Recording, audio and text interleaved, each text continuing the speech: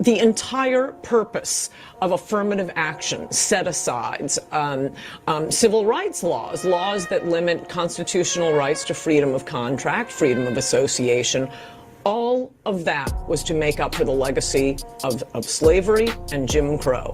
So unless these benefits are going to, roughly defined, foundational Black Americans, the descendants of American slaves, you've taken away the whole purpose of this. So to make the point that Kamala isn't a foundational Black American, I'm always pointing to, unless these benefits are going to, roughly defined, foundational Black Americans, the descendants of American slaves. African Americans built this nation. You built this nation. You're just starting to get real credit for that, okay? I don't know if you know that. You're just starting to you built the nation. We all built it, but you were such a massive part of it. Bigger than you were given credit for. Does that make sense?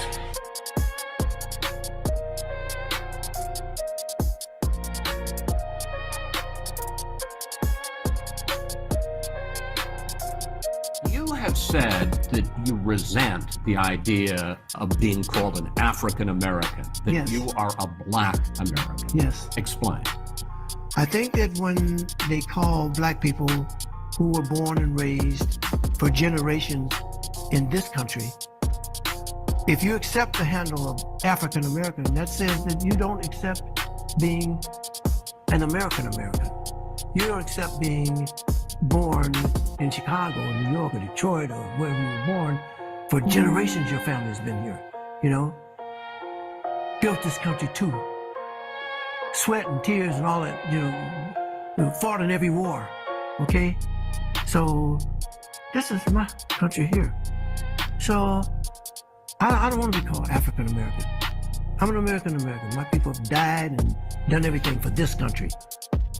I'm always going to be known as a Black American. I can't call myself an African American, because when they want to separate us, then they say we are African American. But remember this: when I'm competing in the Olympics, I didn't compete on the African American Olympic team. I competed on the American Olympic team. So don't separate me when you want to separate me. I am not an African American. I'm an American. I am a Black American. I am definitely Black. And yes, my ancestors come from Africa. How long does a bloodline have to live in one land before they are considered a pure species of that land? Meaning, how long did my people have to be in America to say, hey, no, we're American, compared to some people who are English American, who are Irish American, who are German American from their ancestors, but they get to call themselves American. There's nothing wrong with being African American, but a true African American is someone that is from Africa and moved here, either first generation or second generation, and has a tie to that country that I do not have. One of the first census in Virginia that allowed for Black people to have a name was somebody from my family. So that means that Africans don't even fuck with us. Wow. Because they don't. We're not from the motherland. We're from America. So I'd rather say I'm a Black American. So I consider myself a Black American. I don't consider myself African American, and shout that. Because Africans don't even fuck with us. Wow. Because they don't. I don't mind the term African American. I don't want to be called African American. Why is that? I'm not African. Very strong.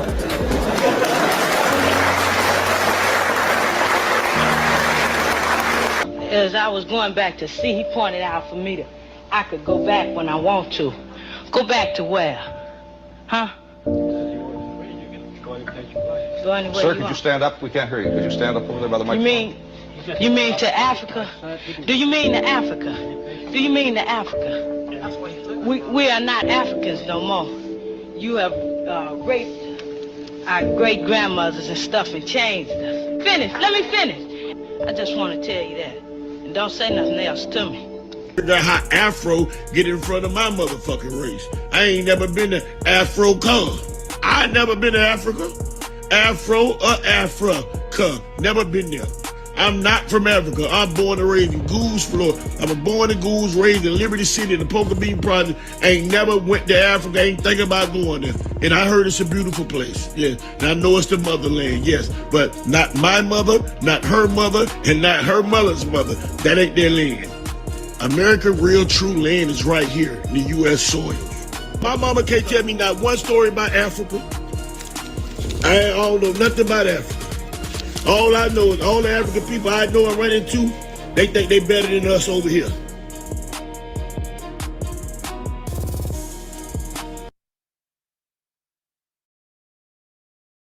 Her hair was well done, but people didn't like the fact that she referred to the African braiding salon as the Africans did my hair, or I went to the Africans to get my hair done. And that thread on Twitter just opened the door to another unnecessary fight between Black Americans and African people. So the main issue here is that African people felt that it was disrespectful and not right for people to be referring to the African braiding salons as the Africans. And also African people felt like, why are you referring to us as the Africans when Africa is a continent? It's not a country. We all come from different countries. At least refer to me by my country of origin.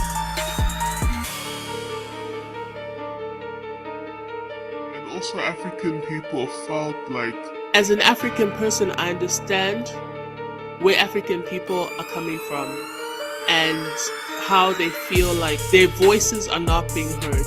They're expressing themselves and they're saying that, listen, we don't feel comfortable with this. At least call us this instead.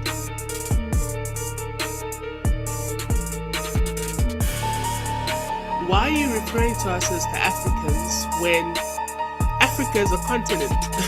It's not a country. We all come from different countries. At least refer to me by my country of origin. Them to slavery as opposed to seeing it as, first of all, why do you believe the white man's history so much? I went to boarding school in Cameroon and I learned that one of the tactics that they used to get Africans in the slaves, in the ships, they stole them literally.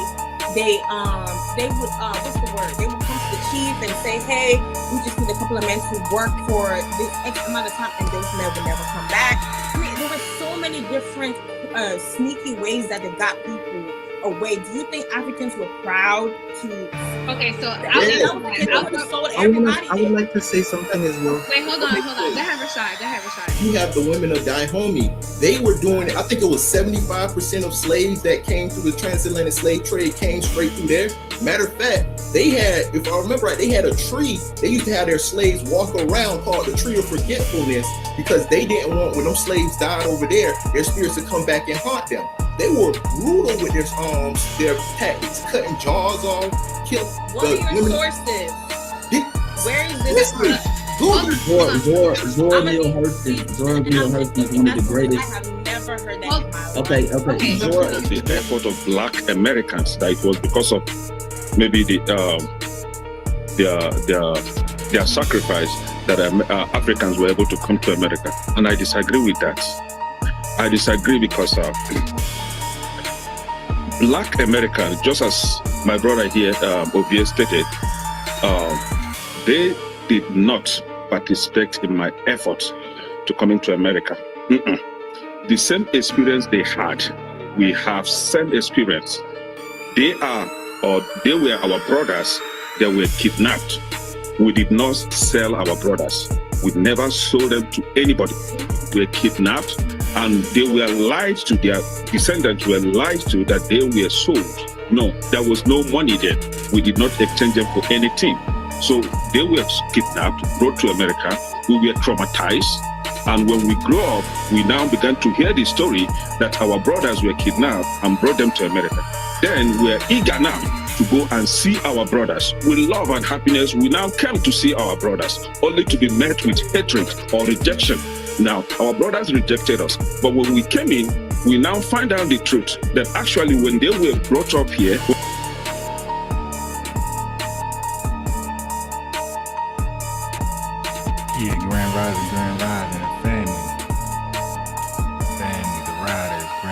generalizing, you dig? He lies like a rug. We never sold nobody. Yeah, these guys are crazy, yeah.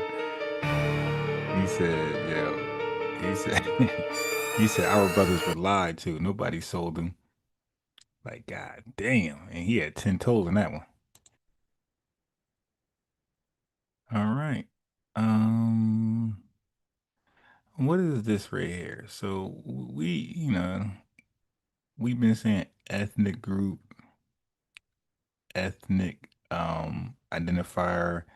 Then we came across the term ethnonym. All right, we're gonna go a little deeper. We're gonna go past ethnonym. We're gonna go to exonyms and endonyms.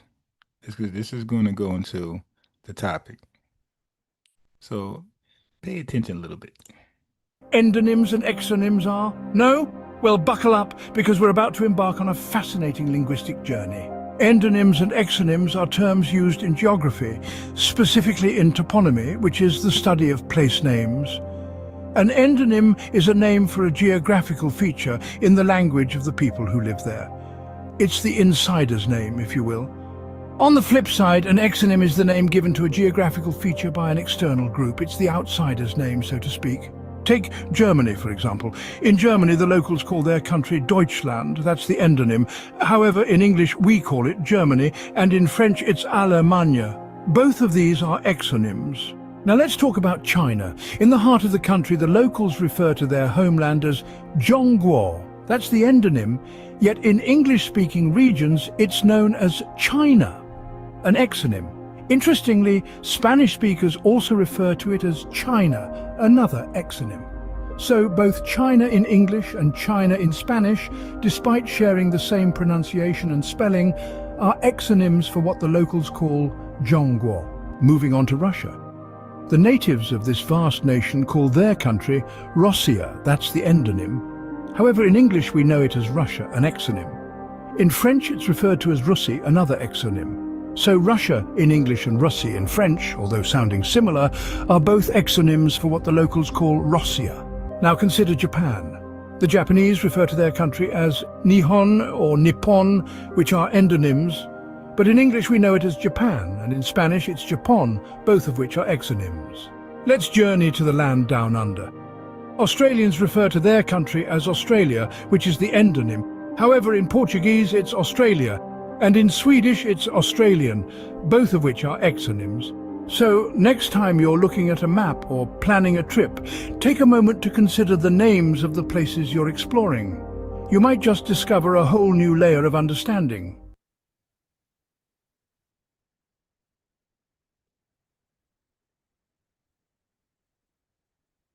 All right. One more video, because I want us to get this right, because we're going to tackle this. Peace, Tiger, Crane Shakir, Salida Marie, Baker Boy 3. We have A. McMill in the building. We have Black Feather Archery in the building. Smoke One. It's early morning.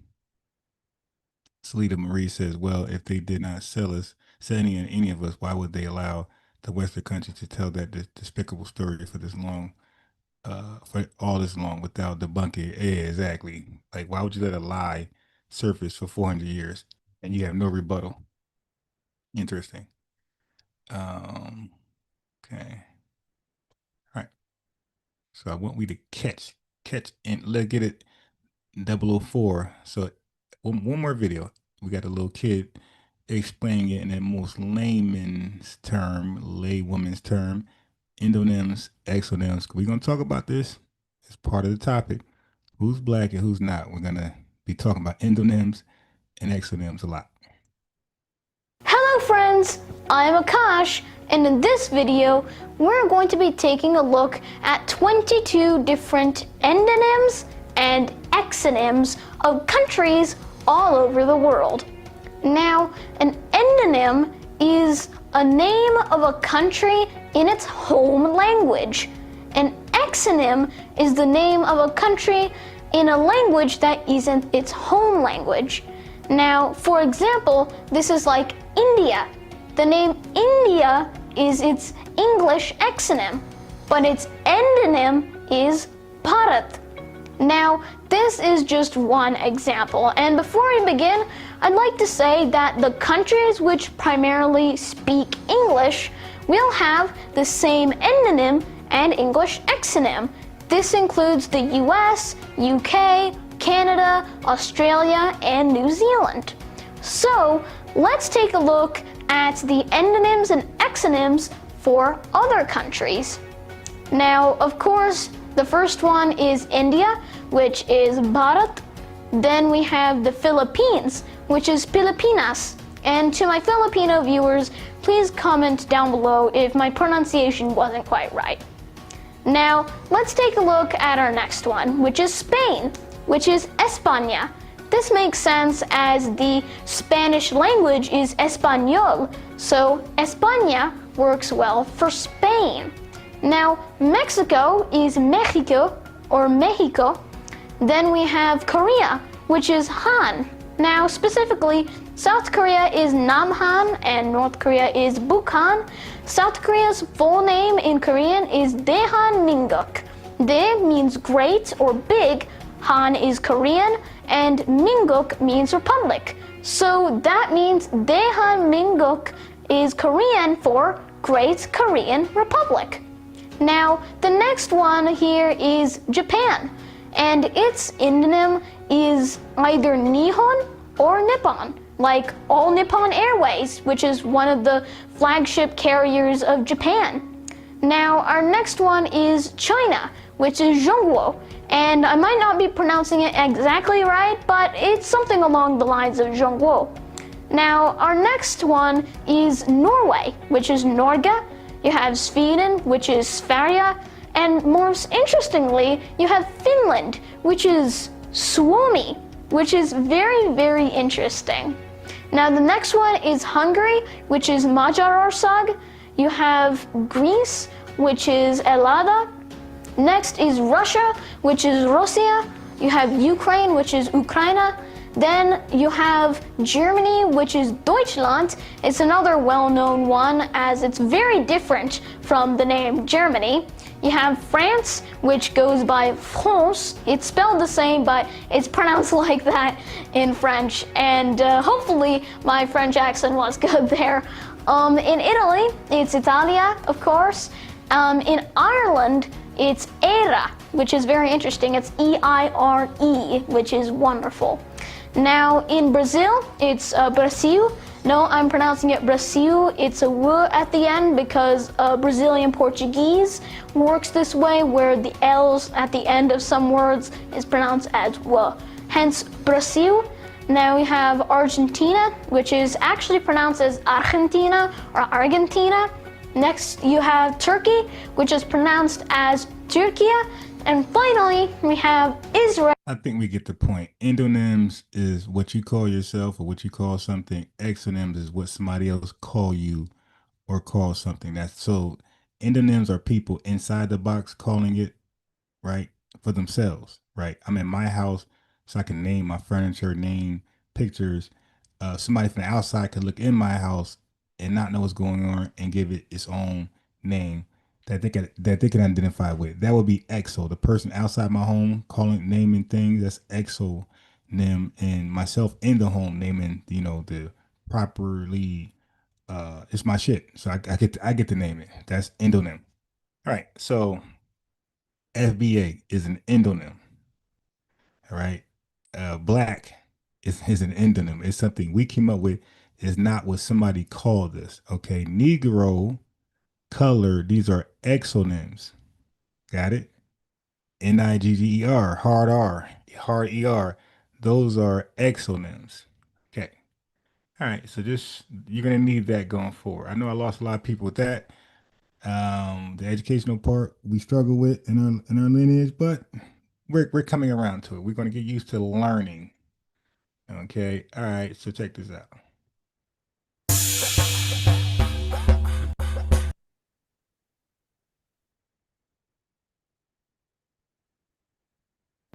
I personally have no problem giving Africans the glory. You can identify as you wish. No one's forcing you to take on an African identity. But me acknowledging my African ancestry does not take away the fact that I am Jamaican by nationality. And for many years, for decades, we've been giving other people the glory. We've been giving Europeans the glory. We've been giving Chinese the glory. We've been giving Indians the glory. Peace for land. Yeah, I've been shadow banned. I think it started when I that Charlie Kirk thing when he died. And I happened to mention it, and the chat was being insensitive, so that kind of hurt some of the exposure. You dig? So we got to be a little more. You know what I mean, that's why I kind of don't even want to talk about it. 'Cause I knew how. Again, this is YouTube. This is not ours. It's somebody else's, and they don't play fair. Like you can legally discriminate on YouTube and most of the social media platforms, and they usually do. And we get the bad part. Okay, but this is a Jamaican lady saying, "I'm Jamaican. Like, don't call me African. Okay, I got African DNA, whatever, but I'm Jamaican. I'm not African nothing. I'm Jamaican." Everyone in Jamaica gets the glory except the African Jamaicans. And we've been taught for so many years to hate everything that is African and from our African ancestry or religion, the way Africans dress, the way they... Well, that's interesting because other Jamaicans tell us that, hey, no, we embrace Africa. We call our daughters Ghanaian princesses, and so they seem to not be on par with the script, the storyline, and I find that interesting. The same thing with Africans. As the end of my video, the lady said, "Hey, don't call us African because that's a continent. Call us by our country name." You know, that's their way of being like slick, throwing a shot. Africa is a continent. We can't be an continent, so call us after our country name.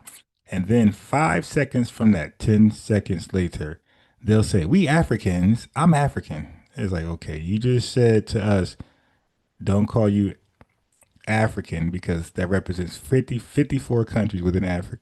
And Africa is a continent, not a country. Call you by your name, Nigerian or Zimbabwean, Ugandan, whatever, Ghanaian. And then 5 seconds later, she's saying, "We Africans, we are the most beautiful." You just called yourself what you said we shouldn't call you. So even they get confused on the term African, as you can see. Okay, so here is something right here. Something interesting. You brought up Jesse Jackson. And this dude right here, he looks mixed, mulatto.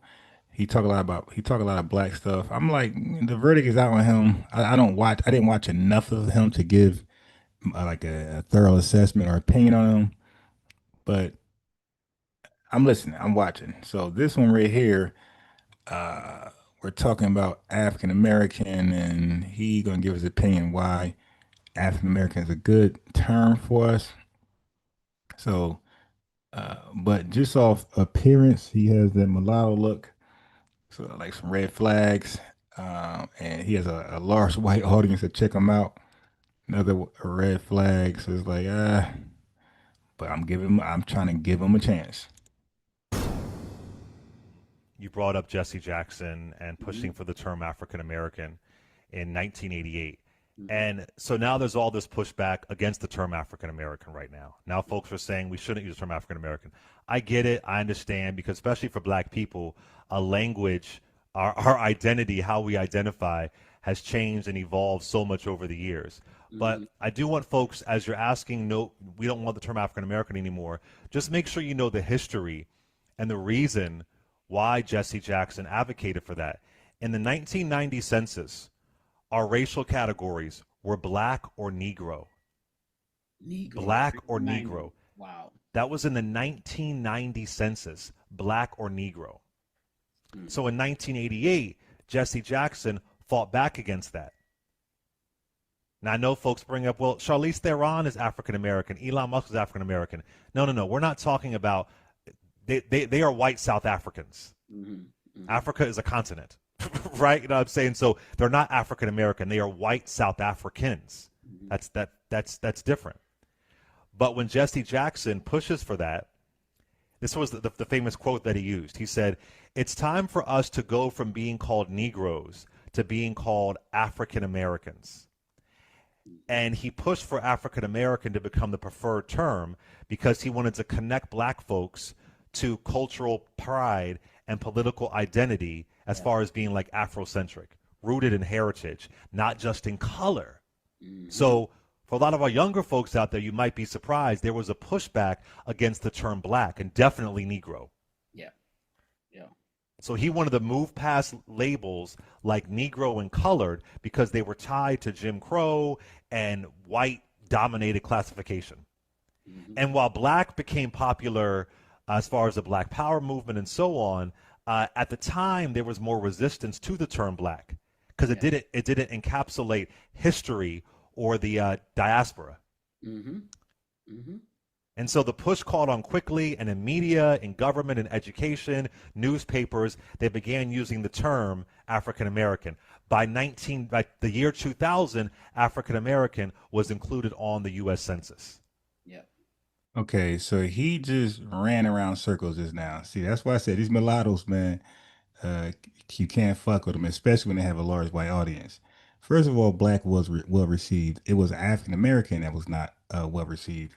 And he didn't tell, okay, check this out. Why would newspapers, just think about it for a second. Why would newspapers run with African American? What was their incentive? Like, when does liberal media or conservative media works in our favor? Why would they say, you know what, great, that's a great term. Wow, African American, let's promote this shit. Let's run around and call these guys African Americans. Like, why would liberal media, conservative media start to promote an idea from Jesse Jackson? Now, they hated Jesse Jackson. He ran for president and they shit all over him. But why would they say, you know, that's a good idea? Why wasn't black, when black became an endonym, which ended up becoming an ethnonym in the 60s, 70s, 80s, right, before 90s, before Jesse Jackson, why wasn't black all around in the newspapers? Okay, let's do a quick circle. Quick Google.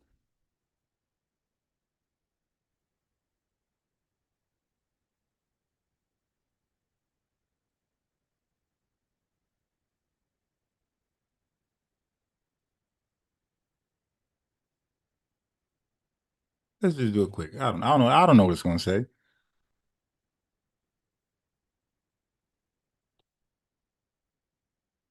In the United States, the shift from African American to black, that's not, I want to know, was not action led by white Americans, but no one initiated and largely driven by black people themselves. The chance was fueled by evolving political and social context within the black community of identity, heritage, and history. White Americans and American society at large followed this shift in usage. No, see, they got it backwards. It's an African American to black. I want it to black to African American, right? Yeah, so it took it wrong. Not African. Yeah, obviously, it went from African American back to black naturally. So what he just said was full of shit. My screen frozen. So what he just said was full of shit. If everything what he said was true, then why did we return back to black? Well, why are we calling? So why we call ourselves Black Americans, and why do everybody call us Black Americans? And then sometimes they say African American. If African American was a better fitting term, then why are we back at black? Why are both of them being used interchangeably? Okay, so he just says a bunch of mulatto mayhem. One more time. At the time, there was and white dominated classification. And while black became popular as far as the Black Power movement and so on. See, look, I don't know what he's reading, but that's some shit African Dream was reading. At the time, there was more resistance to the term black because it didn't encapsulate history or the diaspora. Heard this dude? This dude has lost his mind. In America, black was what? I'm black and I'm proud. Black Power, Black Panthers, Black Wall Street. All these things, but definitely Black Power, definitely Black Panthers. We use blackity black, all Black History Month, black all day long. What this guy talking about? And it made more sense. White people are white, we are black. Like everything just fit perfectly. Like they're white, we're the opposite of them, we're black. And so the push called on quickly, and in media, in government, in education, newspapers, they began using the term African American. By the year 2000. Okay, so yeah, they definitely pushed it, but they pushed it after Jesse Jackson linked up with politicians, liberal media, Jewish community, and they pushed it together. Now the real reason why they ran with African American, because they seen that as less revolutionary, as less aggressive than like Black Power, Black Gun Club. You feel me? Now we got African American power. Yeah. African American Panthers. You see how weak that sounds? And then, let alone it makes you de facto immigrant. You dig? Now you're African American. Oh, really? I'm Italian American. Nice to meet you. When did you get here? You feel me? When did you get here? I got here. Ellis Island. When did you get here? What you mean when I get here? Oh, he's been here. No, you're African American now, okay? You came from somewhere. Why would you have that name? Yeah, so now I want to see what this guy said. Look, I never finished watching this. I just watched the beginning of it and started laughing. And let's see what else is here.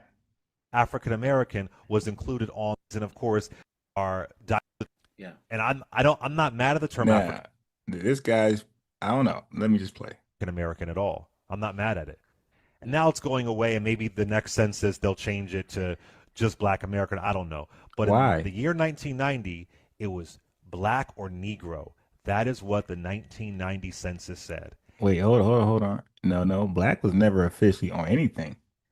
It was Negro or colored. Like nobody birth certificate says Black that I'm aware of. That thing said Negro, colored, and if there was Black, I'm not really sure. I didn't research that, but if it's Black anywhere there, that still doesn't negate Jesse Jackson's failed attempt to rename us as African Americans. And he was, look, I'm just speculating. I have no proof, but I'm just speculating that he was put up to that. He was put up to, hey, African American, like for some more immigrant type shit. And the reason why we had African American wasn't because some white dude made it up. Yes, it is. It was because of Jesse Jackson. A lot of people dismiss the impact of Reverend Jesse Jackson, how important he is to our history. They really dismiss it, and they don't focus on him as much as we should. He did incredible things. The Rainbow Push Coalition, Operation Breadbasket, freeing hostages. I mean, he was doing some good stuff. Before Barack Obama becoming president, it is Jesse Jackson. He paves the way for Obama, right? That wasn't a good. Okay, you didn't fucked up all the way. I want to hear what this guy right here gonna say. So some of our older listeners might, get it, might know that background, but I'm not sure how I feel about erasing the term African American. I don't think it's offensive, and I don't like when we tie it to white folks from Africa, because he's using the continent for a reason. Yeah. He's not saying we are Ugandan American or Egyptian. Yeah, but why are you using the continent? We're over here in America. What the fuck? What ties we have? See, and that's the disrespectful thing we're talking about from this mulatto right here. We're in America. We have no ancestors by name that's from Africa or any country in Africa. Why are we using that continent for our name? Well, fuck, we might as well say we're South American. We're gonna go to, hey, why not be the Asiatic black man? You feel me? Asian. Let's use Asiatic. Why are we taking on this continent part as our name to identify us when we have no known ancestors by name on that continent at all? Hundreds and hundreds and hundreds of years removed. That's just stupid. But that's trying to make us un-American. That's trying to say, yeah, you're American, but not quite like that white guy. Not quite like those recent immigrants that came in, the early 1800s. Those Irish. You're not American like the Irish. They were kind of here before you, sir. Like, no. There's nothing African about our Americanness. An Italian get to know. I'm just as American you are. Shit. No. We're not doing that. American. They used African American Afro-American for our connectivity. That was the point of it. Connectivity to what? So, so it still matters today. And also, it wasn't just Jesse Jackson coming up look, with. He's reading his notes. Look at his eyes. He's definitely reading notes. With a random name. It was about language that is full citizenship. Yeah. And for some people at the time, black or Negro wasn't it. That's right. And it was cultural heritage and it was respect. Look. I mean, when I was coming up, he's reading. Late 80s, early 90s hip hop, they were all embracing Afrocentric. Wait a minute. They were calling themselves black.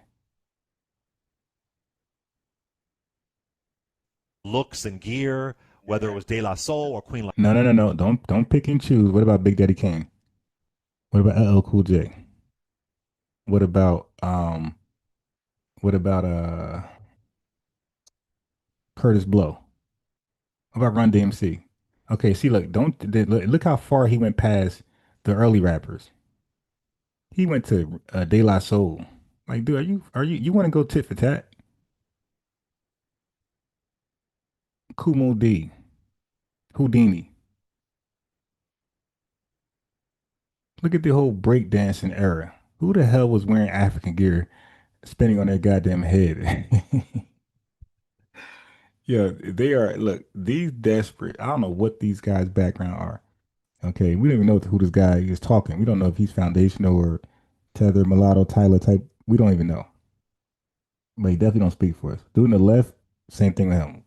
Who are you? You know what I mean? Y'all want to at first say that, like, where you come from, where your lineage from. Because right now, what you're saying don't represent our talking points as foundational Black Americans, as ADOS. Latifah, it wasn't. Right. We can't. What about he said Latifah? What about MC Light? What about Roxanne Shante? Okay. What about Salt and Pepper? What about Sissastonic? So like he just ran. What about MC Hammer and 357? Like my man just naming NWA. You there? You just naming random motherfucking rappers. 1, 2, 3, 4, 5. And that's it. What about Rakim? You dig? So stop, man. He said he looked Cape Verdean. Verdean. Yeah, man. Yeah. The world class wrecking crew. He just layman. Look at his list, his real reading notes, and just naming random people. Dude, will you stop? Motherfuckers wasn't weirdo there. African shit. Yeah. Connect to that. That's not us. It was all of us. We were all of it. We were all of it. Look at your notes. So notes. Again, for him, look at his eyes. We can't connect to that. That's not us. It was all of us. We were all of it. Look at your notes, buddy. We were all of it. Mm-hmm. So go ahead. Again, for him, he felt like we're not just black. Exactly. We're not just a color. Look at your notes. We are African American. Okay, United. You see that? You see, he said black a color. So you know he fucked up. Because black, we don't use black as a color. That's a descriptor. We use black as an proper noun. So again, for him, he felt like we're not just black. We're not just a color. Right there. Right there lets me know he ain't from the lineage. He ain't like us. We don't use black as a color, fool. That's what everybody else do. That's why the title is Who is Black and Who's Not. We are African American, united by struggle, spirit, and survival. Yeah, so but what that got to do with Africa, though? I get language changes. I totally get that. A lot of folks don't like it, but when you call for the end of that term, just have a little bit of context of why it started. And they always teaching us. They always teaching us. It really was popularized. It was used before Jesse Jackson, but it was made popular because... Stop. It was rarely ever used before. And they go with that thing. It was used before. No. 1 or 2 people compared to goddamn 2.45 million saying something else is no. The exception to the rule doesn't... No, sir. No, sir. Of Jesse Jackson. Was he wrong? I don't think so. Have times changed? Sure. I get it. Dr. Omekongo, close it out. Oh, I remember this guy. He is a Pan-Africanist. I think that This conversation about whether we need to get rid of African American or not, the only part of it that I fully appreciate at this point is us having the conversation about how we define ourselves. Because that's what Exactly. Nancy Jackson was doing. All of the other That's an terms were endonym. given to us: colored Those are people, exonyms. Negro. Like, we never asked for those terms; they were given to us. And the most recent one they've given us is BIPOC, which I despise and talk about in my book. I do not like that. Yeah, one they've given us is BIPOC, which I despise and talk about in my book. I do not like that. Yeah, but we just Not start another picking book. it up. And so wherever we go with this term African American or Black American, what I do appreciate is that we have an important and a respectful conversation in our community about how we define ourselves. And Yeah, but y'all don't want that. We try to talk to you, and nobody pulls up. But I got a young lady. She says she's FBA. She claims Marcus Garvey was a great leader. And look, I'm trying to not embarrass her. I said, hey, you should really look over Marcus Garvey history before you say that, you know. And then she doubled down. She used to be a UNIA member, so she's already giving Pan-Africanist vibes. Because when she made her video, she recognized she's FBA, and she started doing all that kumbaya shit afterwards. I'm like, oh boy, I already knew she was a Pan-Africanist without even asking her. So I'm like, she said Marcus Garvey, so I'm like, oh boy. So I said, yeah, Marcus Garvey wasn't a good leader. I said, you should research his history a little bit more before you vouch for him. Oh no, I did. Hell, I read hella books. Oh boy. Okay, so all right. Yeah, when you come on my live, we're gonna see how much you know about Garvey. And it's gonna be really nothing. Like we know that. We know when it comes to Garvey, like that's my shit. And I'm gonna prove that again. Like, you don't know Garvey. And she's gonna get upset. She's gonna on the truth of Garvey. She's gonna get upset. She's gonna have a panic attack, and you know how that's gonna go. But oh shit. I'm gonna try not to hold on too much on Garvey. Like I'm gonna let her live. So I'm gonna mention just a few things first. And then once I mention a few things, I think she's gonna get a little intimidated because she ain't gonna know. She's gonna be a little intimidated because she ain't gonna really know the answers, and she just said she was a Garveyite. So you know how that goes. So, but I'm gonna try to move past Garvey. I ain't gonna try to stay on Garvey. I ain't gonna try to win. I'm just let her know, hey, have you known about this and that about Garvey? that's a conversation I'm here for, as opposed to all this pulling each other apart and tearing each other down with names. Exactly. That's the conversation. And listen, many communities do this. Hispanic folks. Mm-hmm. My girl Alexa didn't like the term Hispanic. Mm-hmm. Some folks don't like the term Latino. Mm-hmm. Mm-hmm. I mean, Asian folks. Some Asian folks I know, they don't like being called Asian. They say, no, I'm Chinese. No, I'm Japanese. Again, that's nationality. Yeah. LGBT folks. I know a lot of gay folks who don't like the term queer.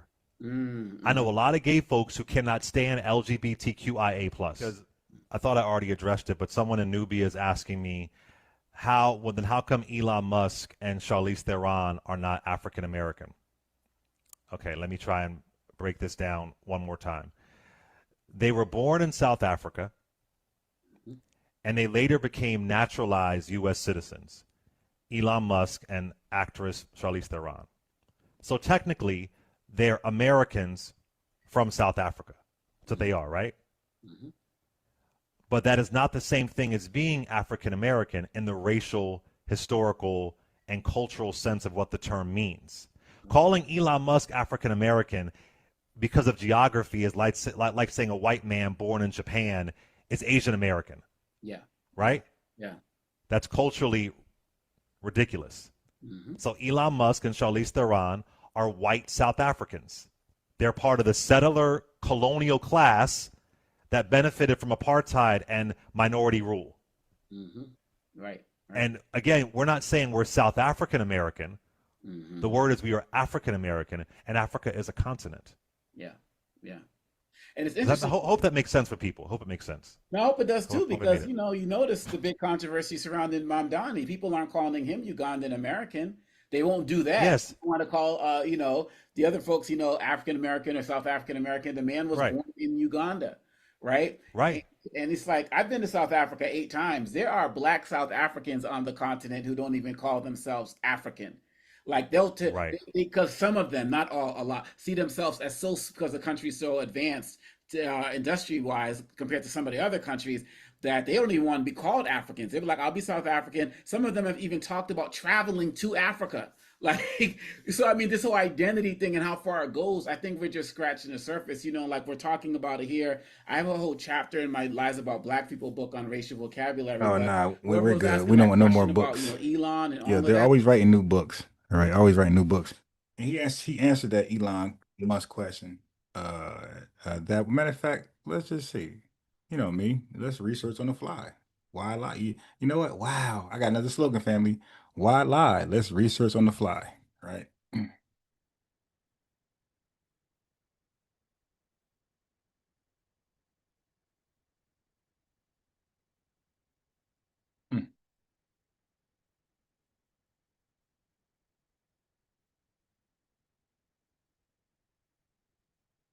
Why lie? Let's research on the fly. Let's see what. Okay.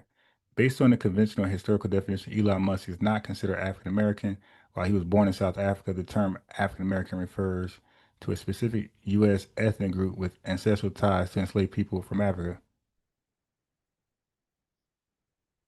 All right. Well, that really wasn't exclusive. So it eliminates Elon Musk, but it doesn't eliminate like non-FBAs from.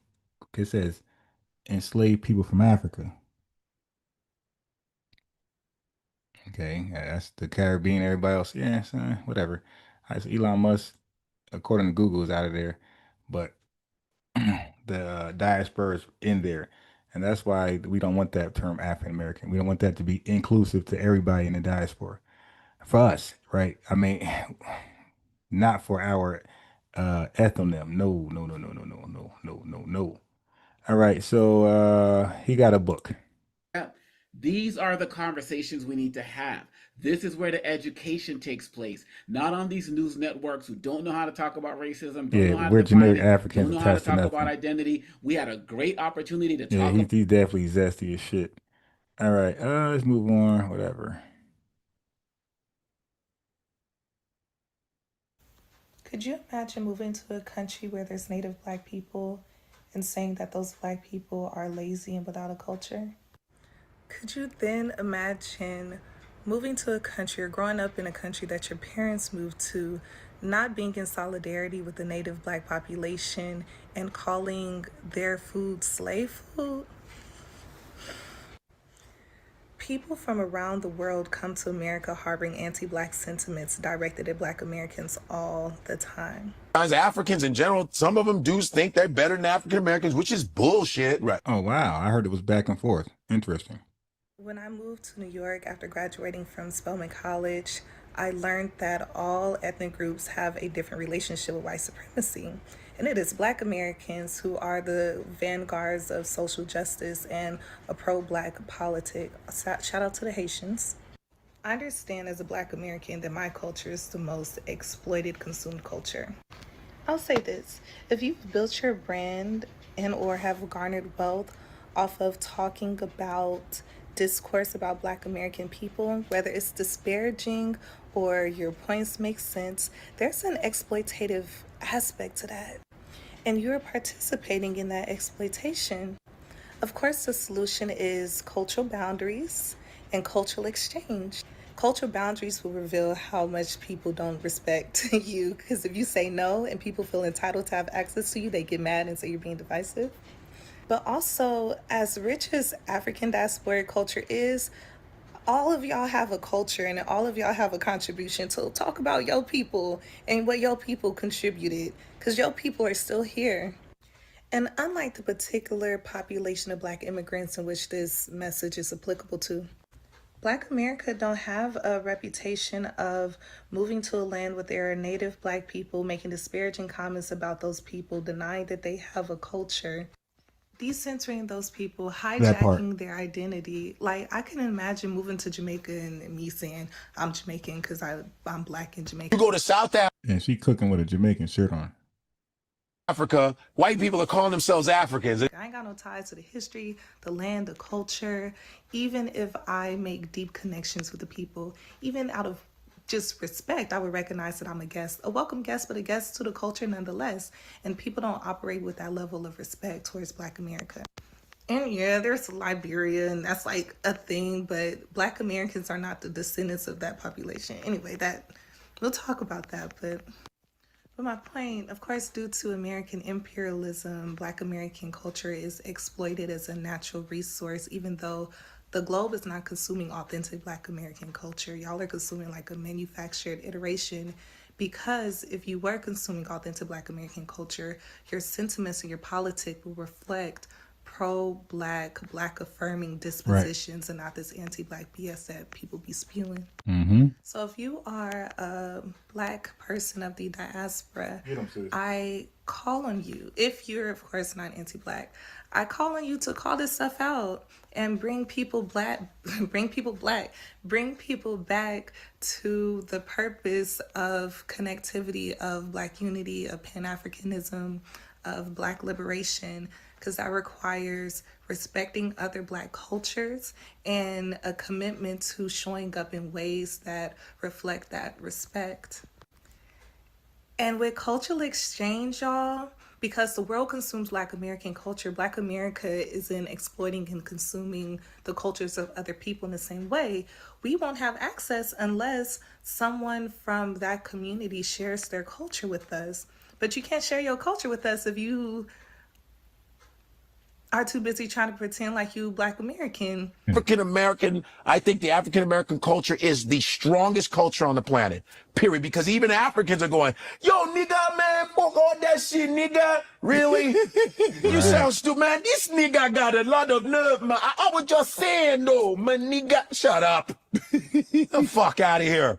Michael Blackson does it, but he's fucking around. Right. But there's people doing it. I see they got reality shows, these African reality shows. Players. And she's like, shit, that bitch, I know that bitch not talking to me like that. Really?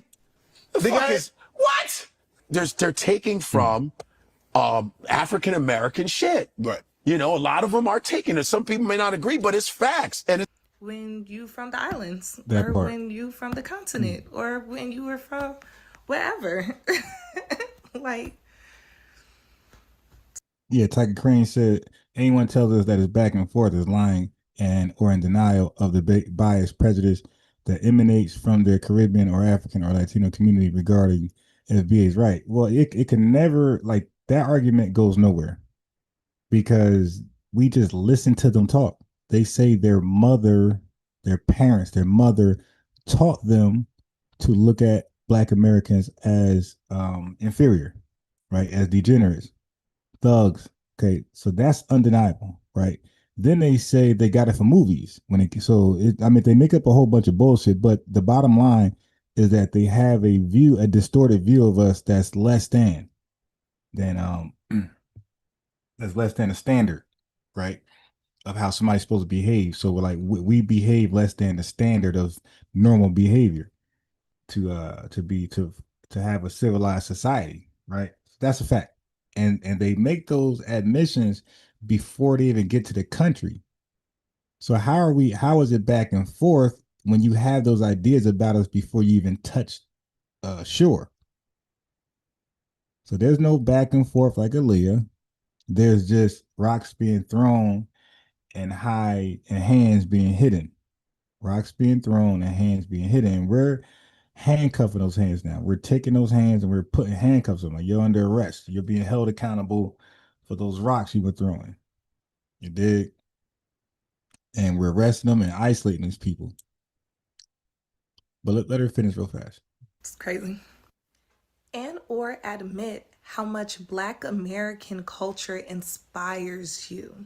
How dope Black American culture is. Give Black American people credit. And then it's like, okay, it's cool.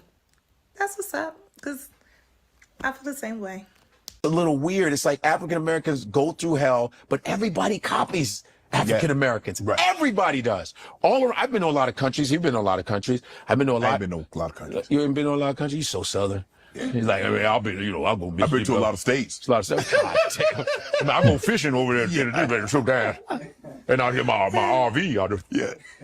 Like my grandma said, man, if you ain't got nothing to do, stay where you at. But listen, I'm saying when I've been to China, I actually performed. I was the first American to perform in Russia in 2018 in Moscow. And black shit is everywhere. Hip hop, there's Russian hip hop. I was in Lithuania, went to a Lithuanian hip hop club. I was the only black dude there, and they were all grabbing their dicks, and I'm like this. Hi guys, hello, hi. That's our culture. Yeah. China, everywhere is hip hop. When I was in Japan, when I was in Korea, black people are copied. He said, I second Godfrey's comment. That clip you just showed, bro. I'm by around. Yeah. All that K-pop is just nothing but fucking a New Edition. It's all black shit everywhere. African-American, I think the African-American culture is the strongest culture on the planet, period. Because even Africans are going, yo, nigga, why are you shitting on African? And every African is not shitting on African-American. That's bullshit. Right. But it's like, it doesn't make sense. Right. Because African-Americans are, I mean, Africans are creative too, of course. Right. But African-American, that culture is the coolest shit on the planet. Keep it 100. Hip-hop. Just everything. Just damn, jazz, blues, everything you create. African Americans created all of American music. It's all black. Right.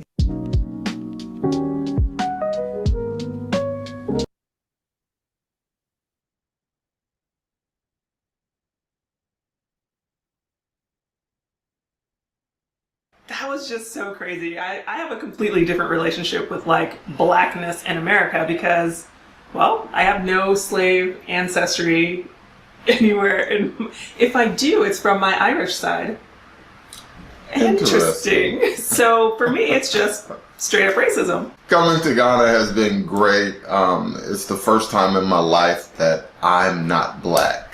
I'm just a man. I'm not a black man because every man here is just about black man, so I'm just a man.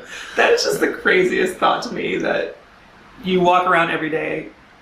Your blackness is, it's like, you're black. And here it's like, everybody's black, so you don't even think about being black. It's beautiful. Yeah, like I never had that. They're using that's the thing. They're using black as a color. And that's why I be trying to get these guys on the call. Like, yo, we don't use black as a color when we identify as black. So now when I was teaching African Dream the other day, he kept missing that. And he was getting frustrated because as we research, nothing agrees with him. Okay. And I hope he pull up today in the chat because I'm waiting for him. I sent him an email. I'm waiting for him because I have something for him. I woke up at what, 4 a.m.? 4 a.m. And you know I did? I skimmed through his videos. Never challenged me. All right. I'm like, I researched, man. I take this stuff personal. So I would skim through your stuff to cook you. Right? People won't go that far. That mentality growing up. It was always like, we're African. That's a whole different thing. And it was pride. It was always like. Yeah. Coming to a place where you're the majority is very empowering. Yeah. Well, so here in America, I was black. I was an African who was labeled black, not knowing that I was being labeled black, thinking I was an African. And here, I'm an African labeled as an Obroni or a white person or an American. That's the part I want y'all to hear. Yo. So stop all the we all black shit when they call her a white woman, a white American or Imbroni, whatever the hell they gave her, but it wasn't black, right? So that's the point. They called her something that wasn't black. All right. So when they look at her, she's not dark as him. So she is a white woman, American woman, or whatever. However you want to argue that, play semantical bullshit. But the bottom line is that they didn't recognize her as one of them. And it turned out she is the Canadian and he is the American black man. All right. He's the foundation black American. She's Canadian. But they think he's a Canadian and she's the FBA. In a place where I'm actually African. And it's weird because everybody thinks that you're the Ghanaian, right? And I'm your trophy wife. Well, you are my trophy wife. Okay. And now, obviously, this show is boring as shit. Okay, obviously. It killed your favorite girl. Get something off my chest. I feel like these diaspora wars are just getting out of hand, and I really want to talk about it. I want to talk about this whole FBA 806. Yeah, that chick is on one. She'll talk about it, but she won't talk to us about it. All right. So I'm just getting the videos in order. And I'm this one. We didn't finish this one. This FBA group is a fringe group within the Black community. This one we didn't finish. Identify as a whole, regardless of their particular national background.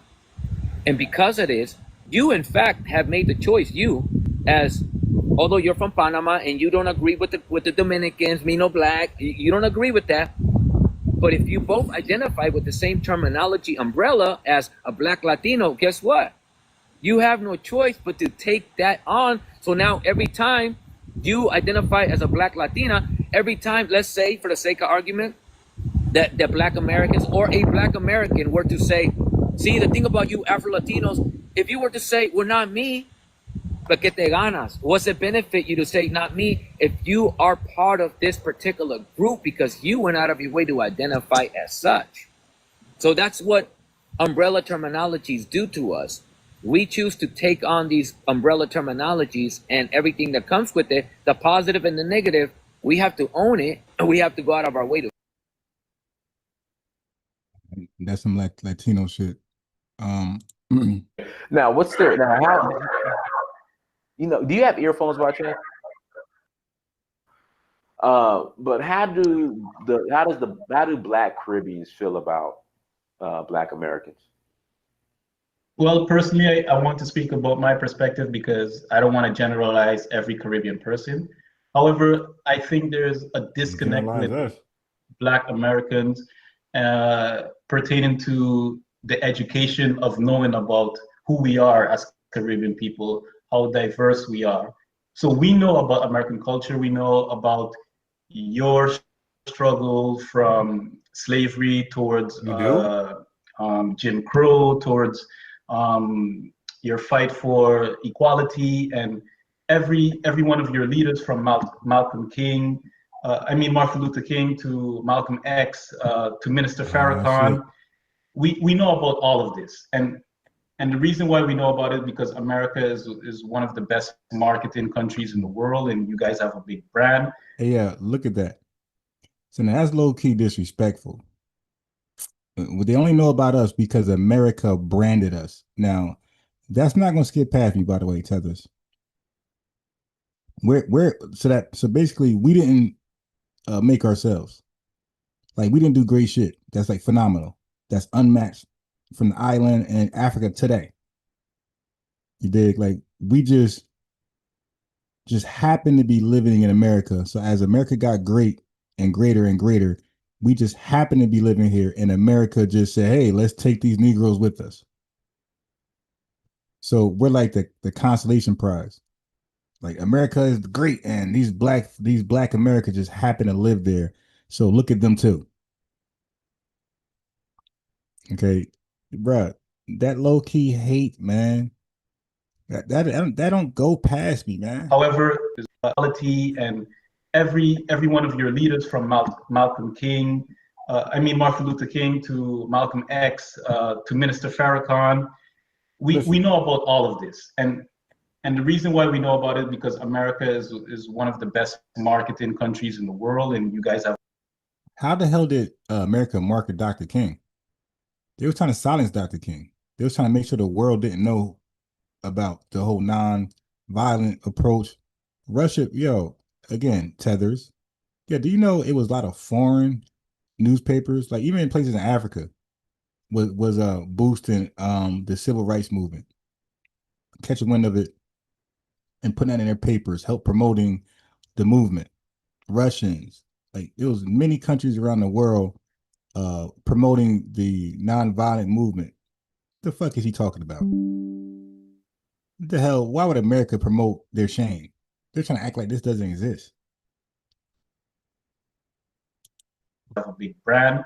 However, we we do take the time to watch your movies. We do take the time to read about your scholars, and we do take the time to know about the movies. He's talking about Men's Society, Boys in the Hood, and the scholars. He's talking about Professor James Professor James Smalls, Dr. Umar Johnson.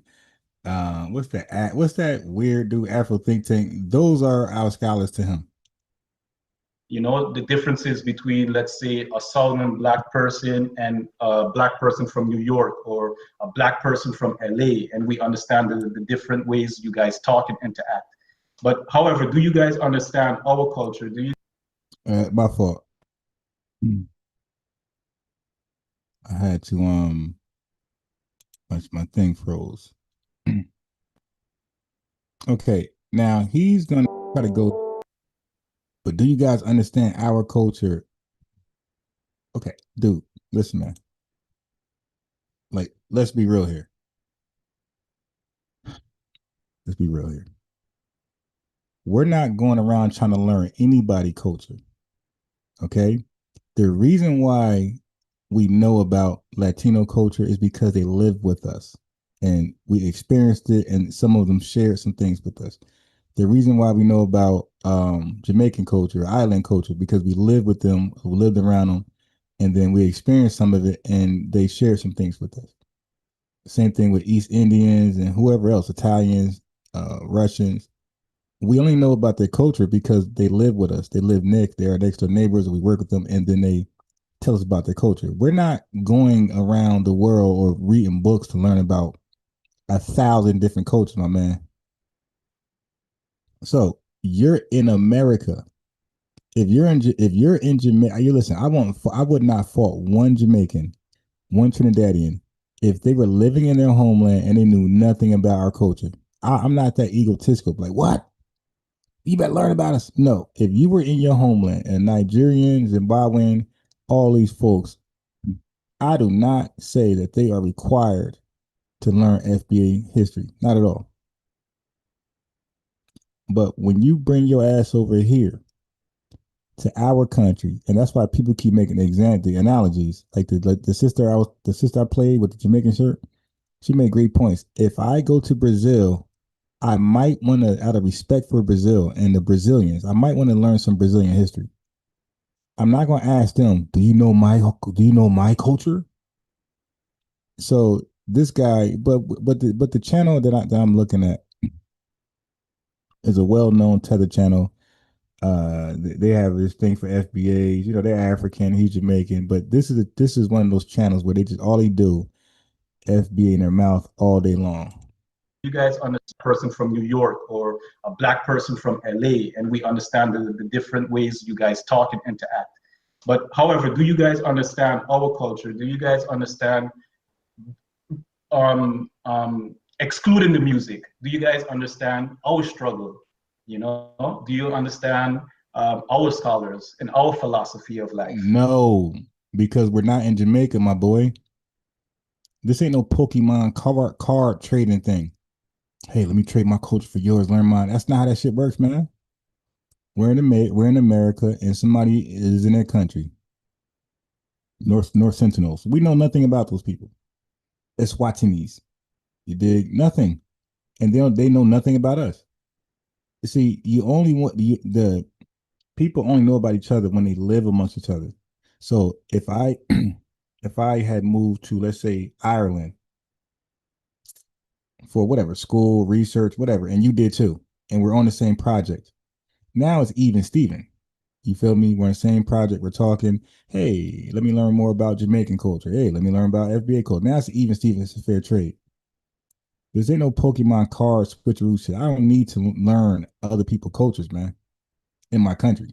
I don't need to speak other people. I should not be able to speak other folks' languages in my country. Okay? No. Don't need to. Like I said, there's like 3,000 islands over there in the West Indies. So I got to learn about everybody's culture. You don't even know about everybody's culture over there. So no, like, no. You're just trying to justify being disrespectful in our country. You know? So that's why I find we have a disconnect, and that's why we can't come together as a people to work in solidarity to overcome our struggles with colonization still being present. We're not colonized, stupid. That's the same thing I had to tell African Dream the other day. Oh, colonizers. What? We never been colonized. Just stupid people. See? We never been colonized. We got no colonizers. We were enslaved. We got slave masters. In our life right now.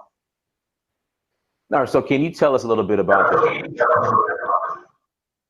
By the way, family, a colonizer and colonialism, by definition, is white people setting up shop in your country to extract resources, to exploit you, to extract resources to bring back to their country, to make their country greater, independent of you. That's not our experience in America. We are in the country that's being greater. Okay, again, colonialism. I'm gonna give you a simple definition so we don't confuse no more. Colonialism is white people in your country exploiting your country for their resources, and they're bringing it back to their own country to make their own country independent of your country. So there's no connection. They're going back home to be great and greater, and you're going to suffer as a result in your country. Your country's poor, their country's richer. That didn't happen with us in America. We never left this country. White folks ain't exploit us in America to send shit back somewhere else and make Britain greater, and in America just flopped. No, our country we lived in became greater. So that's a simple explanation what colonization is. Colonialism, colonizers. That never happened to us, buddy. It's just for some reason the echo starts when I start speaking, but as I go, it's fine. Can you tell us about your the island you're from? Can you give us just some insight on the struggle that you guys went through? Okay. So now he just said we got shared struggles. Now this African tether just asked him, well, can you share some of those struggles that you went through in your country? And matter of fact, what country would you live in? This dude said, oh, so you weren't struggling, liar. Fine. So you weren't struggling, you just failing. I mean, dude, why lie, man? It's just for some reason the echo starts when I start speaking, but as I go, it's fine. Can you tell us about your the island you're from? Can you give us just some insight on the struggle that you guys went through? Okay. So, what did you say? In the history. What did he say? So now it's the history. See, he asked him, what current struggle are you and your country going through? He had no answers. What did you say? So now it's the history of the country now. Dudes are hilarious, bro. Call his bluff. Okay. Speaking, but as I go, it's fine. Can you tell us about your the island you're from? Can you give us just some insight on the struggle that you guys went through? Okay. You can't think of one. What did you say? In the history. Yeah. So basically, St. Martin is divided in two parts. We have the Dutch side. Wait, what? And St. Martin is divided. In the history. Saint Martin. Yeah. So basically, St. Martin is divided in two parts. We have the Dutch side and we have the French side. So it's like the Dominican Republic. We're the same people, but we were colonized by two different European settlers. So the Dutch and the French. Y'all are screwed. And we have this kind of relationship with France, where we are part of France, and we have this relationship.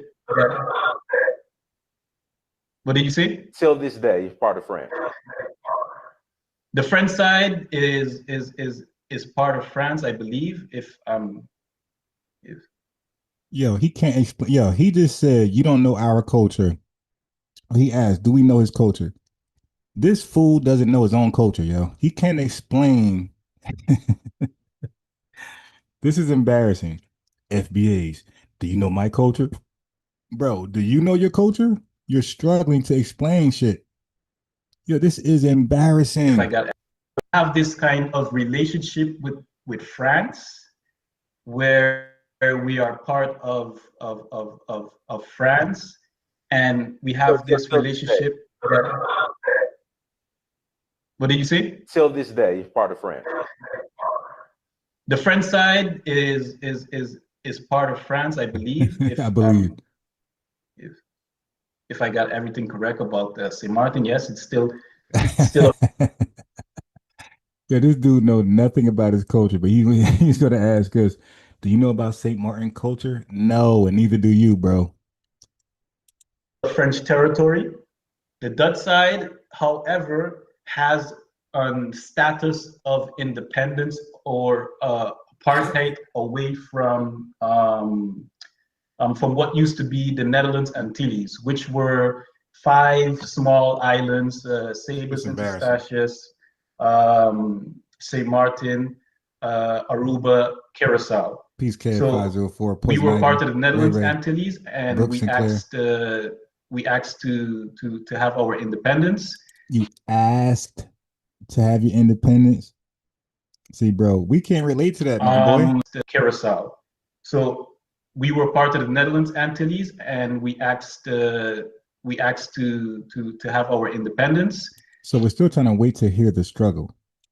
Yo, he asked about his current struggle. This dude is breaking down the history of his country, how it came to be, how they got independence. This is wild. So, bro, what are your struggles? And we're part of the kingdom of the Netherlands. However, we have this status of. You're part of the kingdom. You really don't have your independence, I would think. Exactly. So that's where it's like kind of complicated.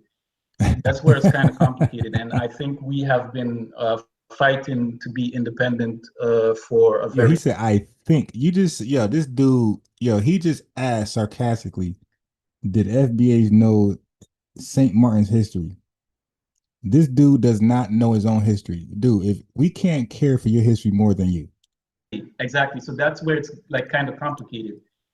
And Number one I think we Switchblade, have Grand been fighting to be independent Look for a very long time.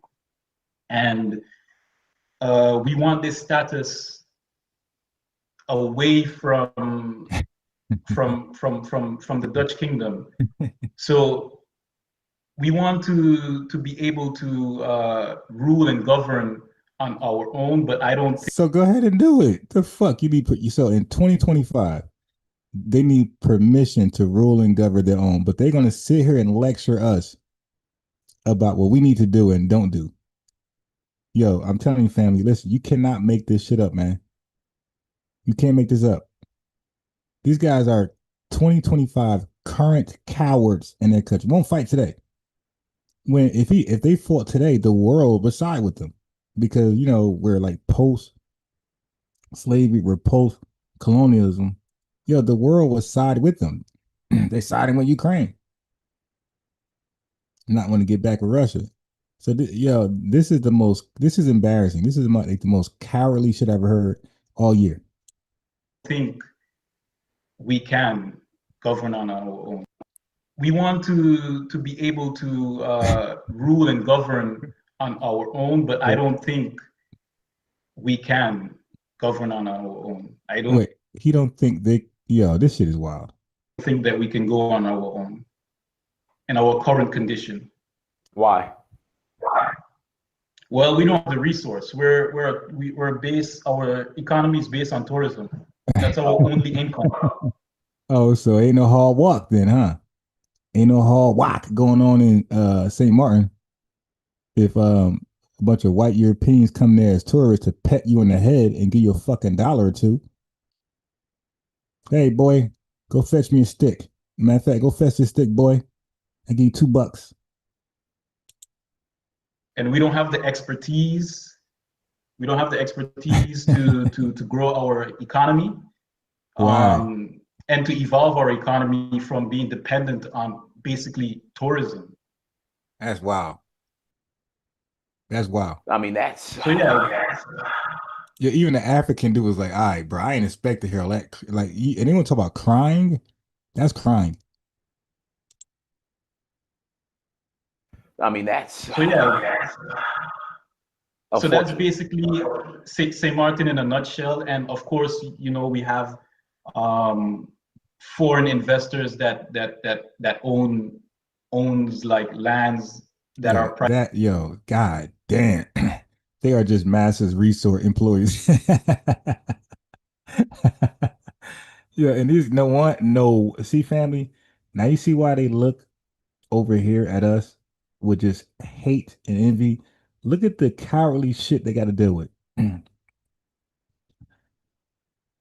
they get mad when they hear 50,000 patents, so many innovations, so many inventions. They got to hear Unbiased Sports talk about this. This got to hurt. They got to hear Unbiased Ron talk about the Robbins Airport. Bam. Robbins Airport was the first airport built and owned by foundational Black Americans in the United States, located in Robbins, Illinois, and established in 1931 by the Challenger Air Pilots Association. This is something that the islands can never brag about. This is 1931, by the way. This is something this is something the islands can't brag about and Africa can't brag about. The Robbins Airport, the first airport built and owned by Foundation Black Americans, is in the United States, located in Robbins, Illinois, and established in 1931. This is the height of, matter of fact, this is right after goddamn the Great Depression. Family, this is when white folks was miserable, looking sad, defeated, depleted. We out here establishing airports. This is, family, this is right after the fucking Great Depression.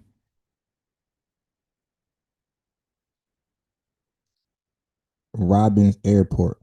While we doing that shit, while we're doing that, hold on, computer keep freezing. While we're doing that great stuff, these guys are fetching tea and biscuits to get a massa.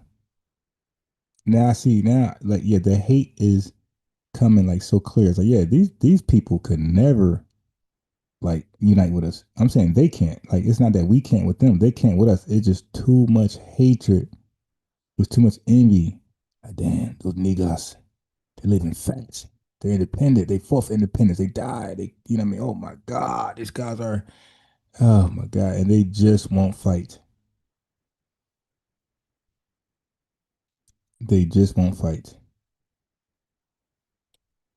Private that are for hotels and for beaches, and it's becoming more more well known for these hotels and these corporations to own our beaches and to have these very nice locations on the island, while the people of the island, they don't have that ownership of that land and that property. But basically, mostly it's because maybe the older generation of St. Martin sold their land and didn't. You think? Yeah, they sold you guys out. They sold the future generations out. They sold your future. They did. To keep their land for their kids.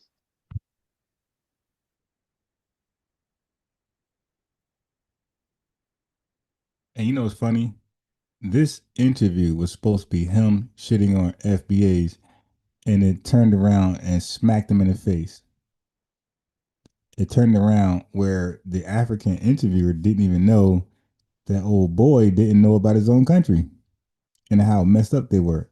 So now the African is like interested, like, wow, tell me more. You feel me? And he's telling more, but you could tell he doesn't want to tell more. This is sad. My man asked FBAs, do we know St. Martin's culture? And then when the African dude asked him, well, what is St. Martin's culture? He don't know.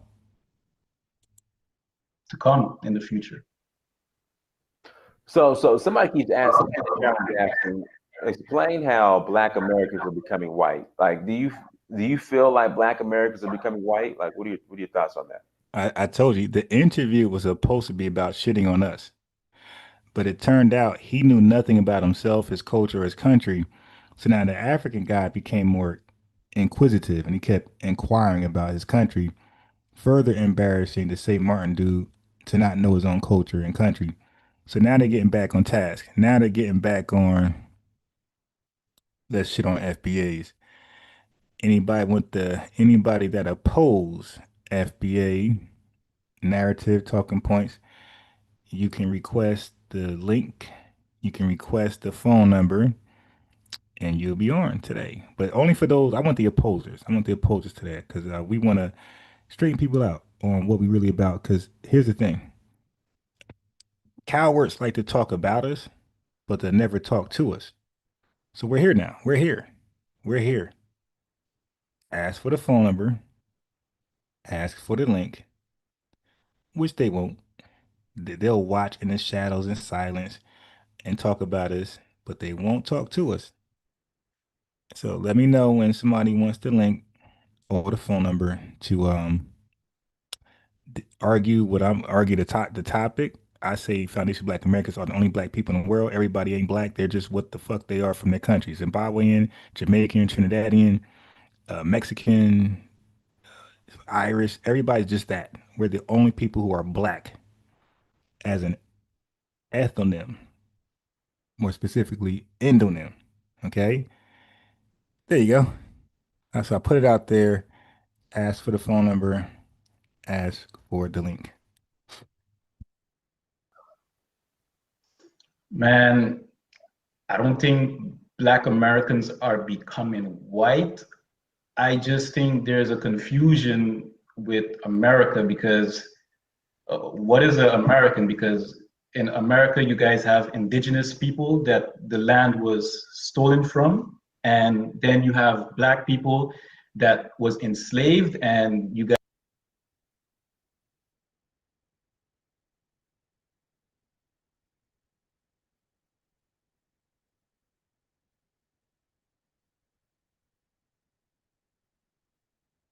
Hold on. What is he talking about? This confusion stuff. Yo, he just got saved.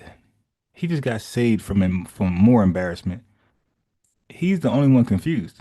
Now he's trying to say there's confusion with no, dude. You're the only one confused. This was a horrible guess. Guys have been mistreated up until now, so the mistreatment has never stopped. Then you have also Europeans that emigrated to America in like the 20s, 30s, and they became Americans. First, they were discriminated, whether they were Italians or if they were from Ireland, if they were Irish. And then after they became American citizens, so it's so confusing in America to say who is an American, who is becoming white, who's becoming black, because black culture is number one. It's trending. It's always been trending. It's always been the number one culture in America. So I really don't understand the dynamics of America and how you guys live in that country together. Like it's so confusing when you look from it from the outside. Where do you think? Nah, the only thing is confusing is you telling the story of your country, St. Martin. That was the only confusion part of your dialogue with this tether. That was it. But you see, all he can talk about is us. Fit in America. Where do you think Black Americans fit in?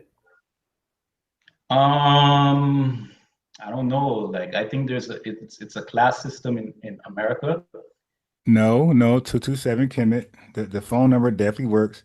Everybody calls in. No. You gotta trade in your Obama phone for that Trump phone, buddy. Let me put the phone number again. No, you're not getting no link. The phone number definitely works. Nobody has an issue with the phone number. So you're not getting the link. You're gonna get the phone number. Right? Something wrong with the phone number. I'm copying and pasting the goddamn phone number. He's talking. Matter of fact, I'm gonna screenshot this. I'm gonna screenshot the phone number, okay? So you don't lie again.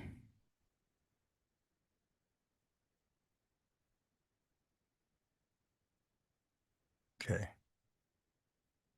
All right, so I'm gonna paste it in there first, and then I'm gonna hold it up on the screen. That's what I'm gonna do.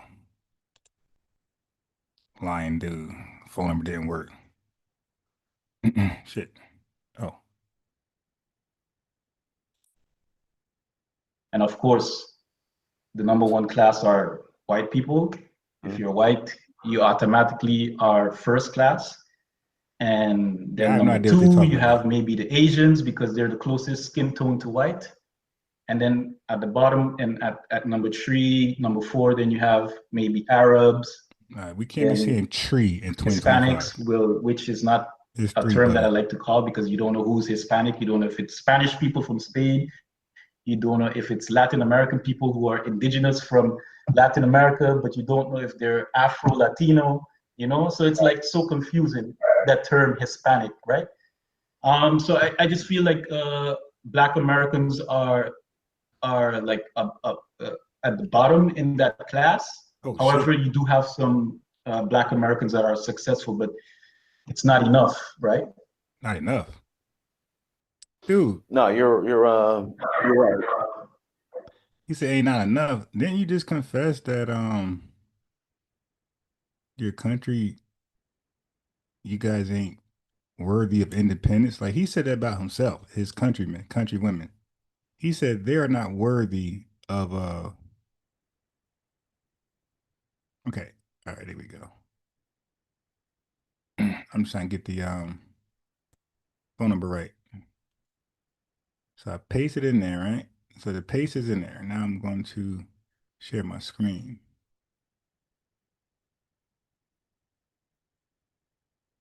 And we want no excuses about how the phone number didn't work. All right? Not gonna do that today. I copy and paste the phone number every time.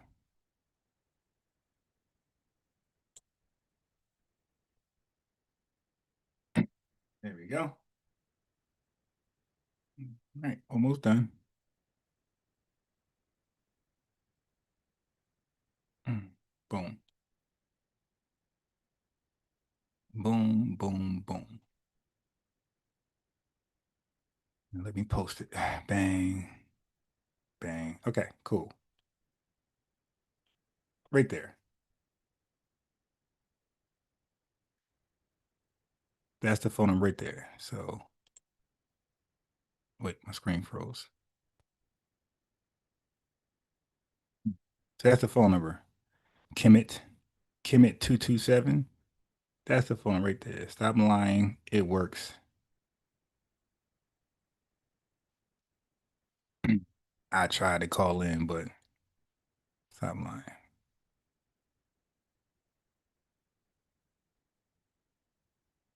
Nah. Ain't no voicemail. This guy said a voicemail.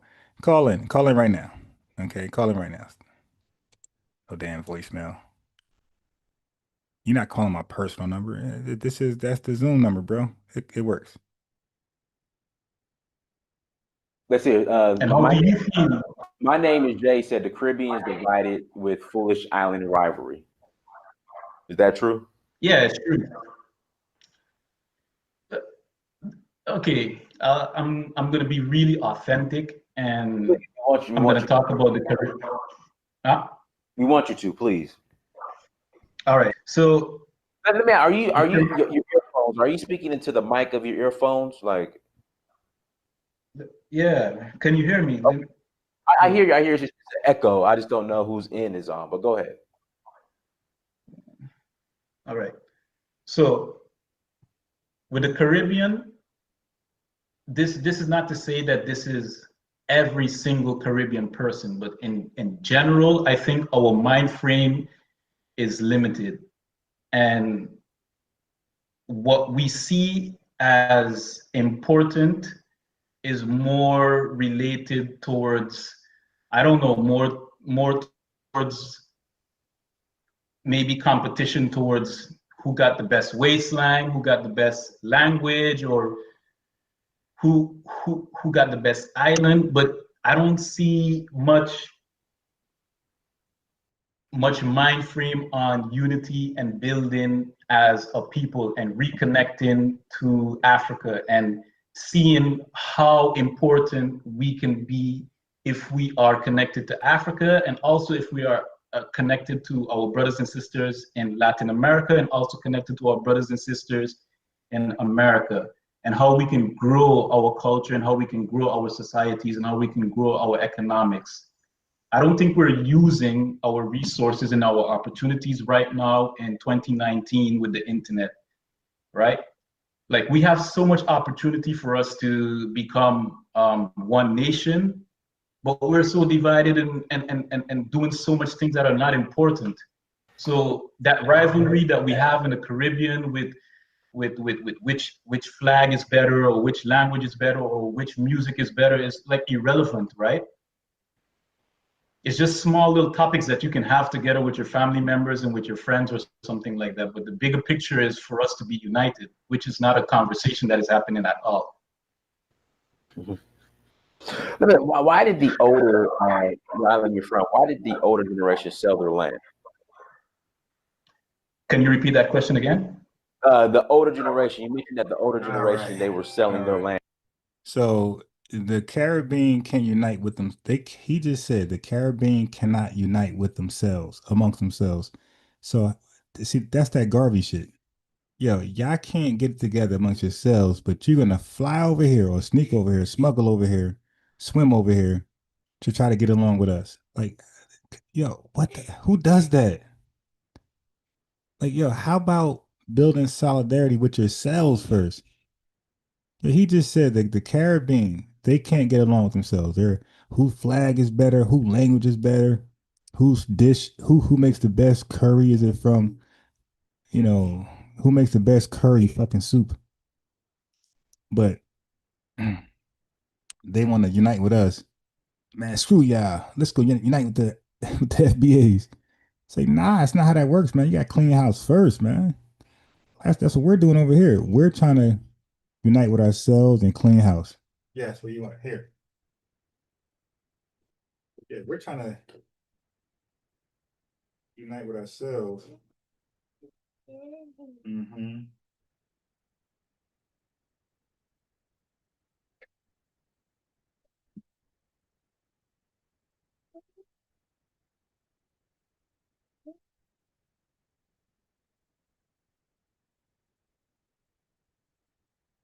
Yeah, that was crazy.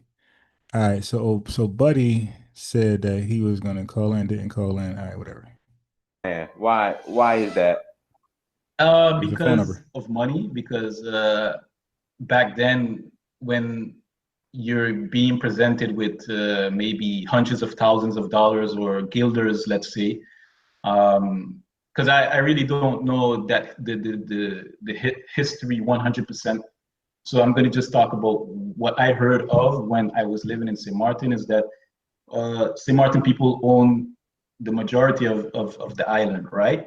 And and then we had an influx of Indians that came to St. Martin that bought the best parts of the island, which is Phillipsburg. And now, if you go into Phillipsburg, you'll see that almost all of these stores, all of these properties are owned by Indians, Indians from India. Mm-hmm. So that's crazy. So yes. So in other words, I got a new colonizer. These guys, I mean, that's sad. That's sad. But they feel like they need a colonizer at all times. So now they got Indian colonizers. So that's what happened, and now the Indians, their children are reaping the benefits of that purchase. Now they can pass that business, they can pass that property to their kids, and now they're St. Martiners, So there are long lines of generations of Indians that came from India, and their children are born here, and their children are born here. So right now they have the Dutch passport, and they're St. Martiners now. So it's the same as if someone comes to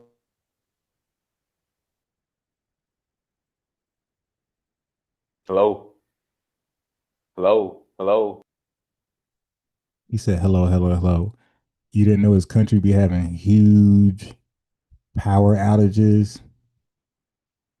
Yeah, he'll be back in 30. Did we lose the brother? Hello. I hear you now. Go ahead. I hear you now. Go ahead. Yeah.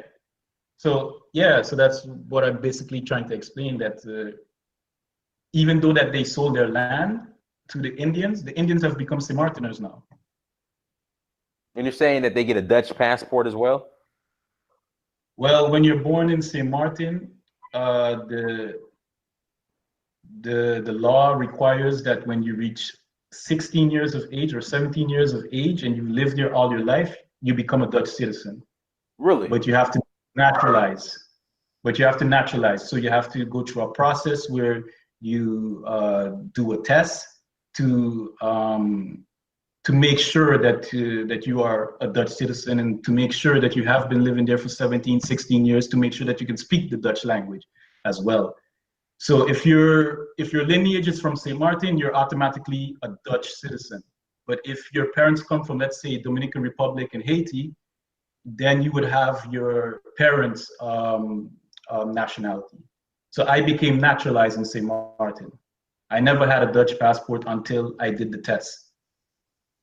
Has St. Martin recovered from the hurricane? Has it recovered from the hurricane? Yes.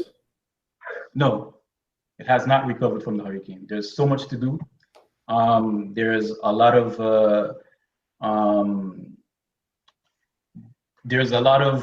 I don't know how you call it, political games being played with the budget that is supposed.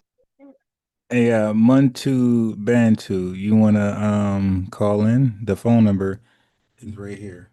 You said Sahel countries are united and ECOWAS are united, and you have the African Union. Now, brother, you're talking to somebody who just recently pulled up to Sahel and the ECOWAS. Okay, so I want to talk to you about what you posted in the chat. I want to talk to you about the Sahel countries and the ECOWAS. All right, are you willing to do that with an FBA person? Because remember, we ain't supposed to know about Africa, right? You guys say we hate Africa and blah blah blah blah. So we're not supposed to know anything about Africa. So I'm asking you, do you want to call in and speak about the Sahel Union, or the that alliance is really called the Sahel Alliance? And do you want to talk about ECOWAS? That's yes or no, buddy. And we can have a great dialogue in front of the chat based on what you posted. Supposed to be given to St. Martin from the World Bank. However, we have not used that money at all due to requirements that we have to fulfill. And yeah, our politicians are facing issues. There's a lot of internal problems within our islands with our politicians as well. So that's where it all comes back to unity, where also as a people, we can cooperate to work together to make sure that we can recover from certain disasters. So we have not recovered, and we need help. We still need awareness about the destruction that happened. We need jobs, and we need expertise, real expertise that can actually help the common St. Martin person, and not the business person that has all the land and the connections and stuff like that. We really need a plan to help the common St. Martin person to take back ownership, to take back the economy of St. Martin.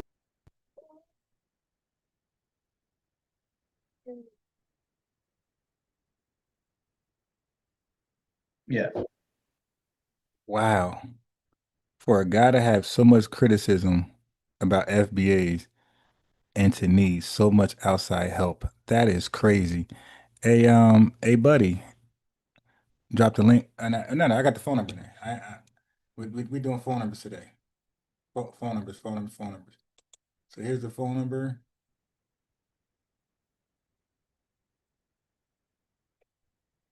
There's the phone number. We're doing phone numbers. Nah, brother, I seen how you interact with people you disagree with, but much. Yeah, no. You're lying. Because I just had Shabazz over here. I had Unc over here. Unc was able to talk as much as he did. He cut me off. So Montu, I'm gonna get you out of here for that lie.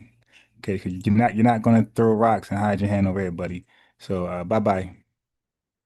Okay, I just had Unc over here. I had brother Reggie over here, and they went in. I had Stu Peas over here. No, no, no, no. Those guys spoke. A lot of those guys cut me off, and I let them keep going. And American Dream just yesterday was able to talk freely. Okay, so no, we're not gonna do that lie. But no, there's the phone number. Nobody's clicking no link. There's the phone number. I want them to call in. All right, ain't no link. So let that go. Yeah, so if y'all ain't gonna call on the phone number, then there's no other option here. Got to call in. And the main reason for a call in is because let's say if I get disconnected for whatever reason, that person becomes the host of the damn live stream with the link. By default, it goes to them. Ooh. Wait, I gotta fix it. It's not done. Yeah, it's not done. Yes, that's why I'm gonna do that. They become the default host there. Yeah, so just call in. Call in or don't call in. No, no, no, no links. Okay, so I don't want to keep saying that. Phone number is right here in plain sight. Call in, call in, call in. Okay, they're not calling in for a reason. Call for links, then take. No, just call in, bro. Yeah, I know. You call in, you fucking tether. Just call in. Stop making excuses. No link, no link. It wasn't for you. I said link for somebody else. It wasn't for you. You guys call in. No damn difference. What's the difference between a link and a call in?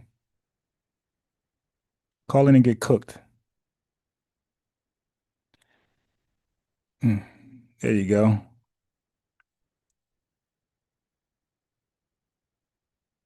Matter of fact, because I don't want no excuses, right? Here. I don't want no excuses. Here you go. There you go, right there. There's the link. So no excuses now. There go the link. Call in.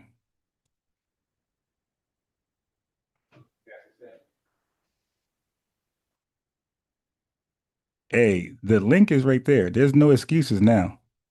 So click the link. Click. I want no excuses. Click the link.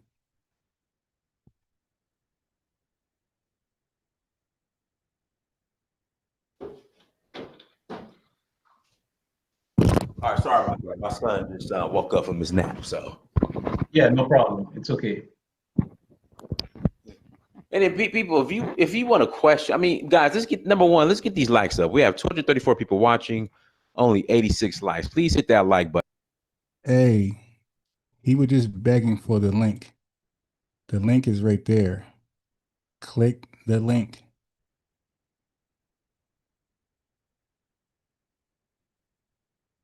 There go the link, buddy. Click the link. Exactly. Yeah. Yeah. Click the link. Button. And then also too, if you have a question, I mean, I get so many questions, but if you really want your question to stand out, just hit the super chat. Sorry about that.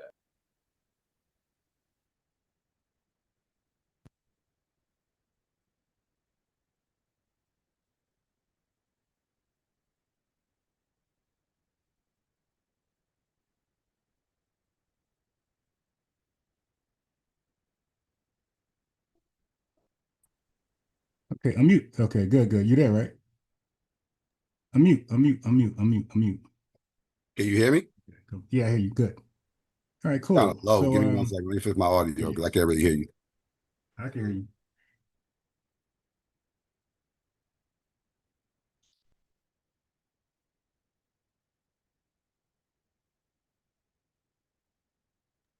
Yeah, I don't know why you're so low. I'm gonna try to work this out. What's going on?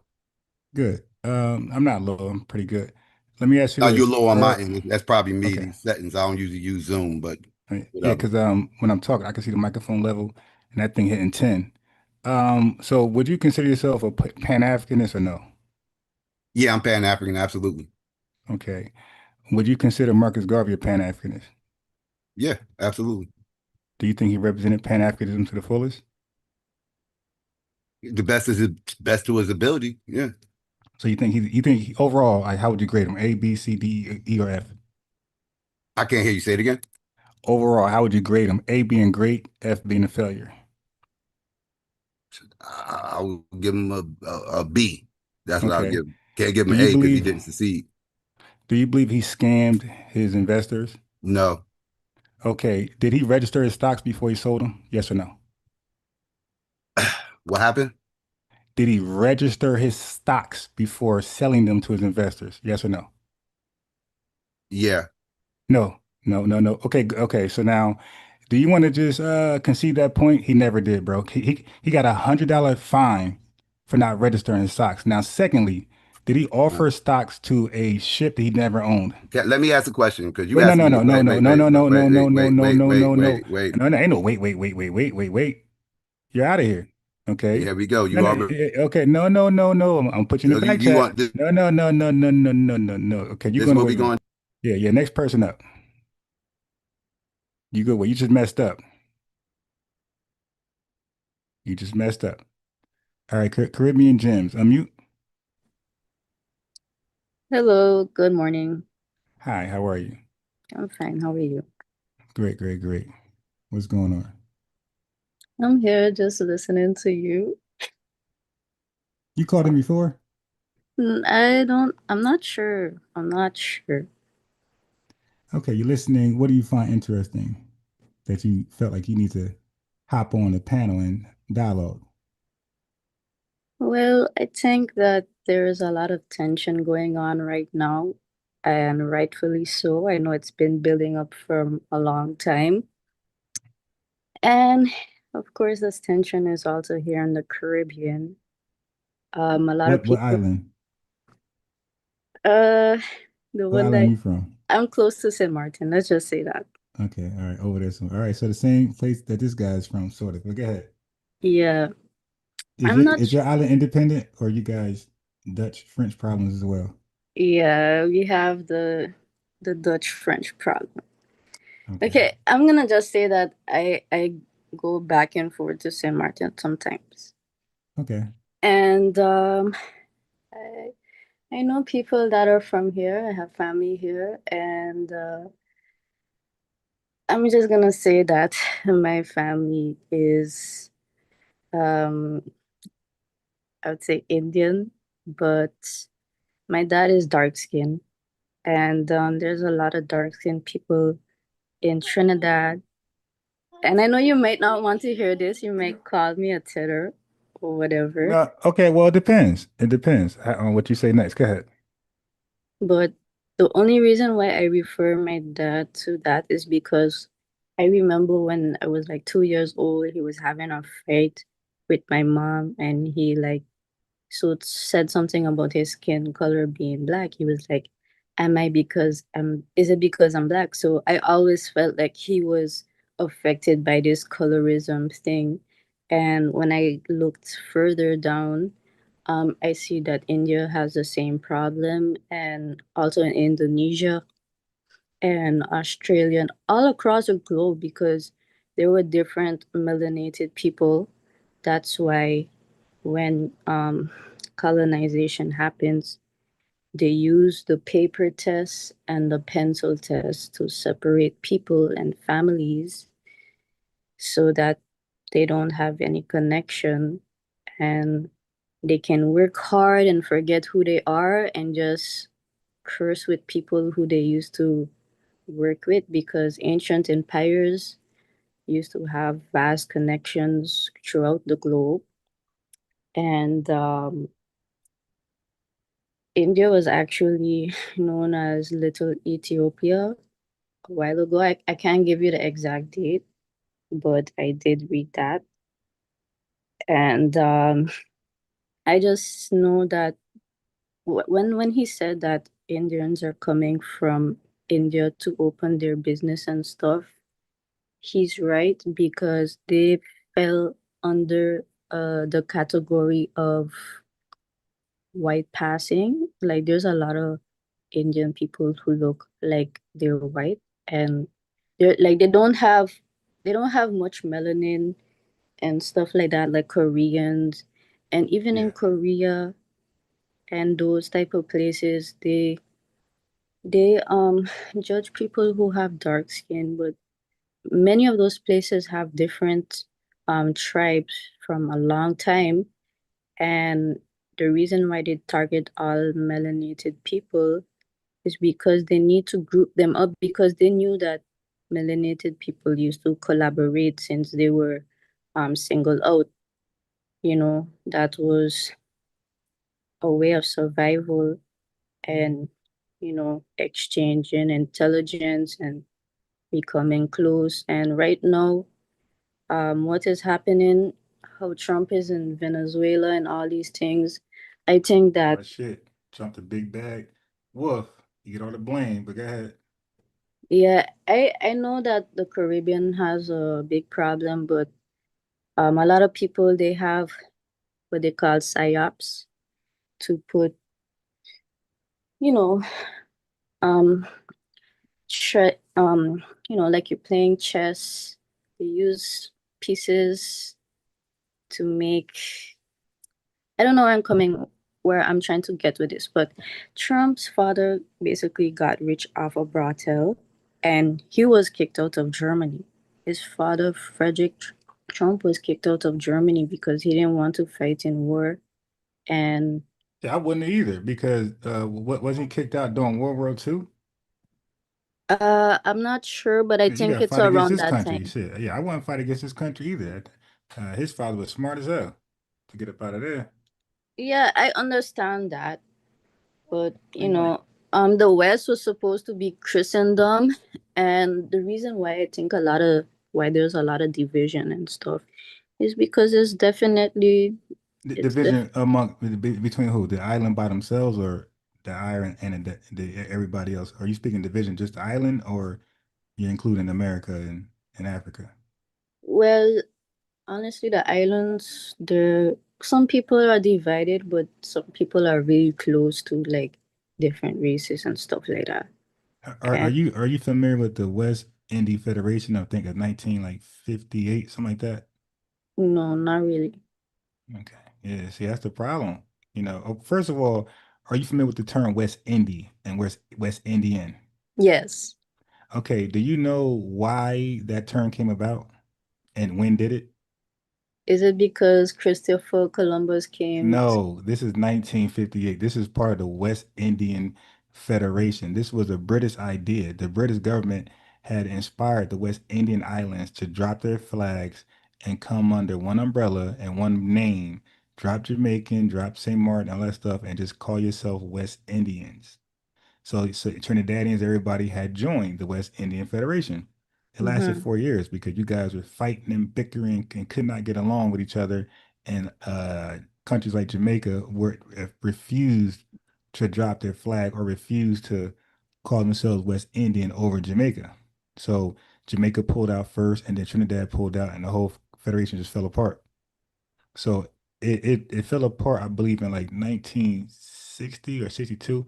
60. I think you went independent in 62. Yeah. So this was like 1956 to 1960. It was a unification effort that was inspired by the British. So the islanders themselves didn't have enough sense to say, hey man, let's unify under one umbrella. It took the white man to say, hey, why don't you guys just unify and go independent? Like do your own thing.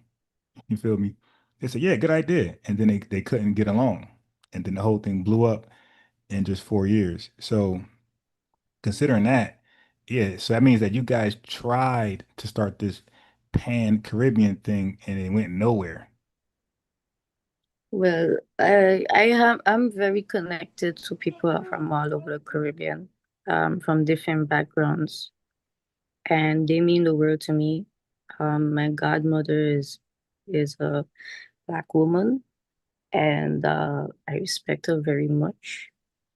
And my father chose her to be my godmother, and I have nothing bad to say. I never disrespect No, her. no, no. It Uh-huh. wasn't about you and your personal feelings because people on a personal level, an individual can get along with different people from different islands. I'm saying like when it was an island effort to Mm-hmm. unify under the West Indian banner in less than 4 years, the island people said, nah, let's go back to be ourselves, screw this get along stuff. And that's when Jamaica went for independence and Trinidad went for independence. And that's when CARICOM was started. So it was first supposed to be the West Indies Federation, right? But when that flopped, Jamaica had went and sought independence, and so did Trinidad, and mostly everybody else after that. And then CARICOM spawned to replace the West Indies Federation on a lower level. So now you would think, why does a Foundation of Black America know all this stuff? You dig? And people who live in the islands don't know this stuff. I find that interesting. The same thing with Africa. I talk to Africans. You got a guy in the chat talking about the Sahel Alliance, the ECOWAS. And when I sent the phone number for him to have this dialogue in real time, he refused. And I'm FBA. Like, why do I know a lot about the West Indies and Africa? And we supposed to be, divisive. You know, it's the fact is, I'm just a history buff, like some of us, and I have an inquiring mind, right? And I just want to know certain things, and then I'm like, wow, I wonder if they know this stuff, and because it's very important. It's not like it's irrelevant. It's very important, and then people don't know important stuff in their own history, but be nosing around in ours. Now, let me ask you this. You said melanated people. Just be honest. Would you call yourself black or no? No, Give us good. I I agree with won't you. call And why? myself because if I call myself black, the people gonna be like, no. But in a No, forget about systematic, them. in I'm saying system, like on your day-to-day affairs, do you call yourself from your island, like your island name, or do you call yourself black or interchangeably? But just be honest because people just want to know. um, I call myself melanated only because And I agree with you. Like to not use black. That's the title of the video. Who's black and who's not? And I wouldn't call you black either. but in systematically, I would call myself black. Why? Well, because in certain places of the world, and to put this out there, black is not basically on skin color. It's basically for slaves and stuff like that. Right. Right.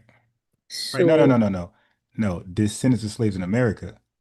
I mean, because the first time anybody called themselves black as a proud endonym was in 1960s in America. The whole Black Power movement, Elijah Muhammad, Black Man's God. No country has used black as an endonym. It was used as an exonym, meaning that the French call certain island people black as far as color. And the Haitians, the Korean people didn't like it, so they weren't proud to be black. They were ashamed to be black because that's the context the white man used it or the European used it when he called those terms less noir and those things. It was in a shameful way. But you're right about one thing, that black in America and in the United States of America wasn't about color. It was about a 400-year lineage experience. yes, and in India they also treat the dark skinned people bad and Yeah, no, I get that. Well, that's global, right? So globally, if you were melanated, especially like from around Africa, like you were targeted. You were targeted for exploitation and some type of work, some type of free labor, cheap labor type thing. So we understand that, and then that practice kept going on. That's called white supremacy. Some would call it global white supremacy, but yeah, that practice where white got to be on top and black on the bottom, that has continued, ever since then. Let me ask you this question. Mhm. So you are in the island, so that means you're a diasporan, right? You're from the diaspora like myself. Mm. Uh, how did who sold blacks to the white man to start this whole transatlantic slave trade? Do you know? I think that it was a collaboration of people. Really? Like who? I think that it was the Arabs and also Wait, we're talking about transatlantic slave trade. We're not talking about the Ottoman Empire and those things that happened before yes, then. yes, yes, because without the Arabs, the Europeans wouldn't have been successful, in my opinion. How? Because the Arabs have the longest slave trade. They had European No, no, slaves. no. No, I'm not talking about that. Yeah, you talking about Ottoman Empire. And by the way, that's a whole different type of enslavement that had nothing to do yeah, that had nothing to do with the transatlantic slave trade. This transatlantic slave trade is a unique slave trade. So the Arab slave trade was long, but it wasn't generational. Like so that means like white folks wasn't enslaved and their kid was enslaved and their kid. Nah, they did certain people dirty and then it moved on. It was long, but it wasn't generational. So I'm speaking about the transatlantic slave trade. I'm talking about you, how you got to the islands. Okay. I'm saying who sold you and your people to spark off the diaspora, right? Dropping people off because you always say, "Hey, it was one ship dropping everybody off." Okay, so who sold those people to white folks to put them on that ship to drop off during the diaspora, the route to the diaspora? Who sold them? Was it Arabs? Was it Chinese people? Was it Africans? Was it white people? Who sold those people to white people? That's an easy question, I think. Okay. Hmm? So they were sold alike. Yeah, but So who sold them? Like somebody, like if I sell you a gold chain, my name is Unbiased Ron. I sold it. the So British, so the British has sold they the didn't really sell them. They sold them a fake dream because they were oh my already god. massacring people there. So it's like you didn't Yeah, really I have a don't think choice. you ever studied the transatlantic slave trade. Yeah, I don't think you Give me your know. opinion. I'm willing No, not to. opinion, history. Like we got history books. Like there's a recorded history of events. There's no opinion. You do you Google things for information or no? Okay, I think that the the Europeans did take big parts of it, and Yeah, they were the buyers. That was their part. But who were the sellers? um, I Wow. think that Yeah, your Africa Pan-African, huh? didn't some Africans like sold Some. the ones who Okay, didn't like their other tribes and stuff like okay, that. okay, cool. To say some did is like saying some Europeans bought. All So did Europeans bought. Listen, so all Europeans bought. All Africans sold. It don't matter who they didn't like or did like. They sold. Africans. You can say it. Africans sold us to Europeans. So without yes, Africa's involvement in selling us, there would be no transatlantic slave trade. It's okay to know that. yes, but they But also what? encourage it in India, and I think they both connected. Oh, shit. Yeah, you got to put those books down that they be holding up in their little channels. Yo, read this. You got to put those books down because those books be by Pan-Africanist authors, and they like to omit the part that Africans sold you, your lineage, to white people. Okay. Yeah, it's okay to know that. Now, I Okay. understand. I understand. Some African countries don't teach that. They omit their dirty hand, and apparently, it looks like some islands don't teach that. Um, but I bet you, if you was to go and look that up in as far as the Dutch or the French, I guarantee it's there. I guarantee it's going to say they bought they bought us from Africans. Yes, but Okay, Arabs is also middlemen at that point as well. What do you think nah, about? No? nah, nah, nah, nah. You know why? Because it was about Africa. Arabs had no say in Africa at that time, right? Europeans came to West Africa and Central Africa and dealt with those tribes. We got names. We got the Dahomey people. Are they Arabs?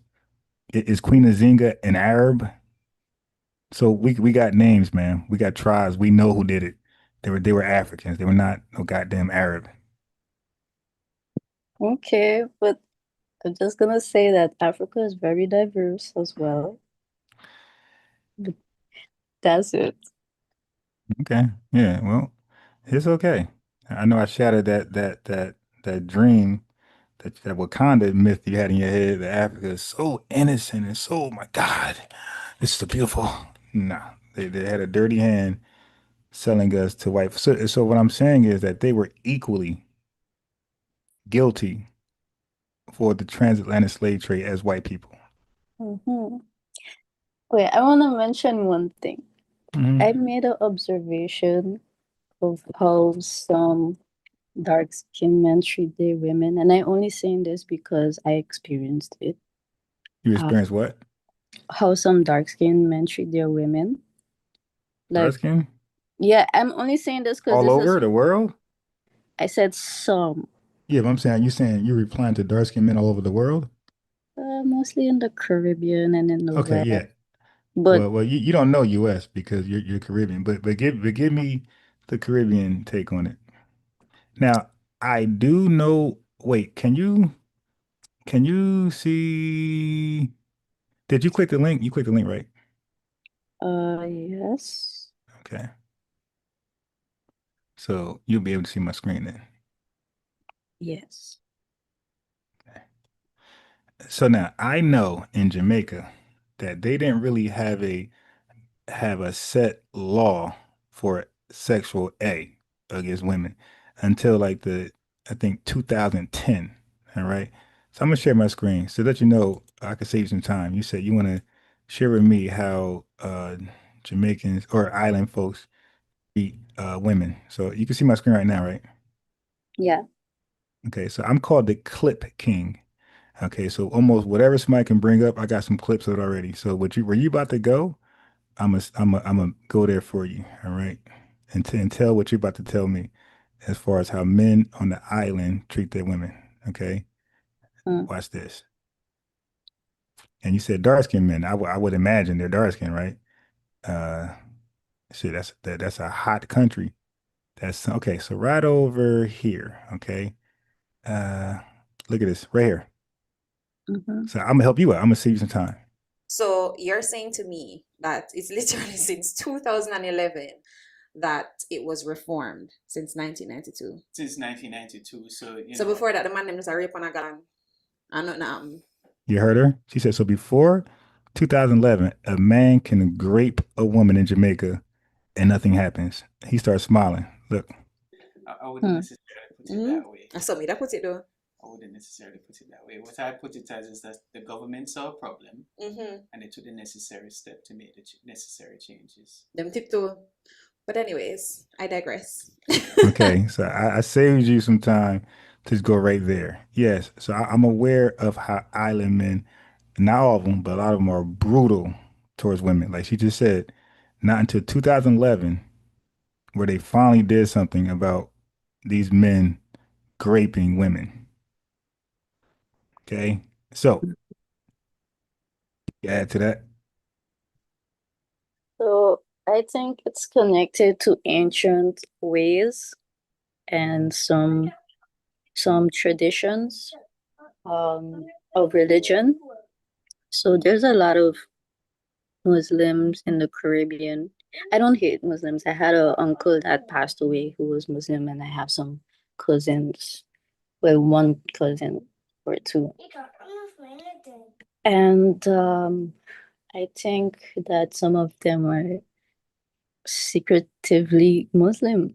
You know, they want to have multiple wives. They want women to be beneath them because they are an encouragement for patriarchy. And they don't say those things, but they observe. And, you know, it's not only dark-skinned men who acts like this. It's light-skinned men too. It's men, period. It's the culture of men in that region, right? Yeah. I believe you. That's what she said. That's what the lawyer said too. The guy she was talking to was a lawyer that was breaking down like the law changes and updates on how they're handling those type of men that you're describing. Now, those men that are actually charged and convicted with rape in America, those men will be part of the sexual registry, and it's public. Anybody could look at it. And matter of fact, there's when they move to a city, there's signs and pictures that has to be plastered around the city to let them know an offender like that is in a violent offender like that is in their neighborhood. But in Jamaica and the islands, you guys' sexual registry is private. So the only people who have access to it are like schools, religious institutions. It has to be like somebody very, very important.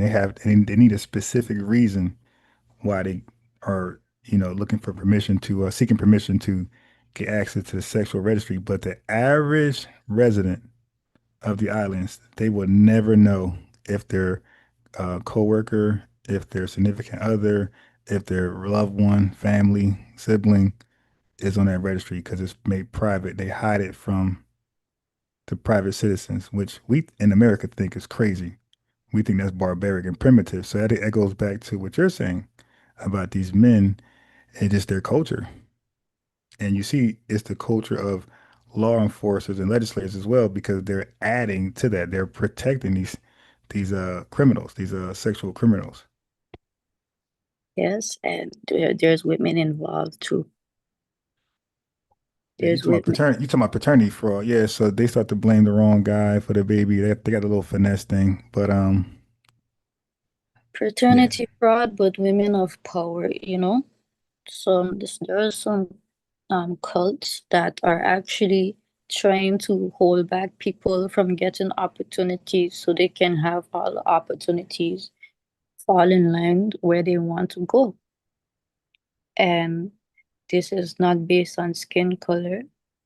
This is based on of organizations, and it can be various organizations that are just looking out for their best interest. Now, some people might say that that's not bad or whatever, but people are paying taxes. Reparations haven't been paid to Africa or those who have been sold a fake dream and was treated as slaves. And this is why Who was so? I missed that part. Who was sold a fake dream? I would say the indentured laborers who came from Mauritius, Asia, and And who sold them the fake dream? What countries? That the islands? That America? the Irish also.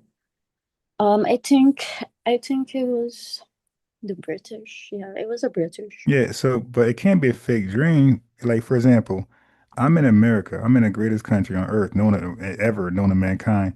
How can a country sell me a fake dream to leave? Like I'm good. I don't need to leave. There's no fake dream. So people who fall for fake dreams and pyramid schemes, they say the ones that got is the ones that's trying to get over. So Well, it's so wait. So it sounds like to me, it sounds like to me to buy into a fake dream, that means their reality was already fucked. yes. Okay, and then okay, so but what was the fake dream? What did it entail? Well, that they would come to work and make money and then they could go back. But And by what ended up then, happening? What happened? you can see how India looks today. And but you could see Ireland is doing well and other places that have predominantly white passing people, they're doing well, and that's part of eugenics. So they use eugenics and different chess pieces of history to keep these things going, such as basically having browns, like dark skinned people and light skinned brown people be against each other. Okay, but it's 2025. At some point, these countries were colonized by white people and they were treated very badly, right? So at some point they knew who the enemy was. They knew it's that guy right there. So how did the white man go from being the enemy to somebody who's trustworthy, where he could sell you a dream? Like like we don't understand in America. Like when it comes to white folks over here in America, ever since slavery, they all in Jim Crow, we always distrusted them. Like, a matter So of fact, that wait, hold on. That's why black men die from like treatable illnesses, preventable illnesses. We won't go to the hospital because of the period where they was practicing a medical apartheid. So we never really trust white people after our trauma with them. So the question is, why are these folks, you're mentioning trusting white folks after they have been proven to be untrustworthy. I don't think they really trust in them. I think some of But they them. buy into but they bought into the fake dream. That's trusting them. Okay, in that case, or in this situation, the British already messed up their homes, like you said. They were already in turmoil, so they makes it. Wait, how did the British mess up their home? I think there was this guy who killed millions of people. Millions. What year was this? Come Churchill. on. Churchill. I think he was involved. Or You said millions. Now I'm gonna look this up. That don't sound like let me this. see. Let me look it up. That sound like some Christmas story. That don't sound like it's real. Yeah, fix that because that don't sound like that happened for real, for real. That sound like an excuse. You're trying to get them an excuse. No. I'm trying to look up. Yeah, that never happened in recent history. I mean, that got to be like gazillion years ago. I don't recall British Empire killing millions of Caribbean people. No, not Caribbean people. Before they came to the Caribbean in Asia, basically South Asia. But anyway, what's the solution? Okay, we could talk about the problems all day long because when we talk about problems over here, you guys say we're crying victimhood. So what is this? What is this? The solution to that? I think healthy debates are important. So you can figure out who can collaborate and who cannot. And you just filter out through those people because you don't need more violence. We need adult discussions. So it sounds like you guys need your Caribbean Malcolm X, Caribbean Dr. King over there, Caribbean Rosa Parks, Caribbean. We have these things going on. Some people are talking. People are Yeah, but you need what I'm saying is like you need your Tariq Nasheed or Yvette Carno. You need a voice that people trust and could galvanize behind it. Cause it sounds like you guys just like nobody's voice is standing out. Nobody's voice is taking lead. Everybody's just arguing and fussing and that's not gonna go nowhere. So when I said to Dr. King, this is a voice that's powerful that people say, all right, let me step back and listen to him. What you got to say? And then he starts to speak for the people. You feel me? He's not their leader, but he's articulating and expressing how they feel in a way where it could be received by both parties. That's what you guys need. You guys need that. But if you guys can't get that, then what you got to do is tap out and then holler at us. You see? So the way you holler at us is you first get behind what we're doing, stop hating, start supporting it, start championing it, start help signal boosting, and then we'll return the favor. We'll help you resolve y'all shit because we are the best debaters and we are the best articulators in the world. You listen to when we talk. Then we could be your spokesman and we can handle that for you. That's Okay. what I think should happen. Well, I have been supporting FBA for reparations because I know it's connected to dark skin, and anything that is connected to dark skin, I know is connected to my dad. I don't mean it like in a bad way, but I love my dad, and I have other people in my family that is melanated, and I know that this problem is mine too. So yeah, for you guys getting reparations, and So this is what I need from you. mhm. Okay. So yeah, nothing why you said earlier I would call you a tether. Why would I call you a tether? Wait, a better question is this. What is your definition of a tether? Somebody who's like mocking FBA and pretending to be that they're for them, but they're not. Did you do that today?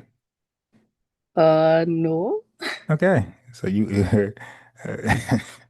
Yeah, I took a pause. all right. But yeah, I am just trying to be on a neutral side. I'm not really picking any No, side. no. Then you'll be a tether.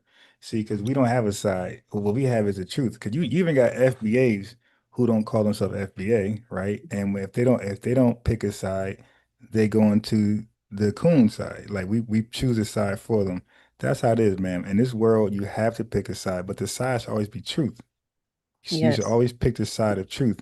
So you just said if tether is somebody that's non-FBA from another island or continent of Africa, I didn't who's say that. I say someone who is not rooting for them, but is pretending that they are. right, but wouldn't they first be non-FBA themselves?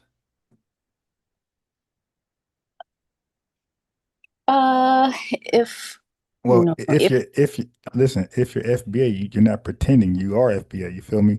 So if you're a tether, that means you have to be non-FBA doing those foul actions, right? So that means you're either from the island or Africa. Mm-hmm. Or the South American, when Spanish folks, or even Asian, because it's all immigrants. So that means, but anyway, you are a non-foundational Black American. Yes. That's what a tether is. Who's really a hater? And the definition is more steep than that, but I'll let you just use that for now. Okay, so I'm trying to get this tether on here now. Hey, Kwame, you called in, so you're about to meet a tether. Kwame, call in, hit the link, and FBA convo. Listen, man.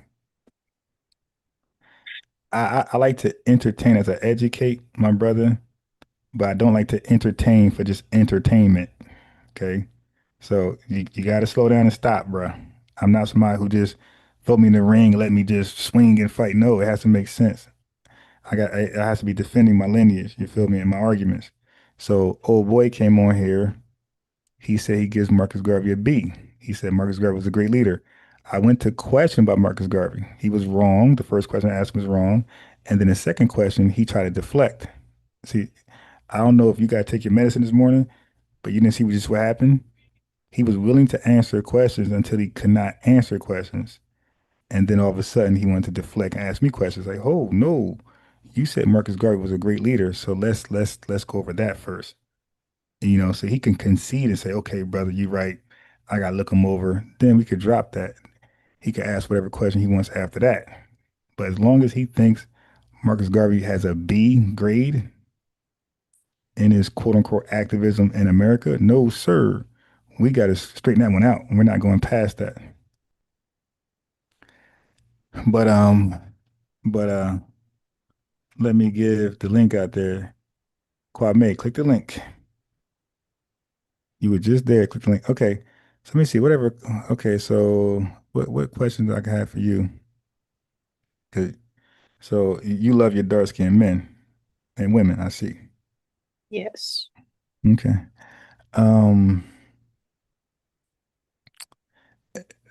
Let's see. St. Martin. So you got the same problems, old boy. You're not familiar with, or are you familiar with camera? I'm saying it wrong now. Are you familiar with CARICOM? Yes. Okay, but you didn't know CARICOM stemmed from the West Indies Federation, right? But you didn't know that. We But was how taught this in school, but I forgot some things. I'm not gonna lie. Damn, you don't feel bad that the FBA know more about your Huh? history? You don't feel bad an FBA person know a little Of bit more course I about? do sometimes, man. What can do? Like, I don't know everything. That's what I'm trying to learn. Shit, I don't know everything, but I just know what I know. Okay. Yes. Yeah. So yeah, so that's how we so from an American standpoint, the way we look at that, we look at these Caribbean people can't even get along with themselves. But they want to preach global unity. It's like, yo, and that's not how that works. You gotta create unity amongst yourselves. The same way we look at Africa. Hey, we want to do unity. You haven't united amongst yourselves. Now the dude mentioned ECOWAS, and he mentioned the Sahel um the Sahel Alliance.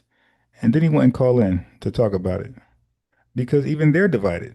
That's why one is called the Sahel Alliance and one is called ECOWAS. They disagree with each other. He didn't know that. He just saying stuff and he's trying to sound smart. So that's why it says, wait, what's your name, Caribbean Jim? That's why I try to bait him to call in because I knew he didn't know that ECOWAS and Sahel Alliance they don't agree with each other. So there's no unity in the groups that he named in the chat. So what is the difference between the Sahel and the Ecolodge, or what you call ECOWAS. So the ECOWAS? Sahel, so three countries broke off from the ECOWAS. It was a 15-member country thing where they aligned themselves with the French, with Western powers. Okay. So three broken off, and one of them was Burkina Faso. So the other two, it might slip my mind, but three left, right? And they joined themselves with the Sahel. It's called the Sahel Alliance. Now, they don't have much more than just that in common. Like they don't have no currency amongst each other. They got different currencies. I think they dealing with European currencies. So like they got a lot of work to do. You feel me? To really be independent. And then all three of them stopped dealing with the French, and they all dealt with Russia. Right, so they're not totally independent, but the other members they stayed with the ECOWAS, right? The everybody else they're the large majority. They stayed there, and they're in cahoots with the French and Western powers, and nothing changed for them. So these three countries that left, they're pretty much on an island by themselves, like literally by themselves, just confused, don't know what to do, and they kind of fucked up right now because So now they look at the jihad. The jihad is attacking them, beating their ass. that's in Africa. Hey, FBA Convo, will you stop, bro? He's not blocked. Nobody can block him from clicking the link. The link, he's lying. The link is there. He's saying the phone number doesn't work. Look, they go to the link. It's funny how the psycho guy called in and she called in. Okay, let me just share my screen real fast, and you can say what you're going to say. Because I want him to stop making excuses and call in, so you can meet Tether. All right, there you go. There's the phone number. There's the no. Wait, yeah. So Nigeria is with ECOWAS, by the way. They stayed. Okay, so what were you saying? Yeah, you were talking. I just asked if that was in Africa, just to be sure. Yes, in Africa. Yeah, and by the way, the link, I didn't want to call a number, but I clicked the link right away when you had posted. Yeah, see the reason why I rather the phone number is because let's say if I kick you off the link, you won't be able to come back on it from that same link no more as you're out, you know. But if you call in, I can let you call back in again. You feel me? Until I block you. But the link, if you get kicked off, even by mistake, if I kick you off by mistake, it's over. Like you cannot click the link again. So 227 can click the link. He's just not clicking the link, and he's not calling in the phone number that's on the screen. So he's just lying. Okay. You and the other guy and Kwame even clicked the link, and they all got in, but this dude is lying, saying he clicked the link when he didn't, and it's still there. It keeps saying preparing meeting. Okay, dude, stop it. You know what I'm gonna do for him? Hey, bro, how about this? Email me. Like I'll call you on three-way because I want to talk to you so bad. Email me your phone number, blackthinktank@yahoo.com, and I will call you in three-way, and I will get you on this live feed. Okay. But nobody's gonna escape. Everybody's gonna get it. I'm the can man. Anybody can get it. Africans, Jamaicans, Puerto Ricans, anybody can get it. As I get dressed, well, I'm already dressed. I gotta just throw on my button ups, shirt, and we're gonna relocate. Gotta You get out the know, house. I noticed a lot of islands, they still have the mentality that they want to be light skinned. Of course, they got the cake soap. But that's places where people are still colonized mentally. But I see it around melanated people too. Like growing up, my aunts used to be using light skin cream, you know, the cream to make your skin lighten. Yeah, pixels. And I just found it really odd. I used to love tanning in the sun, swimming in the pool, and I never really used these creams. Yeah, we can relate. Like the whole summer, I'm light skinned, so you're gonna have prejudice against me. But the whole summer, I stayed in the sun. So when people see me after the summer, they say, "Wow, you really tan." Like, yeah, I don't hide from the damn sun, like a lot of these African women. They be dodging that sun. But you're right. You're right. People be having white faces and dark feet, looking crazy. I mean, I don't have nothing against light skinned people. No, I ain't say you did. You just prefer what you prefer. It's like people prefer vanilla over strawberry. It's a preference. Before, when I used to socialize, I could have a decent conversation with most likely everybody. But since COVID and all these things happened, I just got so antisocial. Well, a lot of people did. A lot of that's what it did. It made people who were very outgoing, it made them antisocial. But a lot of that got to do with like depression, things like that, added to that. But people who are outgoing is in the house now, still me for a long period of time, and that was bothering them. They couldn't get out. And some folks were getting out, getting in trouble. So that added that mental thing there. There's a lot of people, like, look at me. Like, I was a guy who was reckless with my hands. I touched doors, I touched this, I touched that. I wasn't the most clean with hands. I wouldn't use alcohol thing, rub your hands. I'm just touching shit all day long.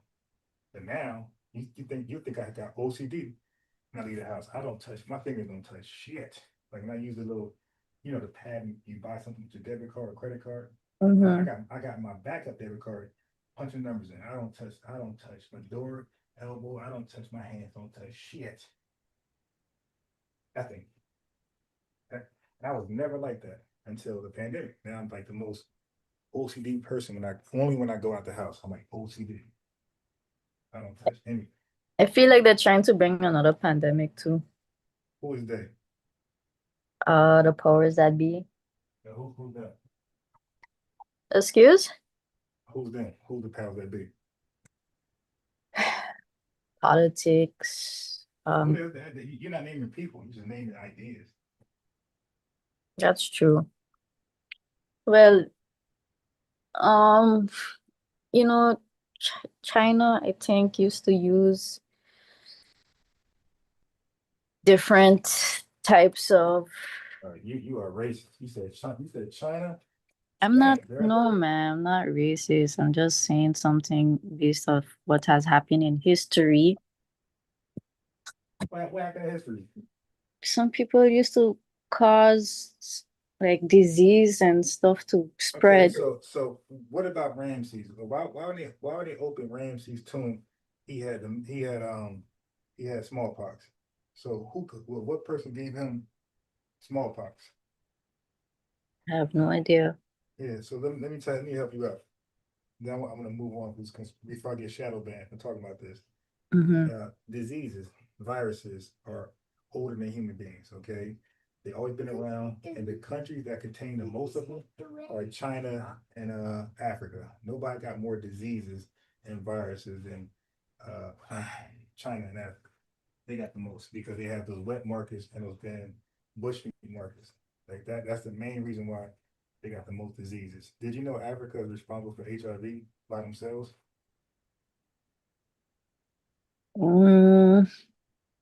Yes and no. Yeah, well, it's yes. Okay, now I'm not. Now I know you got a conspiracy theory in your head, but I'm just saying documented wise and what they do over there. But yes, they are eating. They still eat the monkeys, right? They just got caught smuggling monkey meat in America this year. Monkey meat? Monkey, yeah. They eat it? Huh? They ate it? Yeah, they were smuggling it to sell to other African restaurants. Okay. Did they eat it? They tore that shit up. And one more thing. What about the mosquito labs? I think they use that to these days to create more viruses and spread disease. Maybe, but let's move off that one before you get me shadow banned. Okay, respect. Yeah. So yeah. So look, what you should do, it's not difficult. It's not difficult. And I was trying to get you to hang around. So look, what I'm gonna do is this. So I'm gonna play it. So stay in the chat. I'm gonna play for about 45. Not on the link, obviously, it's gonna be too long. But what you can do is you can disconnect, and then I'm gonna play a video from you listen from the chat. I want you to hear the dialogue, and then call back in if you're free to speak about what the dialogue was about, the information that you got from the dialogue. So it's me and Tether his name is African Tether. I could also mute my call if you want. Okay. Yeah, but it's gonna be it's gonna be kind of lengthy. I ain't gonna lie. It's gonna be a lengthy dialogue. I It's didn't know cool. that lengthy. Yeah. I didn't know that lengthy.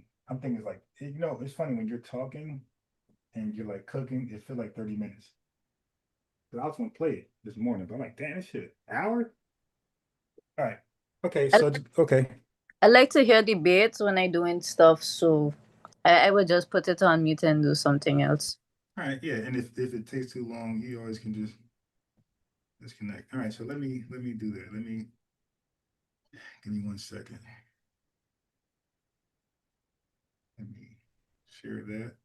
And for the chat, don't leave because I'm going to do a follow-up assessment. So I was talking to African Tether yesterday, and we were talking about Black and endonyms, ethonyms, exonyms, and he lied a lot. So I caught a lot of them during the actual dialogue, but then I went back. Oh no, this is what I did. I caught them, but I went back. Caribbean Gems. I went back and watched some videos he did prior. So Caribbean Gems. That's why you can't mess with anybody. See, I'm a real researcher. So what I did was I went back and skimmed through some of his videos and watched him lie, and then I fact checked those videos. So not only am I going to reassess how I did them yesterday, how I cooked them, I'm gonna then show you how he lied in other videos and cook those videos. Okay. So I want him to call in to defend himself, but he likes to just talk a lot. It's like the psycho guy got embarrassed. Oh my God, that psycho guy, he didn't know that Marcus Garvey he sold unregistered stocks. That's not cool. If you call in and challenge me, man, you better know your stuff. And Caribbean Jim, I don't think there's any person from the islands that know more Marcus Garvey than me. Okay, and I would challenge. So the challenge is there. I said it. The link is out there. All they got to do is what? Hit the link in about 40 minutes.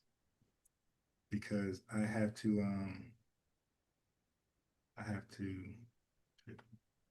Okay. I have to get to my next destination because we gotta get some food, But I'm gonna sit down at a diner at a restaurant and go live from there and pick up. So I'm gonna play that back and forth in the meantime. You said you're going soon? No, I'm not leaving. Okay. So I'm gonna let the video play for 40 minutes, 45 minutes, and then I'm gonna to give context, remind people what's going on from last night, because everybody wasn't here last. People are that's last night. This is the morning crew. The morning crew are different from the late crew, the evening crew. So I want them to hear to get caught up what happened last night between me and the African tether and the claims we're making. Because my claim is, well, I believe what you believe. I believe the only black people in the world are foundation Black Americans. Okay. Right? Well, I know it to be true, not a belief. But here we are. So he challenged me. So the bottom line is that he challenged me, and which is good. You know, it's good to have a challenge. Ain't nothing wrong with that. Where is he? I'm about to play it in 1 second. Got a lot that I gotta cover. All these groups historically. Yeah, hold on. I'm trying to get break this down to right there. The script is like all right, I'm right there. Okay. So hold on. So yeah, go on mute and listen to the dialogue, and then we're gonna cover it shortly. So nobody goes nowhere. Everybody stay here.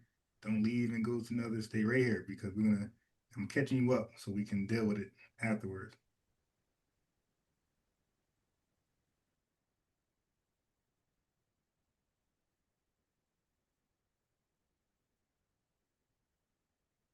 We got a lot that I gotta cover real fast. Okay, let me just tell you right now. So I went this. So it says, so now here's ChatGPT responding to my question. It says, you're absolutely right to raise this question, and your observation, unbiased Ron, is largely accurate. Black Americans are the first and only group to historically adopt Black as a standalone ethnonym, you piece of shit African tether that called in. You African Dream tether, you're a liar. We're the first and only group to historically adopt Black as a standalone ethnonym, you piece of shit liar. And that's why I got his ass off here. I'm not even going to debate that. I know what I know.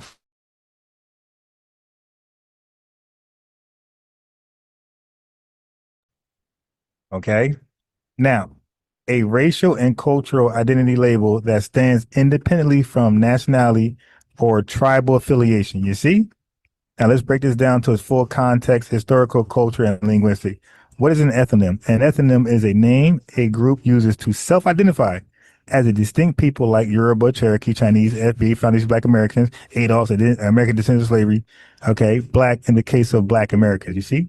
Black is associated with us only.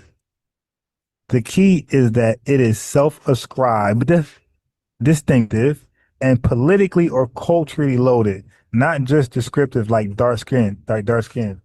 You filthy tether that was here earlier. Not entertaining. And like one thing about me and family, I don't mind a tether calling in. We trying to like be honest as possible, white supremacists. But you're not gonna lie to me, man, when I know better. That's why I kicked this goofy ass off. Jamaicans, Africans, and others in the diaspora. Before the 1960s and 70s, people from Jamaica, Trinidad, Nigeria, Senegal, etc., overwhelmingly, that means that this is beyond comparison, identify themselves by nationality, Jamaican, Nigerian, Ghanaian. So now we're talking about Jamaica, that filthy tether lied. They identify overwhelmingly, this ain't even fucking close, it's unanimous, by Jamaican, Nigerian, Ghanaian, ethnic tribe, Yoruba, Hausa, Igbo, Akan, Maroon, religion, Christian, Muslim, Rastafarian. Nothing in here is Black.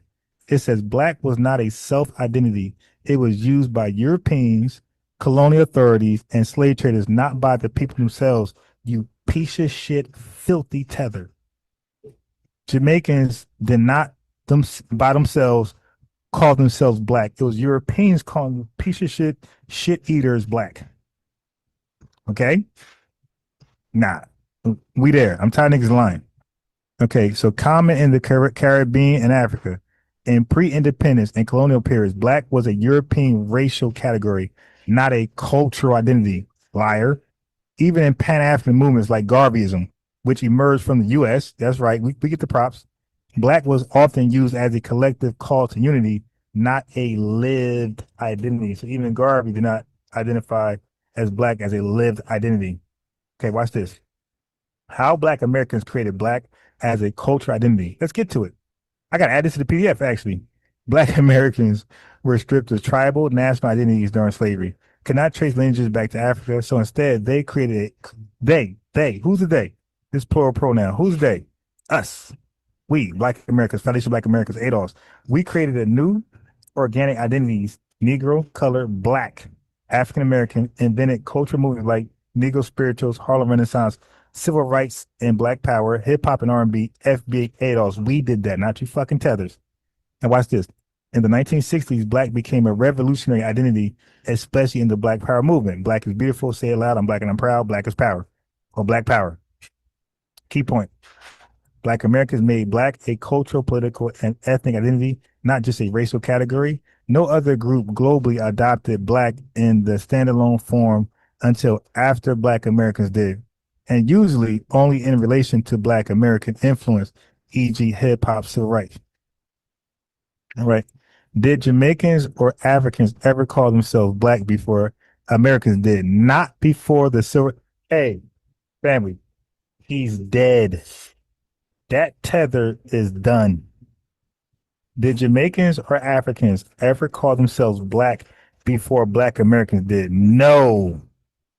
No. Can everybody say no? Matter of fact, I'm going to do a poll now. Yeah, family. Yeah, these tethers got shit on us. Okay? Look, I know what I'm talking. I know what I researched. Here's a poll, family.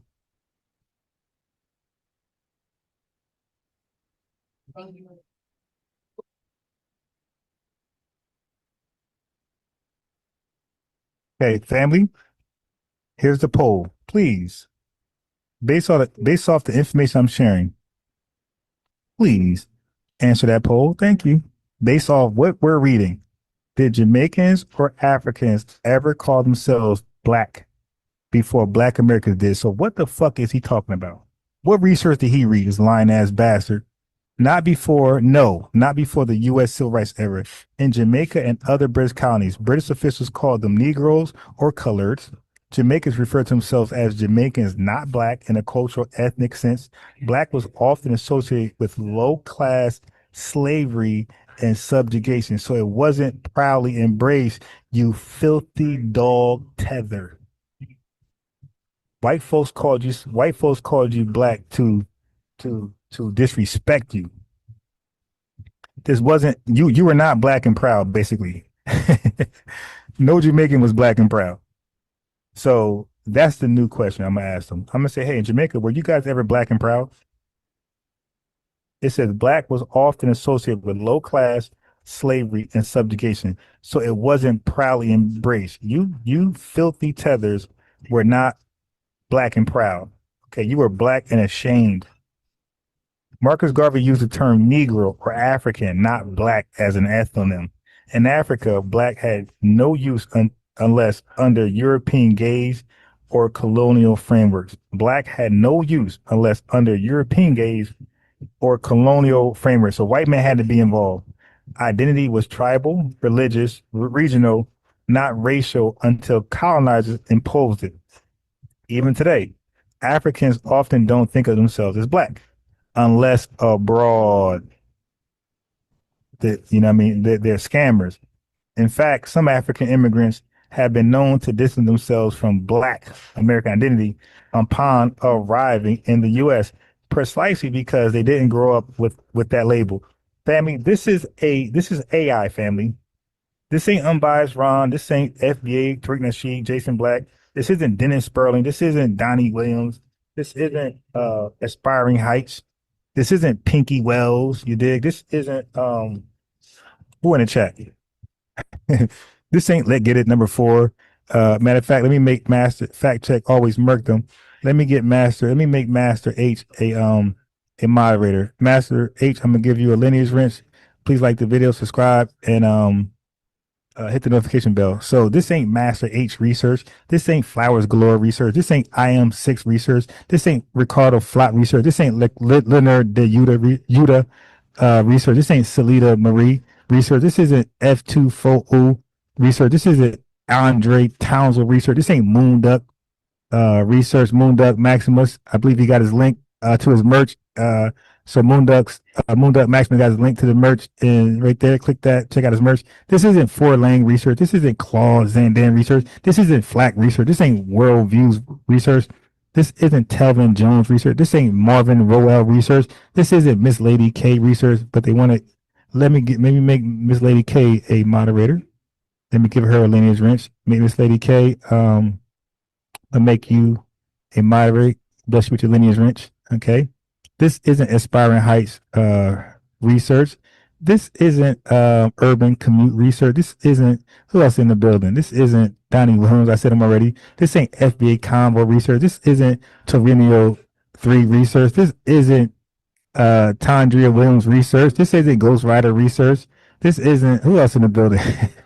Kiel Hall research. Nah, this ain't y'all research. This ain't bias. You dig? This ain't B Jackson research. This isn't who else in the building. This isn't the family research. This is ChatGPT. This is AI. Okay, it's AI. All right. Even today, Africans don't think of themselves as black unless abroad. In fact, some African immigrants have been known to distance themselves from black American identity upon arriving in the U.S. precisely because they didn't grow up with that label. So to cosplay and tap into our tangibles, they adopt black. Number 5, academic and cultural consensus. Ethnic studies, African American studies, and diaspora historians widely recognize that black as a racial ethnic identifier originated in the U.S., you fucking lying ass tether, especially among descendants of enslaved Africans. DOS, descendants of slaves. Other diasporic communities only adopted black afterwards. Wait a minute. Other diasporic communities only adopted black afterwards, and often due to black American cultural influence. Oh, you mad. You mad as hell. Damn, you mad. And here's one of your leaders. This ain't my leader. Here's one of your leaders. A quote from Dr. John Henry Clark. We are the only people on earth whose ethnic name is a color, and we gave meaning to that color. That's y'all boy. That's y'all scholar, Dr. John Henry Clark. That was a fact, though. Okay. So, group, Black Americans, did they call themselves black as an ethnonym before 1960s? Yes. Jamaicans, no. Africans, no. Afro-Caribbeans, no. Afro-Latinos, no. That's all we need to know. Okay, final thought. Unbiased Ron, you are correct. I'm damn near always correct. Black Americans are the inventors of black as a standalone ethnonym. Others have adopted it due to American global influence. That's after us, but not as a native self-ascribed identity. Family, this is why they don't call in. Now, hey, Tether Dream, call back in. So now we got that out the way. Let me add the phone number back in, because we want to laugh now. We want you to justify that shit. All right, so now this time you call in, bro, you got it, bro. I'm not gonna say one word. You call in, you got 5 minutes of free uninterruption. 5 to 10 minutes. Now, I'm gonna give you 5 minutes. You got 5 minutes to rant. Okay. Without any interruption. We're gonna laugh at you to justify this shit. Okay, so let me put the phone number back in with the meeting ID. So this is not just for him, that's anybody who disagrees. All right. So now and guess what? You got 5 minutes to rant without me interrupting. Because I said what I said, I'm good. I'm confident in what I know. Okay. So Tether Dream or any other tether out there, white supremacists, whatever. Here's the phone number. Call back in. And now let me hear what you guys say now. There you go. Tether Dream, go ahead. Or anybody. Call in. 7 Up. Peace, bro. So anybody call in. I'm gonna do this show tomorrow morning right there. I want a quick one. What is this? Why is that on my shit? Okay, I don't know what this is right here. Let's find out. What's happening, peoples? What we about to get into is Tariq Nasheed. I love him. My Black Foundational Black Americans, we love him. We rock with him. We holding him down, just like y'all were holding Charlie. Okay, I thought he was trolling. All right, let's move on. Thank you, brother. FBA group is a fringe group within the Black community that are pushing this delineation agenda, but it's also an internet thing. The FBA thing. It's a huge internet thing. Oh, What do you mean by that? What do you mean by it? What? Yeah, that doesn't hit. Like she thought that hit. That doesn't hit. You're not eating with that, man. That went nowhere. Okay, y'all influence is nowhere near ours. You heard. We read what we read. Our influence is global. Your influence is at best national in Jamaica, or you know what I mean. That's it. That's it. And not even that's not even your case. So what you just said, that did not hit nowhere. Nobody's gonna repeat that. That goes nowhere. People repeat shit we say. We got the whole world saying I can't breathe. I'm sorry. We got the whole world saying I can't breathe.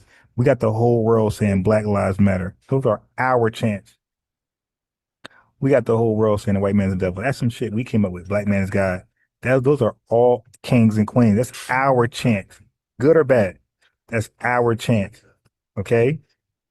Yeah, nobody repeats your shit past your community. So that ain't going nowhere.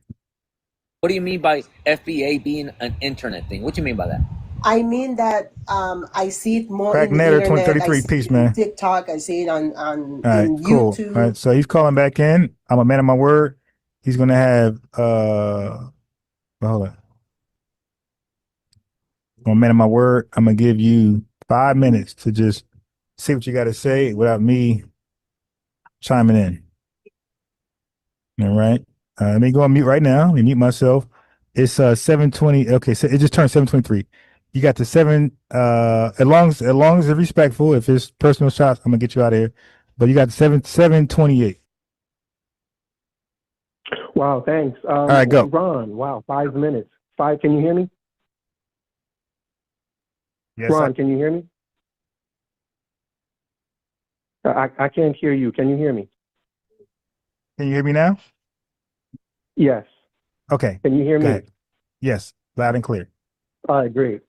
I got to say 5 minutes. Thank you so much. That's a lot of time. Appreciate it. But man, Ron, you have so much hate in your heart, bro. Like, wow, the hate emanating from you is so strong. It is absolutely ridiculous how strong that hate is, and all to claim the word black. It's just so interesting.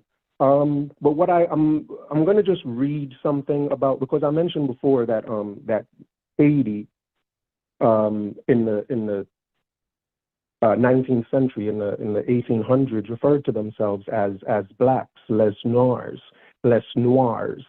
So I just want to read a little bit what ChatGPT says. It says, it's talking about the emergence of black as an identity, and it says, the self-identification as noirs or blacks started appearing more strongly in the 18th century, particularly during the buildup of the Haitian Revolution from 1791 to 1804. Revolutionary leaders like Toussaint Louverture and Jean-Jacques Dessalines sometimes embraced black as a proud collective identity in opposition to white colonists. Example, later revolutionary writings.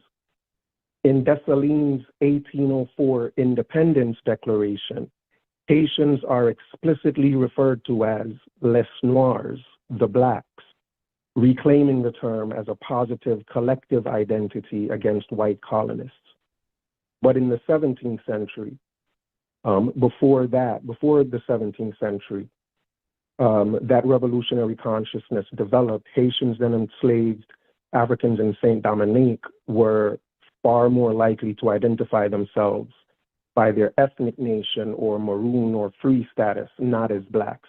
So in the 17th century, they weren't referring to themselves as blacks, but in the 1800s, the 19th century, they absolutely were through the and there's evidence of that.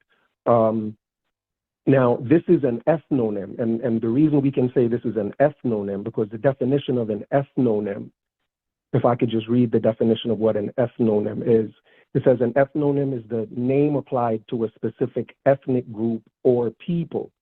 So if you call, and the Haitians were referring to their people as the blacks, les noirs. And so because of that, it can be seen as an ethnonym. So I don't understand why that's not an example. If the Haitians were referring to their people as les noirs, and Dessalines even did it, I don't understand why it's not an ethnonym. So I think Haitians definitely were referring to themselves as blacks before, as an ethnonym, before Black Americans. Yeah. And you know, that's pretty much all I have to say. You had said earlier, well, it doesn't really matter, but you said earlier that you know, if I was in the chat running my mouth, to block me or to time me out. But I just want you to know that, you know, one of your lovely moderators blocked me. You know, you wanna unblock me, that's on you. But you know, but there is so much hate coming from you, Ron, and you can just cut in when my 5 minutes is up. But there is so much hate emanating from you. It is just crazy to me and just so illogical. And I'm like, why is there so much hate coming out of you just because you want to claim the word black, or just because you want to distance yourself from other people who say they are black? It is just so crazy to me. Like you just sound like a crazy person online when you're calling people filthy dog. Like you just sound like such a crazy, irrational, mad person. Like you just sound literally like a madman, Ron. And you know what I mean? I mean, if that's what you are, bro, that's just what you are. But let me say this as well, since you always, how much time do I have left, Ron? Well, this last thing you want to say, then I'm gonna chime in. Then we'll interact. So the last, go ahead, sum it up, or whatever you're gonna say last. Now I'm gonna cut in. No, what I have to say is on a different topic. So I don't want to. So if you want to say something about what I said, you know, I have a brain. No, you could do a different topic, but just because I might respond to both. Okay. So what's also interesting to me, right, is that, you know, you keep saying Marcus Garvey met with the KKK.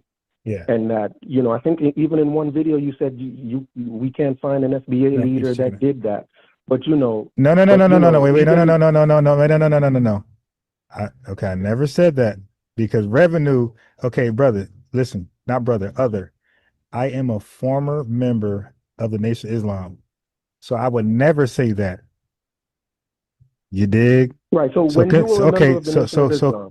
Okay. So let me can I ask you a question? Wait. That doesn't matter, because DJ Focus, the guy who I don't know if you spoke to him yet, but DJ Focus' father was a big name in Islam, and he was responsible for Eric Muhammad, who comes on Sinetta TV. So Sinetta TV gives praises and props to DJ Focus' father of how he got introduced to the Nation of Islam. By the way, the dude, Brother Craig, that was, if anybody can Google Dr. Khalid Muhammad lecture on spirituality versus religion, and I point out in my last video that was Brother Craig holding post. Brother Craig was Brother Keith, one of his soldiers in Brother Keith's mosque. So brother, so now that's a failed attempt. Now I have a picture of myself with Brother Stephen and Dr. Wesley Muhammad in my city. So in a mosque setting, and I got pictures of myself in Mosque Mariam with Final Call. So brother, I don't got to prove nothing to you. Like in my community. No, I just wanted to ask a question. Wait. Let me just finish. So I am a real inactive registered member in this Islam. Like my name, I have an X. My name is registered. So now I would never say, no. Okay, but it's not about you now. I'm talking, you said something about me and I'm responding to the chat. I would never say he was the only person. I had a different claim about Marcus Garvey, because he came before. So whatever example you're going to use, Marcus Garvey was first. Okay, so people came after him and thought that was the way, but he started that. Okay, so let me just point out this. Yeah, so you can't speak for me. I know what I'm talking about. I know my history better than you ever could. Now, it's funny that you mentioned Marcus Garvey. Okay, I was hoping you never did that. I was hoping you stay in your lane. All right, but go ahead and continue, because I got a question about Marcus Garvey since you opened that can of worms. But first, finish what you're going to say, then let's come back to Marcus Garvey. You messed up. Go ahead. Sure. Well, you know, what I would add is that from what I've read, I've seen where, you know, it says that there were actually black leaders in the South before Marcus Garvey and even before the NOI What names? that met with the KKK. What names? I did What a names? video on it. I did a video on it. It's So, called the NOI and the KKK. okay. You can Okay. encourage your chat to watch the video. Wait, hold on. Slow down. You're talking to me right now. I gotta first validate your information. Like it gotta make sense. Now you said before Marcus Garvey. Okay, so there was no, can we agree that there was no NOI before Marcus Garvey, right? I said black leaders in the South. No, not the Okay, NOI. but okay, cool. So give me one name. And I'm not saying you don't have a name. I'm just interested. Give me a name that met with the KKK. Give me a name. I would have to go back into my notes. Okay. for You that. see the problem there? You see the problem there? When No, I but say people can- something, but people can just Google it on their own. okay, Ron. wait. Well, no, but you and I are talking, and you and I have the burden of proof. So if I say something and you call me out on it, and you say, "Hey, Ron, prove that," I got to be able to prove that, or because our circles and which you aware of, you was around Unc and them, source up or shut up. You dig? Don't say nothing you cannot prove when you're called on it. So I don't say anything that I can't prove on the fly. All right. So you shouldn't do that. You should be ready because you had time. I was ranting for like 10, 15 minutes. You had time because you knew what you was going to say and you knew examples you were going to use. So you had time to get that information. You still got time. You can Google it, okay? Because you're going to get cooked there. But since you mentioned Marcus Garvey, do you agree that Marcus Garvey was a scammer and defrauster? A scammer and a what? Defraudster. He defrauded the government. Do you believe both of those are true? Yeah, leave it there. Okay. All right, let's move on. Okay. Sure, so, but I had a question that I wanted to ask you. Do you Go mind ahead. if I ask you a question? Go ahead. When you were a member of the NOI, did you know that they had met with the KKK? Yeah. Well, yeah. And you still joined them? Okay. So hold on. See, brother, you can't fuck with me. You need to know. You should have asked, when did I know that? Okay. So now, unlike you, I could call my boy who I got to join, that I had call in to give his experience with his girlfriend that was a Kenyan woman, right? He gave his story about his Kenyan woman, right? Who was anti-FBA, said some we're slaves type shit. Okay, I could call him back. He joined because of me. And he could vouch for it on the fly. I could call him right now or have him give a number on the fly without prepping him. He'll tell you when we left. Okay, so the Nation of Islam, they don't even, I didn't even know who Master Farad Muhammad was. Do you know who Master Farad Muhammad is, by the way? Do you know who that is? Yes. Okay, I didn't know who that was until later. So obviously they don't disclose the controversial shit up front. They try to reel you in and get you brainwashed, and then try to justify why they did certain shit. All right, so you wouldn't know that because you were never a part of the Nation of Islam. I was. All right, so so what they do is they teach you the black shit first, and then they'll sprinkle in the crazy shit later. Like the are you familiar with the speech? Our eyebrows was once the same texture as our hair. Are you familiar with that lecture? Or that's No. right there? Okay. Yeah. No. Yeah. So that came light years later. Okay. Go ahead. So when I became wind of like certain shit in there, I got the fuck out. All right. Not just me, my brother, and a couple other people. All right. But now watch this, brother. I'm one of the only inactive members to leave the Nation of Islam and still be cool with the Nation of Islam. Most 99% people who leave the Nation of Islam, they'll give like a dog whistle. Don't fuck with him.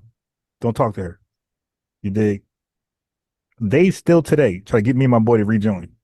Like that's the type of imprint I left on the Nation of Islam. So you still have a good relationship with them? Okay. Yeah, of course. But I talk to them on a regular basis. Still have a good relationship with them? On a regular basis, even though I'm heavy critical. Like I got some critical shit about them that I say all the time, and I'm still cool with them, which they don't allow. I had heavy criticism about Minister Farrakhan, some shit he talked about. But I'm different than you because people I don't want to when cut you off. Just wait. let me know when I can ask you a question. Okay, cool. Just relax right now. I'm talking. You cutting me while I'm talking. So family, when I'm a real guy, see, real recognize real. Even though I'm heavy critical of Nation of Islam, online, in their face, in certain circles we talk, like DJ Focus would tell you, like he's born in that. Like that's what he is right now. He'll tell you that I debated them tooth and nail every day, but he still has a high respect for me, even though I disagree with the teachings, because real recognize real, my boy. There's nothing fake about me. That's why I'm online. I get the reception I get online, no different than in person. All right. So I'm different than you. When I say something, I can back it up. I don't say shit I can't back up. Now, just real quick, you said before you ask your question, because I'm gonna come behind you and fact check you. Now, you said let's go back. So go back. Matter of fact, are you able to share? So now, what you read, what you read from, as far as the Haitian and Black, was that Chat GPT? Yes. Okay, good. So I got a link in the chat. Would you click that link and hang up and share your screen? I'm on my phone right now. I don't think I can share my screen. Yeah. Okay. All right. Yeah, that's what I thought. Okay. All right. But anyway, I'm gonna type it in verbatim. So go back. And the main thing you said, okay, so your main reason why Haitians use Black as an ethnonym, what reason? I'm on Chat GPT right now. So I'm gonna type it in. Go ahead. It's how they refer to themselves. It's Okay, how wait. Dessalines refer to themselves collectively. Cool. Haitians Let's and Dessalines, right? Refer to themselves as what? Les Noirs. Noirs. It's French Okay. for the Black. Wait. Okay. Refer to themselves as, say that. So you said less, LES? LES. Les Noirs. Noirs. NOIRS.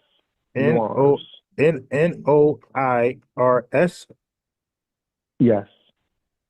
And you're saying that's the equivalent of how we use Black in our circle, 1960s, right?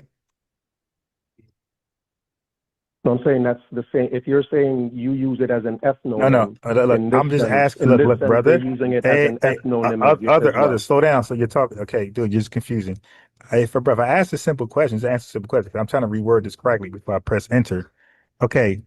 Okay. So the way Black Americans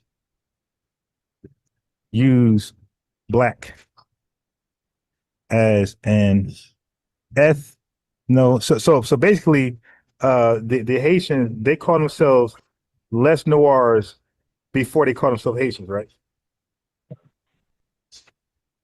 Yeah, I believe so, because this was before they gained independence. Okay, so they were not Haitians before independence. Okay, so as an ethnonym, the same way. Okay, and if ChatGPT say you're a liar, would you concede? No, because can I explain why? No. Can I explain why? No. I'm good. So hold on. Not just one way to be an ethnonym. Okay, I don't want to mute you, man. Listen, I don't want your tethered definitions, my boy. Like, you just use Chat GPT to respond to what I said. So now I'm gonna type in what you said in Chat GPT and ask them, did the Haitians call themselves this before they call themselves Haitians? One, and when they call themselves Les Noirs, were they using? Wait, first of all, did that mean Black? Well, hold on. Haitians and Dessalines refer to themselves as, and Les Noirs meant Black in the same way. See, that's why family, you can't trust these tethers, because if it said yes, then I would concede. See, all he had to say was yes, and then Bob's wrong. If it says yes, you concede. I'd be like, yes. Okay, see, but he has a no, I'm not gonna do that. In the same way, Black Americans use Black in the 60s. Okay, I'm gonna still look it up. Okay, I don't care what you're talking about.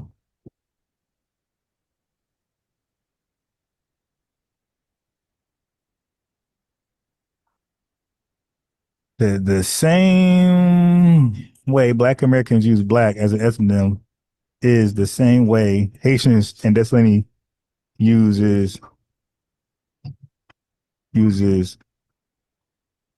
Lesnors to describe themselves. I got you, bro. It's the same way Haitian and definitely use to mean black. That's to describe themselves to mean Are you black. gonna unmute me at any point, Juan? Okay. Are you gonna unmute me? Yeah, no, but don't talk while I look this up. It's But the you're same looking way stuff up. Haitian. Well, why can't I talk while you No, look no, stuff no, up? no, because no. We heard you. That's it. We heard you. Matter of fact, I can play the video. You're right. I can play the video. Hold on. Let me share my screen. I want you talking. I'm not gonna talk. And look this up. Now you just really canceled yourself. My man said if his research debunks him, he's not gonna concede. He's gonna override ChatGPT himself.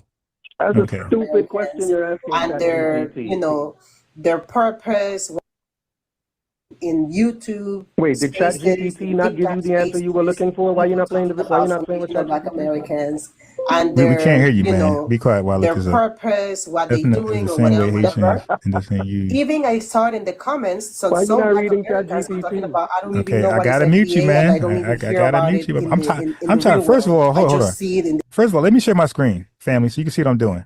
I'm trying to look. Matter of fact, I'm gonna let everybody see what I'm doing. I'm typing, you dumb idiot. I'm typing. Okay, I'm typing exactly what you said to me. I'm just correcting my typo. This way use to mean. You dig? What are you talking about, man? So now everybody can see what I'm doing. Let me play the video as I type. You'd rather play a video than have me say something, Even bro? people in the comment Because section you said were saying enough. that. Now I'm gonna challenge you. So I'm assuming because for the reactions that I saw in the comment section, I saw that the audience that you have, a lot of them were not FBAs. Because the ones that they were considering themselves FBAs, it was just a small amount comparing to the rest of the other ones. If a Black American say like, it's okay, it's fine, like I feel bad that you feel this way or whatever, the FBA will respond like, okay, so you could go with her like that. Like they will, so it's like a fringe, I think, community within the Black community. Okay. So now I'm gonna ask you a question as I type this in because I want it to be according to. I don't want to misrepresent you. Okay. So you said so. I'm just going. So you could talk, but only to this as I'm trying to find this information. So you said you said the same way we use Black Americans use black as an ethnonym is the same way Haitians and Dessalini. Now I can't spell this name, but yeah, eat it, man. Well, put it back. You don't eat it. Put it in. Okay. So you said now, just to be clear, unmute yourself, man. Unmute yourself. Unmute yourself. Don't try to stay on mute now. Okay. So I'm trying to word this correctly. You the one that muted me. And All you're right. Me. Okay. All right. So he said, okay, you see, family, he don't want to tell me what he typed in. I had to meet him again, and I'm gonna kick him off next. Okay. I just want to know what he typed in ChatGPT so I could kill it. Now, bro, again, bro, either you're gonna work with me, I'm gonna get you off the channel. It's real simple. Off the podcast. I'm trying to type in what you said. So you said Black Americans use black as an ethnonym the same way Haitians did and Dessalines did with the less nors, right? That word to mean black as an ethnonym, right? Standalone ethnonym, right? No, that's not what I said. Okay, go ahead. What did you say with less nors? Go ahead. You said. I know you said that, but go ahead. Forget about what I said. I'm going off what you just read. No. Okay. I know. I'm about to get what I'm about. No. Okay. You know, bye. Get out of here. Hey, family. He does not want to cooperate on purpose. Forget what I said. You did your own research. I want to know what you said. I want to know what your research said.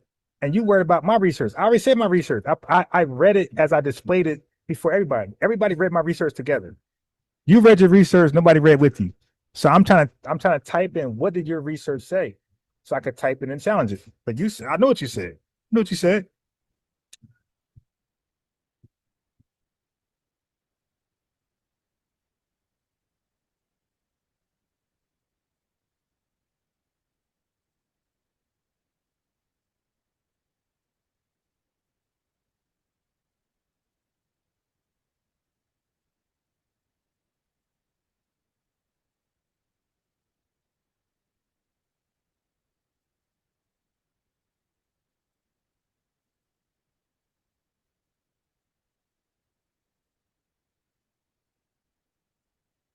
Okay, now he's back in. He clicked. I'm gonna just throw you off again, bro. Okay, I got Carl in the building. Yeah, nah, bro, we're not doing that. I want to know what you research. I want to challenge your research. Okay, so we got a lot to unpack here. The same way Black Americans call themselves. Okay, so nobody say anything. I'm trying to, matter of fact, let me play the video. Nobody say anything. That's what I'm thinking. I don't know. So you feel like FBA, it's a group inside of the Black community. Yeah. Did you see the videos? Not the videos. They talking about delineation. That word delineation. Okay, so I'm ready to press enter. And they were saying like, we just want to delineate. We want to. But I was like, what are we delineating from? They want to delineate from all other Black diasporas, and they just want to be this unique. They want the African American or Black American community to be unique within their own culture, and beside being Black Americans, they want to claim it also as an ethnicity. All right. So before I press enter, because family, I know what you're gonna do. I'm gonna press enter, and Chat GPT is gonna call him a liar. So unmute yourself and let me get the wording right. If you don't want to cooperate, I don't care what I said. We only care about what you read to us. So now, I'm trying to compare notes. If you're not gonna cooperate, I'm gonna get you off. I'm gonna have, because Carl's in the building too. So if you don't cooperate, you're getting off. We're gonna talk to Carl. Okay. So now for you, I'm only one to respond to what you read to me. So from what you read, I'm either wrong or right. So from what you read, you said, are you saying that the Haitians, before they were Haitians, they called themselves les Noirs, right? Yes. And that was they said that as a cultural ethnic identifier. Like so that was what they called themselves before they called themselves Haitian, right? Yes, that's what they referred to their people. Okay, cool. All right, cool. That's all. All right, I'm gonna make sure when I press enter, this is what you're saying. All right, cool. So let me play the video while I press enter, so there won't be no dry error. Objectively speaking, they are unique. Their experience is unique. We could say that objectively, that the FBA experience, the Black American experience, yes. Okay, so now can you see my screen, buddy?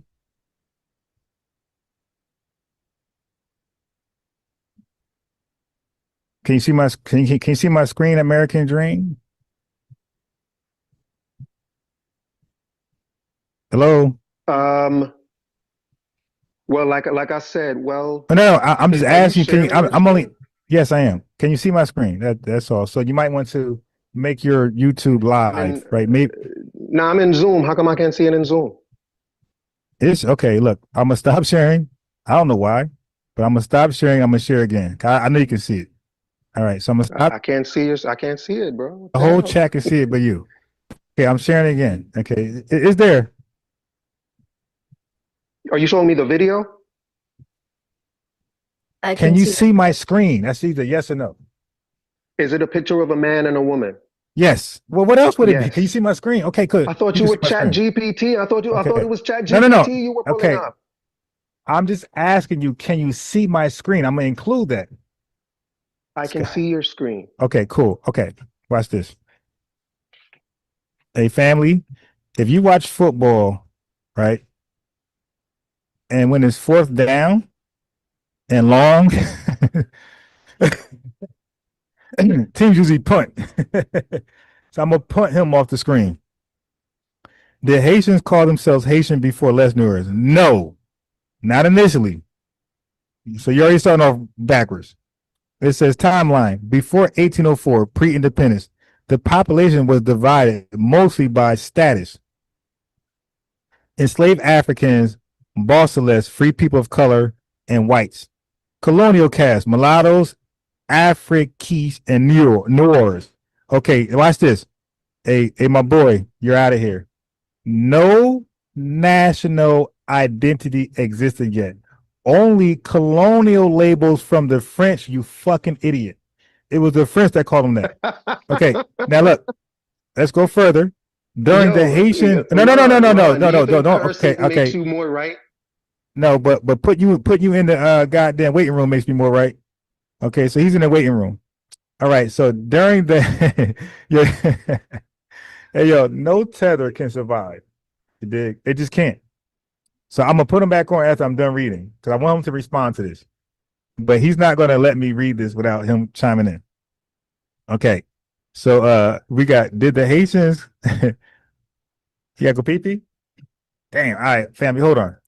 Don't Yes, hang up. they're black, Don't and hang up. yes, black people of You're Latin done. America, black Africans, yeah, they're all black. They're the black race, but objectively, black Americans do have a unique experience. And I think that your own experience has proven it, and the experience of Africans that come to this country, Latinos that are black that come to this country, your experiences are much different.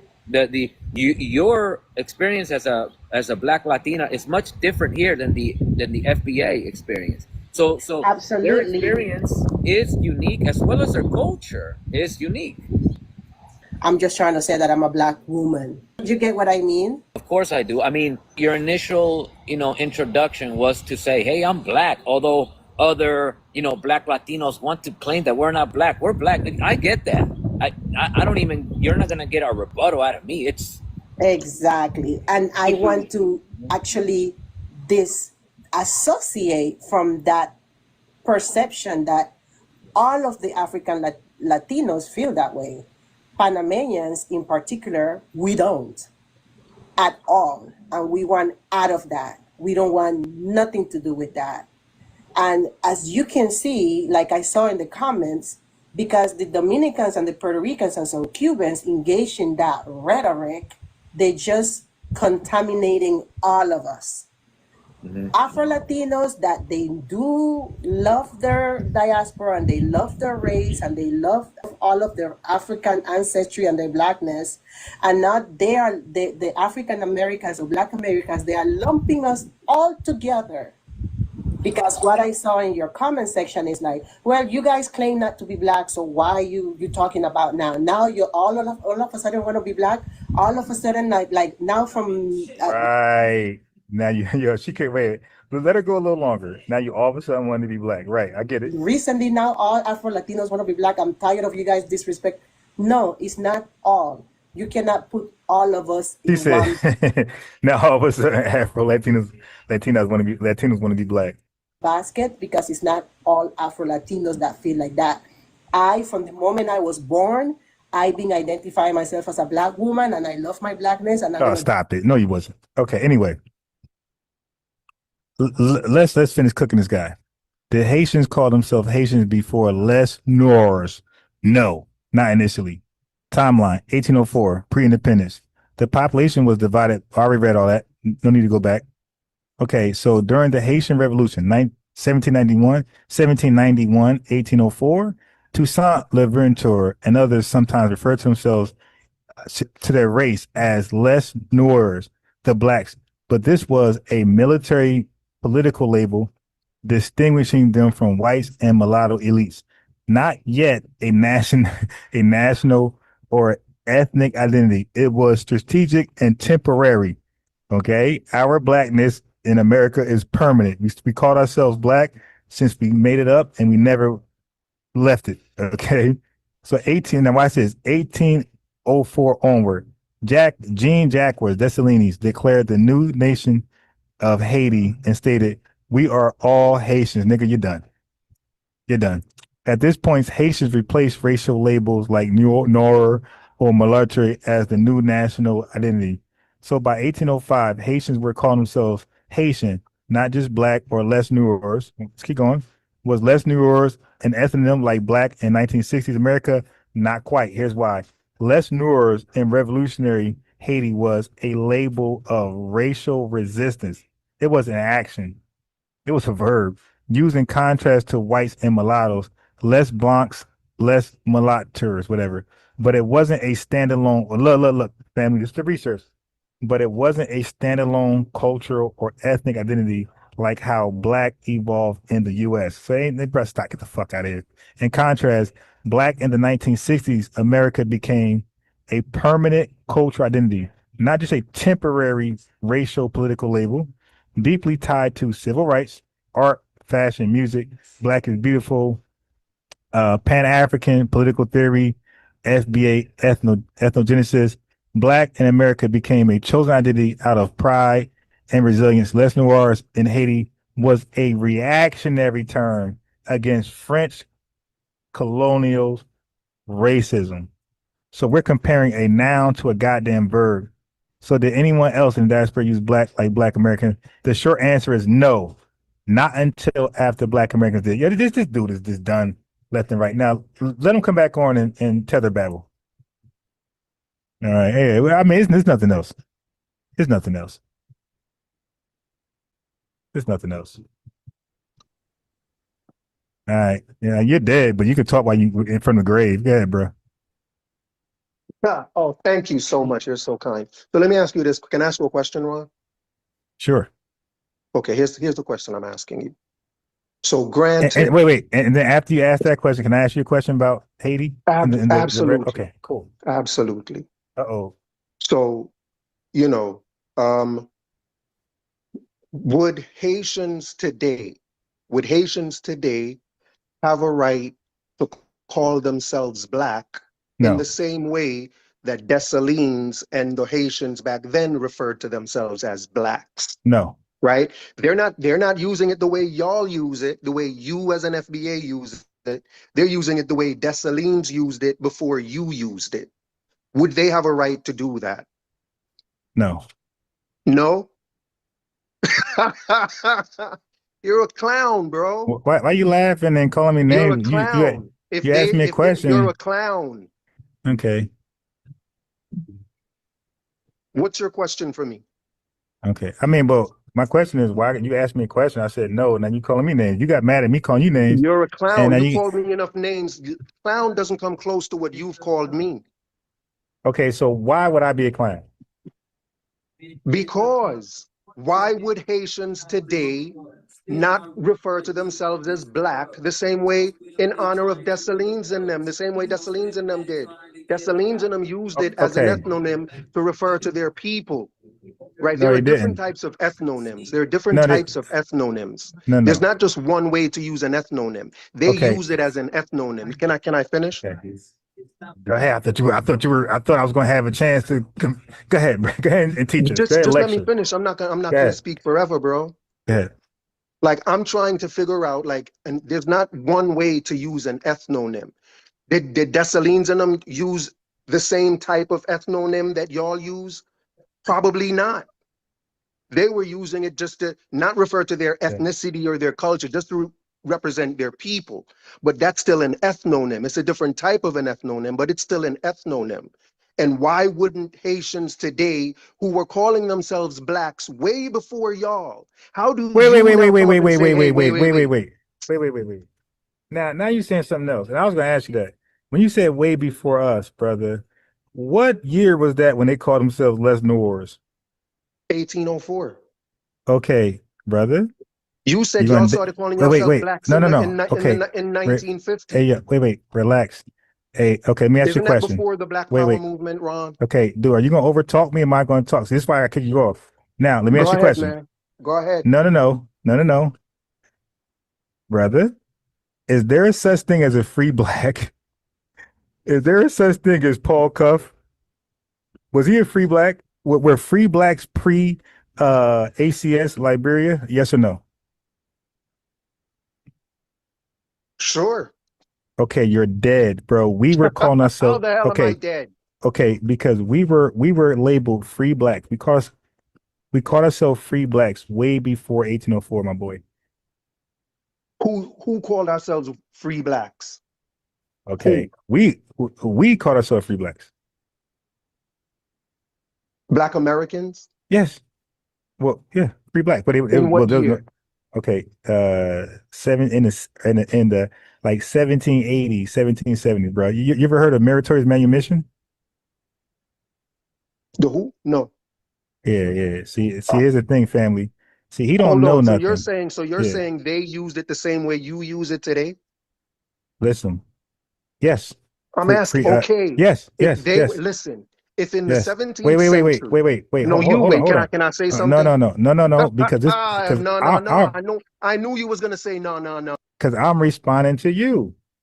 You said that they were calling themselves blacks before us. No, I just cooked you. That's we were called we were calling ourselves free blacks during the mid 1700s when we bought ourselves out of slavery or got bought from slavery or were meritoriously manumitted. That person was considered a free black.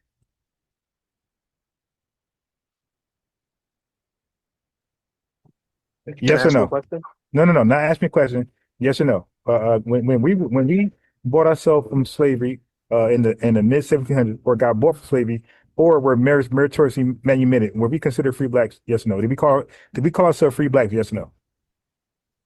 Sure. Okay, so that's before 1804. Okay, so we're gonna use dates Okay. that. Okay, wait. No, no, no. You're not taking control because I'm debunking something.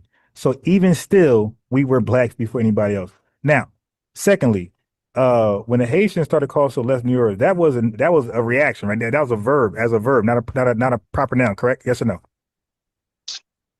So that was a noun. No. We read it was reactionary. You know, action. You know, no, bro. Come on, man. I'm American. I know English. Why do you hold Reaction. Wait, on? no. The Americans. No. We read they use it as a reactionary term. You see that word Ron, action the there? Oh, blacks in America was reactionary too. No. What the hell is wrong with you, Okay, Ron? I got you. Hey, I got him out of character. I'm gonna put you back in the waiting room. I got him out of character. That's beautiful. I got him out of character, and he's normally in character. So to get him out of character, he's hot. He's holding his hot L. He's holding his hot L. He's out of character. He's mad. No, it was not reactionary to us. We were that. That's a noun. It's a proper noun. It describes who we are, and we never left it. See, they used that as reactionary to the French, and it was used until they called themselves Haitians. We never called ourselves something. Once black got introduced, collectively, we never called ourselves something outside of black. We've always been black, and we're black today, Foundation Black Americans, and we're called Black Americans today. Like even you guys, Africans and whoever else, they call us Black Americans, and sometimes they call us African Americans, and sometimes they use them interchangeably. But the bottom line is, in 2025, people still call us Black Americans, and we for sure call ourselves Black Americans. So we never left it. It was never a placement holder. But I'm gonna ask you a question now. But now is because you said I can ask you questions. So let me ask you a question, and you can ask me a question. So we'll go back and forth, tit for tat, until I leave. All right. So I'm trying to join you back. Okay. So I got a question for you. And then you can ask me a question. So under Toussaint leadership, right? Are you familiar with Toussaint being the first leader of the Haitians? Can I say something first? Wait, no. It was my question to you. Because remember, I said, can I ask you a question? You said yes. I never asked a question. I kept responding Sure to you. thing. Go ahead. Okay. So are you familiar? So before I ask the question, I want to know if you're familiar with this stuff. So you familiar with Toussaint being the leader after they got freedom from the French rule? Toussaint. Yes, Okay. yes, I believe so. Toussaint Yes. Louverture or whatever. Okay. Why did Toussaint re-enslave the Haitians after they just fought against slavery? That's the question to you. I don't know. I wasn't even aware that happened. Sheesh. Okay, ask your question. See, not on my level at all, but ask your question. Yeah, so the blacks in America, the first. Oh my God. Go ahead, get it out. Go ahead. I'm saying, yeah. Right. Dude, So, you got no history to challenge me, man. This is embarrassing.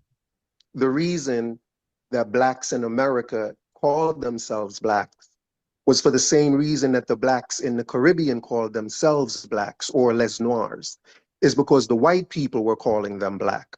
So they were reactionary as well. Blacks in America were reacting to what they were being called here the same way. And it makes perfect sense. Like The slaves in America referred to themselves as the blacks because the slave masters here were calling them the blacks. English terms. In Haiti, they were French. They had French slave masters. So there they called themselves les noirs, les noirs, because that's what their slave masters called them. But they used the term for the same exact reason. There was no difference in how they were using it. They were using it to refer to themselves as a people, and they used it the same way, just, out of their own will. The blacks in America called themselves blacks. It's the same way in Haiti and in other parts of the Caribbean, they refer to themselves as black, simply because that's what they were being referred to as. And after a while, they started referring to themselves as that and started to identify as that.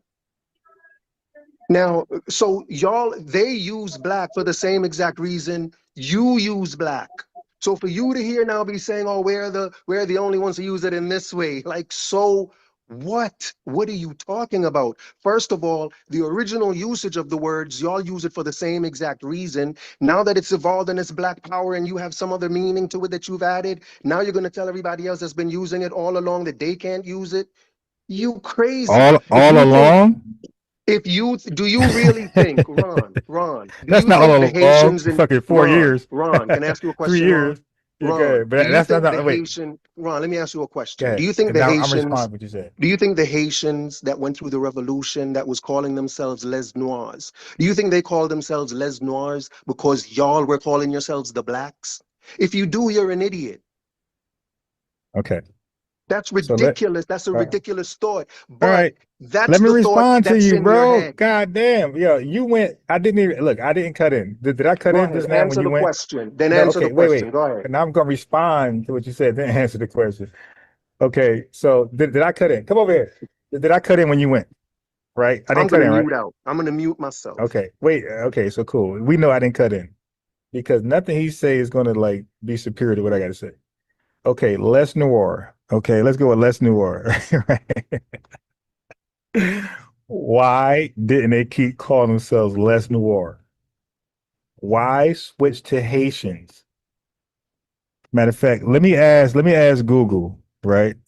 Why did the Haitians go from Les Noir to why did the Haitians stop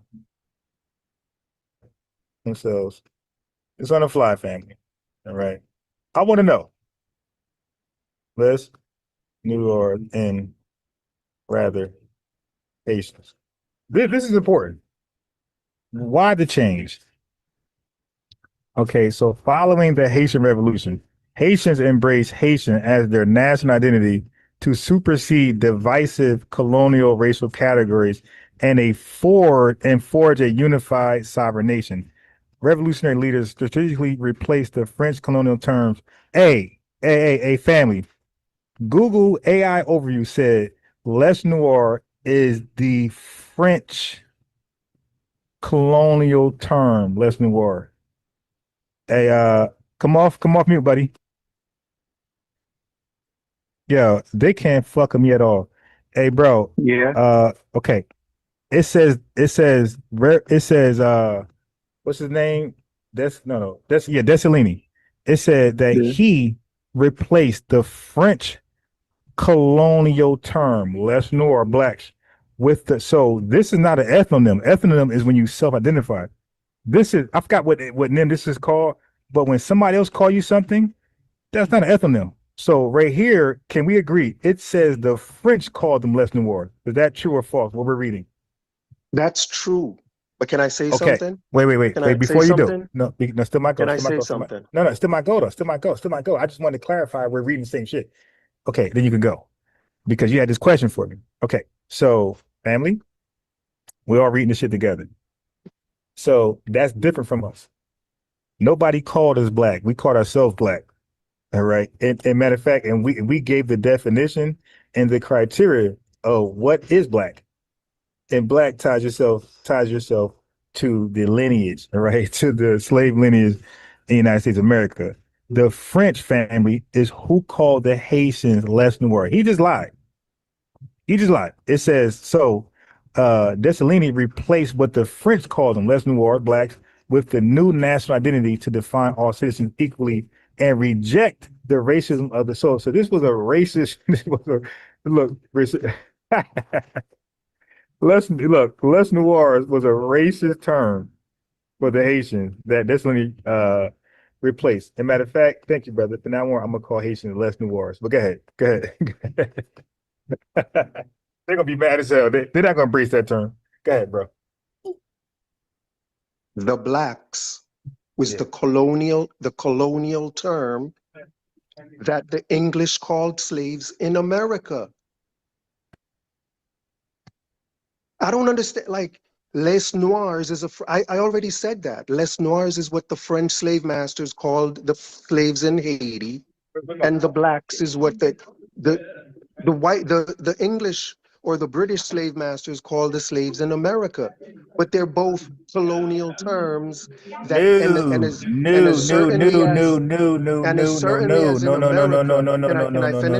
finish? No. Let me Can I ask you finish? this. No. I mean, this question got to be asked. I got okay. 5 seconds left to finish. No, because you already started with a lie. Okay, or you're misrepresenting. I bet you took an L all day Oh today, Lord, go ahead and Yeah, ask the question, bro. Yeah, ain't nobody gonna be describing your shit after today. You're so disingenuous. Now check It's this American Dream Guy at American Dream. Nobody's going, bro. We on code. Like you're. I mean, you can say that all day long. Matter of fact, unmute yourself and keep saying it. Ain't nobody going over there. We're on code, bro. Nobody fucking supporting fucking tether channel. Like at that. American Dream Guy. Okay. Can I say it one more time? Say it again. Go ahead. At American Dream Now Guy. the whole thing. Say the whole thing. That's it. That's my YouTube joint. At Start American over. Dream Guy. Okay, cool. Ain't nobody going. Like we're on code. Okay. Good luck with that bullshit. Yeah. Thank you. Yeah, Everybody needs a little bit of luck.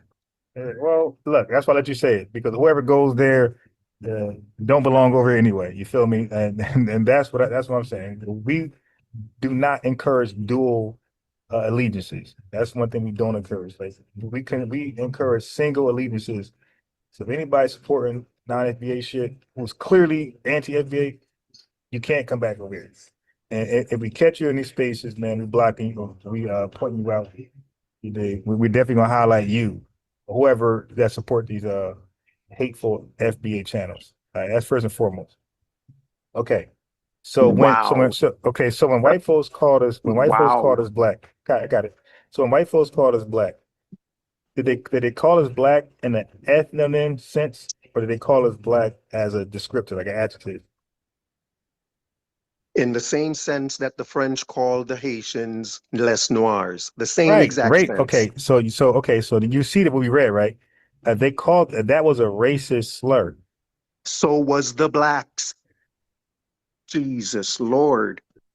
Hey, listen, he's not hearing because he's mad. He got the L tonight because look how far away from we are from his original claim. His original claim was that the Haitians themselves called themselves les noirs as a ethnonym. That was his original term. That was his original argument. You dig? I'm going down a rabbit hole with this guy. But his original argument was the Haitians themselves called themselves les noirs, and I'm gonna clip that shit. You said they called themselves les noirs as a ethnonym, no different than FBA's did. And that's why I said, hey, let me know if this is what you mean. Matter of fact, you guys can see what I typed up. Look, I'm gonna share my screen. You can see because I had his permission before I typed this in there. I had his permission. Is this what you're saying? He said yes. There you go. Black as an ethnonym is the same way Haitians and Dessalines use les noir to mean black, and the same way Black Americans use black. And look, this is the 60s.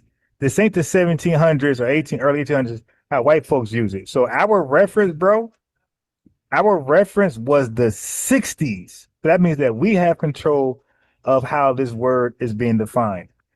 Remember that. So I got the 60s here, and I got your permission before I pressed enter. You said yes. Make sure you get that in the clip. Okay, so yeah, you are. Well, I don't need to clip you, but for what? Like you're Come on, bag. get it in the clip. You're easy body bag. What I need to? Nah, I got bigger fish to fry. You know what I mean? Can I say something real quick? Yeah, and then that's it. So say something, and then because I'm about to shut down and leave. Yeah, absolutely. That would be great. But what I'm saying is, you know, both terms, les noirs and the blacks, they both started off as colonial terms that they were referred to as in derogatory ways, and both groups eventually took on those words and started to, the same way we take on nigger today, and it becomes ourself. It's the same way we took it on as ethnonyms, but it evolved into an ethnonym. But it started off as a colonial derogatory term, and they used it for the same exact reasons. Wait. Hold on. We didn't never have a colonizer. So you're lying right there. We never had a What? colonizer. We never had a We colonizer. didn't have Stupid. 13. We didn't have 13. Hey, no. Hey, no. There Hold weren't 13 colonies, on. bro. Hey, bro, that's the British, bro. You're talking about us being called black. Wait. Hold. See, now you're a fool. You can't fuck with me when it comes to history. No. Okay, yeah, you're a fool. Let me mute you. You're a fool. Under this British rule, we were not called blacks. The fuck you talking about? That no. What the? I gave you a date when we were called blacks, free blacks. That was after 1776. You fool. Yeah, who do you think you? This is me. This is unbiased Ron. You can't fuck with me when it comes to history, man. We never had a colonizer, fool. Yeah, exactly. Damn, mute yourself. And you start lying again, I'm gonna throw you off. We never had a colonizer. Oh, the British 13 colonies. Yeah. But I mean, we were the 13 colonies, but if you okay, say all right. Goodbye. Let me get you out of here. Yeah, we ain't never see that's one thing tethers do and Africans do who are tethers themselves. They like to try to tie us into their experiences because they always argue about imperialist America. They always argue about colonizers and neo-colonialism, and then they try to lump us up there, lump us in that shit. That ain't got nothing to do with us. That's all to do with Africa. Our fight is not against imperialism, neo-colonialism, or colonialism. Our shit is systemic racism, bro. Fuck you talking about?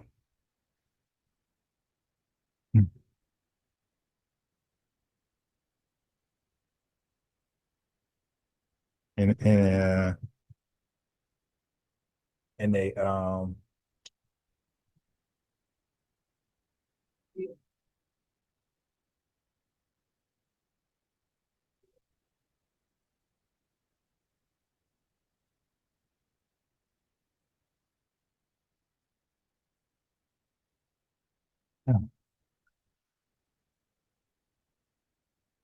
pick this fool off.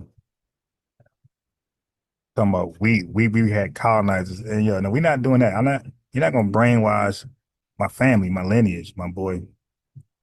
Not doing that. Guy Not black. today. That's something that my grandmother used to tell me. Panamanian is just a nationality. I could be born in any country in the world. I still would have been born black. And that's something that I take a lot of pride. So I just wanted to make clear that, because I can actually speak for Black Americans.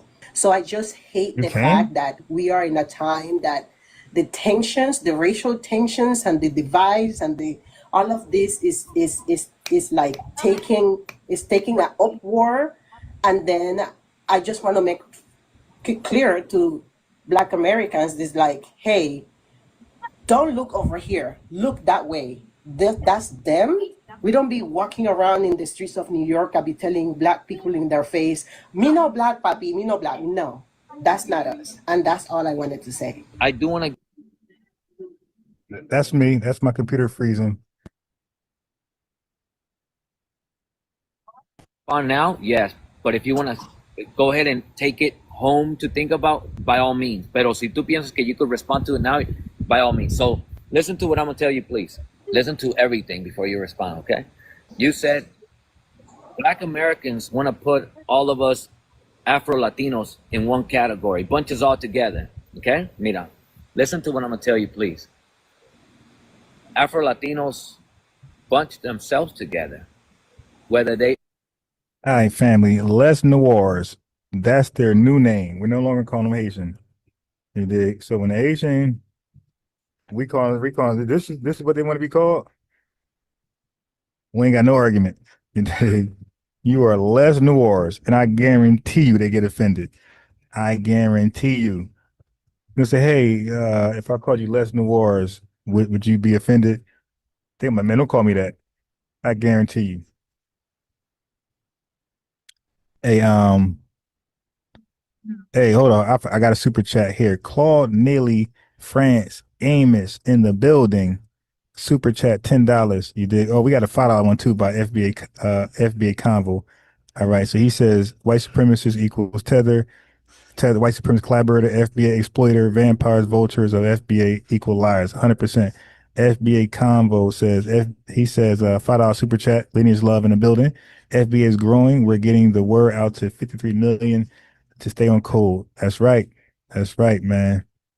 So yeah, family. The Rodney Holland in the building, but immigrants come in a bunch against FBA's facts. We got Bro in the building. We got Buckhorse DC. We got Ray. We got Breeze Omega. This is the roll call before I log off. We got Ricardo Flott. And so I normally go at 9 p.m. But this is, so when I went live today at 6 o'clock, this is the live. This is the 9 p.m. So when I log off here, guys, you'll catch me in the morning, right? I won't be back live tonight. I don't think so. Okay. I doubt it. Diamond will post what she wants. Peace to you. Let's get it 004. Shadow 1SD. You feel me? FBA Convo, Master H. We got Salita Marie in the building. We got Golden Brown, longtime supporter. We got Sunu Gladiator. We got Leonard De Yuda. You dig Forlang. We got who else we got in here? We got Aspiring Heights in the building. You dig? A lot of y'all starting to be consistent. I love that. Consistency is how people grow. Buckhorse DC, Ray. If I don't always say your name. We got Donnie Williams, I Spy 22, Speed Racer 77, Ricardo Flott. You feel me? Who else is in the building? Marvin Roel in the building. You feel me? Let's go to Miss Hart. Wow, long time. You're back here. That's right. Baby mama from Jamaica, 1966. When we were successfully married at 70%, Jamaicans were unwedded and they had baby mama.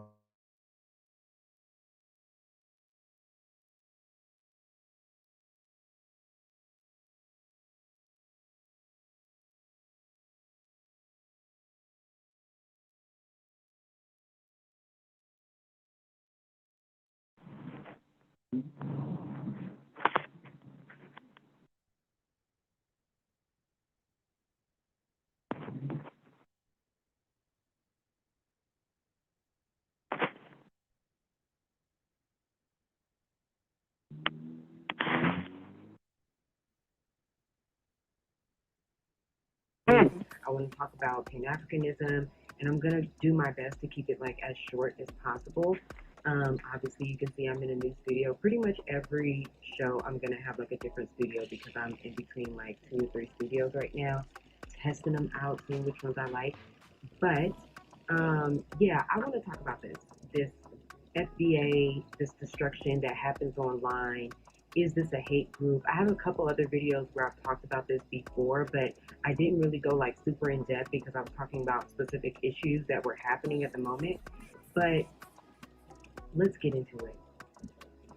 Okay, so right when I was about to start this video, news came out about Malcolm Jamal Warner passing away from an accidental drowning. So I definitely want to say rest in peace and condolences to his family. That's really sad. Obviously, we know him from The Cosby Show and so many other movies, and we grew up with him and things like that, and that's really sad. I think his last video, at least, or interview that I've seen, was with Melissa Ford on her podcast. So that's really sad. That's really unfortunate. So yeah, I wanted to start that off with a condolences. But let's get into this episode. So what really inspired me to talk about Ron, this you there? is because I feel like especially during my time like in Ghana and just traveling around West Africa over the years, this conversation about Black identity, specifically Black American identity, seems to continue to be trivial for a lot of people, particularly within the African diaspora. And a lot of it, I think, is just thoughts online. A lot of it, I think, is just like invisible people that are using the internet. But there's also like another aspect to it, right, in the real world, in real life, where all of a sudden we're having this decade-old conversation again about what is Blackness, what does it mean to be Black, what does it mean to be African American, what does it mean to be all of these different things. And I think the reason why so many people are confused is because people don't seem to really understand that that race one is not necessarily real in the sense of how it's portrayed to us, right? But then on top of that, there are historical things that have happened throughout history that have created new groups of identities, right? Blood mixing, tribes mixing, cultures mixing. And I think for a lot of people it is very confusing because when you have a place like, let's say China, for instance, there were different kingdoms within Asia that were already existing, and they went through different wars and conquering each other to be the countries that they are today. So America isn't the only place that has created an identity after conquering a certain land. Most lands in this world have done that, but America is more so the most recent.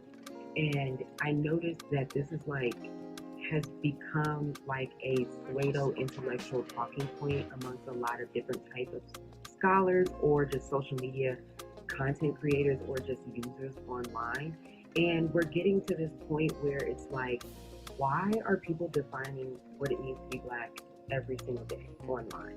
Like online, on these TV shows, like in reality shows, it feels like we're constantly having the conversation of who's Black, who's the Black girl.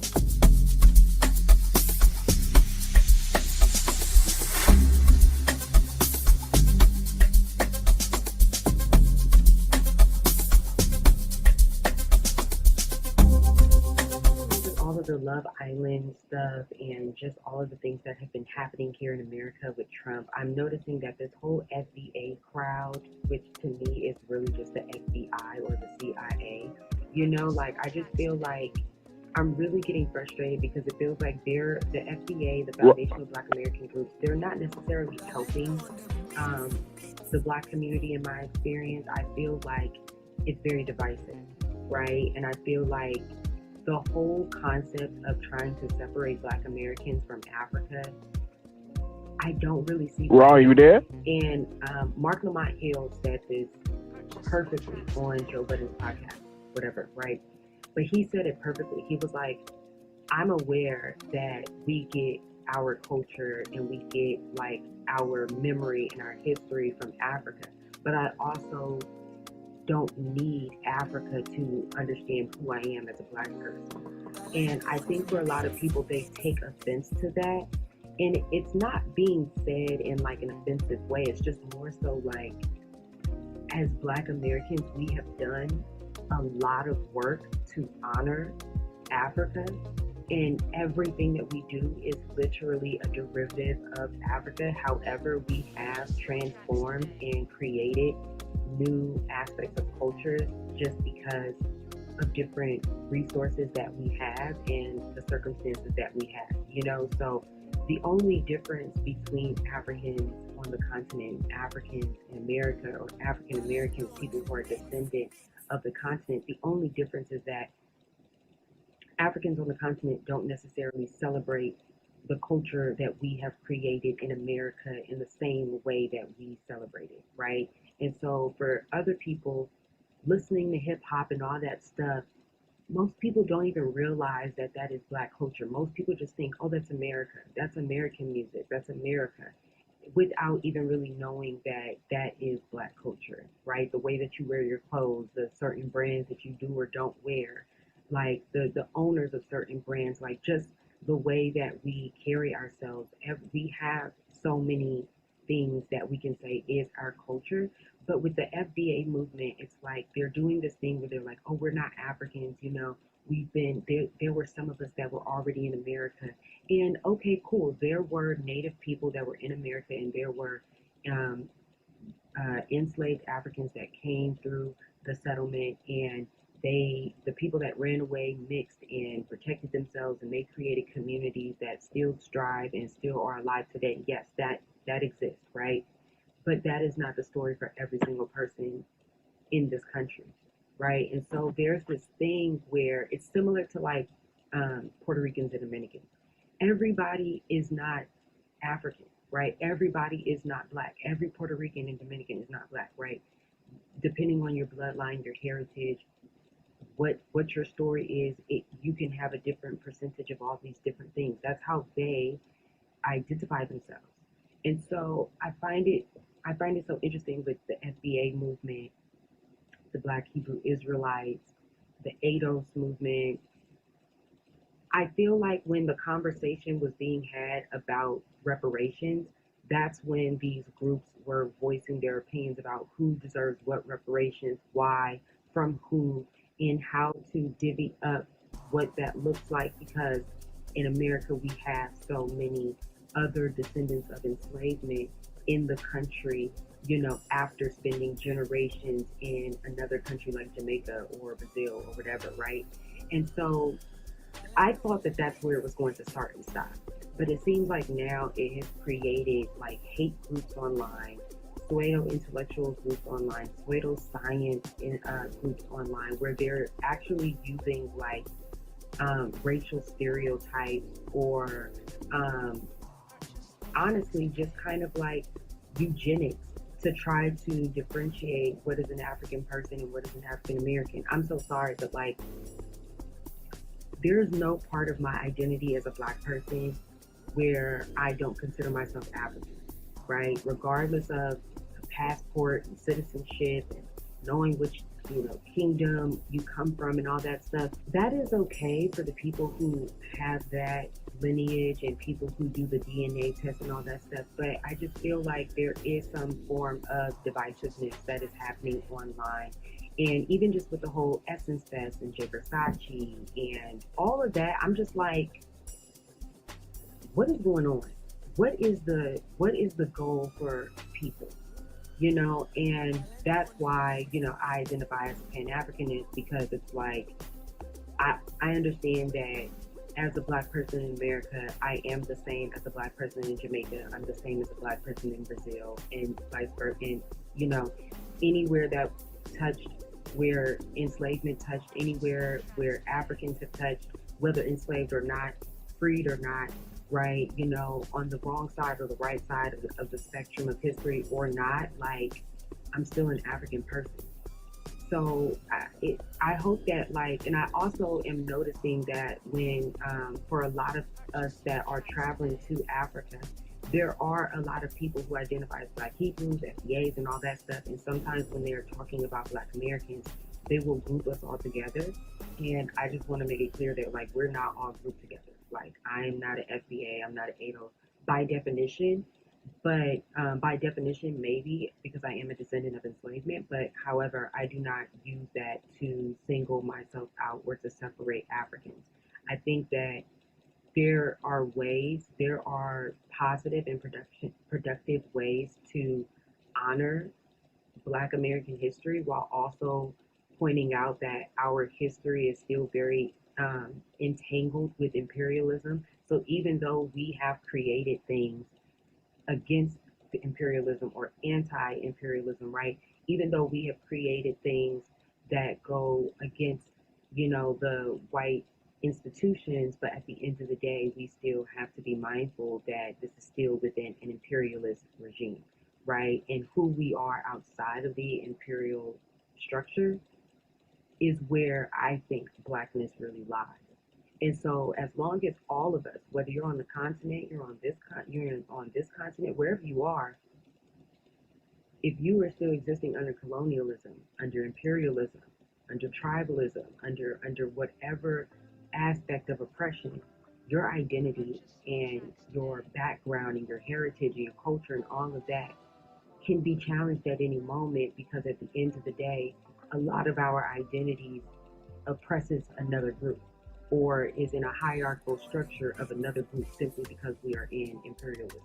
So I just wanted to leave that with people, because I feel like a lot of the videos that I've been doing recently have touched on this a little bit, but I don't really go super in depth when I'm doing like current event topics. But this in particular, I really just wanted to talk about, because I'm really tired of like even just seeing the word FBA anywhere online and anywhere near a intellectual conversation. I find it to just be very divisive, and I feel like a lot of people who have not had the opportunity to travel to Africa talk like this, and even a lot of people who do travel to Africa talk like that, you know, with a very divisive mindset. And it's like, are there things that make us different? Sure. But at the end of the day, what is the goal for people? Are FBA people trying to be in solidarity with Black people regardless and educate Black people regardless and work with each other? Or are you guys just trying to become the new oppressor? And because right now, FBA people and Republican Trump people have the same talking points. They have the same racial stereotypes. They have the same racist, eugenics like talking points. There's the same level of anti-Blackness. There's the same level of xenophobia, like all of these things. And it's just a group that I don't want to be affiliated with. So I just want to make sure that people don't ever affiliate me with that, because that's just not what we're doing over here. So make sure you subscribe, like, and comment. Make sure you visit my website at griotofthediaspora.com/shop. Okay. I have shirts, I have t-shirts and all that stuff, books, I have notebooks, I have bags and all of that. I also have my handmade press-on nails that I make myself, so make sure you check that out. Until next time, guys.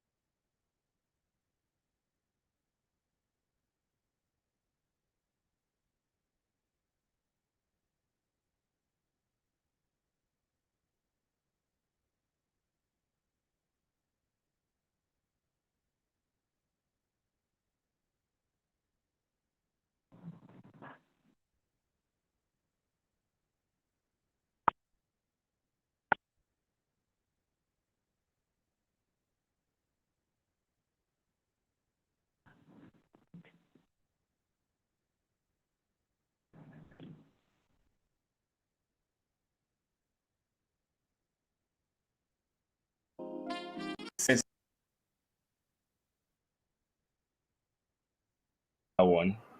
A popular one. A controversial one. A Mm-hmm. slightly dicey one. We're going to title it Diaspora Wars. Thinking. We're talking about the relationship between Africans and African Americans in the diaspora. Yeah.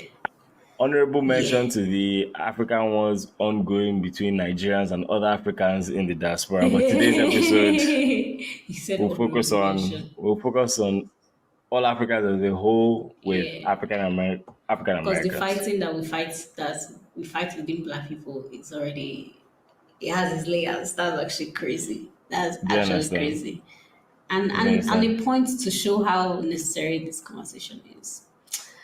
So, I had this idea because of, I think I had a conversation with some friends recently, and I don't want to give too much details, but I was giving a reaction.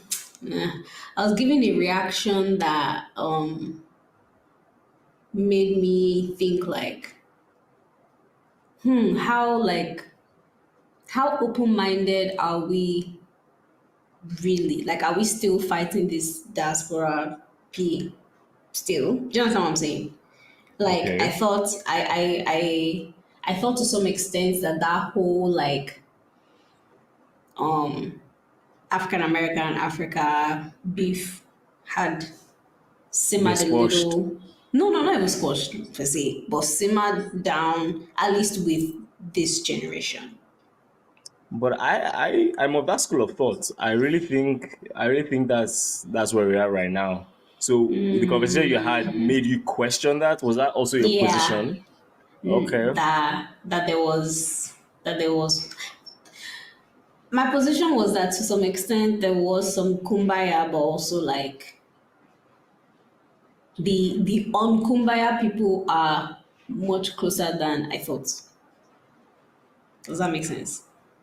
A little bit. When you say closer, what do you mean close? What do you mean by closer So you to know what? how you give yourself the idea of like, okay, in America they'll do like liberal, conservative. If you're liberal, you presume for the most part that a lot of your friends are liberal, right? But then when your liberal friend then shares a view, Yeah. do you understand what I'm saying? That now suggests that they're not as liberal. Then you're like, I didn't realize how close. That's like essentially, I didn't realize how close that school of thought was. Okay. And What's this? it wasn't as if it was just one person. It was kind of like an echo. Oh, so someone said that everyone was like, this I've been feeling too kind of piece. Slightly in the reverse, where I said something and everybody else was like, Okay. What did you say? Let's have it. no, because I don't want to. We'll get to talk about it anyways. But yeah, okay. But before we get into all of that, I did want to ask, for you, like, how much do you consider yourself Black? And then I guess and when I say Black, I mean in relation to African Americans. Okay, so if I was supposed to put myself on the Black scale, on the African American scale, okay, let's try this. 10 being blackity black, and 1 being. No, that's rough. That's rough. No. When I say no, I mean I know your scale is not the scale I'm trying to get you to go to. Okay. So I guess let's calibrate.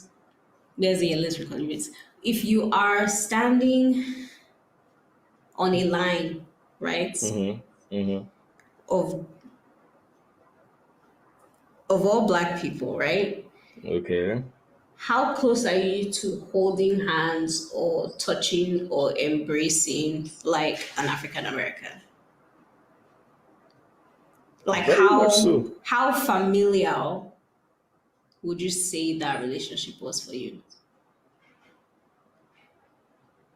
Okay, so what is my actual real life proximity to Blackness?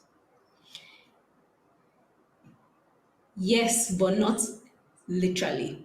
You understand what I'm saying? So I'm not asking literally like, is your girlfriend African American or is your uncle? No, I'm asking like, would you consider them family essentially? Like where would you consider them family? I would. Okay. Because we're in a very unique fight. Do you understand? Like, yeah, I'm in America now, and I'm Black, right? Yes. And everything I've learned about being Black, I got from them. Do you understand? They showed me the ropes. They're like, okay, so this is how they do things. This is actually what's going on. This is how we usually like to react. This is how you should react. This is the P. These are the tools. Godspeed. This is why you shouldn't let people touch your hair. This is why. Yeah. These are the viewers. Like I learned about Black history in the US. Like as an adult. Do you understand? Like they've learned this their whole lives. They've seen it like it's their life, it's their dad, it's their mom, it's their auntie. At Thanksgiving, they're discussing relationships at work, things that girl not happen to me in the office. Like those things are real for them. They've seen it over time. I had to get a crash course from them. I had to get a crash course when I got here, man. So like so I would say well, I'm appreciative, of that, of the kindness they lent, the patience, like I'm sure I've said some outrageous stuff. I'm sure I wasn't as no, for real. I'm sure I wasn't as We all did. We all did. You do understand? We all So yeah, I would say based on we are in this fight together. we broskies, man. We have to be. We have to be. We have to Yeah. be. Even if So that's we're what I'm divided, saying. even if we're divided on the inside, we have to show a united front. You know what I'm saying? Like I feel like so that was what I didn't perceive during that conversation. It felt still like the vibe of like those guys. Do you get what I'm saying? Okay. Are we talking about Africans to African Americans as per those guys, or the other way around? Yes, Africans to African Americans. But of course, we have that. I feel like in the relationship between Africans and African Americans, I think it's the Africans that have the most strong head. I think I think they'd be more willing to a union than Africans are to a union. And it's so funny because like even for the Africans first gen that grew up here, I can even understand their quarrel with it a little bit. Yeah. You understand? It's Yeah. like, now you guys won't love me. Now you want like, to be broskies. I get nah. that. I understand that. You understand? But us that just came from Us that just came, from even the I can never motherland. understand it. I'm like, yo, bro, what's going on here? You don't have any. Are you don't have any- serious?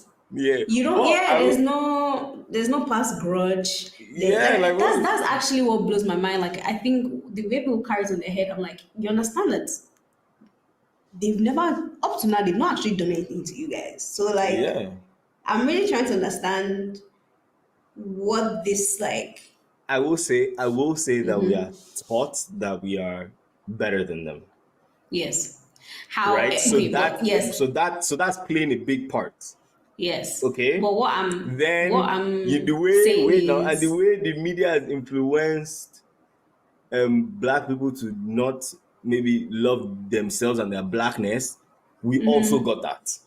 Oh yes. So I think those two things are also playing contributing factors. Exactly. Yes. So what I'm now saying is that so you see how you did that process of coming here, learning, unlearning old beliefs, it occurred to me that not as many people have done that as I thought. Yeah. Do you understand what I'm saying? And so that's what I was saying. Like I felt like, well, I don't think it's that like. How did people skip that step essentially, like coming to America? Like, and I think it might also just be the kind of people that you surround yourself with. Because if you went to a place where like your entire immediate friend group was like Africans from Africa, just like you guys are around the same people, you're keeping the same beliefs, you're keeping the same structures, that kind of thing. But still, like you can't touch down America and be black and not take your quick crash course from wherever you. Do you understand what I'm saying? Like, I understand what you're saying, but I feel like you can also live in Africa and the US, meaning that like your circle can be. You know what? Yes. Your circle can be a clean Africa. It can be, especially like if you went like. I was going to be hesitant to say, okay, maybe it's not true, but I think I was literally, if I'm being honest, at last weekend I someone used the word akata, like literally last weekend. I have serious qualms with this word. I have serious qualms with this word. But like if you grew up, okay, not grew up, if you went to school in maybe like Texas, right, where there's such a large African community across Dallas, Houston, Austin, you can easily just have not only just an African bubble, a clean Nigerian bubble. You might not have had that many experience, because for me personally, I remember that my experience with blackness was also having been around black people. Like I had, I was like, I don't know if I'll make friends with these guys. Like it wasn't like, it's not like I had beef or anything, but like I wasn't necessarily looking to make a relationship or have friendships with these people. Like they came to me like, yo bro, like what's good? They were like, okay, and Yeah. is being engaged with Because them they and see seeing you how as they black live. first. Yeah. Yeah, They and I was just saw like, another black oh, person. I was like, let me help out. Yeah. yeah, and I'm Yeah, like, that's oh, so something I you're learned actually here. cool. You're actually Yeah, cool. they Then look out for I'm, each other yeah, and they look out for you yeah. too. Yeah. Um, Chai, um, Africans, bad home training. and Bad home training. How as can you come to Nigerians, our somebody's house? You shoulders. don't even bring them a present. You cannot even. Do you understand what I'm saying? Yeah, You came to yeah, somebody's yeah. house. You need. Yeah, Bro, what's Nigerians, so annoying?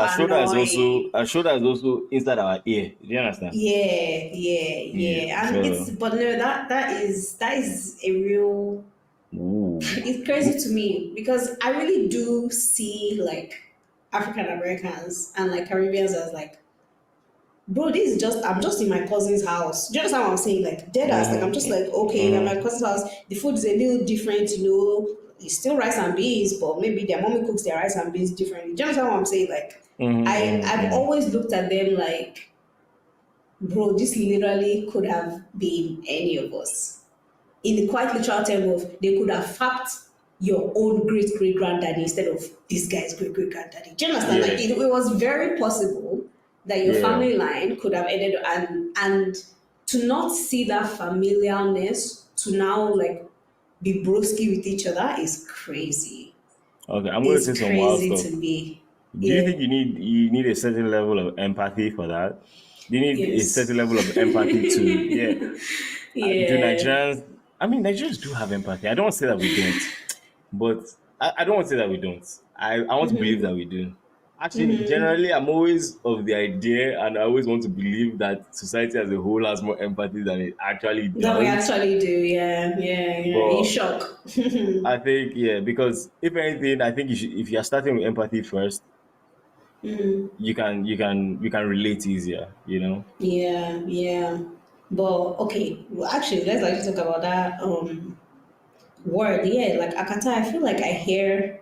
Hey, I remember the first time my partner mentioned he saw a TikTok where somebody had used it and he sent it to me that, oh, what does this word mean? I said, wow. You people have finally casted breaking news. God, I was like, it has finally come across this guy's page. What does it like, mean? What does it mean? What does it mean? Let's call it what it is. Okay, so some people argue the language origin is about folks and da. Yeah, whatever. That's not what we're talking about. The way it's like used, akata is a word that Nigerians have used to describe Black Americans. In a derogatory manner. I would argue yes in a derogatory manner simply because it has never been used. It has always been used in like a othering way. Yeah. And as such, like I would argue, like I would argue that even if you don't want to go as far as calling it a slur, it's still not a word you call somebody. It's like people who say, "Oh, I can call people fat. Why can I call them fat?" I'm like, yeah, but do you hear the way you're saying fat? Like, there's aggression in it. Like it's offensive and you know it. Yeah. Because every time, and I get that too. Like people, I think because of my face, I have very small features. People have often told me that I look African American, and when they hear my name, they're like, "Oh, I thought you were like one of those Akata," and I'm just like, Maru. this is not a good look. I'm surprised that your face does not look African. That's what's busting my brain right now. Yeah, I think it's my nose. I have a tiny nose, but yeah, but we can't cap because even if people like use it like maybe with no hate behind it and as a term to just differentiate, is also there are other ways to differentiate. You can also just say African American. Yeah. Yes. Or Black American. Pick your options, like. Yeah, because I've never really liked the word. Okay, so PSA, let's not, let's not, guys. Word. Yeah, let's not. Yeah. Because I wonder how they feel about the word. I wonder how, because I'm sure they're aware of it now, Not everyone is, because obviously I got asked recently about that, but like the people who know of course, they don't think it's cute. Like, I don't know any Black American that's been like, oh yeah, about it. But in a slight interesting turn of events, have you been seeing those? So Juneteenth was recently. Have you been seeing those conversations about how people were like, Africans shouldn't celebrate Juneteenth? I saw some headlines, but I didn't really get into it. But again, I wasn't even that mad at it. Because we'll still carry this on our head and like as if it's our own. Yeah. I know where the sentiment is coming from. Because I mean, like, we don't directly feel the effects of institutionalized racism historically. I mean, maybe now today we do as Black people in the US, but like their relationship with it is a lot different. The generationalness of it, yes, we don't have. This is their life. Like us, we just got here. We didn't get as big a dose, right? And it got tacked on to us when we were actually maybe a little better equipped to handle it. They were in the trenches. You get me? They were. So they were, and they're still trying to pull themselves out too. That's so I get it. Do you feel like, sorry, on that same conversation, do you feel like we shouldn't be using the N-word? For sure.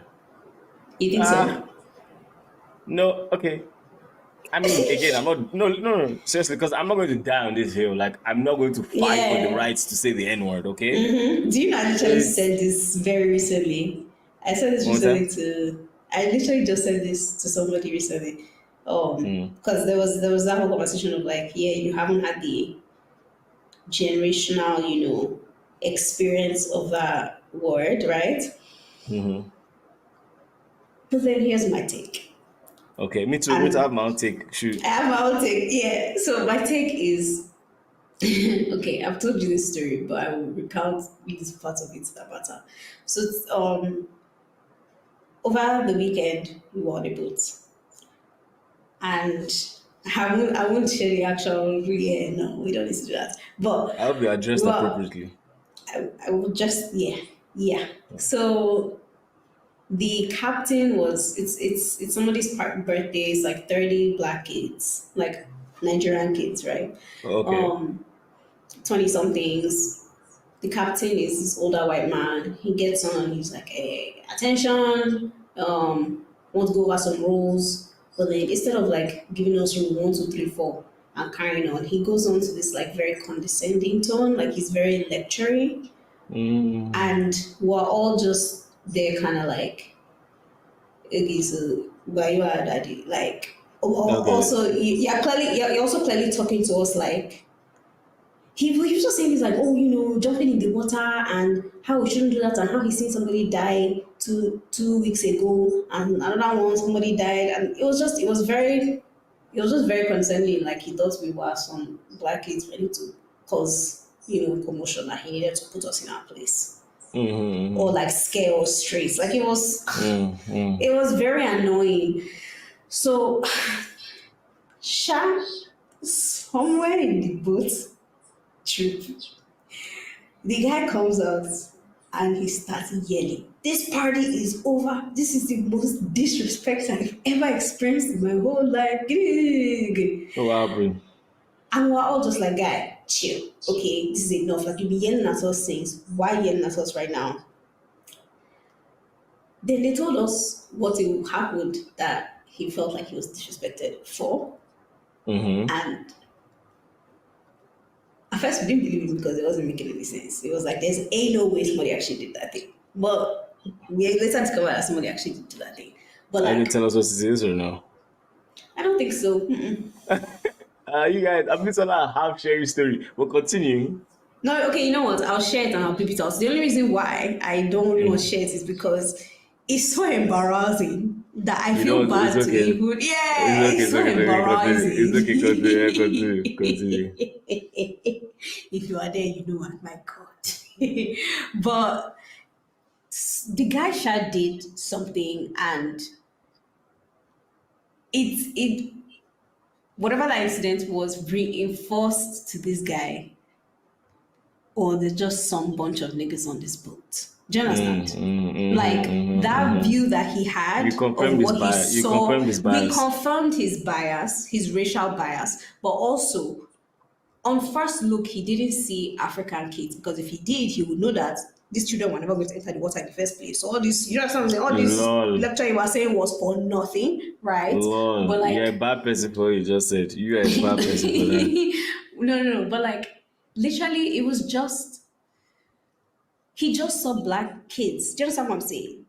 So my argument is that if Americans still just perceive me as a black person, quite literally as a nigger, I should be able to use it. Okay. If I am perceived as that thing, do you understand? I would disagree with you. But I will also say this in addition. I will not die on this hill. If African Americans came tomorrow, listen to me, I'm so serious about this. If they came tomorrow and said we should not open our mouth and say that thing, I'm leaving the word for them. You have ownership. Do you understand what I'm saying? Like, you still get to call whatever you want. This is your word. Do you understand what I'm saying? Like, I'm not going to fight and die on that hill. But I feel like in the experience of what it is to be black, like, we have an overlap. I hear what you're saying. I hear what you're saying. So, like, you may be perceived as black, but you also have the opportunity to not be.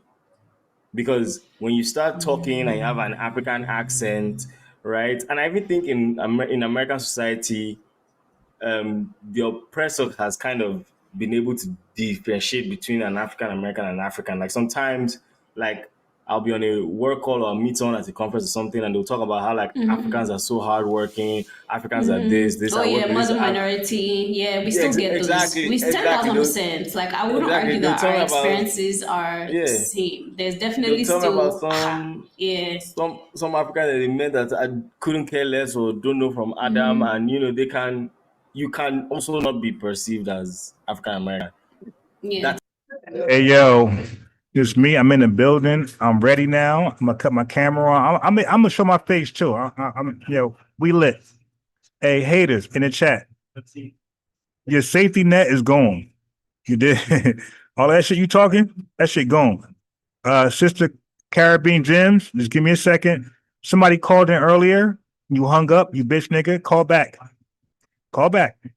You dig? Don't dodge. Don't dodge. Call back. None of y'all can fuck with me. Ain't not one of y'all. Not one of y'all. That psychopath, corny, African tether. You can't fuck with me. I cooked you on Garvey. You can call back. Okay. And by the way, I didn't kick him off, family. I put him in a waiting room. He hung up. That's a faggot, fuck boy, African. Okay. I did not kick him off. I put him in a waiting room because he tried to ask me questions. No, sir. I asked you questions about Garvey. You said Garvey gets a grade B. You said for good.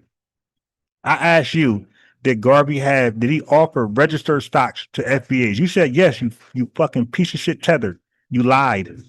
He got fined $100 because he didn't have, he had unregistered stocks. Okay? So now you go Google that shit, come back and prove me wrong. You piece of shit tether. You African fucking scumbag, you booty scratcher ass fucking psychopath African booty scratcher. Okay. Now, secondly, so you're done. The caller that called in, call back in, my boy. I was on the phone, my boy. I don't want you to think that I'm filibustering or procrastinating. No, call back in. I'm gonna cook you too. Ain't no fucking tether. No foreigner gonna fuck with me. So I ain't dodging none of y'all bitch niggas. Okay? Call in. Click that link. Matter of fact, let me put the link back in the fucking chat. Ain't none of y'all fuck with me, boy. I'm busy, so they acting like I'm dodging. I ain't dodging shit. Fuck you talking. Click that fucking link so I can cook you. Click that link. Motherfuckers, I'm busy. They trying to act like I'm dodging. Click that link, bitch. Ain't Ain't none of y'all fuck on me, boy. FBA forever. You heard? Yeah. There's a link. There's a link. There's a link. Ain't none of y'all fuck on me, man. None of y'all know more than me. Click that fucking link.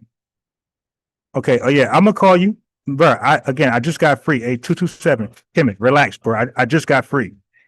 I was on the phone. Real life goes on. You feel me? So I'm gonna call you.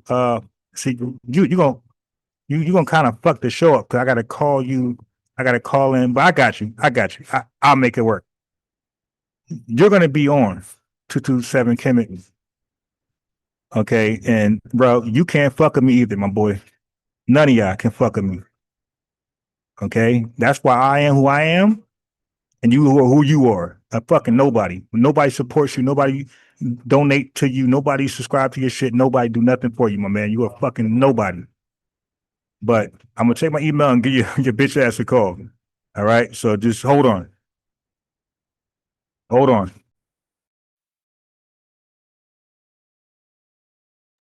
So let me invite my boy, my brother, SLLE 44. I want him to go in while I call you. Hey, unmute your mic, SLLE 44. Got me?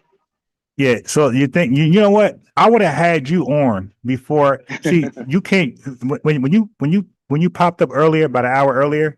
I was already committed to posting the live video. But I would have had you go in the whole time, that whole hour. But you just came too late. But you can go in for. But listen, man. I'm gonna call this clown, right? Sure. And look, I'm not speaking for you. I'm not. So that's not your language, right? That's my language. I'm being petty. That's not you. So I don't represent you. I don't represent FBA right now. This is me representing unbiased Ron. I'm being petty. I'm being, immature. This is me. I don't represent nobody who calls in. I don't represent nobody in the chat right now. I'm representing myself.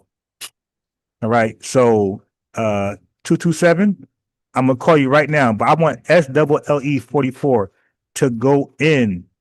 Whatever you gotta say, he's gonna go in right now. I'm going to mute and I'm gonna call 227 Kim. So SLLE 44. I love you, my man. I love when you call in. I wish you'd have called in like 10 minutes early before I had already committed to that video. And you could have had an hour, 2 minutes, 2 hours to go fucking live, to go crazy. Right. But I'm gonna give you, you know what I mean? I don't know, 10 minutes before I get this guy on. Sure. So I'm gonna go on mute right now. I want you to whatever you want to talk about, bro. It's on you. Good. I'm gonna go on mute. I'm gonna call this guy. All right, man. All right. Yeah. All right, FBA family. I mean, it's a great day. Ron is feeling real good. I'm feeling good. We always feeling good. All right, so obviously I missed a lot of this. I'm walking in the store right now, trying to get myself into a space where I can just have a conversation with the family. All right, family, look, FBA is a lineage, and this confusion about all of this confusion comes on with these folks because they can't be a part of something. See, if you were a part, you would not be arguing with us. If you really understood our lineage, you would not be arguing with us. You would not be going down rabbit holes where our brother have to come on here and just literally just take you apart, have you coming on here with endless disingenuous discussions with people of our lineage, with our family, be coming on here talking that are 70, 80, 90 years old. They have not had to deal with you folks like this forever. And the reason we have not been able to deal with you is because we've done everything to include you for 400 years. The inclusion have been done because of us. We have yielded everything about who we are just to allow you to come over here and be close to a so-called colonizer that you're running from. You want to come over here and you want to try to explain something to us when we've been here for over 400 years. We've been here before this country was established. So when you come over here trying to read these books and you want to just get yourself all caught in the weeds with all these books, we got family right here that have never even gave you even the slightest even attention. We've had people come over and go to school and try to tell us about who you folks were. Then you come over here telling us for years that you are not black, you are some sort of a name of a landmass. I'm 59 years old. Those conversations that you having, we started to give y'all better liking and started to give y'all more power in this world in the 90s, in the 80s, letting y'all know that, okay, we want y'all to be part of us. This was a fight for us, for y'all. It wasn't a fight for us. We had already done this fight. Y'all came over here fleeing, and now you're trying to explain to us. How you gonna explain anything when you've been fleeing? If you want to explain anything, explain why you fleeing all the time. We'll let you sit up here and talk when you leaving thousands and countless numbers of babies in your country. You won't go back to them. Y'all leaving thousands and thousands and thousands of unnamed and unclaimed babies, but you're not going over there. You're over here arguing with us while these babies over there looking for their mother and their dad. You have about 4 or 5 different wives that you're sitting up there impregnating, and then you come to America and you playing dumb. You won't go back there and get them babies. Now, I'm in the store right now, and I was gonna buy something, but I'm about to go put this down, and I'm gonna go outside so I can really have a conversation with you folks. Look, this is not a game, but y'all think it's a game. See, y'all think this thing called FBA is some sort of thing that's divisive. Hey, you have been divisive since day one. Y'all showed up being divisive. You came here going through an immigration process. That's divisive. You came over here trying to say that, okay, this is my name. I don't have a social security number. My family is this, my family is that. That's divisive. See, America will divide you whether you like it or not. But as long as they was doing it, you're fine with it. You're fine with being that. Excuse me, sir. Excuse me, sir. Excuse me. I'm just gonna get around. Pardon. Yeah. See, y'all didn't mind being divisive when you're coming over here for somebody to check your record. Or you at the border. See, the border, the very word border means division.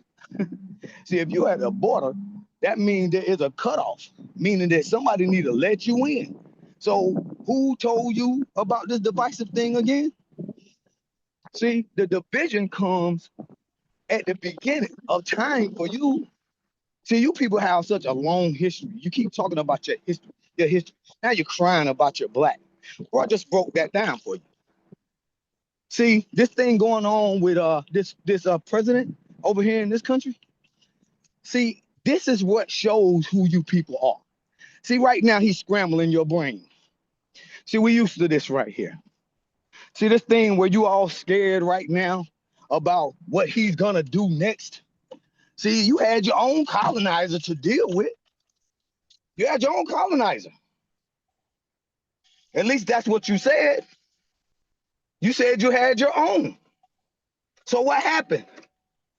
You want to come over and explain to us why the French gave you all these names and you were black?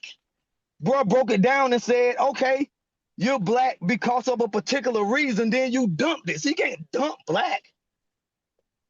He is explaining this stuff over and over and over again for you. And you want to get upset with people that got grandparents 100 years old. Right now, today, we got grandparents 100 years old, don't have nothing to do with this stuff you're talking about, telling us that we was in this. You're mad about that. You're mad. Why are you mad that our people say that we are indigenous to this land? See, bruh said he can't deal with people that's playing both sides of the fence. See, that scam Africanism, it's very, very destructive to your brain. It is a very, very sad colonized brain that now you over here seeing Donald Trump. Donald Trump is the end of the spectrum to show you who you are not. You can't go at him. Look, the only reason that we was even having a discussion is FBA's dealing with that guy that's got all these problems going on now. The only reason we had a name was because he was dealing with us. See, when he was talking about those black folks, when he talking about all them problems about that black folks, see, y'all are delineate then. See, y'all delineate when they start talking about this particular crime, that particular crime, that particular crime. Well, you know, we ain't talking about them blacks. He talking about those FBAs. Somehow y'all are able to find out what FBA comes when YT comes and he ready to do something. Oh, it's them FBAs. It's those FBAs. I'm hearing now. Oh, are y'all gonna say we colonizing now about the crime? You tell me right now, if you can understand that part, how you can't understand that you said you were not black? You're not holding on to it. You don't want it. It don't feel too good. That's a bitter pill. We're not giving you a non-FBA term. You gave it to yourself. You come over here, you have to watch all kinds of film. You have to get all type of indoctrination about who we are. It's not about indoctrinating into America. It's about finding out who these folks are that the people don't like. Then y'all go up there and say, well, that's not what we really understood. It's not what we really understand. Why are you going to HBCU to learn about Black history? Why are you going to go African history? Then you want to go and teach our kids about something and you're trying to Africanize it when they don't want to be Africanized. Africa don't want to be Africa. They want to be Kenya. They want to be Zimbabwe. They want to be South African. They do not want to do this stuff with you. They don't want to do it. Then why do you think our families here that's been here for hundreds and hundreds of years want to play this game with you? Because y'all went to school and tried to, how shall I say, you want to make Africa look good. Africa does not need your help. The help they do need is to find out why y'all leaving all them babies there abandoned. How many babies y'all gonna leave, man? How many babies y'all gonna leave abandoned in Africa, come running over here? Y'all got 4 and 5 wives, y'all leaving them. 4 and 5 wives coming over here about 3 and 4, 5 different names. 4 and 5 tribes mixed into one coming over here trying to explain to us who we are. You don't even know who you are. We are giving you a master class of who you are right now. But you get caught up with those Pan-Africanism. Pan-African keep telling y'all, oh, we're all the same. Y'all don't believe that.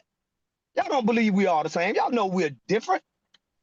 The lady was on here a few minutes ago. Bro, showed the clip where a lady said, well, we did all this, we did all that, but I don't understand the divisiveness. Lady, we have been trying to rehabilitate Africa for years. We spent all our time trying to rehabilitate Africa. 54 freaking countries have been made anything of consequence because of us. Everybody else, colonizer, look at y'all like y'all were basically just sitting down, no clothes on, with flies flying around you. We said, nah, we're not gonna let that happen. We're gonna change Africa's image. We're gonna send Africa aid of our people that's sitting around here, that's working jobs, that's small minimum jobs, and they're sending money to Africa. Their tax dollars going to Africa. All kinds of aid going to Africa. Instead of you saying thank you, instead of saying thank you, FBA, you're trying to say that we should be honoring y'all. We're not honoring no freaking king over there in Africa or no chief. When you come down south, we got power here. Look, if you come around, you go look around, you see all kinds of markers for our families. You see all kinds of freaking clashes that we had with people in this country that was calling themselves so-called Native American. We clashed with them. We clashed with the Caucasian over here. We clashed with the Chinese when they come. And it's somehow y'all always able to figure out who we are then. You're always able to figure out who we are because the government knows who we are. See, the government knows who we are. When we have these clashes, they write laws. When we have these clashes, they break laws. When we have these clashes, they arrest people. When they have these clashes, they rename us. Those are the people. Those are the people that you keep coming over here talking about, I don't know what this FBA stuff is. How could you possibly not know? See, when you got of a Caribbean descent and you from someone over there, they already know that they've been bumping heads a lot of times with their class system, right? They have basically punked their darker people into wanting to be them. That's why when they come over here, they still act like they're together a little bit so they can attack us. See, we the #1 target. See, to be FBA means you bring everybody else together. Sad but true, right? See, when you come over here as a Caribbean and you dark and you try to call yourself Afro something, man, you'll dump that stuff to get a freaking benefit in America. You'll go up there and sign white if you have to. See, we don't get down like that. Because everybody in this world know what black mean. You can go from you can go for any corner of the earth. You can go to Germany. You start talking about black, these people gonna start asking you where you from. You know why they ask you when you say where you black, where you SWLE, from? can you hear me? Yes, sir, bro. Okay, good. All right. So now I got a caller. I got a caller. You feel me? Yeah, brother. Yes, sir. Okay. So 227, you there, right? Yeah, I'm here. Okay. So now you called in. So let me ask you a few questions. And Okay. so we can be. Well, first of all, no. Let you go first. What you got to say before I ask you a question? Well, brother, I was calling in because when I was in your chat, I guess you thought I probably was trolling or I was somebody who I say I'm not. I'm born here in America. Okay? I'm born in Patterson, New Jersey. My family's from South Carolina. I'm in South Carolina right now. I'm at my job. Okay. So so slow down. So would I call you? So based on what you're telling me, would I call you FBA? I mean, by your definition, I can't be nothing but FBA, right? Look, I'm trying to, okay, you didn't answer the question. I'm saying, based on what you said just now, my definition, would I call you FBA? Yes, if I'm not mistaken, I'm from America. Okay, cool. Yeah, that don't mean shit. A lot of people from America, that don't mean the FBA. Like, so, you see, so you're not listening to what I'm asking you. That's what I'm trying to say, like, bro, just relax. I know you called in. People are going to be listening. You know, most likely it's going to hit 3,000, 4,000 listeners. I get it. But listen. What I'm saying is, can you trace your lineage back to slavery? Yes or no in this country? Yes. Okay, cool. Now we're establishing something. Okay, so now what, if anything, what do you disagree with from an FBA stance? Okay, well, the first thing I disagree is hear me out when I say disagree, because I want to make it clear. Yeah. I feel that sometimes people don't. For example, when you say African soul, wait. Don't say sometimes people. You're talking to me now. I represent those people. Right. Hold on. But just listen. I don't know you, but I know you can't fuck with me in history. All right. So I'm gonna say that right from the door. You can't fuck with me with history. You think you can, but you're gonna learn today.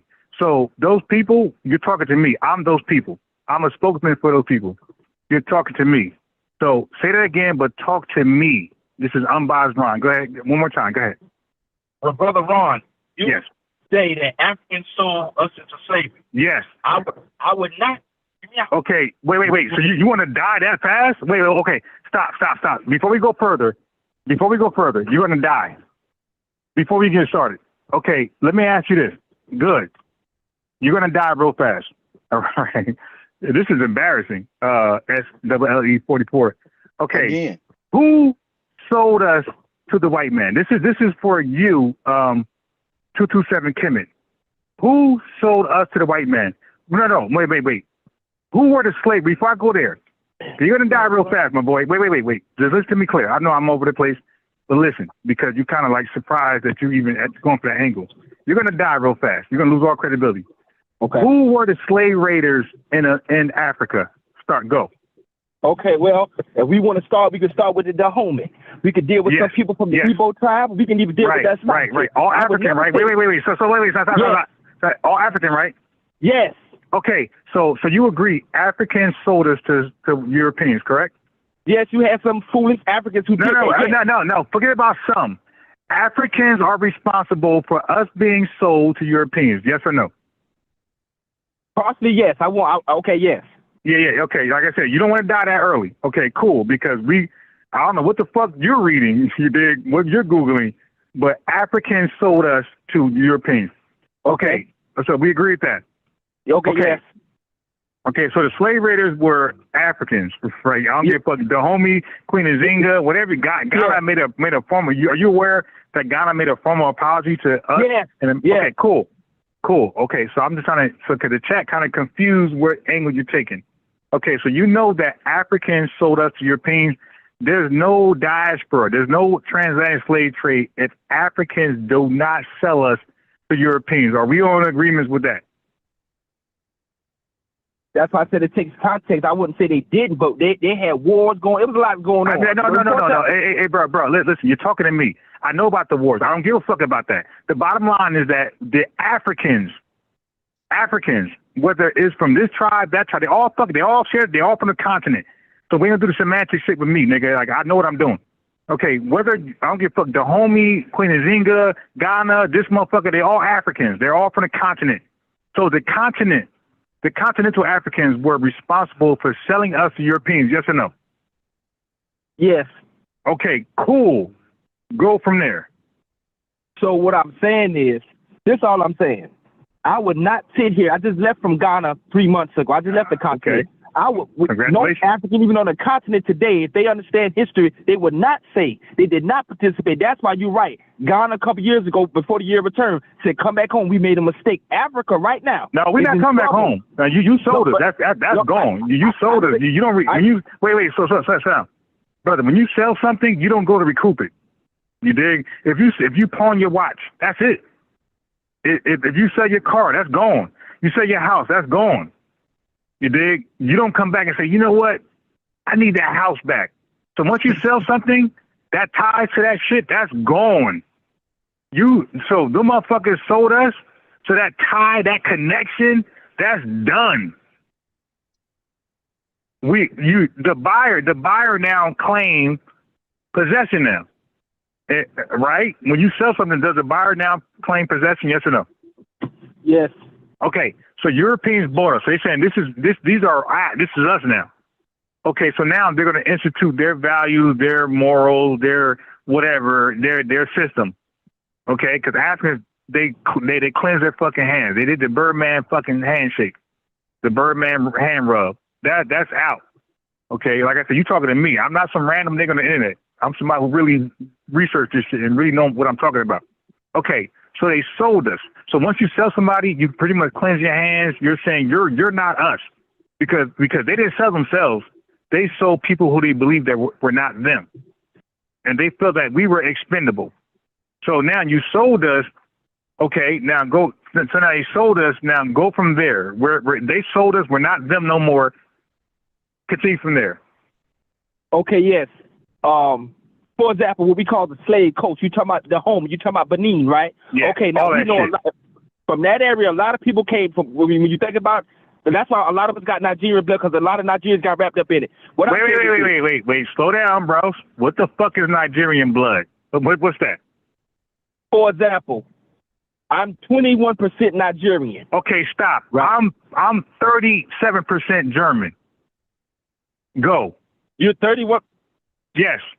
Okay, so go. Okay, so this is what I'm saying. Yeah, so wait. Before you wait, I got more German in me than any single African country. Not just myself, Yvette Cornell, and I'm sure Mariah Carey and Prince. Time out. Okay. So if you got more European blood in you, how can you call yourself an okay. Because you're stupid. That's why. Because FBA's. Okay, this is how. You're stupid. Okay, I don't know what the fuck is you talking about. The slave masters, bro, the average American, white American, all of them are fucking German. You don't know that. You're dumb. Okay, so the average white American today, they got more German than them than any other European country. You're dumb to not know that. It's still European blood. Wait. Okay, it doesn't. No. Well, you can say African blood. What the fuck is that? So then why talk about Nigeria, Zimbabwe, and fucking Eritrean? Wait, no. Listen to what you're saying. If you're making Europe a monolith, and so is Africa, you got to listen to what you're saying. So Europe is divided by countries, my boy, and Africa is divided by countries, my boy. So yeah, so now you got Germany, you got you got Ireland, you got fucking Scotland, you got different Russia, you got different European countries. You got different African countries. So what you said was stupid. So, wait, listen for a second, because you're talking to me now. So Germany is different from fucking Ireland, or is it the same? I'm asking you now. Is Germany and Ireland the same, or is it different? By having a group, they're gonna be the same. Okay, so haplogroup is what the fuck is different for Africa then? Aren't they the same too? Because you got an L marker. Okay, wait, stop. I saw it. So family, you hear this dumb nigga? Yo, well, then Africa is one monolith then. The fuck you talking about? Okay, the Africa's, okay, so why haplogroup wise, why are there 54 countries in Africa, haplogroup wise? Wouldn't it be just one African? No, because the haplogroup has nothing to do with Europeans splitting up a country. No. I'm asking you about Africa, my boy. I'm saying, listen. That's what I'm saying. Okay, you're not lit. Dude, I get it. You're nervous. I get it. You fuck with me now. You're going to die. You're going to be embarrassed. Niggas know who you are. I'm saying you're talking to me now. So with Africa, is there 54 countries? Yes. Okay, haplogroup wise, is there 54 countries? Or are they the same motherfuckers? Haplogroup wise, they're the same. All right then. So we're not doing that, right? So we're past that. We're in the division part. Where they're the same, but they're divided. Ethnogenesis. Yes, yeah. Okay, wait. Listen to what I'm saying, man. You're running your fucking mouth. You're not listening. So we're not going to do the haplogroup because after that becomes countries. So I understand at some point haplogroup, everybody the same. I get that. But after that, motherfuckers start to develop different languages, different cultures, different viewpoints, different political viewpoints. So you have Nigerians, you have Zimbabweans, you have fucking Eritreans, you got Ethiopians. So the continent is divided. So we're talking 2025. So an Eritrean would never say he's Nigerian. Yes or no? No, he wouldn't say it. Okay, but haplogroup wise, ain't they the same? Yes. Okay, so we're past that. We're past that. We're in 2025 where we're the same, but we know we're different. From different experiences, different fucking languages, different cultures. We know we're different. We're not the same. Okay, so we're not doing that whatever fuck. We're not doing that today. That's done. Okay, so you're talking to me, bro. I'm not some random nigga on the internet. You're talking to me now. Okay, so now we're in 2025. We know that Africa, although they're the same haplogroup-wise, they're divided by 54 countries. Eritrean is not a fucking Zimbabwean, and Zimbabwean is not nobody from the goddamn Fulani tribe. We know they would never say they're the same. So we're talking modern day 2025, my boy. Don't try to bring some historical Pangea shit to me. All right, we're talking about right now, how people see themselves. Because haplogroup-wise, and what the fuck is Jamaican? What's the Trinidadian? What's the Haitian? Aren't they all fucking from Africa? But that's not how they're going to see it. They're going to say, hey, I'm Jamaican. This is my flag. So that won't work with me. Okay? So in 2025, we know that people from African DNA-wise across the world, they share similar DNA shit, but they know they're different as far as experiences and culture, right? And that's why Jamaican never going to say he's Haitian, and the Haitian never going to say he's Jamaican. So, or Trinidadian won't be Haitian, and St. Martin and whatever else. So that's not going to work on this phone call, my boy. That's why you should study me a little longer, but that shit won't work. Motherfuckers are divided by their culture and their ethnogenesis. Okay, so going forward. So just to recap, you admit that Africans sold Africans to Europeans. Is that correct? Yes. Okay, cool. We agree there. Okay, and then that started the transatlantic slavery, right? And that started the diaspora. We agree there. Okay. Okay, cool. Now, we were dropped off in America at 388,000, something like that, and the millions went somewhere else. We cool, right? We cool with that? Okay, yeah. Okay, cool. So now we experience different things. We never, Black Americans never, well, we call it Black Americans now. When we were dropped off in America, we never experienced colonization, but the other folks did, right or wrong. When you say colonization, what do you mean? Okay, so let me explain to you, my boy. That's why you're my student. So colonization or colonialism means that I'm exploiting your land to bring back to my fucking country that's independent of your land to make my country better and your country suffers. You get it? Mm-hmm. Yeah. Okay. So America never experienced it. Black Americans never experienced that, right? We went through slavery. Okay. What's right. Well, wait. You missed it. I don't know how you did in school. I ain't do good either, right? but I'm here now. You missed it. I just said colonialism in the laywoman words as possible. I'm coming to your land, I'm taking from your land, and I'm bringing it to my land, where we are greater, you are worse. You said America. Black Americans never experienced white Americans taking from us and going to another land mass to bring the resources over there. True or false? You look confused. Okay, so stop. You look confused. SLLE44. You there? Yes, sir, bro. I'm here. Okay. Do you understand that colonialism is about? Wait. No. Hold on. ahead. I'm talking to a third. Relax, my boy. Okay, relax. You want to be part of this shit, so you're part of it. So you can't get it. I get it. You can't get it. You gotta, eat some fucking vegetables or take some pills. So SLLE44. Colonialism is about I'm coming to a landmass. I'm using your labor to exploit the resources here that you live in. And I'm going to take it somewhere foreign where you don't benefit from that anymore. We only. Right? That's colonialism. Right. That didn't happen in America. So what happened in America where we were used as free labor and cheap labor to build up a country that all of us, the exploiter and the exploited persons, we all still live in that same very country. You don't get that. There's no other landmass, my boy. You don't get that. We're still here in America. So whatever we did with our labor, it stayed in this fucking country. It didn't go somewhere foreign. Do you get it now? He understand that, bro. Okay. So okay, good. So now, stop for a second. Let SLLE44 talk. Go ahead, bro. Yes, sir, bro. And look, and this is it, cause you can hear, bro.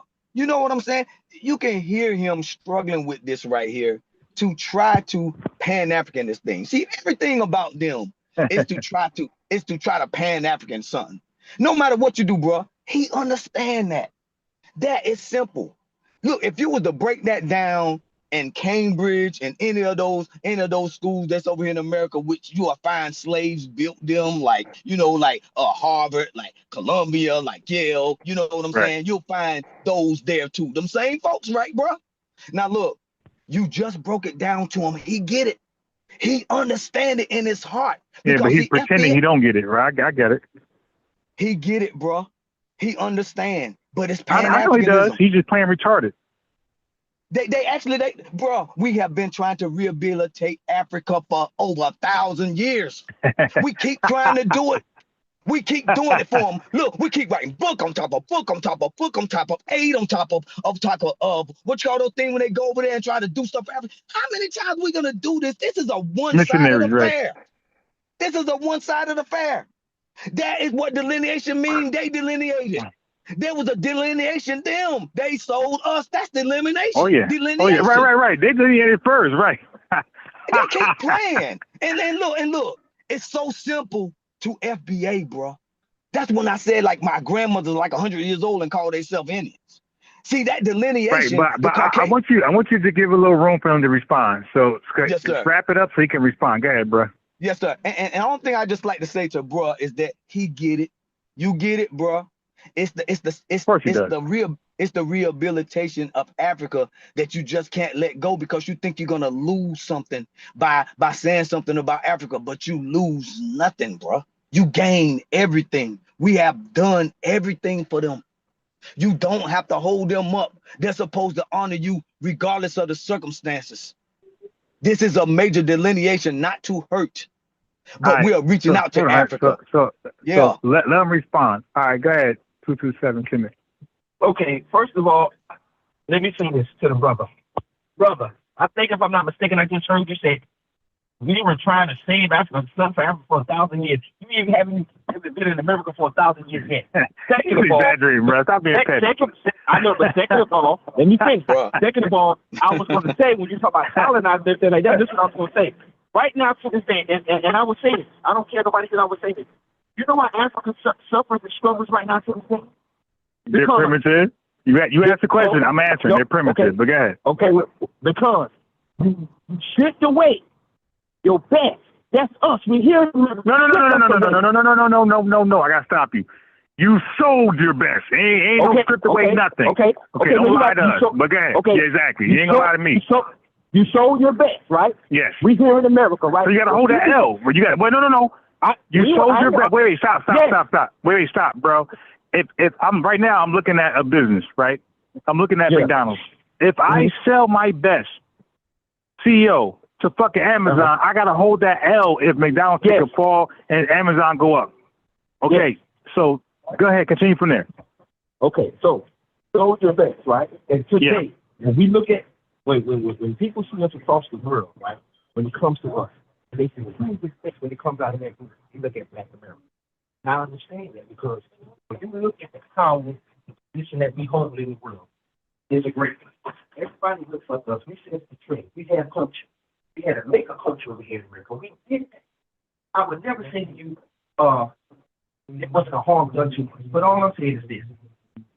Tribalism, now that's where we at. Wait, what? What you say? Tribalism. What the fuck that got to do with us, though? Wait, we're not tribal. Wait, we got to do with Black Americans. Because that's how we got sold, because of tribalism. Right. No, wait. Okay, wait. Okay. Yeah, but that's some African shit. They got nothing to do with us, though. Like, we were the victims. Wait. Slow down. We were, no. Okay, bro, listen, man. Listen, bro, what you're trying to do ain't gonna fucking work. Okay, so every African tribe wasn't against other tribes. So those fucking piece of shit tribes that sold us, they were not only selling the people who they war with, they were also selling the weaker tribes. Listen. Mute your shit in the background. Whoever doing that, mute your shit in the background, man. I ain't tolerating that. Okay, so I know this fucking history, my boy. So African tribes were warring with African tribes, but they also were not warring with other African tribes. They picked on weaker tribes and they sold them motherfuckers. So everybody that was sold wasn't weak. Everybody who was sold wasn't warring. They were just weaker, inferior tribes or not as strong as the other ones. So you're not going to do that, my boy. You're not going to do that. I know for a fact that Africans sold people from who they war with as like POWs, and they also fuck with people who they were not warring with, right? Who were just weak because they were trying to make a profit with these goddamn Europeans. So I'm not going to let you lie and act like that was the case overall. They picked with weaker tribes because they were weaker. They were not even warring with the motherfuckers. Okay, so you're not going to come here with some Pan-Africanist shit and get away, right? You're not going to do that here, bro. I know for a fact they picked with weaker tribes who were not beefing with them because they were incentivized. They were getting drugs and fucking alcohol. Okay, so they started wars on purpose with weaker tribes to sell them to Europeans. So that ain't gonna work over here. I don't know what channels you go to. That psychopath guy, his bullshit, he got cooked earlier, but you're here now. But go ahead. So correct that bullshit and go. So like I was saying, right? So now, once that, and you got to remember this, not only we can try, sometimes even show their own time. If we gonna be, they did. They did that. They did that. Okay. I'm a biased Ron. I've researched all that shit. Okay. So what I'm saying is, we took a loss. We lost. We still losing. Okay, I understand we in America, and we consider ourselves American, and I understand it. But I'm gonna say this, just like John Henry Clark said, the only thing separating me and you from people in the islands is we got dropped off in different places. We came to America, we got sit in the islands. We still the same. Okay, look. Okay, so what you're saying essentially is right. What you're saying essentially is right. Okay, but we became different after our unique ethnogenesis. Is that a fact or false? What you mean by ethnogenesis? Yeah, exactly. See, that's what I'm trying to say, man. Like, listen, you guys, look, that's for your homework. I'm not gonna do that for you, bro. Like, I I came to have a conversation with you. I ain't really come to teach like that. You feel me? Because I'm when I invite people over here, bro, even SWLE 44, I'm like the only literal paid teacher. Y'all motherfuckers be online saying I teach, y'all get $1. Right? I'm like one of the only people on the net who actually get $1 for teaching. You dig? So I'm not going to teach you for free right now. Okay? Now, if the chat want to donate a super chat or fucking my Cash App pin, if they do that, then I will go ahead and explain ethnogenesis. But I teach for a profession, not for free. I charge motherfuckers $30 an hour. You dig? As a matter of fact, the shit went up, so it might be 40. So I'm not gonna do that right now. You look that shit up yourself. Okay? We're not doing that right now. But the fact you don't know what ethnogenesis is, bro, you're out of your fucking league, man. But I respect you for calling in. That I give you that credit because people talk shit but never call in. Like people who claim to be, scholars like Dr. Mayat, those cowards don't call in. Okay, I got her email. She emailed me. She'll call in. She never called in. She's a fucking coward. All right. Unc called in, but he got cooked. But I respect him for calling in. He's stupid though, but he got cooked. All right. So now, let me ask you this. 227, Kim. Let's get to shit. Are you a Pan-Africanist? Yes. Cool. Is Marcus Garvey a Pan-Africanist? Yes. Cool. What do you grade his Pan-Africanism? From A being great to F being shit.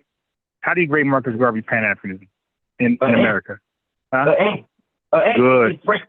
Good. Now, have you really, really extensively studied Marcus Garvey? Yes. Okay, cool. So you can answer my questions, right? Yeah. Okay, now listen to my claim. I don't believe there's no Pan-Africanists on earth who study Marcus Garvey more than me. That's my claim. So now I got a question for you. Mm-hmm. Marcus Garvey sold stocks, right? As an investor. Okay. Yes. Was his stocks registered or no? No. Good. Did he get fined or no? For having Yes, he got unregistered fined. stocks? Yes, he got fined. Now you want to know this. Well, how much? Let me ask you. How much? Get out of there. How much did he get fined? Do you know how much was his fine was? I can't remember how much it was. Okay, I'm gonna tell you, $100. And by the way, I'm outside. I'm not near a computer. I'm outside on the phone, freestyle, because I couldn't be this loud in a public fucking setting. So I'm outside. Okay, he got fined $100. Okay, for having unregistered stocks. Now, so already we're starting off on the wrong foot. Why not register your stocks the right way? Why would you want to just offer unregistered stocks to Black Americans? Now, okay, cool. Okay, let's move forward. Marcus Garvey, his stance, he taught self-reliance, right? Yes. Pull your bootstraps up type shit, right? Yes. Okay, so when he came in the 16, 17, 18, 19, yeah, there was a Black activist movement already going, right? Yeah, if you want to say that. Oh, no. Listen, you're talking to the right guy. All right? You're talking to the right. I don't think there's somebody more qualified than me on this subject right here. Okay. Do you know A. Philip Randolph is, by the way? Yeah. Yes. Okay, cool. So we're going to get into it. Why was A. Philip Randolph mad at Garvey? I think there's a lot of things. No. Just give me what's the first thing in your goddamn mind. Why was you mad at Garvey? Well, because I guess he felt Garvey wasn't putting us in the right direction. Okay, cool. Why was W. Du Bois mad at Garvey? Well, because Garvey was basically going back to Africa, and W. Du Bois was basically about being good. Okay, cool. But wasn't W. Du Bois a Pan-Africanist though? Yes, he was. Wait. I can't hear you muffled. Was W. Du Bois a Pan-Africanist?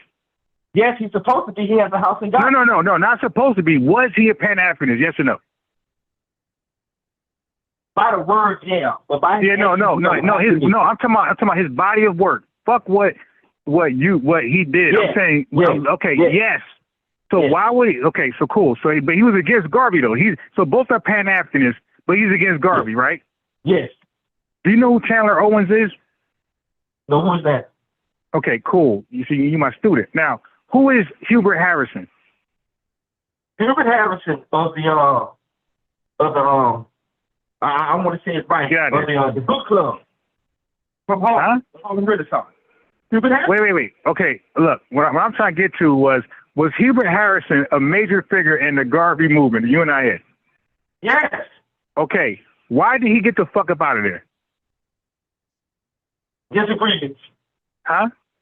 Disagreements. Yeah, but what was his reason? Why did he say he got up out of there? Like I said, Marcus Garvey would have go back to Africa. No, you're missing the question. What was Hubert Harrison's words why he left the Garvey movement, the UNIA? What was his reason? I can't remember right now. Right, you're my student. Because he eventually agreed with A. Philip Randolph and Chandler Owens and W. Du Bois that this nigga was a fucking charlatan. He had no idea what he was doing. He's fucking up. So now let me catch you up. Okay. So a civil rights black activist, get out the street, come over here. A civil rights black activist. Are you familiar with black civil rights activists? You familiar with that? Yes. Okay. Now Garvey, what he was pushing, wouldn't you say that was against what this black civil rights activists were pushing at that time? Yeah, no. Okay, look, bro, listen, you're talking to me. That's not going to work. Okay, so let me help you out. Civil rights black activists, they believe this is our country. We are American. Mm-hmm. Okay? Yes. We can get equality here if we just fight for it. Yes. Was that Marcus Garvey's push? No, he said go back down. Yeah, right, because Marcus Garvey believed the opposite. He believed you will never get equal rights here. You never get respect for white supremacy. Okay, cool. Okay, cool. Good. We got that. So now Marcus Garvey wanted to take black Americans where? To Liberia. Okay, cool. Why Liberia? Why not somewhere else in Africa? Why Liberia? Well, because the one Liberia was established a long time. You had a lot of Africans. Wait, stop. Who established Liberia? Do you know the origins of Liberia? Who established? Well. No, not well. I'm asking you, who established Liberia? I cannot remember the European name who established. Okay, so wait, all right, stop. You don't know? Shut up. Let me tell you. It was the ACS. Who's the ACS? You familiar with the acronym? Who's the ACS? American Colonialism, whatever it is. Right. American Colonization Society. Stop. Yeah. Stop. Were these racist people or were these friendly people of black people? These were racist. Okay. So racist people established a colony in Liberia, right? As an alternative for black Americans who never wanted to leave, by the way. This is something that they established to get us out the fucking country. Now, let me ask you this. Why would the ACS establish Liberia as an alternative to America for us, black Americans in this country? Can you give me an answer? Well, for one, they were trying to establish that because they were trying to send all the free blacks back over there. And they said, no, we're going to stay. Okay, wait, slow down. Because right now you're just guessing. Brother, listen. No, not. That's history. Okay. Well, we're going to find out. The ACS, when they established Liberia, was that for free blacks or all blacks? Well, actually, to be honest with you, it was going to be for free blacks. They wouldn't have to take the top of it. Wait, slow down. You said free blacks. Okay, so free blacks. Well, okay, stop. Because you're learning right now. So free blacks, in their mind, like Paul Cupp, like Alexander Cromwell, like Richard Allen and Martin Robinson Laney. Now, did they want to go to Africa or did they just want citizenship and rights respected in America? Start there. They wanted to have the rights and they wanted to establish themselves in America. Okay, so wait, stop. So they did not want to go to Africa. They want to respect citizenship and rights over here in America. But the ACS said, nah, we ain't doing that. We want to get you motherfuckers up out of here. Now, keep in mind, they're free blacks. Now, there are 4 ways that I know of. You might know of a 5th way or 6th or 7th, but there's 4 ways I know of. There's 4 ways how a black person can get their freedom. Do you know of the 4 ways, 3 ways, 5 ways? Do you know of any way a black person can get freedom in America? Do you know even one? Well, depending on the situation, they convert themselves free. Wait, slow down. What happened? They do what? Work. I mean, that's like, they could, like, sometimes things was like to work on the side. They save up their money, they could pay themselves. Okay, so that's called, okay, let me help you out. That's called buying yourself out of slavery, my boy. Buying yourself. Okay, cool. That's one way. What's another way? That's one. Okay, I forgot you said earlier, but basically being a snitch. You're trying to okay, you're talking about meritorious manumission. Okay, I got you. I got the words for you, my boy. I do this shit. You're talking about meritorious manumission. That's two. Go on. Well, in the beginning, if you marry in the beginning of this country. No. I'm telling you the way you could be free. No, that's a lie. But another way. Come on, another way. That's wrong. Another way. So you got two: meritorious manumission, and you buy yourself free. If you married an Indian woman in the beginning of this country, your child could be free. Now, okay. So say that then. Say that. Just say you're born free. That's three. Okay. So what's the fourth way? Please. Thank you.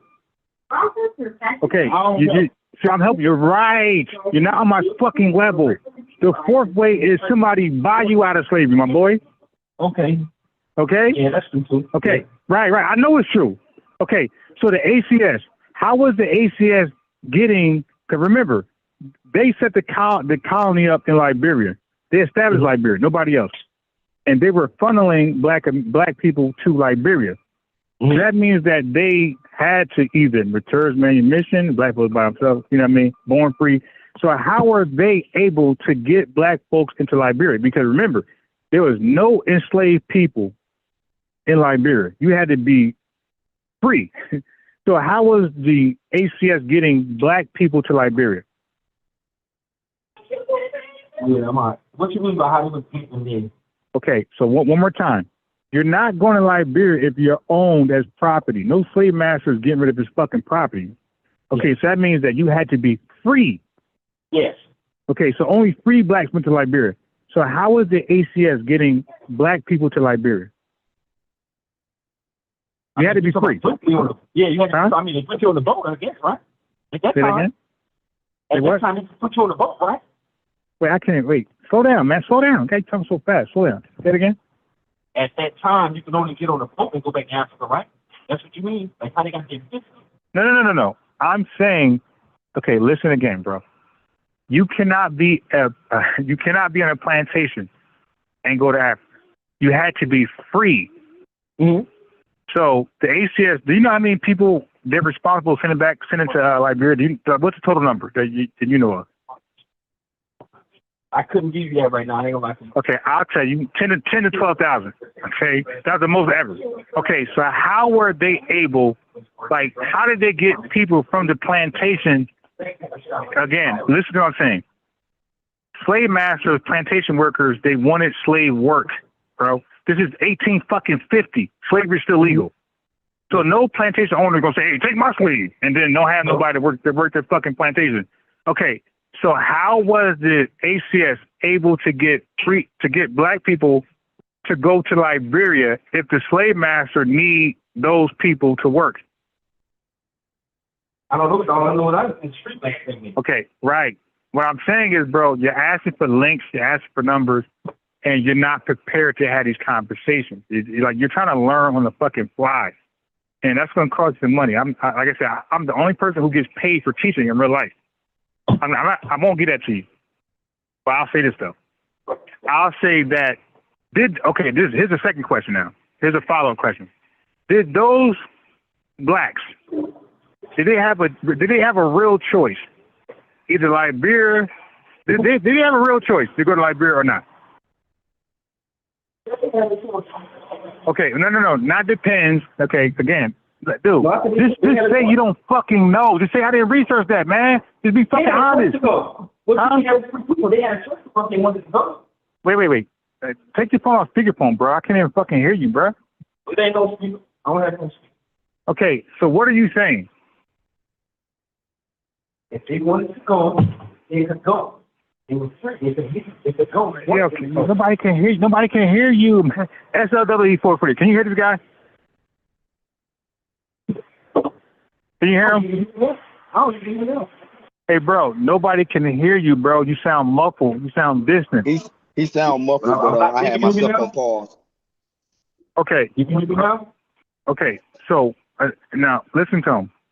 One more time. Say it. What's your answer? and they have a choice to leave or not? That's what you're asking me? Okay, listen. How about this question? Was a black person desire to go to Liberia or stay in America? Which one? The people you're talking about, they wanted to stay in America. Okay, so how did they end up getting them in Liberia? Well, because some of them wanted to leave. No. I'm saying, okay, did they want it? Look, bro, you're missing what I'm asking. How the fuck they know that Liberia was an option? Because they were told. No, exactly. By who? Was it racist people? Yes. Okay, so why would a black person trust a racist person that this is your destination? Out of all the countries in Africa, this is where you need to go. Why would we trust a fucking racist person that this is going to be better? Okay, so look, that's rhetorical. You don't know. Let me answer for you, bro. They didn't have a fucking question. That's called forced migration, my boy. I'm going to help you out. That's called forced migration. The same thing would happen with the British dentists. They were forced migrated to America. It's like, yo, you're going to die for your crime or go to fucking America and till the fucking land and get part of the Homestead Act of 1862. That's called forced migration. You don't really have a choice. You have a choice, but it's really one-sided. It's lopsided. So they didn't have a choice. It's either you go to Liberia or you stay in this fucking plantation. So of course they're like, oh, all right, fuck it, let's go to Liberia. It got to be better than this plantation. Okay? So what I'm saying is, overall, bro, you're in a conversation that you're not qualified for, but you're begging for the link and phone number like you're really qualified for the shit. You're not. You're not my level at all when it comes to this. But I'm just exposing that. Now, back to Garvey. So let's get past that. So let me connect it first. So Garvey, in his mind, wait. Do you know that Garvey met with the KKK? Yes or no? Yes. Why did he meet with them? Well, for one, he wanted to tell him, keep your people in your place and we'll be in our place. I didn't see the problem with that when you did that. Wait. Okay, you're coon. I know you're fucking coon. Okay. What was the problem with that? Okay. Wait. You said what's the problem? Okay, so before okay, you dumb nigga. These people are the most violent people towards black people in American history. Yes. Okay, wait. Listen, you asked what the problem is. I'm trying to explain to you, you stupid nigga. Why would we hook up with the most violent motherfuckers? But first of all, right now, in 2025, get out of the damn street. And the most violent people right now in America are police officers. And we don't fuck with them as a collective. You dumb niggas. So why will we, at that time, the most violent people towards us are the KKK. Why will we come to them? They're responsible for 100 fucking years of lynching. They are. Do you know about Black Walk? Do you know about Black Reconstruction? Yes. Okay, who ended that? What do you mean, who ended that? The government who ended that? No. The government. Okay, hey, you a stupid nigga. It was the KKK, my boy. You a stupid nigga. They need to No. The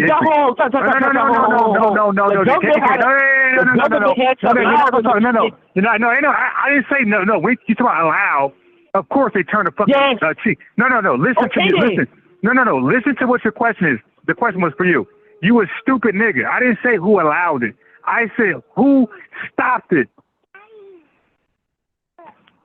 Okay? The government. No. The KKK, you dumb nigga. They stopped it. The government allowed it. Look, you a dumb nigga. You don't know the difference between allow and who physically. Hey, bro. No, stop. You're trying to play semantics. You're stupid. I'm not playing semantics, okay, brother. yeah, you're okay. Dude, stop. Who allowed Chicago to have black on black violence without any solved murders? Who allows them? Who allows Chicago to have all these murders without being solved? Yeah, right. Who allows that? Once again, it's still going to be the government. No. Okay, right. But who's actually doing the murders? Yeah, and the truth, I think a lot of the murders they say we're not doing. I'm not asking your opinion. Did you know who King Von is? Yes, I know who King Von is. Did he confess to killing motherfuckers? Yes. Is he the government? No, he's not. All right, you dumb nigga, right. So the government could turn a blind eye and let people just carry out shit. Yeah. So the KKK was not a part of the fucking American government, you fucking piece of shit liar. You're lying. You're fucking terrorist. They are the American government. No, they're not, you dumb nigga. Okay. So then why did? Okay, dude. You're stupid. The KKK is not part. No. Stop. You're stupid. Wait. Hey, bro, when was the KKK formed? Now I'm gonna fuck you up right now. I'm gonna cook your stupid ass live. When were they formed?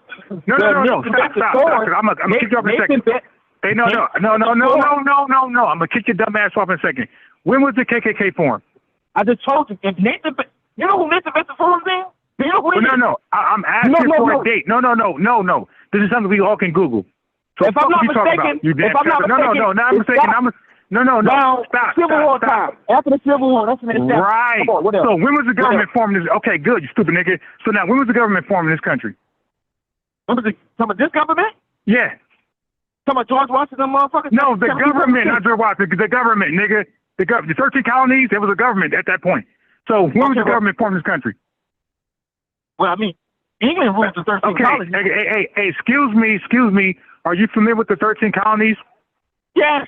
They had a fucking government, yes or no? Yeah, I mean, if you want to call it. No. I'm asking you a question. I'm asking you a question. Did they have a government? Okay. Did that government predate the fucking KKK? Yes. Okay, you're stupid then.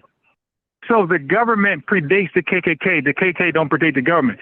So the KKK was a white organized racist group that formed in spite of a government existing already. You're dumb. The government allowed them to form. What are you talking about? No. So slow down. You're dumb. You don't know that. Okay, so you don't know that. I do know that. Okay, no, you South Carolina, right? You said no. Wait, well, I was just there, so you don't do that with me. South Carolina. Okay, well, I was just there. I'll cook you on that too in a second. Okay, but hold on, I'll cook you on that too. On South Carolina, I was just there. I just worked there doing property management. I'll fuck you up in South Carolina too, nigga. No, okay. Oh yeah. Okay, I will. But hold on. Before I cook you in South Carolina, before I do that, let's start with this. The KKK is not the government. The government was formed, and like you said, you dumb nigga, the KKK was formed in as regard of black people being come over here. As a result of black people being freed, the government's already formed. The KKK was an outside entity out. Yo, chat. Anybody can Google right now. Is the KKK the government? He's a piece of shit fucking lying tether. You ain't FBI. You're fucking tether. All right. So anyway, because that's some tether shit right there, making up fucking history. The KKK is not the fucking government. You fucking piece of shit liar. Yeah, we're not gonna play that dumbass game, you stupid nigga. The KKK was formed in 18 what? Do you know the year? What year? Probably 1856 something like that. Okay. So they were formed the same time as what other organization at that time? I don't know which the women's suffrage movement, you stupid nigga. Okay, and what about them? yeah, what about them? Okay, they both was attacking us. That's you want to know what's about them. They both was attacking us. Okay, but you're dumb. You don't know your history, my boy. I'm gonna cook you today on this phone call. Okay. Yeah. Now you said KK was the government, you dumb nigga. They're not the government. Okay, so let me ask you this question. Look at you stupid nigga. Well, was the women's suffrage movement also the government? Anything that has to do. Okay, wait. No, wait. Whoa, stop. So why? Wait. Didn't the government end slavery? Didn't the government fight to end Confederacy? Yes or no? My people feed themselves. Hey, I asked you a question. Did the government fight to end the Confederacy, trying to secede from the Union? Yes or no? Yes, they fought each other. Okay. Now watch this, family. The KKK, did they say the Confederates or did they side with the Union? Which one? No, it's from the Confederates. You dumb nigga. It's the Confederates. Okay, good. You dumb nigga. Yeah, exactly. The Confederates were anti-USA government. Even to now. No. Hey, yo, look, I'm gonna kick you off. Look. But I don't have to have this conversation with your ass. You're stupid. I don't need to have this with you. I can kick you off and keep going. I don't need you on a phone call anymore. Like you just expose your ignorance. The KKK was side of the Confederate. It was the Union and the government who kicked the fucking Confederate ass. Why? Okay. Why did they do it? Don't matter. Wait. He said, "Why? It doesn't matter." Wait, no, no. That's not the argument. The argument is Hey, yo, relax, my boy. The argument is whether KKK for pro-government or anti-government. Right now, family. Wait. They do. Shut up. They're right now, the Confederate right now, they're still anti-government. I'm talking about the conservatives. They're still anti-government to this day. They're against. Okay, so now, do you know what Dr. Carl Anderson is? No. Okay. Oh, really? So what did he say in Powernomics? Did he say the government saved us or went against us? Which one? He'll be the first person to tell you the government got us in our situation. Wait, hold on. Slow down. Because I'm like really close to kicking you off the fucking live. Dr. Carl Anderson, you said duh. Powernomics. Did Dr. Listen. Hey yo. Pause your video. Pause your video. So now we're talking about Dr. Carl Anderson. You said duh, like you know who he is. Okay, so when he did it, because I'm gonna share the video. I got the clip, man. I'm the clip king. Yeah. Okay, so no. Here's it. Dr. Carl Anderson, did he say that the government war saved us twice or went against us twice? Which one? From my recognition, it went against us. It didn't say us. Okay, no. Okay, I'm asking about Dr. Claude Anderson. Did he say in Powernomics, in his lecture that's like viral in 2001, did he say the government saved us twice or did it dirty twice? Which one? I can't remember. I think it's dirty. Okay, so dude, you're not on my level. You claim you read this shit or watched it. You don't recall shit, bro. That's called you have a comprehension issue. Hey, family, comprehension is what you read and what you can recall, what you can retain. It's not about reading something. It's about what do you remember from what you read. How much can you retain? So Dr. Carl Anderson, he said the government saved us twice. He said they saved us in the Civil War because they beat the fucking Confederates ass, and then they fought with us with the Civil Rights Movement. And he said, wait, no, shut up. You didn't know. So now I'm educating my. You don't get no credit for that? Hey, dude, you're sounding dumb right now. I'm talking to the chat right now. I'm talking to you, talking over you. I'm talking to SWLE 44 in the chat. I'm talking about Dr. Carl Anderson. And I'm going to play the video for the chat. You click the link. You can watch it too. Okay, so Dr. Carl Anderson, because you don't know who he is, you don't know his body of work. Yes, I do. Okay, then you should know this then. You should be quiet and let me say it. Because I'm going to play it. It's going to be verbatim what I say. So Dr. Carl Anderson, look at this tether. He keep going and going and going. Hey, yo, Dr. Carl Anderson said that the American government saved us from the Confederates twice, or the conservatives, Confederates, same shit twice. He said with the Civil War, they backed us and we fought with them, and then they ended this practice of slavery on paper, or plantation slavery. They ended that shit. Of course, slavery by another name, that, but at least plantation slavery, they ended that. And then secondly, the government backed us up with Lyndon Baines Johnson with the civil rights movement. The government came in again and ended Jim Crow. So twice, the government ended slavery, physical slavery, and the plantation slavery, and the government ended Jim Crow in practice and made it illegal. It outlawed all the practices.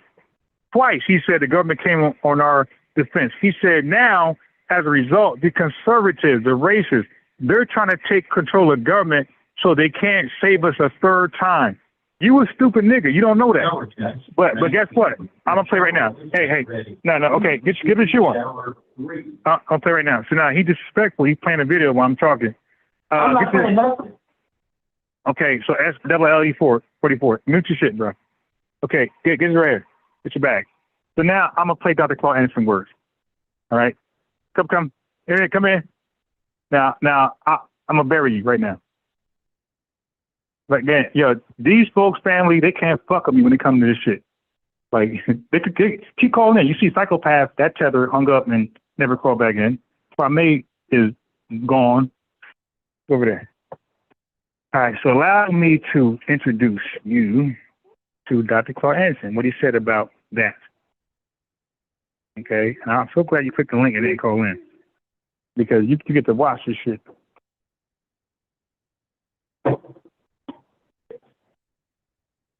Hold on. was get my son situated. I'm with you. Okay. All right, leave my mouth. Okay, cool. All right, family. This is what happens when you press your luck. All right.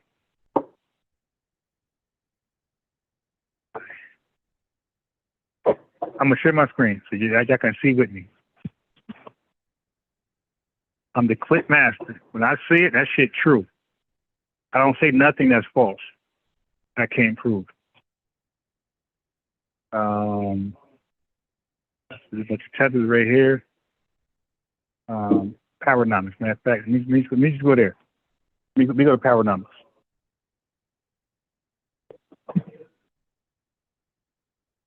There we go. Powernomics. Hey, bro, can you see my screen? 227 Kemet? Oh, no, I'm still in the call. Okay. All right. So look at the screen. You're gonna die.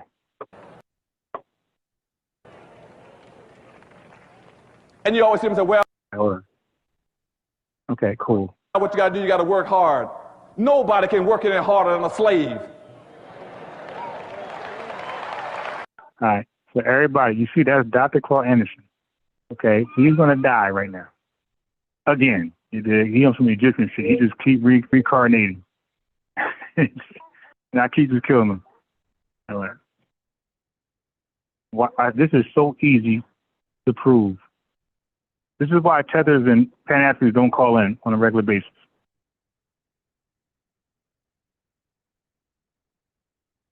Shit.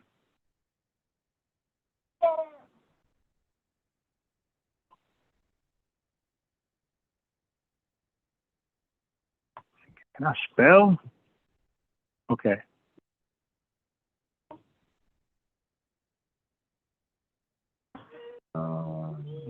Okay, cool. I got it, family. I think this is it right here. Let's see. These guys, I'm telling you, they're not my level at all, and I love to welcome them. That psychopath tether, he's out of here. Okay, he's not calling back in. Kwame, where you at? Call in. Click the link, Kwame. You got something to say? Tether Dream, hit the link. They get rid of you too. That's why you have such a major thrust from the National Rifle Association. That's why they're controlling most of your politicians. That's why you have such a major anti-governmental effort in this country. You hear people say, we want to go back to states' rights. We're anti-government. We want to get rid of the federal government. It's not that they're against government. They know that in history, the only people who've ever saved black folk has been the government, twice, the federal government. And if you hey, family, I said that verbatim. Dr. Claude Anderson said the only time he said black folks got saved twice, and it was the federal government. This guy's a clown. He can't fuck with me. eliminate the federal government, they're against government. But hold on.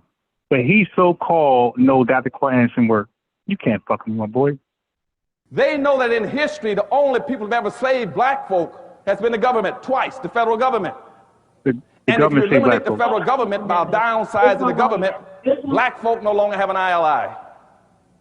And if a clash occurs, you got nobody to come to the rescue a third time to help you. You see, you were pulled. Okay. Well, hold on, family. I'm gonna finish playing it. So he said the government saved us twice, and he said the third time there'll be nobody to help us because he's speculating that the Conservative Party would take over government, right? He's going to say it. He's going to say it. Clash occurs, you got nobody to come to the rescue a third time to help you. You see, you were pulled out of slavery by the federal government. You were pulled out of Jim. Okay, so he said we were pulled out of slavery by the federal government. That's one. Look what two is. Colorism by the federal government. There are contingencies in the country that says the next time there won't be a federal government to pull blacks out. And you hear them talk about their anti-government. That's what they're talking about. They're not against government. And later on you hear me tell about why they're not against government. Because you see, primary wealth in this country, the primary responsibility of government is to move wealth and to move power. And that's how the dominant society got its wealth and its power, by using government. But now they want to make sure black folk don't have access to it. That's why they're anti-affirmative action, but I'll get into all that a little later. But anti-affirmative action. So he brought it back down to the 1960s civil rights movement. So he said 2 times what the government saved us. He said it was the Civil War and he said it was the civil rights movement. Okay? Now, this clown on the phone don't know that, but he claims to know Dr. Clark Anderson work. Well, hold on. Let's go. There's more. So the biggest thing, one of the biggest things that are going to drive us in this underclass structure will be conservatism. The second thing is that you're going to have an unending influx of immigrants into the country. Okay, so he predicted two things after that. He said you're going to have a bunch of conservatives like Tether Dream and all these African and Caribbean conservatives coming against us. And then he said it's going to be an influx of immigrants. And immigrants is Latinos, East Indians, Asians, and fucking Africans. Okay, so 227. Did you hear Dr. Clark Anderson say that 2 times government saved us? Yes or no? Yes. Okay, so he said it was the Civil War and the civil rights movement. That's the 2 times government stepped in to defend us. Now, what were you saying? About what? What you talking about there? Well, obviously you didn't know that because I asked you what's the 2 times. You said you watched. Okay, brother, listen, man. Listen, this is advice to you. It's not about what you watched 1,000 years ago. It's about what can you retain for what you watched 1,000 years ago. It's not about what book you read 1,000 years ago. It's about what you can retain from that book 1,000 years ago. That's all that matters. It's just InfoWars. You said, Dr. Clark Anderson, you didn't remember shit about Paranomics. Okay? You're trying to wing it versus a guy who's well studied. Brother, I believe in the 5 Ps. Proper preparation prevents poor performance. And I believe that shit, bro. So when I go live, I'm well prepped to handle anything you got. All right, now go ahead. Now, look, it's 1:46. You could go for 5 minutes without any interruption from me. That's 1:51. Go ahead. Okay, so first of all, we need to put Dr. Clark Anderson in context. That's the first thing we got. Yes, okay, okay, but let's be real here, okay? Now, when you said the government saved us twice, the truth is what he said to me. When they made that first bill, you must remember when you see when he said, oh, we saved the government. He said that, but that was a strategy. So they could win the war. I win the war because that's it. Stop getting too deep. You gotta remember that. Each one of them makes my power. And they understood who they had the power. That's not they had the power. So now that's what I'm going to scream the picture you have captured. So I can take back the power you have. So once they did that, and they looked at the right? And like you said, what happened with the structure, I call those powers. Right? Then they said, let's make a deal. Let's make a backdoor deal. Dr. I want to do the South. Things allowed was better than the South. He lost. Because the government had to step in again, but you only step in. God, this is what happened. Right, they're going to take over the government. So it's not make it seem like they loved us so much that they saved us. That's not true, right? You get that because people got connection. When we be honest, I'm going to say context and break it down. That's what I'm going to say. I'm not saying he didn't say what he said, he did. But the proper context says they only do that because they're dealing with power. You must remember, you made it seem like they were like, you know what? We just got it because we got enough. That's not what they did, bro. They did that because they really on the South way. So for that, like today, I'm asking a question. Okay, what's going on in the world right now, right? So that we got Dallas for physical therapy right there. Everything's trying to do the number, but first to read on you want to now you telling me and big body, playing things I want. And those people want to enter the capital to the White House and did everything they wanted to do. They talk up with. They only anti-government because fight anti-government. And you know what? You got to get back. Sometimes it's very trouble. And they make them, we shouldn't get nothing. So they want to pay you to fight. They want to fight each other because of the truth is, it's about what they do. So it's the same slave, bro. Same slave, two different things. Same thing. So when you say it, it's like, we live in a natural Bro, we can't hear nothing you're saying. It's unfair to you. Now, I could just let you go and I say something, but bro, you're clearly on speakerphone. You're clearly in the bathroom, but we can't hear shit you're saying.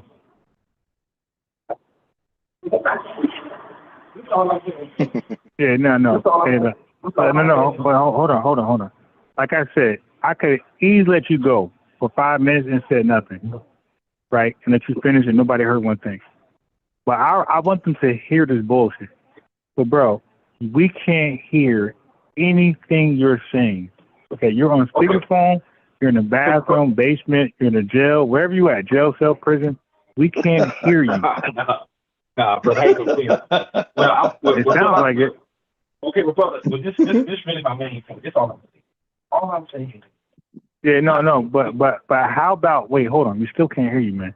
How about come off speakerphone? Yo, how about come off? Put it on speakerphone, because I got my headphones in right now. Yo, those bullshit headphones, man. Listen, be like me. Like, just invest in some shit that just costs money, because it'll save you money in the long run. Right? Your headphones, I can tell, is like $20. Hey, bro, invest in some real shit with a microphone. Like 50 though. Okay, no, but they're not microphone equipped. I can tell, bro. It sounds like they're not. Yeah. So whatever you're saying, bro, nobody understands you, man. Like it's like you just useless. Like you're killing the lie, bro. People like they're leaving because they can't hear you. It's like dude, either Can you hear me now? Can you hear me now? No, you sound like you're in a fucking. It sounds like you're doing a bid, bro. All right, hold on. Let me put it on speaker. Let me put it on speaker. Hey, this motherfucker doing a 20-year sentence, and you over here trying to have a speakerphone on the floor. No, this nigga serving 20 years for FBA hate crime. You crazy? You crazy? Nigga, an FBA hate crime. You serving 20 years. You can't hear shit you saying, bro. But just know you can't fuck with me at all on this shit, bro. Just know that. You know that. And the folks who called in earlier, who try to call in again, they know that too. Like, this nigga Ron, this nigga serious. And that's why nobody is calling in or asking for the phone number. You guys know, and you know you're embarrassing yourself. Like, you can try to rant all you want, but you know that you can't fuck with me at all when it comes to Black American history or even African American history. You can't history, period. You know you're not on my level. You know that. But get your phone right so we can hear you because I want a real challenge. I don't like wiping people across the floor. You can hear me now? You can hear me now? Yeah, you're way better, bro. Okay. Right, well, now, this is what I'm finish saying. that tether babble. Go ahead. Okay. Well, this is what I'm saying, brother. This is all I was saying. If we gonna put it into proper context, what Dr. Con Anderson was saying when he said that the government saved us, what I was telling you was we had a civil war in this country. The Civil War was not about freeing us; it was about power. Nobody's arguing it. Stop. Slow down. Oh, well, let me finish. Nobody. No. Now let you finish. No. This ain't the rant hour, bro. This is the education hour. Nobody's arguing the real reason why we were freed. Okay, we're dealing with the actuality of being free. Okay, not the reason behind it. So you got to stay focused. Take your fucking Adderall, bro. You got to focus, man. We're not arguing the real reason. We're arguing the government actually stepped in to help us be free. No. Listen, but I'm saying, look, this fucking dude, take your medicine, the fucking Ritalin, Adderall. Take it. Calm down. You're too wired. You're too wired. Drink some liquor or some shit. What I'm saying to you is that's not the argument. The argument, did the government intervene on the Confederate business of slave plantations? That's a fact. Yeah. Okay, so we're not arguing the reason why. We're arguing the facts of it did happen. In 1863, Abraham Lincoln did invite Black folks to enlist to fight for their freedom and citizenship with Frederick Douglass along his side, making sure everything is lined up for that to be the reason. So if we do win, we're making sure that these motherfuckers hold their promise. That's what Frederick Douglass is for. You don't know that shit. You can't fuck with me, but I know that shit. I know Frederick Douglass is right there, just like Dr. King was in Lyndon Baines Johnson ear. So the same way Frederick Douglass was in Abraham Lincoln ear was the same way that Dr. King was in Frederick Douglass, Lyndon Baines Johnson ear. Okay, It wasn't Malcolm X goofy ass. It was Dr. King who was in Lyndon B. Johnson ear. But go ahead. So, furthermore, what I'm telling you is the only reason why that was like that was because this is what they knew. Lincoln knew this. If I don't get the slaves to run from those plantations, I cannot defeat the South. So for us, like I told you, I'm not giving them credit for freeing us. We freed ourselves. Okay, it's a chessboard. You got two white people fighting over power of who's gonna rule this country. In the end, the cracker still won because he still ran the country. It's just he said, you know what? I'm not gonna slave you no more, but I'm still gonna make rules for your black ass. Right or wrong. That's what he told us. It's the same snake, just two different things. All I'm saying is when you say where the government helped us, the only reason why the government was dealing with us because they said we're not gonna let the South win this war, because if they win the war, they take over the whole union. Okay, remember, he said he allowed union. No. Hey, bro. So what is secession? What does that mean to you? Secession. South Carolina the first was to secede from the union because they said we're gonna keep these damn slaves. Okay, wait. Okay, so slow down. So it had nothing to do with taking over a union. They said we're gonna separate from the union. We're gonna delineate. What are you talking about, my boy? What are you talking about? Hold on, next question. If the Confederacy would have won, who would have been running the country? Did you the Confederacy? Wait. Okay, hold on. It's not about what if. Before we joined the war, my boy, it was a fucking stalemate. Nobody was going to win. They was going to No.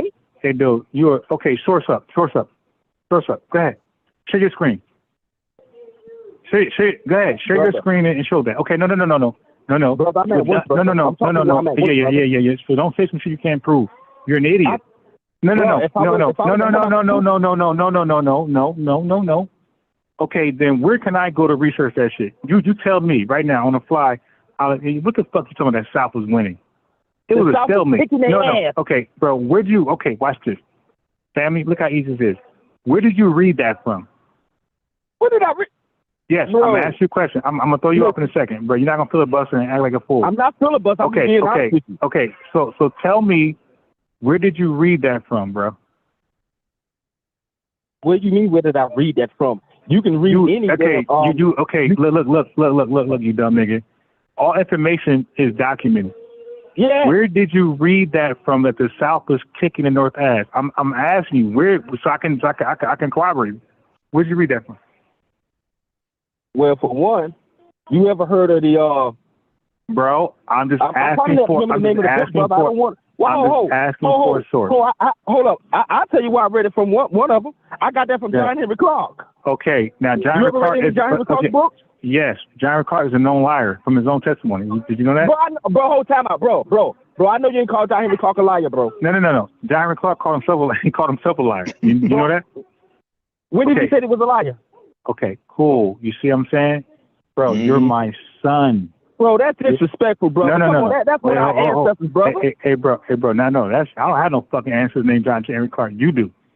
Okay, listen. So you don't think John Henry Clark is a part of American history? Of course. We all part of American history, you stupid. No, I'm saying, but you don't look at him as an important part of it. Like, John Henry Clark brought us out the dark. No. He's a fool. Okay, so now, listen, you don't know this because you're not privy, because you're a fan. You're a fan of these guys. You stupid nigga. I'm not a fan of nobody. I'm not a fan of Tariq, Yvette, nobody. Why I gotta be stupid, brother? Okay. Why we just can't talk? Because you just said Dr. John Henry Clark. Okay, and then I said, hey man, he's a liar. He admitted he's a liar in history. I don't know him doing that. Okay, cool. Of course, because you don't know his work. Brother, I got his books. Okay, cool. Do you know his videos? Wait, okay. Do you know his videos? Yes. Okay, so look, I'm gonna share a video. You know, I'm the clip. You know, I'm not say stuff, right? You know, I have to prove it, right? Yes, but you take things out of context. Go ahead. No. Hey, SLE 44. He said out of context. Yeah. I'm gonna play it in context. Now, look, a clown guy. You're gonna hear the video. Now, look, I'm gonna play a clip. Now, family. I'm gonna educate the family in the audience. When you do a clip on YouTube, you have the option to play the whole video, right? So any clip I share to anybody, because YouTube likes to maintain the integrity of the whole video in context. So they don't promote out of context, pretext live. So they allow us to press the whole video button where the whole context is displayed. Now you are jumping out the window. You only know what I'm referencing, but you're emotional, and that's why you're not in the position I am. Nobody's gonna listen to you, my man. Nobody's gonna support you. Nobody's gonna donate to you. Nobody's gonna subscribe. Nothing, because you're a liar and you're emotional. I'm not. Okay. So anything I say, bro, I'm the clip master. Now I'm gonna play John Henry Clark in front of people, and you're gonna hear it on a delay. So they're gonna hear it first, and then you're gonna hear it after that. And I'm gonna provide a moment of 5 minutes silence so you can get it. Then I want you to go ahead and act like you know what he's saying. Right? 'Cause that's what you're gonna do. You're gonna lie for the dude. All right. Okay. Right here. I got it. Okay. So now, before I play this video, family, I'm gonna share my screen and I'm gonna show you guys where you have the option to click the video. Okay. So right now, brother, you're gonna see it in 5 seconds. You got a 5-second delay because you called in. You should have clicked the link. All right. So, family, this is the clip. It's 22 seconds and it says watch full video. You see, so we can listen to this shit. We can listen to it in full context. So we're not gonna believe this Pan-Africanist lie.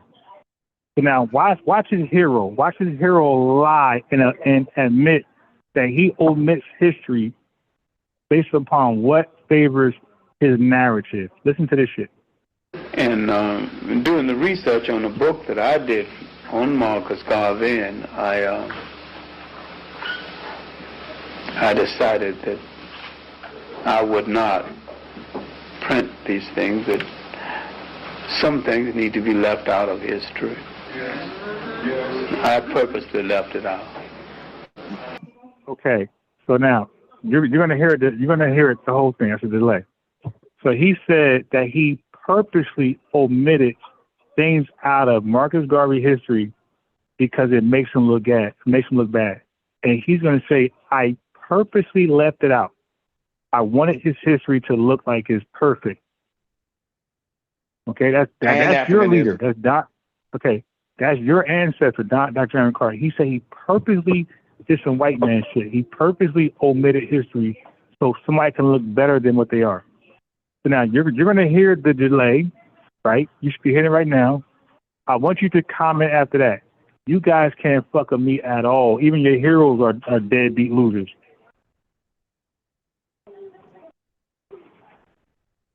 I've heard the clip, brother. Okay. Did you hear it just now? Yeah, I heard it. Okay, so now justify a historian omitting history to save somebody's fucking legacy. Go ahead. Well, do you know what he was omitting? Do you know what he didn't want to change? That's the first question. Hey, yo, are you dumb? And what if he did? No. You make me feel like he said something wrong, bro. It's like, okay, he said something I'm going to be about. That should be an issue. Hey, family, this is called checkmate. Hey, family, this guy right here, 227 Kemet, these Kemet, Hotep, stupid niggas, you can never fuck with them. They will lie to you to make you feel good. Now, family, I said, now hold on, be quiet. I'm talking about chat. Family, I said some shit. Now, SLLE44 will tell you right now. I say shit that he don't agree with. You feel me? He says some shit I don't agree with, right? We're humans. That's what happens. But what I'm not going to do is purposely lie to make it seem like, to make them agree with me.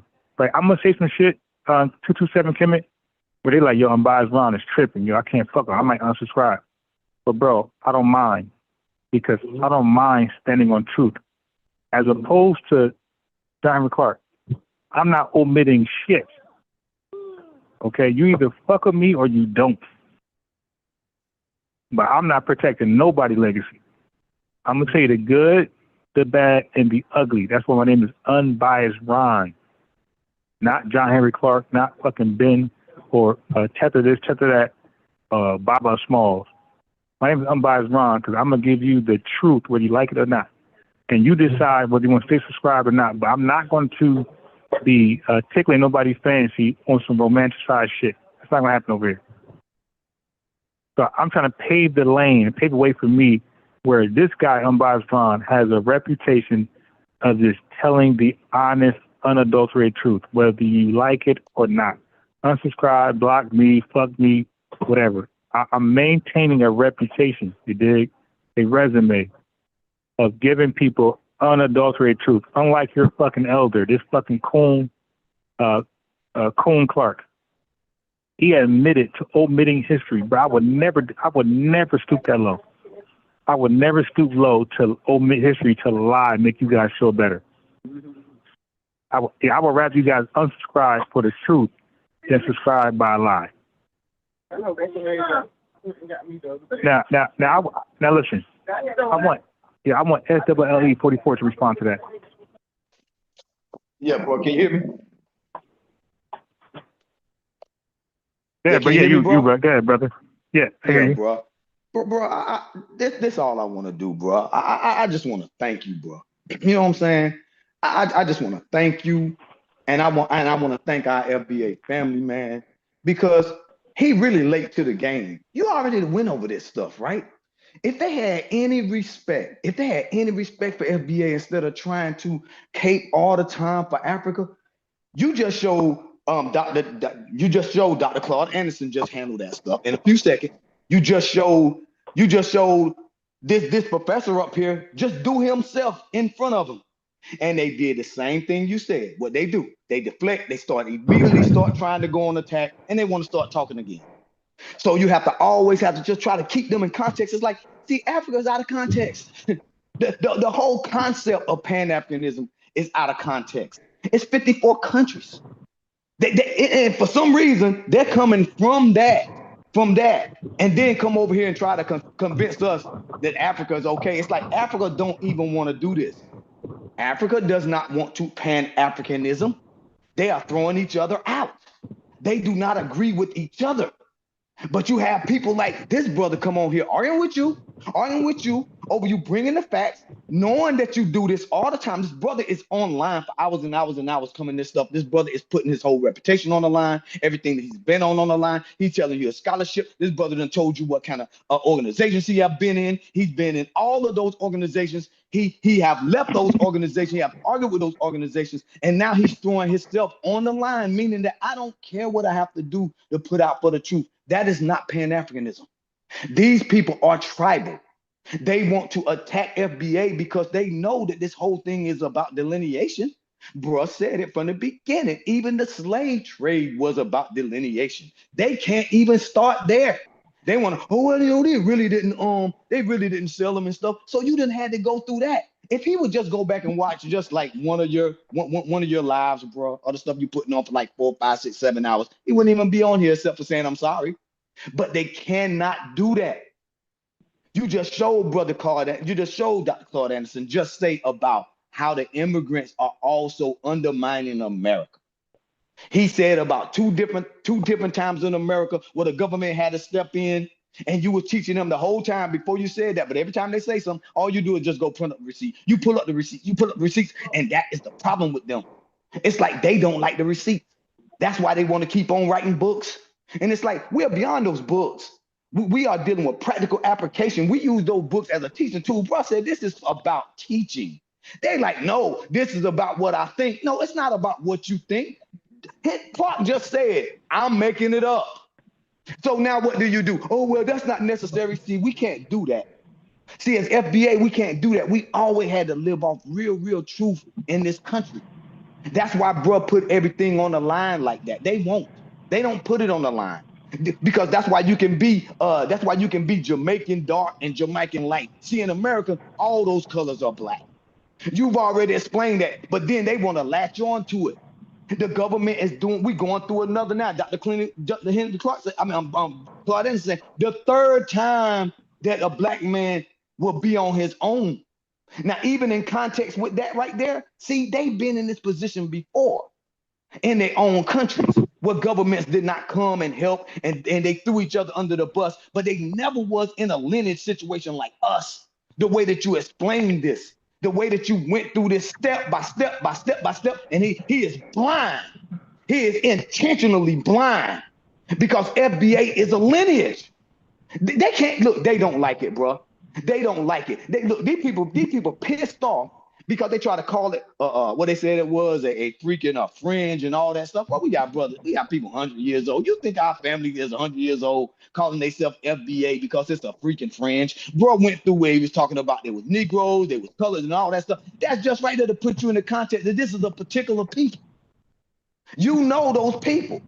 Those people are not following you. That's why when we say a lot of our family is never discussed y'all, it's because y'all are not influencing us. That's why you have to keep writing books. That's why you have to say Pan-Africanism for the last 30 years. You have to keep on doing it because it will never pierce us because it's not really influential to us. Somebody like me, being in the South all my life, being up north, them being overseas and all that stuff, I've never considered Pan-Africanism important, ever. And the reason I haven't is because I got my own family. I got my own lineage. We got our own markets in this country. We got our own schools that came from slaves to just outhouses to trying to study in backyards and everywhere. And then we got people called freedmen. This stuff is not talking about Africa. We were dealing with our own energy here. The boy said, "Did you study ethnogenesis?" He like, "Forget it. I don't want to do it." Then why are you here? Anytime you go in a classroom, man, you have to yield. That means sit down, don't talk, grab your pencil, put your stuff down, put it away, and wait for somebody to start talking and tell you what to do. First thing they want to do, let me start asking you this. You want to ask somebody that's from a lineage that you're going to explain their lineage to them. It's the most disrespectful thing in the world. That's why Dr. Clyde Anderson said, the immigrants. See, a lot of these people with this immigrant thing is a bad term to them. Well, it hurts their feelings because they know that to be who they are is to be nothing. I'm just saying. Because if you loved it so much, you wouldn't be leaving your country coming over here with a different name. See, they talking about, well, they named y'all. I'm like, but y'all are willingly changing y'all name to come over in America. Y'all think this thing is the land of the immigrants. Dr. Claude Anderson said the immigrants is a freaking op. And he said that right there because of the government. The brother just gave it to you. He said the government is the one that stepped in with this. They like, well, no, maybe they didn't. That is a Pan-African idea to want us always fighting somebody so that they can tether on and then they can leave. These people don't care nothing about America. They want America to fail because they have a dual allegiance. Ron said, I deal with nobody with these dual allegiances. We've always been like that. See, he dual allegiance. That's why I keep on talking. What you doing, Africa? What you doing, Africa? Africa, like, yeah, go ahead, do it. Yeah, you go do that for us. We're gonna be over here selling our children. We're gonna be over here abandoning our children. We're gonna be over here broke as don't know, having 5 and 6 wives, living in water, scholar, and everything, and looking across the street. And there's the rich ones over there. Oh, they're dealing with the Chinese. Oh, they're dealing with the Russians. Oh, they're dealing with not even America. A lot of people over there in Africa, man, they hugging the Chinese, they hugging everybody, and then they allowing Donald Trump to go dump people over there as prisoners. Oh yeah, come on, Donald Trump, dump your prisoners over here. Are they talking about it? No, they don't want to talk about that. They want to keep on telling us, why are you being divisive? Why are you being divisive? Your whole continent is divisive. You have to clean up your own house first. Stop trying to Pan-African the people that's not Pan-African, and we're not even Pan-African. We're not the 6th region or none of that stuff. We are the ones that teaching you this stuff. And instead of you saying thank you, they'll come down, well, y'all need to start reading. We got a scholar on here. He does all our reading. See, we call him Ron. We got other ones too, like Dr. Claude Anderson. That's why when you hear us speak so plainly, and they want us to go back and study, we're like, man, we've already studied, bro. A lot of our people were Pan-Africanism. Some of them left Pan-Africanism. Some of them left the nation. Some of them left other places. The reason why they left because they started to see that all of this stuff is so inclusive, and all these people have other ideas of what America is. They all don't like America. They don't like that they didn't create hip hop. They don't like that they didn't create the stoplight. They don't like that they didn't create all these things. They're wondering, and then they say, well, we all the same. Well, why you didn't do it where you were at? Well, I got to go back 1,000,000 years. The brother just said, well, let's start right here. Let's do something that everybody can be sort of concrete on. Oh, well, you can't do that. But y'all won't do that in your own country. You're talking to the masters here. And I'm talking not the masters of you, but the masters of who we are. We have mastered this. We have dealt with this. You people are coming from another country to say that you're black at some point in time. He have to go through this over and over and over again for people like American. I forgot what his name was. He coming over here. I'm like, dude, all of y'all are so disingenuous because you're thinking that this stuff that we're doing now called delineation is divisive. Everything is divisive. If you have a cell, in order for you to be born, that cell has to split in order for you to be even born. It has to separate. That's what creates the universe, to separate one from the other, or the Y from the X. And you do that right there to name a certain people because they're going through some to give you the pigmentation, the color of your skin, the way you might act, the way you might operate like your mother or your father. All that things right there come into place, and then you become your own after your father. But they say, well, you still got some of their traits. But after you try to figure out what they gave you,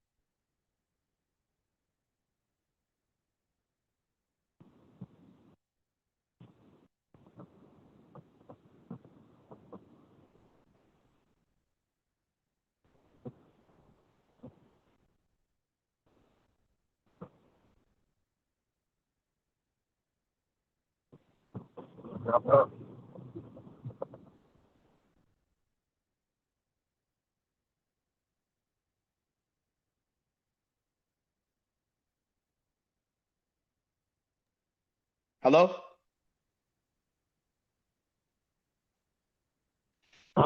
Well, yeah. But obviously, I don't know if Brian there, but I'm just gonna keep going until he tell me to stop. What I want to do is just get this. Yeah. About my brother Ryan, man. I just want y'all to understand something. This FBA thing, it's when they say it's not for the weak, it's not for the weak that are not FBA. See, this is our life. This is what we do.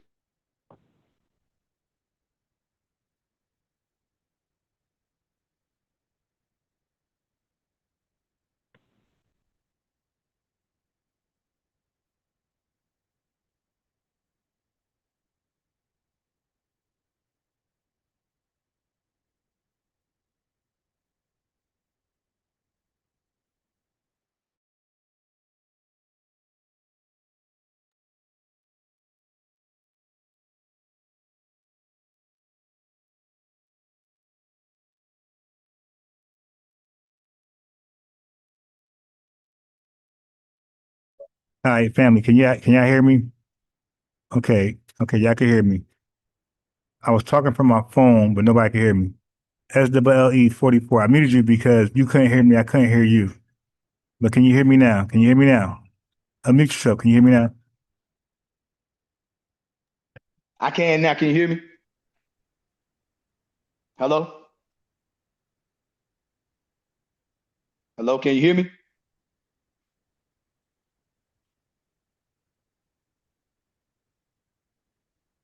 Hello? Can anybody hear me? I don't hear Ron, but can y'all hear me in the chat? I see a yes. I see one yes. So Hold I'm on. SLLE. Okay. I hear you now, Ron. Just a I got little my bit. headset on now. I can hear you. Okay. Okay, cool. So I had to hang up. Yeah, can you hear me? I can hear you. Now we can hear you. I see in the chat they saying we hear you. and I Okay, can hear you cool. right now. So 227, I don't know what's going on with him, but he got to figure out where to click the link. Stop. He got to figure out a way to like click the link or call in. He kind of fucking up the line. He kind of fucking up the line. I had him on three-way. I called him directly, but that means I got to call him with my phone. And when I call him with my phone, some of you guys can hear me, some can't. It's like causing confusion. So his Obama phone, he got to upgrade to a Trump phone where we can all like communicate together. Okay. So this guy, hey, SLLE44, he is clearly out of his league. Okay. Way out of it. No matter what topic I hit on, ACS, Marcus Garvey, civil rights movement, whatever he touch on, he don't know what the fuck he talking about. Like he's my student. Just like all these Pan-Africanists and Black nationalists and FBA haters and tethers, they all are my student when they call in. So that FBA combo, like stop cheerleading these fucking ops. Like you be cheerleading Sabir Bay, you be cheerleading all these ops. Dude, you gotta stop doing that, man. We're gonna start looking at you. Look, bro, I'm trying to save you, man. You're coming off like you're an op or tether. Like you're cheerleading psychopath. These guys are garbage, man. I asked Psychopath, did Marcus Garvey ever offer unregistered stocks to FBAs? He said no. He died immediately. And I gave him a chance. I said, bro, you want to take that back? He said no. I said, bro, his stocks were unregistered. He got fined $100, okay, by, I think, J. Edgar Hoover. Okay. Hold on. So he died right there.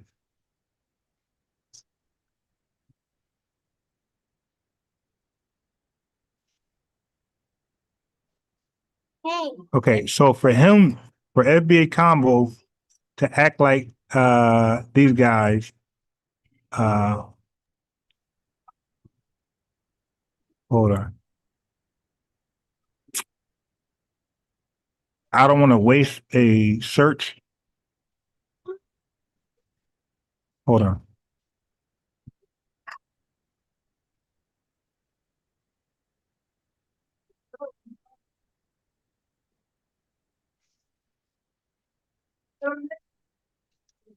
One second, brother.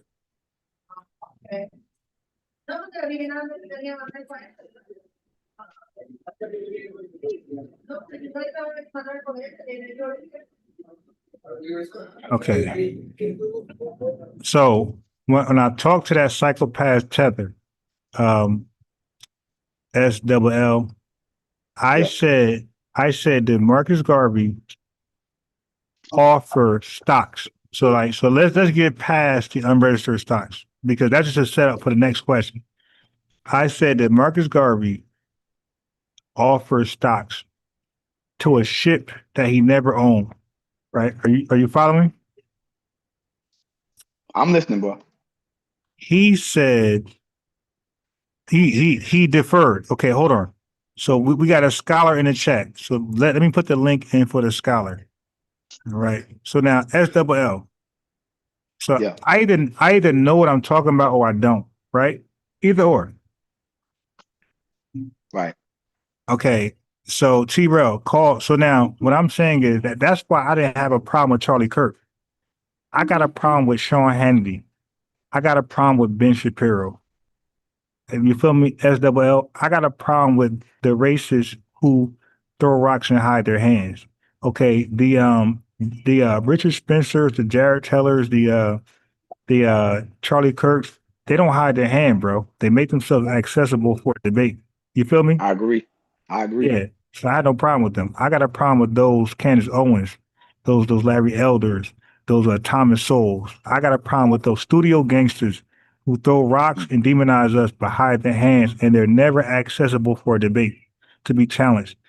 I don't got a problem with the Charlie Kirks, the Stephen Crowders, those folks that put themselves out there to be challenged by regular public people. You feel me? Ben Shapiro would never, ever, ever accept challenges from the normal public. He never will. Candace Owens never will. Larry Elder never will. Now, also Nick Fuentes is another guy. if I could, I would trade Charlie Kirk for Nick Fuentes. I would trade Charlie Kirk for Thomas Sowell. You feel me? The cowards. Right. The cowards who don't never want to debate their stance, say reckless shit, and then hide behind a camera. So that's why I was like, nah, they got the wrong guy. They got a guy who's open that want to debate. You dig? And even though Myron Gaines is stupid, I even respect him because he opens himself to, regular calls. You could call his show and debate him. You feel me? His dumb ass accept random calls. So I welcome that. Like, even though he says some crazy shit, but the fact that he leaves himself vulnerable and accessible to the public, you got to respect that. Like, he makes himself vulnerable to a challenge. So now we can call in and cook him. But if Charlie Kirk is no longer alive, Ryan, you know you're going in and out, right? Okay. Now I didn't know that, but thanks. Yeah, you were going in and out, bro. Okay, wait. T-Rel, you don't got to download a damn thing. I'm going to share the phone number. T-Rel, oh shit, did I fuck up? All right, T-Rel, look at the screen, bro. You don't got to download anything. Hold on. I'm going to share the phone number with T-Rel. Look at the screen, bro, and just call in. So if I'm in and out, I want you to handle him then for me, SWLE44. Gotcha. Okay, so T-Rel, here's the phone number.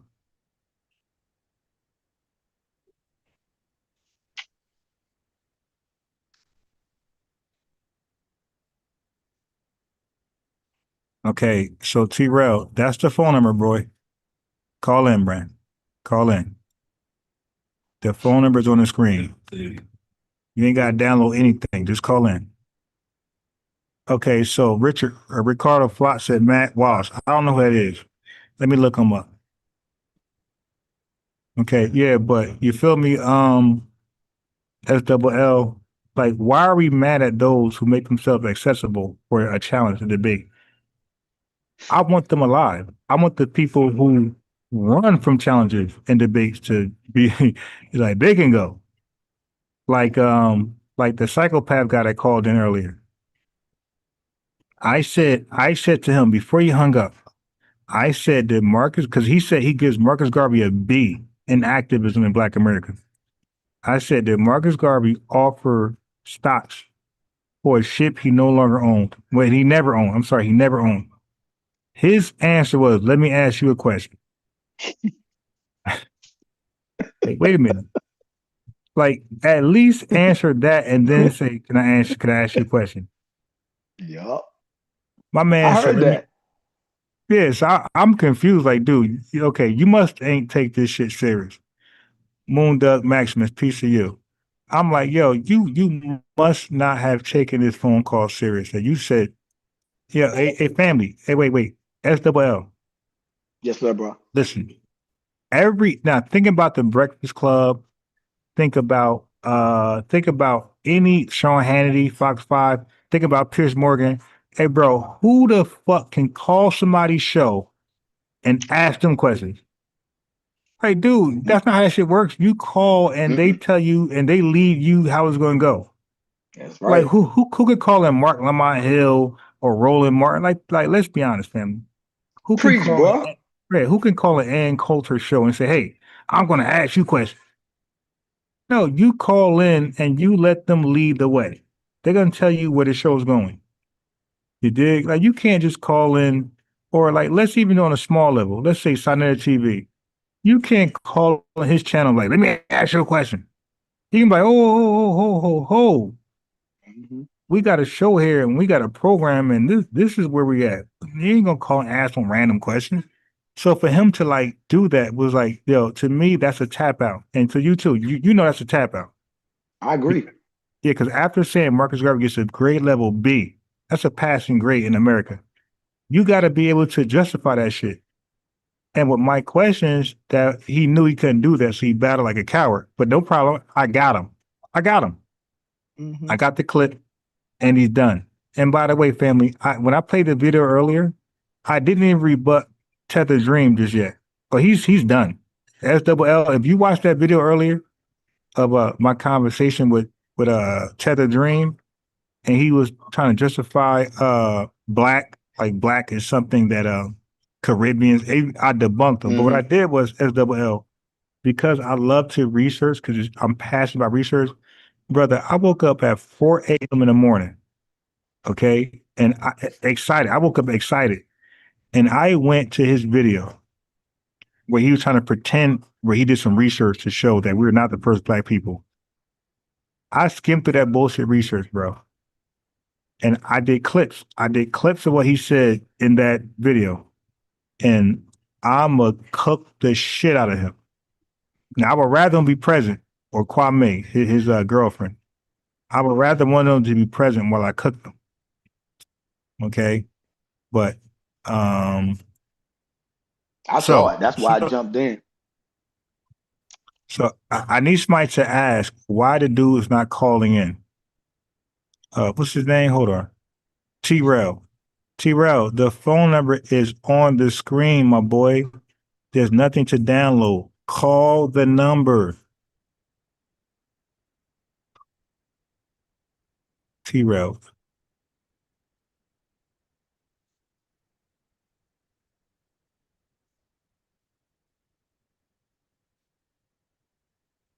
And Moondoc Maximus got some FBA shirts. Anybody into merchandise, right? Shirts with great inspirational words. Click his link and support the brother if you're into that. If you're into like wearing inspiring messages on your clothing, click that link and take a look at his what he guys offer. And if that's what you want, make a purchase. But I just tagged T-Rel. T-Rel, the phone number is on the screen. Can you call in before I get to cooking on American Dream? Because I don't want to start on him and then have to stop and address you. Once I get to cooking, that's it, bro. There's no, you get to say whatever. And matter of fact, SWLE44. Yeah. What I'm gonna do is, because we got to do some more shopping. So as we do some shopping, I get to my next restaurant. I want you to go in to cover all that time and just cook. Now, family, I need the family to do this. I need the family to, if it's your will, I need you to hit the cash app, because I'm going to a new restaurant and this shit is expensive, you dig? So anybody got $1, you know, this shit, because nobody wants you to plug up and go live, you dig, and hold up tables and not purchase no food. So over here, I got coffee, I got an orange juice, I got a donut, then I got some munchkins. We're at Dunkin' Donuts. We're leaving and we're going to a better restaurant. So this shit's costly. I can't do this every day. So the family, this is up to the family now. You support the channel. Look, there's 60 people, $1 from, let's say 10 people. That's $10, right? That's it. So if 10 people can cash app $1, look, I'm going live regardless. So I'm not Dr. Umar. I'm going live regardless. Like if I got to spend my own money, I'm doing it. So I'm live. Well, I'm live now. What I'm saying is I'm going to that restaurant regardless. So when double L, double SL start cooking. This guy said he calling in right now, Ron. That's what he said on the text. Okay, all right. Well, I mean, yeah, but he ain't got to say it. Just do it. The fuck you telling me for? Right. You know what I mean? Just do it. Okay, so what I'm saying, family, is that I'm going to that restaurant regardless, no matter if nobody will send $1. So I'm just saying, if that's something you can do, cool, do it. You know what I mean? Because I got to go live tomorrow and tomorrow and tomorrow. These are all restaurants. This shit ain't free. I mean, yeah, this shit costs money. So Cash App is pinned to the top. $1 is great because guess what? SWL. Let's say if the bill is $15 and I got $4 in the Cash App, I'm happy because now it's $11. You know what I mean? That's a discount. So any Cash App is like great. I mean, as long as I got paid a full bill, I'm happy as shit. But one thing I do know, as foundational Black Americans, we're not allowed nowhere in this country without paying a price. So nobody's going to tolerate me holding up a seat, laptop open, talking to a microphone, because I'm talking to my, by the way, but you don't know, guys, I'm talking to a microphone in a public space. So motherfuckers gonna want you to pay. Like, okay, you want to do that shit here? You got to pay. So the cash at the top, if y'all value the content, go ahead. Okay, so he's calling in. Cool, we got him. All right, so brother, don't say nothing yet. Let me change your name. If you say something right now, your phone number is going to show. So don't say nothing. You say your name. Okay, I got you. Okay, you can talk now. Your name is changed to T-Rail. What's going on? All right. How you doing? Okay, cool. What's going on? Did you have a disagreement with something? You let it? Nah, I wasn't disagreeing with you all. I agree with the movement. I agree totally with the movement. I'm trying to understand how does calling yourself FBA, which is black, tie you to the land? You're still calling yourself dead to law. If you consider yourself black, that's been the whole argument of calling ourselves African American and Black American. Is you're telling your people you have no rights to laws, you have no rights to this land, you have no rights to anything. You're dead to law. So you can come with that. Okay, cool. Let me ask you this. So now SLL. Yes, sir, bro. Chat. I'm so well rounded. Now he's coming somewhere totally opposite of the last caller, okay? But I'm so well rounded in all these positions. Watch how I handle him. Hey, T-Rail. You gotta handle me, bro. No. I got it. No, I'm gonna handle you. You're not on my level, and I'm gonna prove that. T-Rail, are you? Okay, bro.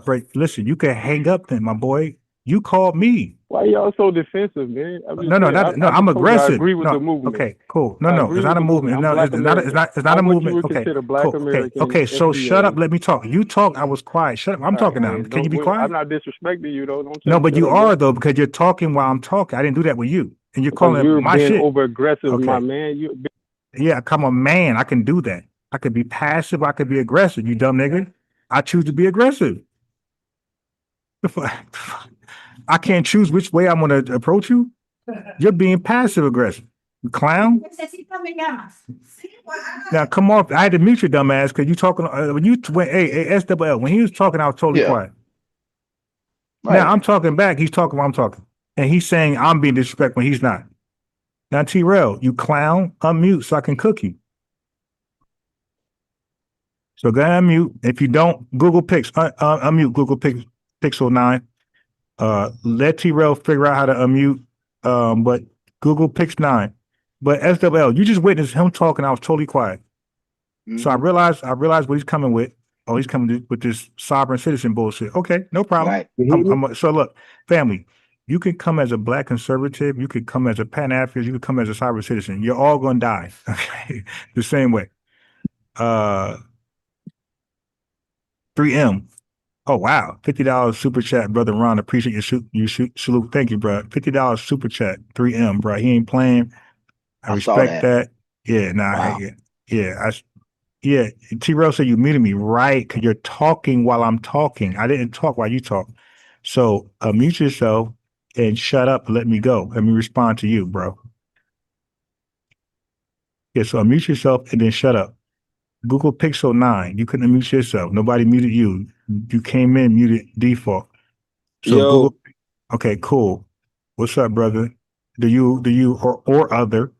Do you agree or disagree with what FBA's main talking point? Brother, this is 227 Kimmy. That's what kind of phone I got, a Pixel 9. Since you said I had an Obama phone. Man, I'm just joking, bro. Your phone probably better than mine. I'm just telling you what it is. Nah, I'm just saying I'm joking. Like your phone probably better than mine, bro. Ain't nothing wrong with that, brother. Ain't nothing wrong with that. Okay. Yeah, your phone probably better than mine. I have a damn near Obama phone. But I want T-Rail to okay, T-Rail, listen. You gotta follow the instruction. You called in. You gotta follow the instructions on your phone. Yeah, I think it's #9, #8. One of those features unmutes you, bro. You gotta figure that shit out. 227. You're on mute now. You muted. I didn't mute you. You muted yourself. I heard. Yeah, I was listening in, brother. I try to be respectful. Okay. Now, until T-Rail unmutes himself, you figure that shit out. I'm gonna talk to you, bro. Listen, Yeah. man. Now you said you're Pan-Africanist, right? Yes. Okay, cool. Let's deal with that. Okay. What is Pan-Africanism? Can you give us a definition that's on your mind? Yes. Well, Pan-Africanism is the unification of all Africans across the globe, right? That means we share one thing in common. We are African descent. No matter where we at on this earth, we should have one agenda, and that one agenda is to uplift us as a people as a whole. That means us in America, those in the Caribbean, and those on the continent. Now, I understand that a lot of times people off the continent don't reciprocate what we give them far as Sit down. Sit Pan-Africanism. down. But My fault. Go ahead, bro. I was talking to my son. but that's okay, because at the end of the day, like I said, everybody's not going to come along. I'm not looking for everybody to come along. All I'm saying is, as a people, when you talk about us as African descent people plus the Africans on the continent, you talk about over 1 billion people. Now, we can use that to do good or we can use that to do bad, but we have the numbers. All I'm saying is we do better as a fist than fingers. That's all I'm saying, brother. You know what I'm saying? And that's what Pan-Africanism is to me. It's uniting African descent people across the globe to overcome our oppressors and to take back what was taken from us. Okay, so now you said language. You said our oppressors. Who is that? Who is that? When you say our, first of all, start with that. Who is the our? That's a plural pronoun. Who is the our? The Europeans that's in power. Okay. So you believe it's race based. You believe it's a race based war, basically, right? Yes. It's okay. Cool. All right. So now I'm gonna share. Okay. So now white supremacy. How do you define white supremacy? White supremacy is what we are witnessing right now with Donald Trump in the White House when he is taking away Donald Trump. When we understand that he wants to attack the African American Museum in Washington D.C., when he wants to attack Martin Luther King, when he feels like we shouldn't bring up what happened to When did he? Wait, hold on, slow down. When did he attack? Because I got to fact check you. When did he attack Dr. King? Well, he had a bust of Dr. King in his office, and he said he wanted it removed. Wait, he what? He had a bust, like a head, like a bust, like a head of a, like sometimes you see statues, but it's just the head. Yeah. He had a bust of it in the White House, and he said he wanted it removed. Why did he say what was his reason for removing it? Because basically he's saying that this consciousness or this wokeness, as they say, and we're talking about what happened in American history, he feels that it's upsetting white people. So he doesn't want us to have no part of that, because if white people, he think white people say, "Oh, I feel so sad when you did black people. We gonna give them everything back." When he know that's not true. Okay. Wait. Slow down. So let's slow down, because I'm gonna fact check you. So you said Donald Trump had a picture of a bus, B-U-S. No. He had a bust like a head. You know, like you don't see like a statue, but it just be the head. Okay, so he had a picture. Okay, so he had a picture. Donald Trump had a picture of Dr. King in his office. A bus, if I'm not mistaken, it's a bus. It was, if it was in the office or it was somewhere in the White House. Okay, listen. You're saying bus. Is it a picture of Dr. King? Yes or no? Yeah, you want to say it's a picture? Yeah. What I mean, bro? What the fuck the bus look like, man? Come on, man. See, I'm getting annoyed now. It's a carving of his head, brother. Like it's a carving of his face. You know, like sometimes they just have a head of a person. So it was Dr. King, right? Yeah. Okay, so he had a picture of Dr. King in his office, right? Yeah, busted out. Yeah, if it wasn't in his office, it was somewhere in the White House, brother. Okay, cool. And he wanted it removed, right? Yes. Okay.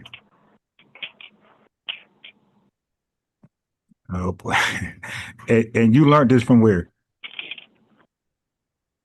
What you mean by I learned it? Just looking at listening to some of the news feeds about what he's doing with Black history and everything. Well, not Black history. Okay, but what he's doing wait. Stop. Okay, you said news feeds. Okay, were these liberal or conservative news feeds? Which one?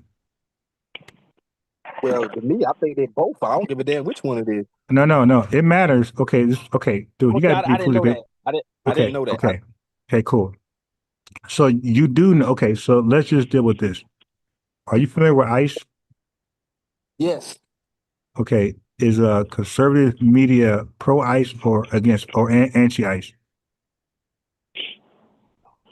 Well, conservatives want things to say how they are, right? No. Okay, listen what I'm saying, bro. I asked you direct. I don't know if they're for it or they're not. You know.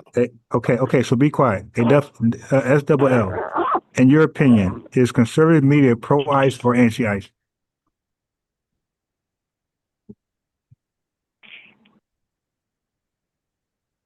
Right. SWL, you on mute? You available? No? Yes? No? Hey, Rel, you there? Bro. Yeah, I'm here. I'm here. Okay, so I'm gonna ask I'm here. both of you. So first, SWLE. This is your. I'm asking your opinion, your research. So SWL 44. SWL is conservative media pro-ICE or anti-ICE? Oh, conservative media is pro-ICE. They want every ICE they can possibly get. Okay. So T-Rel, in your opinion, your research, your experiences, is conservative media pro-ICE or anti-ICE? I would say pro. Okay, so let's go back to 227 Kemet. This is retarded. 227 Kemet is conservative media pro-ICE or anti-ICE? Like I said, brother, the media all the same. Okay.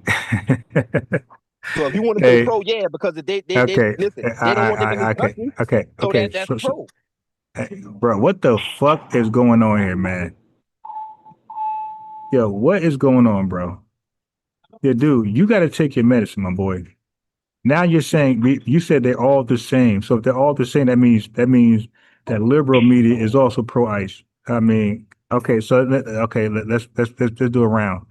SWL, is liberal media pro-ICE or anti-ICE? Man, liberal media is crashing out all over the world against ICE. They crying and everything, going to jail, you name it. Okay, so T-Rel, based off your research and experience, is liberal media pro-ICE or anti-ICE? Yeah, they definitely anti-ICE. Okay, so why is this clown saying it's all the same? So 227, Kemet, try again. Is a conservative media pro-ICE or anti-ICE, bro? Bro, I don't, like I said, it's the same snake, brother. It's one snake with two fangs, brother. I don't get it. It's all I'm white not supremacy. I'm not asking about other people. Yeah, but that okay, hold. Okay, 227. Okay, I said, okay, all right, be quiet. I'm not talking no more. Hey, SWL and T-Rel, I'm gonna ask y'all both. First of all, SWL. Did the Union and the Confederates go to war because they disagree politically? Yes or no? Because they disagree politically? Yes. Yeah, they disagree politically. Okay, yeah. T-Rel. Did the Union and the Confederates go to war because they disagree politically? Yes or no? Yeah. Okay. Yeah. Right. I'm trying to break it down as simplest terms possible. 227 Kemet. Did the Union and Confederates go to war because they disagree politically? Yes or no? Yeah, but it was about slavery. I didn't say nothing about slavery. Okay. So T-Rel and SWL court that in the chat court that. This dude is slow, and y'all get mad because I'm forward because I'm calling what it is. You're insensitive, bro. This dude is fucking slow. I asked a simple question to this guy, and he can't. He got to take his medicine. These dudes need to sip some liquor or some shit. Like this dude is ADHD all day long. Bro, I said nothing about slavery. I'm asking about a war. So one more time, 227 Kemet. Smoke your weed, do what you got, pop your pills, sip your scissor, K2, smoke your K2. I'm just asking a question. Were they politically on opposing sides, yes or no? Yes. So they're not two coins of the fucking same snake. Two heads, they're different, bro. What makes them different? Okay. It's not about what makes them different. It's about they're willing to kill each other over their differences. That's what we're talking about. Yes. Okay, so it's not what makes them different. I don't care. What I'm saying is they're willing to kill each other over their differences. So now we're in 2025. So you got liberals and you got conservatives. They too are willing to Charlie Kirk, they're willing to kill themselves over their differences. And all those liberal legislators who died, right? Come over here. that died because of political differences. So you're just rambling, bro. You're just rambling, man. You're not who you think you are, my boy. You're not who you think you are. You're not him. You're not Hemi Hendrix. You're not him Brown. You're not him, none of those people. You're not him, bro. You're not that. Like you're a clown. And I'm telling you straight up, like, you're a clown. You're not who you think you are.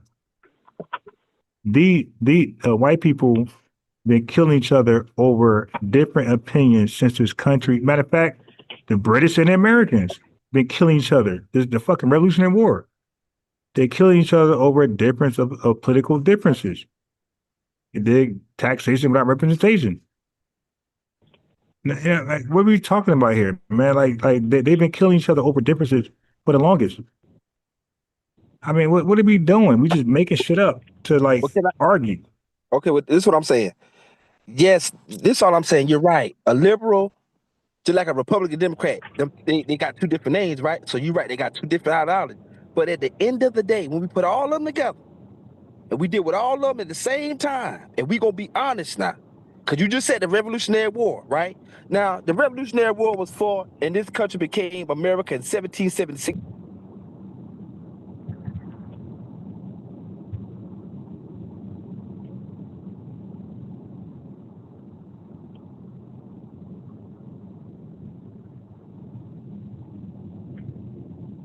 His sound went out. Yeah, on here. You can hear me now? Yeah. Okay. So what I'm saying is, just like this country fought a Revolutionary War, right? Now, once they fought that war,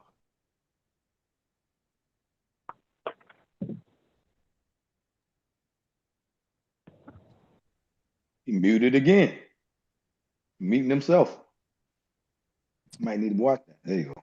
girl, I did not mute myself. Now, all I'm saying is this. All I'm saying. This is why I say they're the same snake. It's just two different things, right? Okay, because if we be honest. Kimmit, no, Kimmit, relax, bro. I'm asking T-Rail a question, not you. My bad. Okay, T-Rail, are you there? What's up? I'm here. Okay.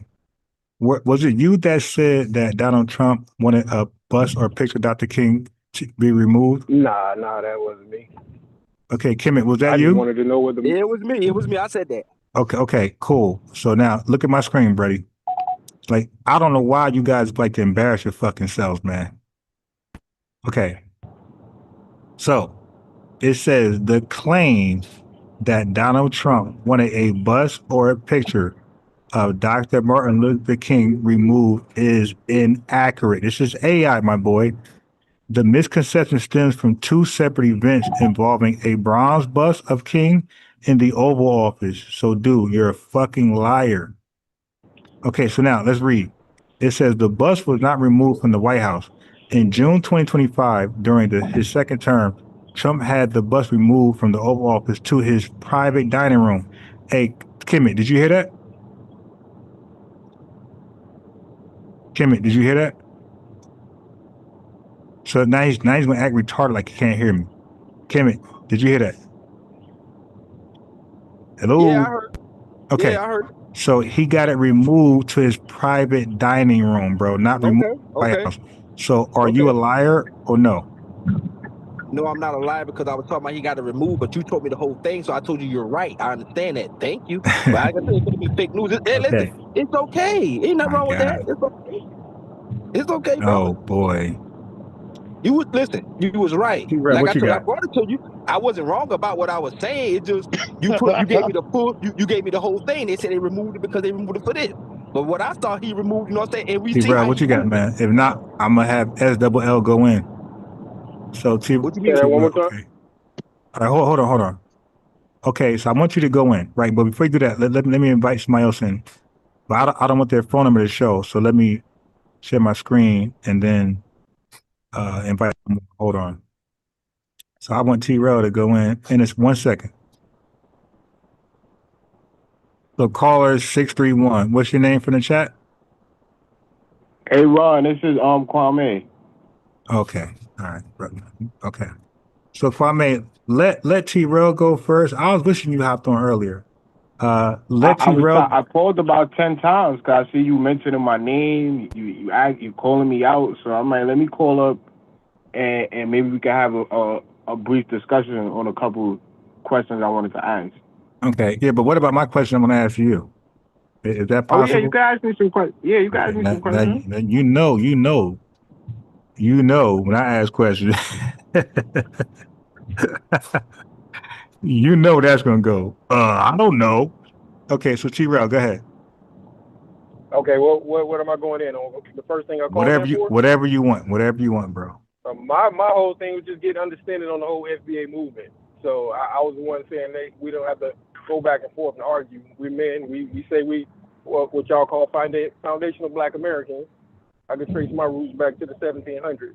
So I'm just trying to get understanding on like the movement and how does continuing to call yourself Black give you any rights on this land? When I'm going by law, and my niece is a lawyer who confirmed what I'm saying. That calling yourself Black does make you dead to law. It's not. I'm not a what you call me one of those sovereign people. I'm not none of that. Like I don't like the name African American. I don't like the name Black American.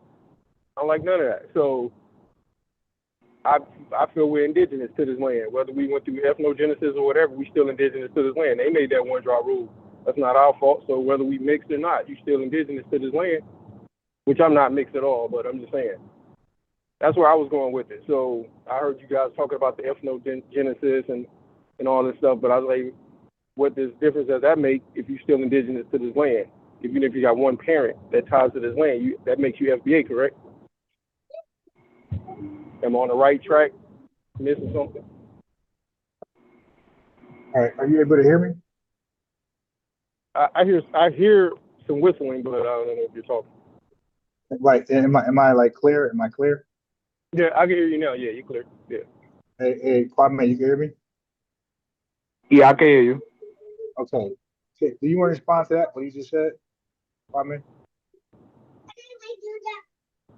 As far as being indigenous to America? Like whatever else you said out there. Well, I think he'll be historically wrong because we know that the transatlantic slave trade is the largest forced migration in human history. So we know that that was an estimated 388,000, and that's a stretch that came to the Americas.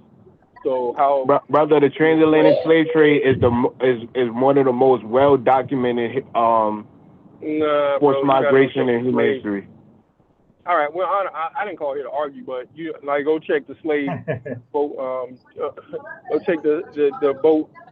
I can't even think. I'm driving right now, but you know they got archives where you can go check these boats and where they was going. Yeah, they have. They have the port. From the Caribbean, they have the port records. Right, they have the port records, the slave records. So how many all of this is well documented.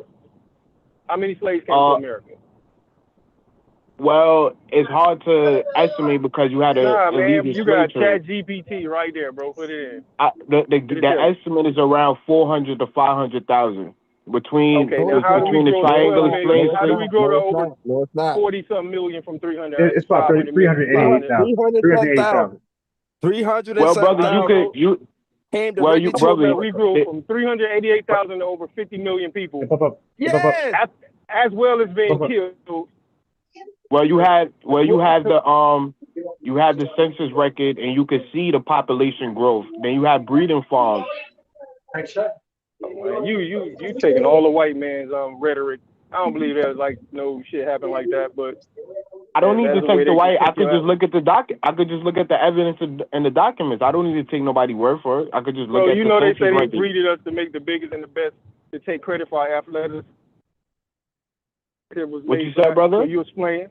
They created that whole breeding farm, and I'm not saying it didn't happen, but on a level they saying it happened, they were trying to take credit for our athleticism, the black man's, the indigenous man athleticism. So they say they breeded us into the biggest and baddest slaves.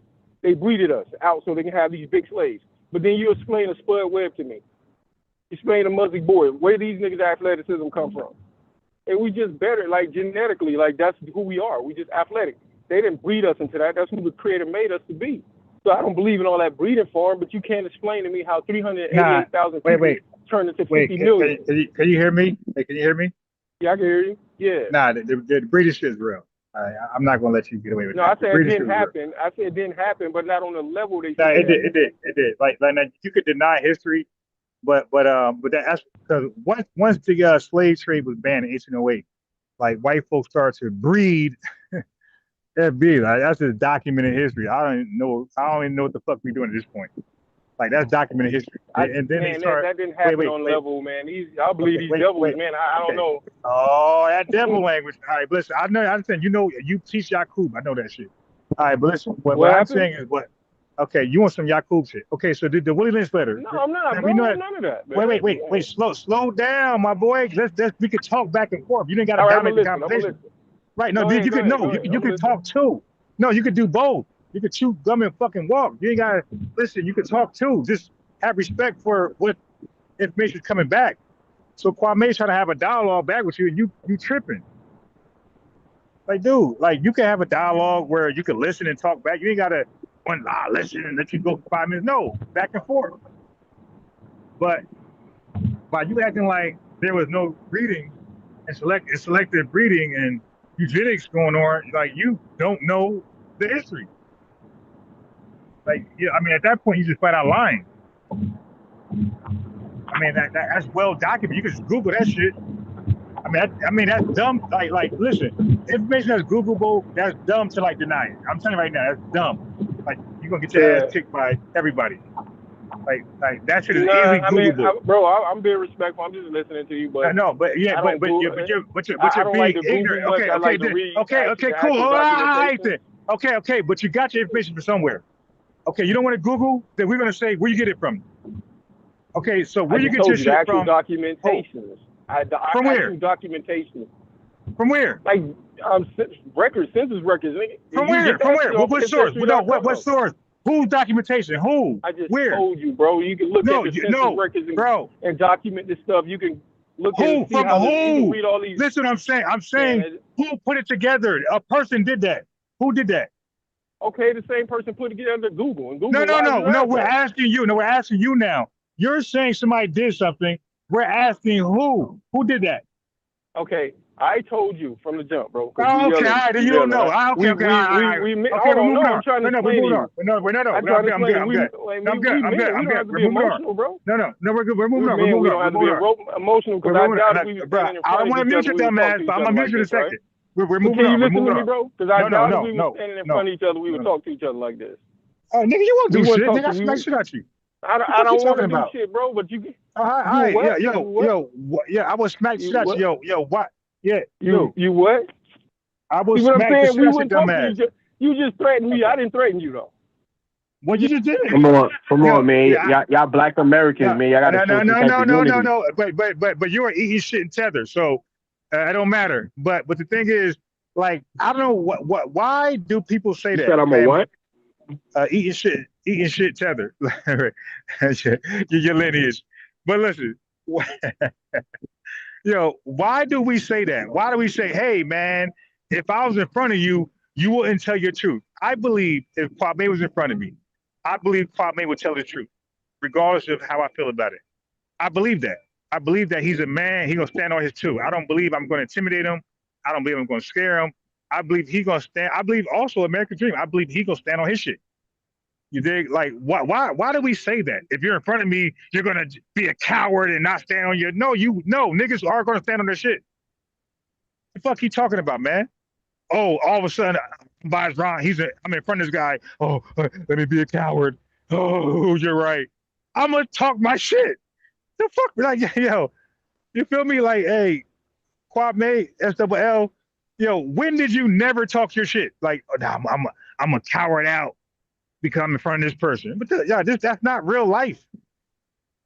The fuck this nigga talking about, man? Like, yo, we talk our shit, bro. It don't matter who we in front of. We gonna talk our shit, man. Especially if we believe it. I hate when niggas talk like that. Oh, if I was in front of you, you will be a coward and you will lie and you won't tell your truth. Why you muted me, bro? I'm not even arguing with you. You threatened to slap me. No, because you said some dumb shit. You said if I was in front of you, I wouldn't tell my truth. Okay, Okay, right. The reason black men get into conflict, right, because of what you just did, bro. Yeah. It's the reason we get in conflict, and we can't get together. You threatened me. I didn't threaten you. Yeah, no, you did threaten me because you said if I was in front of you, I wouldn't tell my truth. What the fuck does that mean? If we were in front of each other, I said if we. Okay, got it. So now no. Let's go with that right now. Why wouldn't I talk my truth if I'm in front of you? Why wouldn't I do that? Men are very respectful in front of each other, bro. So I'm not gonna tell my truth. Hold on. So I'm not gonna tell my truth because I'm in front of you. So I'm gonna lie and say something I don't believe in. Out, bro. Okay. I don't think you but you don't. Okay. So hold on. So you don't know. You say you don't know. So why would you assume I won't be me in front of you? What reason would you have to call me out my name? We're having a friendly debate in front of each other, man to man. You didn't answer the question. You said I'm cursing. And this is me, by the way, nigga. You don't know me. Okay, but it's people who pull up here like DJ Focus. Okay, right now, yeah. But I'm saying it, bro. I'm saying you don't know me as far as I talk my shit the way I talk, no matter where I'm at. I'm saying you don't know me like that. So now you got DJ Focus that came on here that know me. So here's the difference between me and you, bro. People that call in know me in real life. I had my boy Kurt call in the other day that talked about his African woman experience. Some of you guys tuned in. He knows me in real life. Nobody know you in fucking real life, my boy. So people who call in, they can vouch for it. This is who I am. Nigga, this is who I am. Whether I'm in North. Okay, that's wait, no. Be quiet. I'm talking now. I'm saying family. This nigga here, man. Yeah, this nigga here. Right. You're a clown, dude. You called in the you shit. Talk on this phone, man. Right, and that's the reason why black men kill each other, bro, because of bullshit you doing. Yeah. No, we kill each other because niggas like you are sensitive and you're lying. What I'm saying is family. Some people are, sit down, boy. Some people are passive. Some people are aggressive. Okay? Some people are just in the middle. I'm saying my personality, what I express to you guys on a phone call or live, this is who I am. When I get excited, I get excited. So you threaten other black men who you say you're trying to build with. Okay. And started no. Right? That's okay. what you do. No. You started the aggression. You said I did not threaten you, bro, not one time. Okay. And when you why you not to the playback, okay. you don't hear it. So why you not listening now? You said this. You said if I was in front of you, I wouldn't be me. Basically, that's a threat. You're saying that if I was in front of you, your presence. Okay, I'm gonna give you a chance to respond. You said if I was in front of you, I wouldn't be me. I took that as a threat.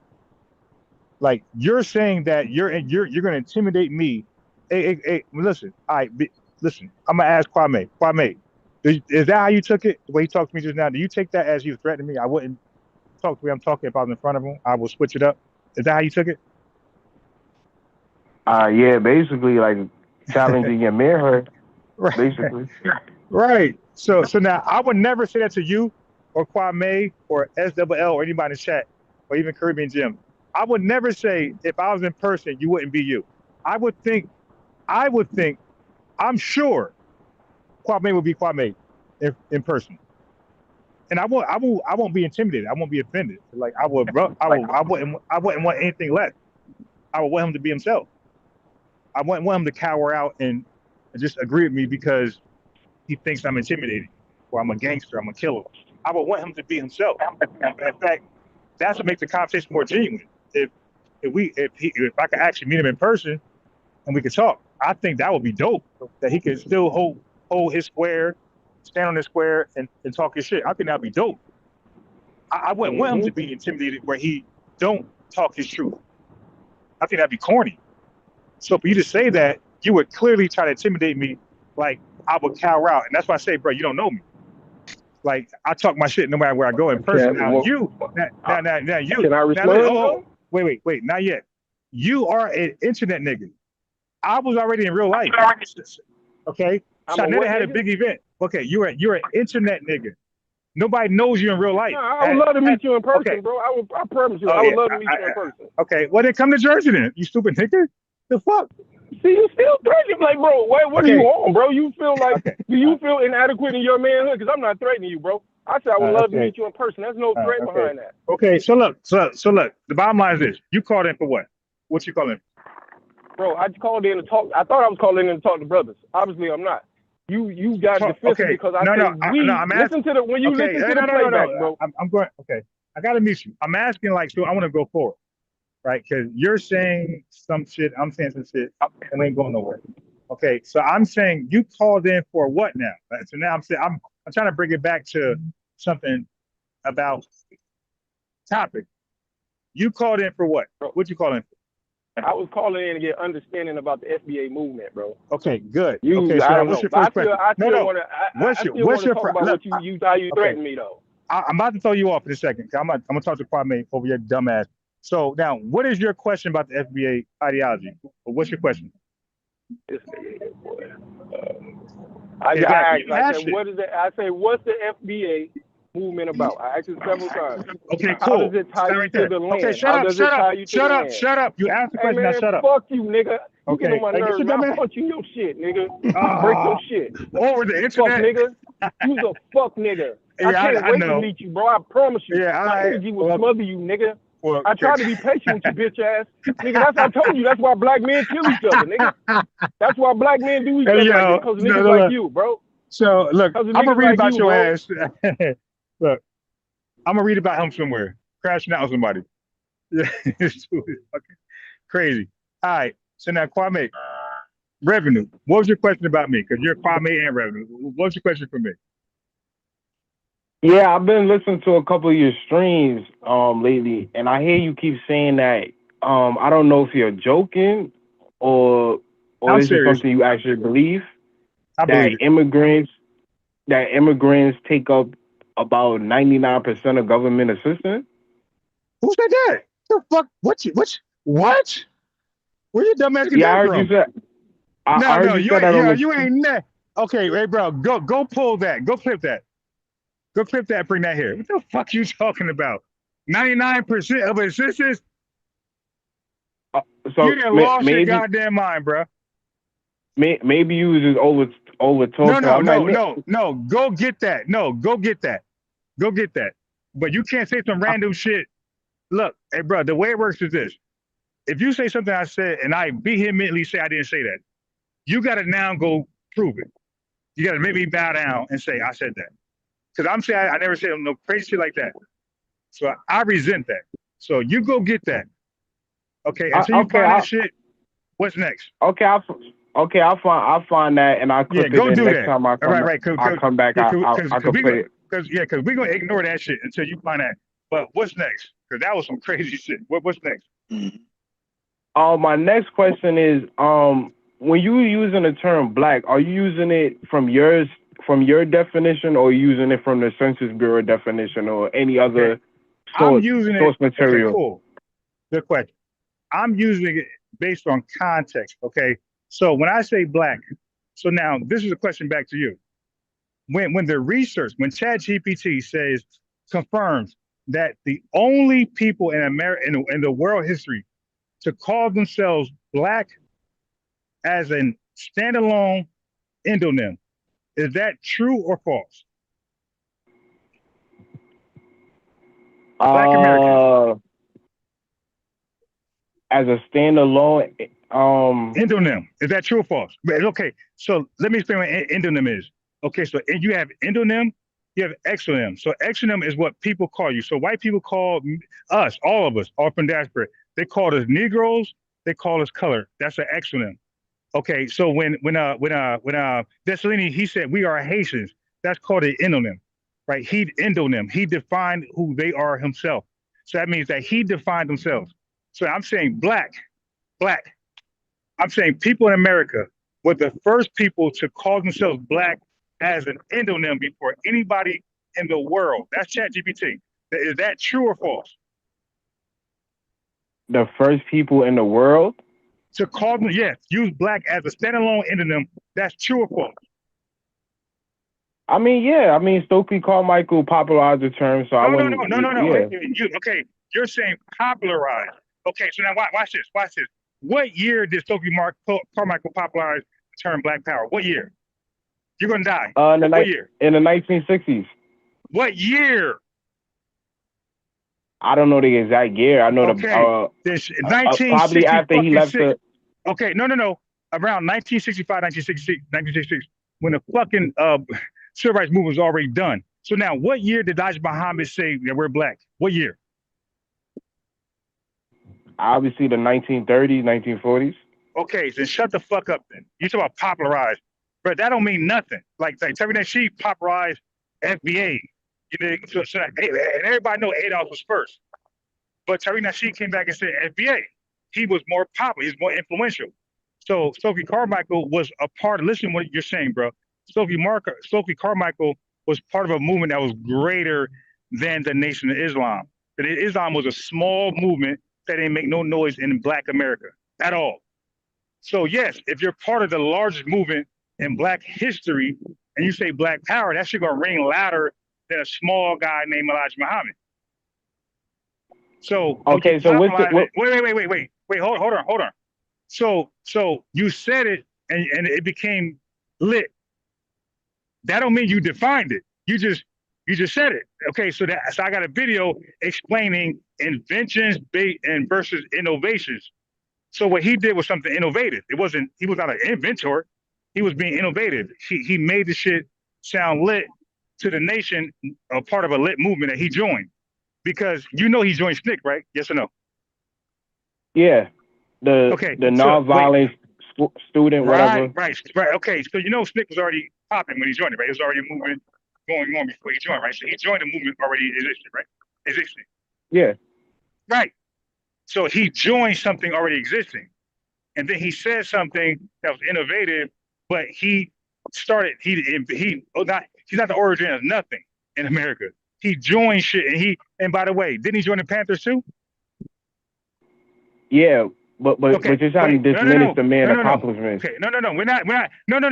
We're just establishing he's joining existing movements. That's all. So he joined SNCC, was already existing. Then he joined the Panthers, but he didn't create shit. That's why I said I got a video going over inventors versus innovators. So yeah, he innovated Black. He didn't originate it. Elijah Muhammad and others said Black first, but he joined our shit, and then he said Black power, and guess what? That was great. I'm giving him credit. That was innovative. Like we say, yeah, Black power. That was a dope ass chant, dope ass phrase. You feel me? We say, yeah. But he joined our shit. There was nothing he brought to us and say, hey, I got this no, he joined our shit. Okay. So he joined SNCC, he got kicked out. He joined Black Panthers, got kicked out, and then what? Now, he was a freedom rider too, right? So when he was a SNCC, right, he was a freedom rider, right? Yeah. Okay, so what's a freedom rider? Can you explain to the audience what's a freedom rider? A freedom rider is basically somebody that that do journalist work on basically on different on various topics as far as civil rights go and things like that. Yeah, I'm gonna save you, bro. Freedom rider is literally riding. Yeah, no, that's wrong. A freedom rider is somebody literally riding on a fucking bus with white folks, man. Starting shit in racial sundown town. Oh, you said I thought you said freedom writer, like a journalist. No. Come on, man.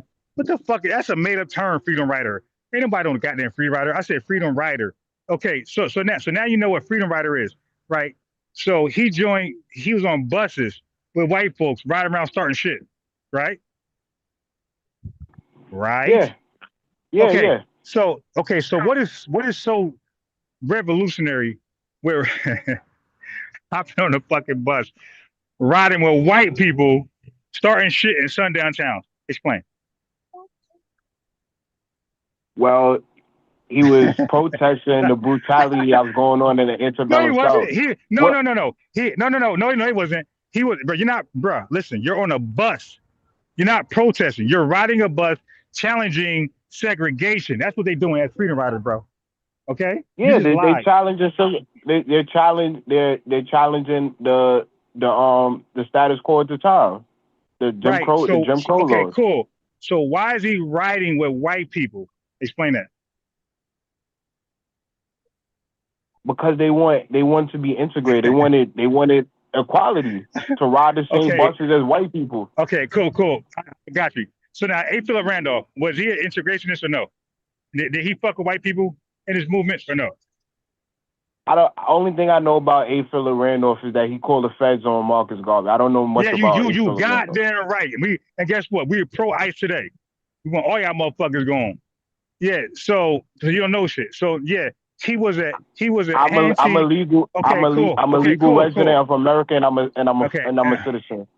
Okay, fine, whatever. Okay, I hope you fucking get deported. By the way, I hope your Fourth Amendment anchor citizenship is revoked. All right, that's what I'm hoping. They get rid of the 14th Amendment. We both not citizens. No. Okay, so now, let me ask you this now. So now I know you're dumb. So what was Donald Trump's argument with the 14th Amendment?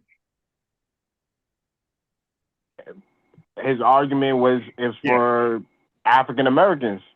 Okay, you're dumb, bro. Try again. That's one. Try again. What was his argument with the 14th Amendment when it comes to immigrants? What was his argument? I don't know the gist of his. I don't know the gist of it. No, I'm not asking for. No, I'm not asking for gist. I'm just asking for what was he arguing when it came to the Fourth Amendment citizenship, birthright citizenship. The 14th. You're talking about the fourth. Right. You said the Fourth Amendment. That's dumb. No. I didn't say 14. I didn't say 4. I said 14th Amendment. What was his argument? Okay, with that the 14th Amendment was for African Americans. Okay, no. That's not what he's arguing, stupid. Listen. His argument has nothing to do with foundation Black Americans. He is saying this amendment and immigrants. We're not even involved. What is his argument? Go. I don't know. Teach me. Right. Okay, so let me help you out. That's why you're not on my level, you dumb nigga. You my kid. Okay, so he was saying illegal immigrants should not have the right to have a baby. It's got nothing to do with nothing to do with fucking foundation Black Americans. He said illegal immigrants should not have the right, because they're here illegally, to have a baby, and that fucking kid gets legal citizenship. That was his argument. That was your argument. You a dumb nigga. You can't fuck with me. Can I ask you? You see what I'm saying? I ask you a question? No. Well, no. Not yet. Because you didn't know that. So you guys talk about shit you don't know about. I researched this shit. Now, before you ask the question, because let's go back to black. Because I woke up 4:00 a.m. this morning. I'll listen to the first Blacks video from you guys, you and African Tether. Okay. So now I got questions about that video because I Googled that shit. I fact checked it. And that shit was retarded. Now watch this. This is the difference between me and you guys.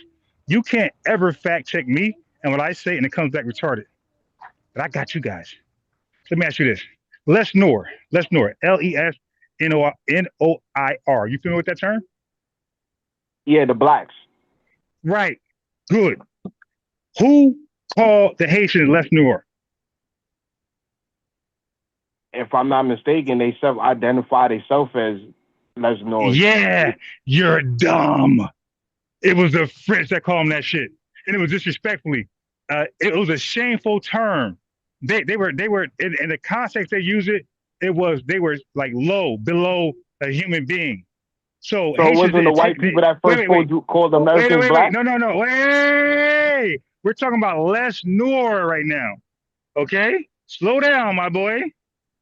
We're talking about Lesnoir. Okay? Because again, it's the argument for the video. You're not gonna get away from that. It's not about what they call blacks, and we'll get to that. But what I'm saying is the video that you took part of were alleging that other people called them. You just said it just now. Oh, that will be clipped. You said that Haitians self-identify as Lesnoir. You lied in front of everybody. You fucking piece of shit. How I lied? Oh, okay, because they didn't call it that. No, they did not embrace that term, and that's why Dessalini said we're Haitians. We're not that. Okay, so they did not embrace that term. They seen it as shameful, disrespectful. Okay, so bro, you don't got a country to name though. You don't have a country called Black America. No. You're jumping shit because you're cooked. None of y'all, bro. None of y'all can fuck with me. This ain't Tariq Nasheed Radio. This ain't Jason Black. This ain't Afro. This is me. Okay, this is me. None of that shit works over here. Okay, so now let's go forward. So you were wrong. That was not a self-identifying term from Haitians. They felt that term was disrespectful and they rejected it. And this lady said, "We are not that. We're Haitians." So you just learned something today, right? They did not. They got a political party called the Norsum. They have a little political party. Hey, yo, that was well. First of all, you don't know this. Do you know Dream called last night? Do you know that? No. Do you know that? Okay. He raised that argument. We chat GPT on the fly, like on the fly. He was mad as fuck. You're wrong. You're lying, like he was. And I was going to see now. You called it too early because I'm at my second destination where I'm gonna play the rebuttals to the video. I never did that yet, right? Because SWLE44 called in, and so the other folk called in. You called in. So I never got a chance to rebut the video because I played it. I didn't play the video, but I played my discussion with. I re-aired my discussion with American Tether, okay, about black. He lost, right? ChatGPT, he was wrong, left and right, like you are. Okay, he got out of control and started calling names because he was wrong. So what I'm gonna do in a second, as I get to my destination, I'm gonna share my screen and we're gonna read ChatGPT. Now I asked that Tether this. I said, "Yo, do you defer to ChatGPT as like the tiebreaker? So if I'm arguing with Kwame Revenue and he's arguing with me, is ChatGPT a qualified tiebreaker?" He said, "No." I got that too. So now I got him. I went back to your video. I got him deferring to ChatGPT as the equalizer, as the tiebreaker, as the authority. Okay. I woke up at 4 a.m. I know you're fucking lying. So I got hella clips, bro. You're gonna see. So I'm glad you called in. You're gonna see the clips where he got cooked by ChatGPT. So he even had lessons. So now what you guys do is you ask questions vaguely. So ChatGPT group up everybody as the diaspora. But what he did not do, he did not specifically say Black Americans. He just said diaspora and blacks, diaspora Africans. He used vague language. So ChatGPT responded to vague language. What I did was I ChatGPT. That's what I did. Can I read ChatGPT for a second? Okay. No, not yet. Matter of fact, go ahead. Wait, no. First of all, what did you ask first? What did you ask? I typed in ChatGPT. Did the Haitians call themselves Les Noirs, black? Yes. In 1805 Constitution, Haitian leaders declared that all citizens of the new nation were considered black, Les Noirs, regardless of their actual skin color. This was a revolutionary act that deliberately erased colonial era color distinguished and created a unified racial identity for the first independent black republic. Okay, now go back and do this. Type in, did they use Les Noirs as a standalone ethnonym? Go back and type that in there so you can die in front of everybody. Right there. Are you disagreeing with ChatGPT when it said that? No. Hey, I don't know what question you asked. So I'm saying type this in next. I'm saying ask ChatGPT. Wait. You gotta listen. See, if it's about truth, it's about truth. I'm saying go back to ChatGPT and ask them, did the Haitians use Les Noirs as a standalone ethnonym? That is the debate. I'm saying we're the only people that use color, adjective. But ChatGPT is debunked you. Hey, yo, look, you're not listening. You're talking. Listen to what I'm saying, bro. I understand that like tethers like Jamaicans and Haitians, I understand what they're on. Some primitive shit. They're using black as a descriptor, as an adjective. I'm saying ask, why are you rebutting me? Why you don't just ask? Ask ChatGPT. Ask ChatGPT, did Jamaicans use Les Noirs as a standalone ethnonym? Hey, you gotta go on mute. Whoever's talking about it, go on mute. Hey, Revenue. I'm saying go ask ChatGPT. I'm gonna do it for you. You know I am. I'm at my spot. So I'm about to sit down and open my laptop. So now you can do what I do. But go ask Chat. What you doing it right now. Go ask ChatGPT that they use Les Noirs as a standalone ethnonym, and you're dead. Because that is the whole debate. That's my claim. My claim is we the only ones to use black as a proper noun, not an adjective. Go do that and cook yourself and die. Yes, it say yes. Haitians have used Les Noirs, the blacks, as a descriptive term for the country majority population. He's done. Hey, no, dude, you're done. You said descriptive. You stupid dude. That's an adjective. A proper noun is not a description. It's a person, place, or a thing. You're dumb. Yo, black is an adjective. Can I read? Can I read? No, wait. Before you do that, you're dumb. If I say black wall, the color describes the wall. The color isn't the wall. If I say black man as a descriptor, I'm describing the man. He's not the color. But finish reading. You dumb. Bro, you told me to type something in Chat GPT. No, I typed okay. it in, and this is the answer from Chat GPT. Okay. Can I read the answer? Wait. You just did, and you said descriptor. You could continue. I didn't even finish I didn't even finish Chat GPT answer. But you already lost. Once you said descriptor, you lost. But go ahead. Start from the top and start over. Start from the top and go. Okay, I'm gonna read my question, then I'm gonna read the answer. Did Haitian use less noise as a standalone ethnonym? Yes, Haitian has used less noise. Wait. What? Standalone what? You said ethnonym, right? Spell it. Spell it. ETHNONYM. Okay, go. Yes, Haitians have used less noise the blacks as a descriptive term for the country's majority population, which is you said, wait, stop. Hey, bro, you don't know what you, bro, what is a descriptor? What is that? A descriptor? Right, what's that?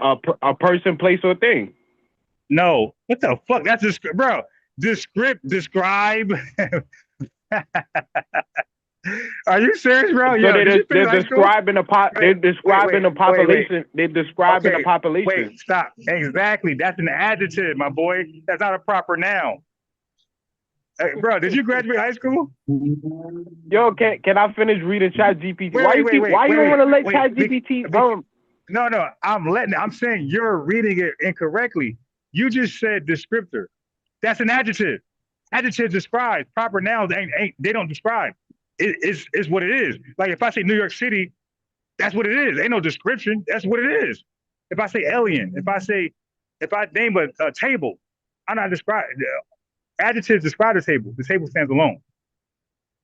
You don't get that?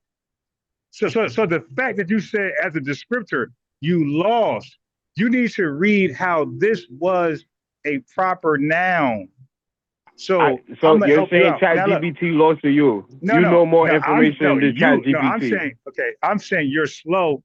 Your ChatGPT gave the answer. How I'm slow? I typed in exactly what you told me to type in. Okay, so let me respond. You can read the whole thing. What I'm saying is ChatGPT gave you the answer. You don't value the answer. You think it's saying something it's not. It just said a descriptor. It said Haitians use less nor as a descriptor. That's not my argument. What's my argument, by the way, Revenue? What's my argument for blacks? I think I don't know. Can you explain your argument? Because I thought it was Black Americans was the only people to use the term black to self-identify themselves. A family. This is why I know this guy is like retarded or slow or both. Okay, I and ChatGPT make the same claim, bold claim. Bro, proper noun. We use black as away from its original intention. Black is a color, white is a color, gold, red, yellow. When people use that to describe something, it's a descriptor. So that something is describing, the something is not the description. The something just like a red car. The car is a car regardless if it's painted red or not. It's a car. It stands alone. Red doesn't stand alone. Red needs to be attached to something. It's a tether. Okay? So it has to be tethered onto a noun. So you have to say black car, black wall, black cat. Black can't stand by itself. It has to be associated with a noun to come to real life. What I'm saying is we broke that rule. Now, this is Black Americans. We use black to stand by itself. That doesn't happen. Nobody used black to stand by itself to describe a people to define a people beyond description. That's what we did for black. But I got you though. So I want you to start from the top and read it, cook yourself. I'm gonna sit down with my laptop up and kill you. So go ahead. So now, go ahead. I don't want to stop you. I don't want to say, hey, you're done. You can't. No. Start from the top. From your question, read the whole answer, and you're dead. Go. Did Haitian use less noise as a standalone ethnonym? Yes, Haitians have used less noise to blacks as a descriptive term for the country majority population, which is of African descent, though its usage varies. During the colonial period, the French used it to categorize the enslaved population at the bottom of the social hierarchy. After independence, the term became associated with the political movement Norsum, which promoted the black majority cultural and political dominance against the white or mixed race elite. So while not formal as a formal ethnonym, less noise was used to define and politically mobilize the large black population in Haiti.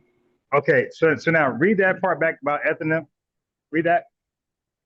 So while not a formal ethnonym, less noise was used to define. Okay. Do you know what formal is? Yes. What is formal? Like not direct, but it's like a descriptive of what they're talking about. So do me a favor. Google informal versus informal. Do that for me. So you can understand what you're reading. You're reading stuff, but you don't understand what you're reading. That's my concern with you. So Google informal versus informal, and then we could all learn together what formal means. This is embarrassing, bro. Rose, shouldn't we just go to the Census Bureau to find out the definition of what black means? Hey, brother, can you just go? Done in accordance with rules of convention or etiquette or suitable for a constitutional or official or important situation or occasion. Okay, and what does informal mean? See, you didn't do it. Type in informal versus formal. Formal versus informal. Do that. Having a relaxed, friendly, or unofficial style, manner, or nature. Oh, unofficial. So when it says not used formally, that means it's used informally as an ethnonym. That means that's not the right way to use it. See, so family. So what he did was he typed in the chat GPT and like he phrased the question with however he phrased it, whatever. Right? Where ChatGPT gave an answer. The way you told me to phrase it. Hold on. Right. And you read it. So okay, go back and read it, but read it slow. You read it kind of fast. Read it slow. So we could do it one by one. So go back. Read the question. Let me read the answer. Yeah. Did Haitian use less noise as a standalone ethnonym? Yes. Haitians have used. Yes. Haitians have used less noise the blacks as a descriptive term for the country's majority population. Now, stop. So now let's reword the question because it's saying scripter. Okay. So now do this for me. Do this. Type this the last thing and you're dead. Type this. Type did the Haitians use Lesnor as an ethnonym similar to how Black Americans uses black as an ethnonym in America? And you're dead. Go ahead. Okay. Can you repeat the question again so I can type it in? Did the Haitians... Wait. Slow down. I got you. Did Haitians use Lesnor as an ethnonym, right? A self-identifying name for themselves, similar to how Black Americans use black as a standalone ethnonym. You're dead. You guys can't use the internet correctly. You can't use Google correctly. You can't use Wikipedia correctly. You can't use Chat GPT correctly. You need an FBA to teach you. Oh yeah, I don't need you to do shit. I read the question out and did you type that in? Yes or no? Yeah. Because that's a comparison. The comparison is between Haitians at this point. I watched that video. The comparison is how we use black compared to now. Look, now there's. I don't know if you like pay for ChatGPT or if it's you got limited searches, right? But if you pay for it, I got more questions for you. But if you're not paying for it, I'll do it. 'Cause I'm paying for it. With the help of my chat super chat me, I use those funds to go to Photoshop. So family, when y'all super chat and chat, when y'all super chat, the super chat goes to those programs. Photoshop, where I make my images. It goes to the instrumentals. Y'all help pay for those monthly services and Chat GPT. You feel me? And YouTube Premium. That's where the super chat goes. It don't go in my pocket. Now, when you super chat me, that goes in my pocket, but I'm using that to dine out, to go live. Like right now, I'm walking. I'm at my spot. I'm wilding because I looked at my shit. I didn't have my book bag. I fell left my laptop in the last spot, but the book bag is on my back. I'm like really bugging. I'm so glad I ain't walked too far. But yeah, so when y'all super chat me, it goes to my monthly subscriptions, right? First and foremost. If y'all cash at me, it goes to my daily expenses, like restaurant, to go live and justify being in that public space without, taking a seat. Because I am foundational Black American, and we definitely got to pay to play. So any super chat, any cash app is definitely how I'm able to go live earlier. At 9 p.m., I'm home. You feel me? So I could just go live. But if y'all want me to go live earlier, that cash app going to help pay for my stay at one of these restaurants, Red Lobster, whatever, wherever I go. It's helping to pay for that. Fucking Olive Garden. That's where I'm at, and that's where I'm going live at. So for you, you're dead because you're reading shit. You don't know the value of how you're reading it. It said the scripture. We don't use Black as a descriptor. That's it. We use Black as a proper noun. So that's why I say it's how you question ChatGPT is how they're going to answer your question. Now, for me, my questions be detailed. They're not vague. They're not ambiguous. They're like specific. That's why I had you do the comparison between Haitians, Les Noir, and Black Americans Black. And what did ChatGPT say? Yeah, it's nuances to it. One is using the term to integrate into white communities. One is using the term for political and a revolutionary term. So it's going to be nuances. Wait. No. Just read it verbatim. Don't tell me your opinion. Just read. Okay. Just read it. Haitians have used the term "let's know" as the Black. Wait. Stop. Oh my God. Are you God. able to? Because I want you to say your screen, my boy. I don't trust you. You're a liar. Are you able to say your screen? I'm a liar. You're a liar. No, I want you right. So let's share our screen. We're both liars. So let's share our screen. Can you share your screen? Yeah, and then we can look at the Census Bureau and see what the definition of Black really is. Okay, cool. Not your okay, cool. All right. Anecdotal definition. Got you. Go ahead and share your screen, buddy. So you can die. Well, I'm gonna do Diablo. I'm gonna share my screen. Okay, so I'm gonna give you the link. Is that okay? Yeah. I'm gonna do Diablo. All right, I'm gonna give you the link. Hold on, I'm back at the spot. Like I said, my dumb ass had my book bag on my back, and didn't realize it. I'm leaving here to go to the last spot, get my book bag, and I realized it's on my back. Thank you very much, bro. Appreciate it. Okay. So hopefully, this one guy be tripping. Okay. I'll share over here. Up.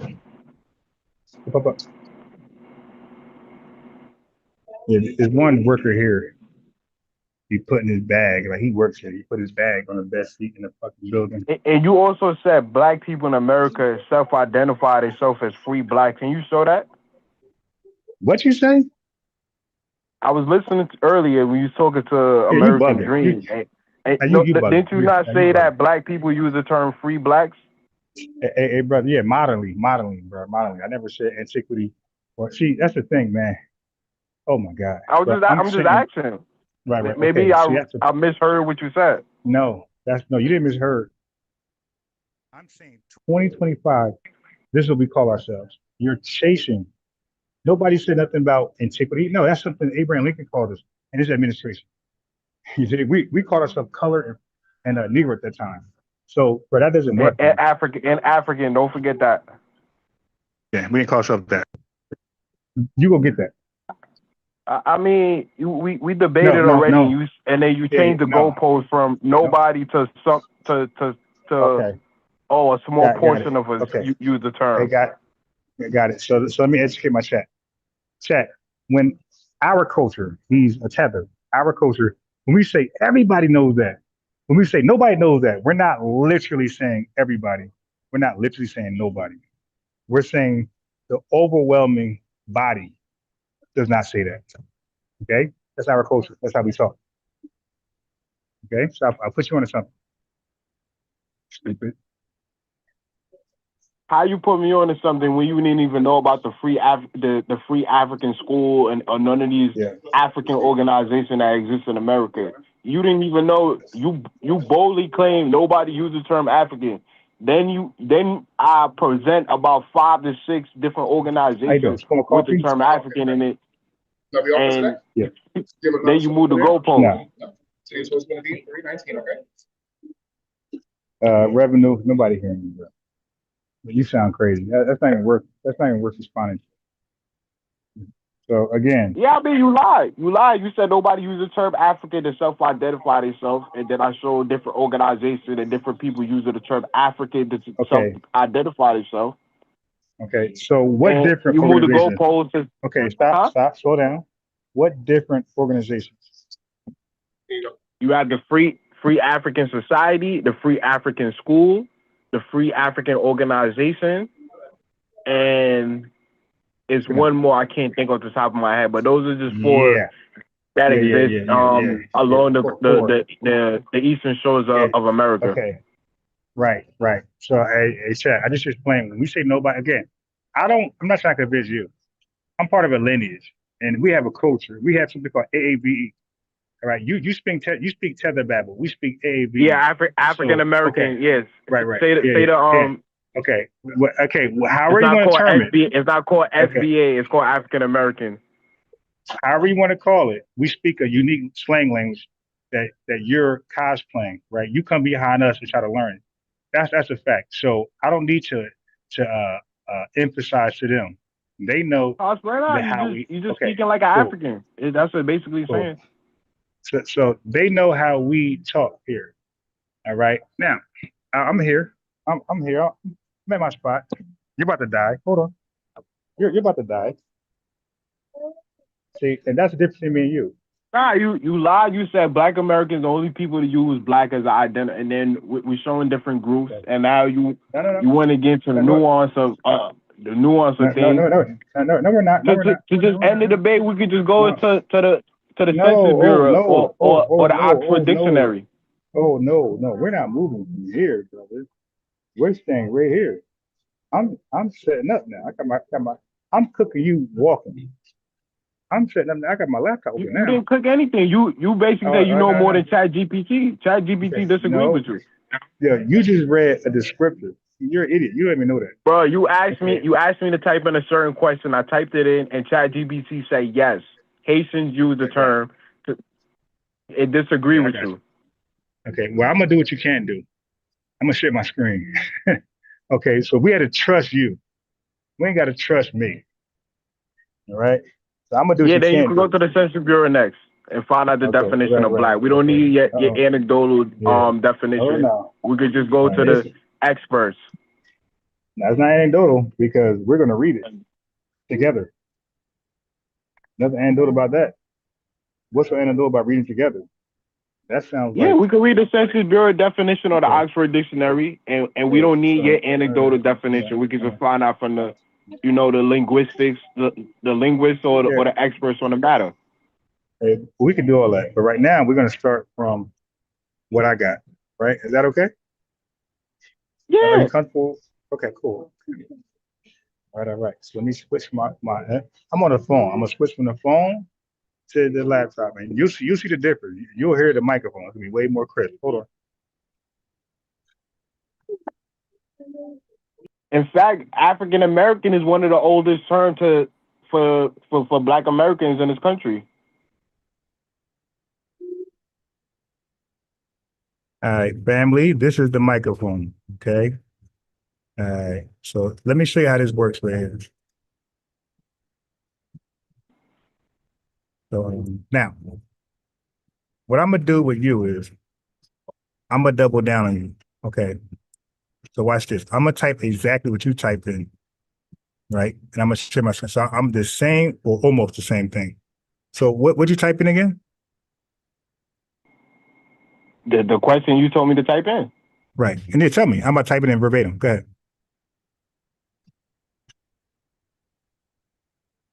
Go ahead.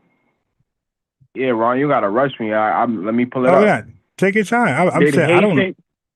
Wait, slow down, bro. I don't know what you're doing. I don't know how busy, occupied you are. I'm thinking you're just accessible right there freely. You know what I mean? I don't know. Did Haitian? Right.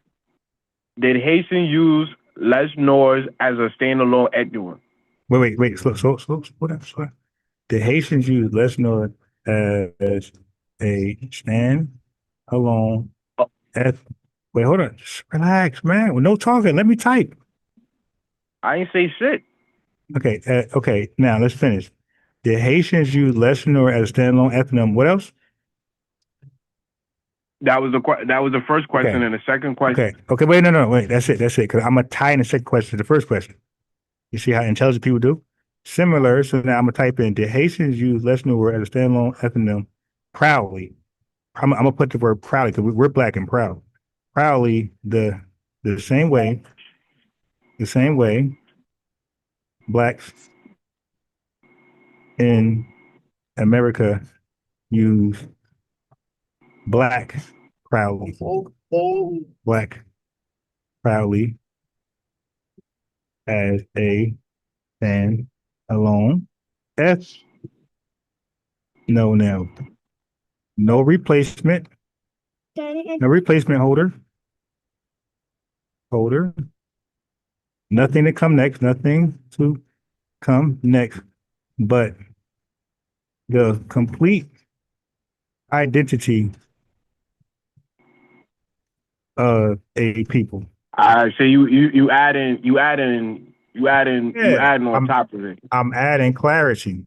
It don't matter because ChatGPT got to, this AI is like 1,000 times, 10,000 times smarter than both of us, right? Okay. Now watch this. Already debunked you twice already.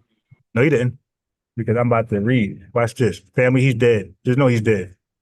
No tether can fuck him. Right? Watch this. Let me share my screen. Oh, this is so easy. So, bro, don't touch that dial.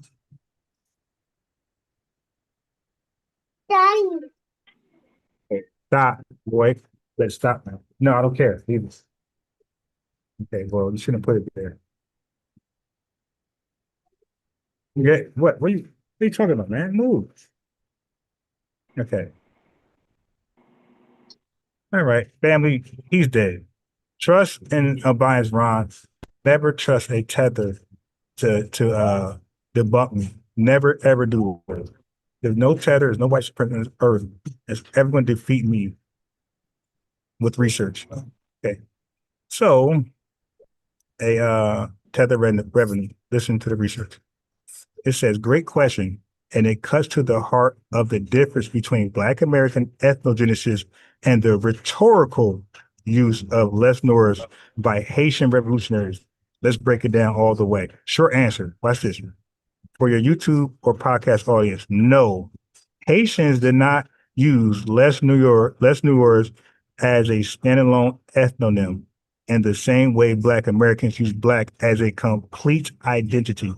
Les Noirs in Haiti was a rhetorical revolutionary term used in contrast to whites, mulattoes, or colonists, not as a nation-forming identity or permanent ethnonym. It did.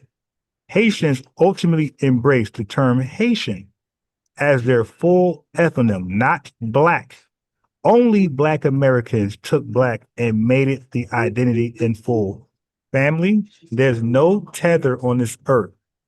There's no white supremacist on earth that's going to ever call in, click a link, and debunk me. Nobody. Okay? So now, I can read further, But that's it. Only Black Americans took Black and made it the identity in full. And that's only been my argument. We are the only Black people on the earth. Everybody else use Black in another way. We use Black as a permanent identifier. Can you ask ChatGPT this question then, Ron? No, you took an L. That's No, it. I didn't take an L. Yes, you did. Yes, you did. Don't read the Was chat. white people the first to use Black to describe African Americans in America? You said describe. You said describe, right? Yeah. Okay. Why you keep saying describe? That's an adjective. Family, he doesn't get, brother. We're not denying that the Nubians call or the Egyptians call Nubians Black. We're not denying that. That's No, called we talk about America. No, we talk about America. I got it. But you're missing what I'm saying right now, though. We're not denying that people of dark melanin were called of African descent, whatever, who were called Black as a descriptor. We're not denying that. That's called an exonym. We're saying that the people who were called that, they themselves did not endonymize the word Black. They didn't say, you're right, that's who we are. We are the Black people of the earth. No, they call themselves. So how do you explain Sudan? Wait. You're cutting in. You're cutting in. Now, when it said, okay, my God, family. Listen, I'm not gonna fall for rabbit holes. All right. Let me go back and read it again. Because maybe you missed something that I or maybe you caught something I missed. Hold on. So maybe I should have asked you this. But maybe you caught something I missed. I'm not sure. Maybe I'm slow and you're smart. Okay. You asked about Sudanese people. I'm not gonna waste searches on you. I'm just gonna ask you this. So I'm gonna show you my research through ChatGPT, through American Dreams, and you. So first of all, you. When it says not as a nation forming, it says Haitians never use less nors as a nation forming identity or permanent ethnonym. Do you agree with ChatGPT or you disagree? Yeah, I agree. Okay. Then it says next, Haitians ultimately embrace the term Haitian as their full ethnonym, not Black. Is that true or false? Yeah, that's true. Okay, so the next sentence says, only Black Americans took Black and made it the identity in full. Is that true or false? I agree with that. Okay, so I don't got to read Sudanese people. We got it. We understand it. Okay, so we're moving on. It's over. All right. So I only got to read Sudanese. You understand that only Black Americans took Black and made it the full identity. So we can move on. That's why I say that we're the only Black people in the world. Everybody else use Black as a descriptor. We're the only ones to make it the full identity. We're not Black and Haitian. We're not Black and Jamaican. We're not Black and Ugandan. We're just Black. All you guys you're Black and American. You're Black and American. Well, American is a culture, but I'm saying beyond the culture, we don't like, for example, like Jamaican could bring their culture over here and it could reign supreme, and now we're Black Jamaican. But what I'm saying is the culture could change, but who we are is going to be the common denominator. So that's what I'm trying to say. So you could bring Nigerian culture over here, it could reign supreme, and guess what? We're Black Nigerian. But with the word Black, that's never going to change. That's who we are. That's what makes it unique. Okay? That's what I'm saying, bro. It's the Black thing that makes us different, not the culture. You got that? Okay, so what's your thoughts on the Census Bureau definition of Black then? I'm not. Oh, I don't care about the. Wait. You know what? Let me type it in. Okay, hold on. Okay, so let me cook you this way. So let me end this morning. Let me end this weak argument. Okay, so hold on, let me type it in. The census. I didn't say shit. No, you said the Census Bureau, right? Yeah. Okay, the Census Bureau. Whoa.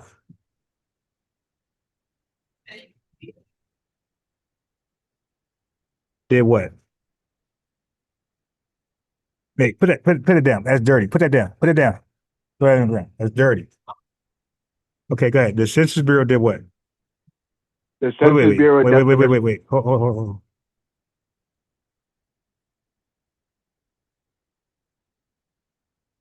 Don't worry, you can cook that too. ChatGPT is undefeated, and it aligns up with FBAs. ChatGPT is pro FBA. Hey, okay, hold on. Let me type in what you're going to say. Forget about what I'm going to say. What is ChatGPT going to say about this? Yeah. Okay. So the Census Bureau says what? What is the Census Bureau definition of black? Okay, so the Census Bureau defines black as what?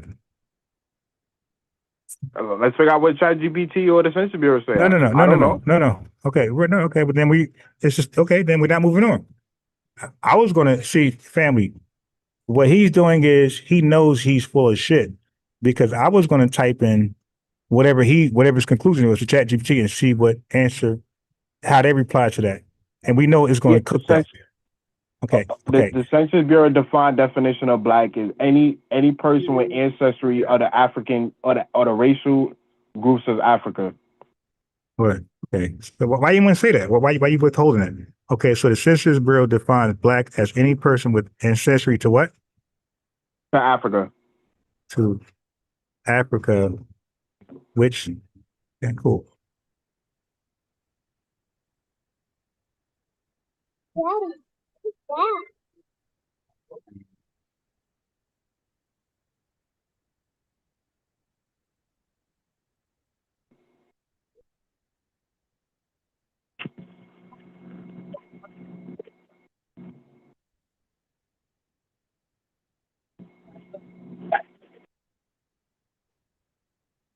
It's how you made hot dogs out of Yankees.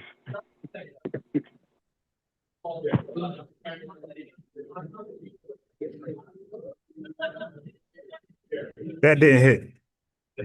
That didn't hit. And all you doing, thank you for that. Because all you doing is because I have a PDF that okay. So bruh, you're done. Hey bruh, yo, you don't know how to research, man. You're just a stupid tether. All right, watch this. Okay, so it says, look, check this out. Look how it starts off. It says this is a common point of confusion and conflation. It says What did you are type right. in? Okay, right here. A Pan-Africanist says that the Census Bureau defines black as any person with ancestry to Africa, which undermines the standalone definition that black Americans give the word black that is exclusive to only black Americans. So I put that in there, and here is the response. It says this is a common point of confusion. I just shared my screen, so when you look this over, you can see it. It said this is a common point of confusion and conflation, and you're right to challenge it. It says let's break this all the way down, step by step, so you can respond clearly in debates, videos, or your podcast. It says claim the census defines black as anyone with African ancestry, so it is not exclusive to black Americans. It says yes, technically true, but misleading. You're a stupid tether. It says, yes, technically true, but misleading. You're done, ma. You can't win versus us, man. Yo, dude, you a scumbag that come from a lineage that eat shit. It says the U.S. Census Bureau. You come from a lineage that lost to German shepherds. That signed some contract to be sharecroppers. Let's be real. So what's worse, that or eating shit? I mean, we were slaves. You signed up. Your ancestors signed up to be slaves. Mine didn't. Mine's fought. For who? No. That's the difference. Wait. Hold on. The Maroons fought, and what happened in the Second War? What happened? Yeah, they lost, but you never. Your ancestors never fought for anything. Okay, wait. Hold on. So what happened when they lost? They lost and got sent to Nova Scotia. All right. So hold on. What did your ancestors fight for? Okay. Hold on. I Nothing. got to. You have no Yeah. treaties, and you Muslim lost to German shepherds minority, and water yeah, you hoses. don't get those. Exactly, With exactly. 10,000%. Like, I wouldn't Exactly. argue They'll that tell our me about experiences are yeah. same. There's They'll definitely tell me about still, yeah. some Africans that they met that I couldn't care less or don't know from Adam, Mm-hmm. and you can also not be perceived as African American. Yeah. That exists. Model Yeah. minority, like you said. For them, it Yeah. doesn't. There's no Yeah. escape to Yeah. it. There's no escaping it. Yeah. 10,000%. I agree with So that. I agree with that. so maybe most of the time you're seen as black, but because you have that Opportunity to, yeah. to not be, I can Mm-hmm. understand. I can Mm-hmm. understand. Yeah, Mm-hmm. Mm-hmm. me, I'm saying we can be afforded the luxury. Actually, that's actually how we should describe it. It's not whether we are entitled to the word, it's whether or not these guys have so kindly allowed us to attend this barbecue. Yeah, That's actually I what it can. is. Yeah, I Yeah. can say we can be afforded the luxury based on because of the way they use it with each other is a term of endearment, right? It's a Mm-hmm. it's a term of banding together, reclaiming this word that was Mm-hmm. used to put us down, know who we are, uplifting ourselves. Me and you against this oppressor in the fight. Yeah, yeah. So me saying that yeah, I'm African, I All right, my fault. That was a commercial. I had to take my son to the bathroom. All right, so Cheddar, What you listen, say? man. Hey, Cheddar, eating shit. There's nothing worse than eating shit. Your colonizers. It's nothing worse than signing to be. Hey, yo, family. If y'all don't know, the colonizer Jamaica. I can't even say it. They're colonizers, not even slave masters. They're colonizers. That means there was no whip. Their colonizers had them eat shit, right? So they'll be walking to like go cut some sugar canes, whatever, and the colonizer would have to take a shit, and he would ask somebody like Kwame to get on all fours, open his mouth. Hey, family, just Google it if you think I'm lying. And the colonizer would say, "Open your mouth, and you better not throw up." And it was shit in his mouth, and he would have to close his mouth and just digest it and keep it moving. Okay, I don't know. He's acting like something's worse than that. I don't believe. I don't believe there's something worse than that. I'm sorry. So whatever he's saying by German Shepherds, holds down, I'll take that all day. As a man, I'll take it all day. But stopping because a white man got to take a shit and I got to open my mouth. I'm sorry. That's not humane. I would rather die. Okay, there's no way they could pull that shit off in America. All right, now they could have sit dogs with anybody anywhere. Well, by the way, family, we were outnumbered 20-1 in America. We were only like 5% of the population. These guys are 95% of the population. Keep that in mind. So white people are not dominant in the islands. So this scrawny white man, there's like only 100 of them, and there's like 1,000 Jamaicans, and they're punking them to stop, open their mouth, poop, close it, don't say shit. Look, literally, don't say shit. Open your mouth, poop, don't say shit. Literally, don't say shit. And let's keep it moving. You dig? Let's keep walking. Literally, don't say shit. So why the hell is Kwame talking shit? It's because he can. Because he can. He has a lineage of shit in the mouth. Okay? And you can unmute yourself, but I gotta read the research. So when Jamaicans talk shit, when folks from the island talk shit, we all know why now. As part of their lineage, part of their history, eating shit from a damn inferior peckerwood. But let's debunk him what he said. It says now the claim. Can you hear me? Yeah, but hold on. Not let me read first because you I read. can't get a chance to respond to anything you said. Well, no, let me read first, man. I had to meet your ass. Let me read because I had to research before you start talking shit. Family, you get it? No pun. No pun intended. I had pulled up the research before he started talking shit. Pun intended. So now you see why Jamaicans are used to talking shit. Like I said, don't believe me. Go Google it. Go Google if shit within their mouth from the colonizer.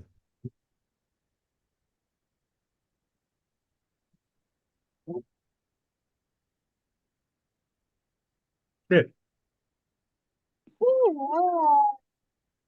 Don't forget to Google all the failed rebellions and, you know. Hey, bro, you guys lost a war and got shipped to Nova Scotia. You just said that. That's embarrassing. Like, how you lose and get deported? We ain't never lose a war and get deported.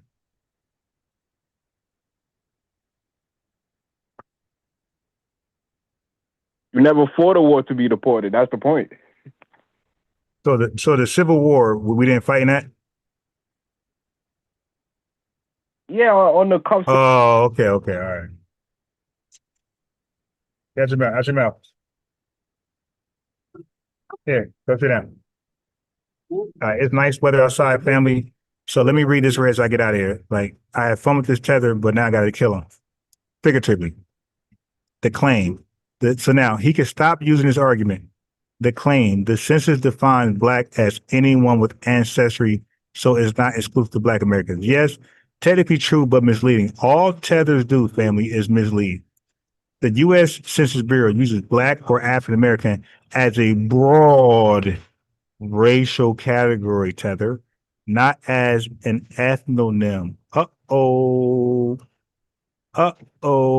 You see what I'm saying? So that's why I don't like when he hop on the line. Because I gotta educate him, then he's gonna be educated, then he goes to Tariq Nasheed next and use the education here to argue with Tariq. That's why I don't like to fuck with this dude. Okay. But let's go forward. Let's go forward.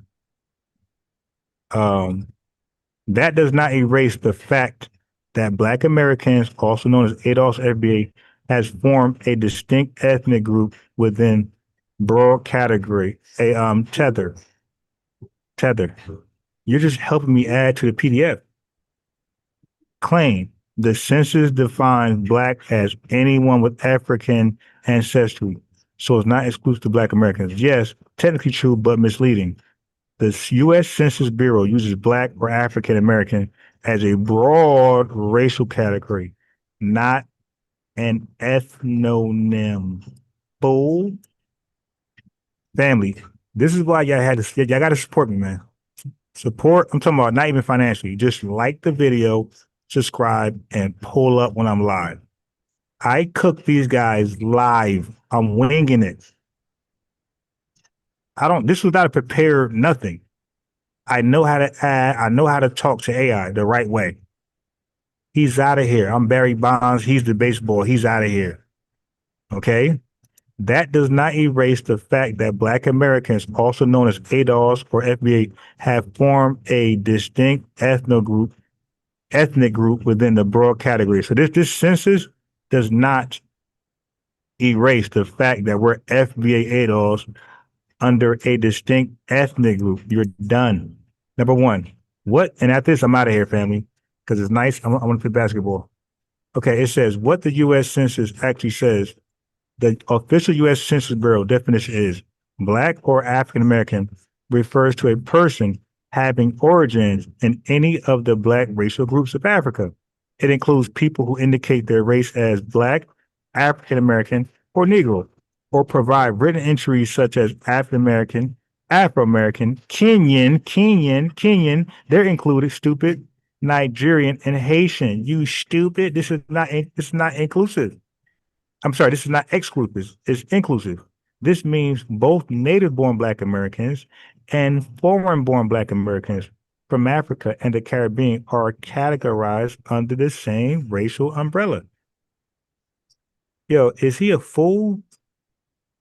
The term Black here is racial, not ethnic. A tether. Unmute yourself.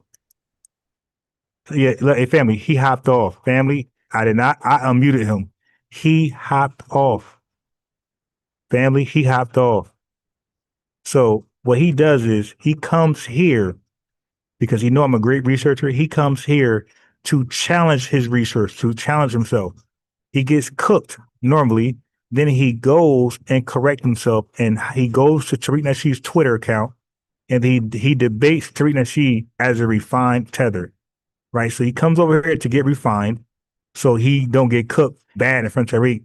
So now when he goes to Tarina She, he's going to be more refined, where he won't get cooked so badly. This is why I don't like when him and American Tether hop over here, because they use me to cook them, but they use that to be more refined to tether onto the Tarina She platform, or Jason Black, or Dennis Sperling. But they use me because they trust I'm great at what I do. They trust I'm gonna take my time. I don't have jokes like that. I'm a serious YouTube journalist. They take me serious, and they come over here to get destroyed, but they don't care because I got a small following, small subscribers, and FBAs don't tune in like that. Like, we tune into other podcasts that's like useless. You're not learning nothing, right? We're just entertained forever. You dig? But this podcast is a little bit entertainment because we're cooking tethers and white supremacists and whoever else, but it's more so educational, family. I want you guys to be smart. Okay? I want you guys to be able to defend the lineage, defend our talking points. You're not going to do that watching basketball, football, or some tether shit. Okay? Let's keep going. So the black in this census, this black here is racial, not ethnic. Key distinction. The census is describing a racial category, not how people culturally, historically, or ethnically self-identify. They come here and they lose. I'm undefeated on the internet. Nobody's ever, no matter what the subject is, I've never taken an L on the internet. Black American equals ethnonym, not just race. Black Americans, specifically descendants of the enslaved in the U.S., turned black into a Black Americans, specifically descendants of the enslaved in the U.S., turned black into a standalone, proud, self-identified ethnonym. This is what Black Americans did. It says descendants. It says this is DOS, D-O-S, descendants of the enslaved in the U.S. That's ADOS. Turned black into a standalone, proud, self-defined ethnonym, starting with the Black Power movement in the 1960s. The usage is exclusive to all tethers. No. Read it again. It's exclusive to all Africans. No. Read it again. It's exclusive to Black Americans, not imposed by the census, meant to reflect a shared lineage including slavery in the U.S., Reconstruction, Jim Crow, Civil Rights Movement, cultural creations, e.g. gospel, jazz, hip-hop, blues. It does not apply to recent African or tether Caribbean immigrants whose ancestors were not shaped by those U.S. historical forces. Why Pan-Africanists misuse the census argument? Pan-Africanists often argue, you're not just black, anyone is black. Black is black. We're all from Africa. But that argument collapses in two ways. This is AI cooking this stupid nigga. They conflate race with ethnicity. So family, notice that. They conflate race. That's why I keep trying to say race is color, bro. That's a descriptor. So they conflate race with ethnicity. Black as a race, describe. This is a fucking descriptor. It's an adjective. It describes many people with African ancestry. Black as a standalone identity in America refers to a specific people group. They ignore tethers like Kwame, African tether. They ignore ethnogenesis. Black Americans are a people born of a unique experience, not a generic extension of African DNA. Just like Haitians are not just Africans and Jamaicans are not just Africans, neither are Black Americans. God damn. Using the census to argue that Black equals all African ancestry is like saying Asian equals Chinese, Chinese equal Japanese, Japanese equal Indian because the census say so. It's lazy. Look at this shit. Oh my God, he's done. He's watching. It's lazy and inaccurate. Yeah. Okay, rebuttal. You can use in a debate or content. The U.S. Census does not define who I am culturally or ethnically. It only counts heads. Just because the census put Africans, Haitians, and Black Americans in the same racial category doesn't mean we're the same people. Black is my ethnonym. our culture, our history, our fight is unique to America. You wouldn't dare tell a Jamaican that being listed as black on the U.S. form erases their Jamaican identity. So why do you say that to us, the foundation of Black Americans? So bottom line, black, U.S. meaning racial group with African ancestry. But black to us means ethnic group descendants of U.S. slavery. So they're using black and they're playing semantics. Dude, you can't fuck with me. African American use interchange the census meaning. The census meaning for African American is used interchangeably with black. But with FBA's African American specific cultural group born in the U.S. Term, Jamaican, Nigerian, etc. Census meaning, country or ethnic origin, Black American meaning of Jamaican, Nigerian, etc. Excluded from Black American experiences. Dude, he hung up. I didn't kick him off. Family, family, family, family. I hope y'all learn from this experience. Stop arguing in the chat. They're disrespectful. If I'm reading and teaching and sharing information, I expect the chat to be learning, into what I'm reading because I'm doing it for you guys. Right. It's a beautiful day. I'm about to go play basketball right now. I might go to the park, but I could have been to the park. Nobody paying attention. I could have been there. You feel me? But yes, I'm doing this for you guys. I'm thinking you guys want to learn, and so Fabric 8 says 1960, way before Africans can come to the U.S. So I'm gonna give Fabric a lineage wrench. I'm gonna make you a mod, Fabric. So do me a favor, like and subscribe to the video. DJ Dylan Jenkins. I'm thinking that you're FBA. I think you're laughing at revenue. I'm gonna make you a moderator and give you a lineage rent. So Dylan Jenkins, go ahead, and your last name Jenkins. You gotta be FBA. So I'm gonna have you go ahead and click the subscribe, click the link, like the video, notification bell.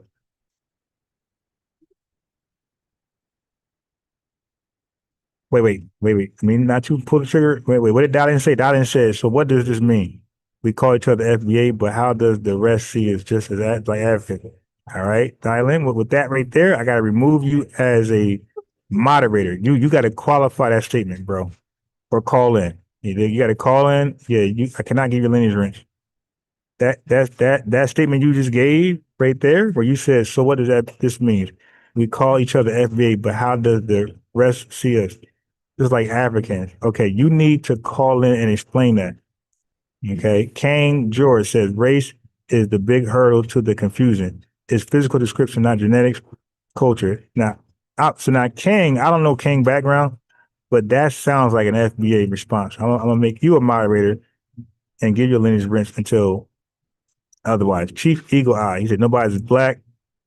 That's his opinion, but that don't mean he's not one of us. I'm gonna give Chief Eagle Eye I'm gonna make him a moderator, give him a lineage wrench. Okay, he has an opinion. I don't have to agree, but that don't mean he's not FB. He said, read on WD, right? He has a thorough thesis of Black American identity, right? So just because we disagree with each other don't mean we're not FBA, right? Just as long as King not undermining the movement and our momentum, it's all good. Start now, active, positive TV, paying attention for sure, and learning. So if you guys missed what happened, go back and watch the video. But this is why I allow tethers on, because sometimes not sometimes, but a lot of times I actually learn while I'm teaching. You feel me? So I learned some stuff today myself. But with that right there being said, somebody said check my cash app. I'm gonna check it right now. I appreciate you guys. If again $1, we have I got a white guy looking at me like I'm on my computer, he's on his computer, but he's looking at me. These insecure fucking pink people. I got 72 people watching. If y'all can help out, because I'm in a public space, I gotta buy some. I didn't buy the coffee. I didn't even fucking drink the coffee.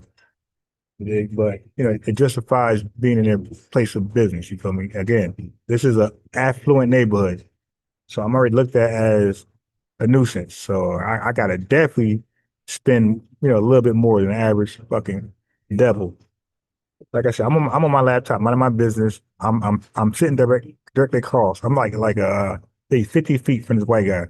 He's on his laptop, but he's looking at me have fun and not worry about what he's doing. Big. But this is the jealousy that Rachel has. Like he's worried about me what I'm doing. Instead of mine, I mean, we're both on a laptop, bro. Do your shit. I'm not looking at you. I'm focused on what I'm doing. All right, family. So the Cash App is there. Donate $1. Contribute to me going out and being live. But tonight won't be an early live at all because I'm leaving here now at 4. I'm going to the park for sure, and that means I'm going to be probably not 9 o'clock live. Peace, family, and I will probably do a recap of today. You dig, as a learning lesson, and I still got to rebut Tether Dream, his dumb shit about black, and Les North. Peace, family. Love you guys. I love the lineage. Cash App or not, but definitely like the video because everybody not in the position to Cash App, so don't feel bad. I'm only talking to those who can spare a dollar. You Cash App, but those who cannot, just like the video, subscribe, hit the notification bell.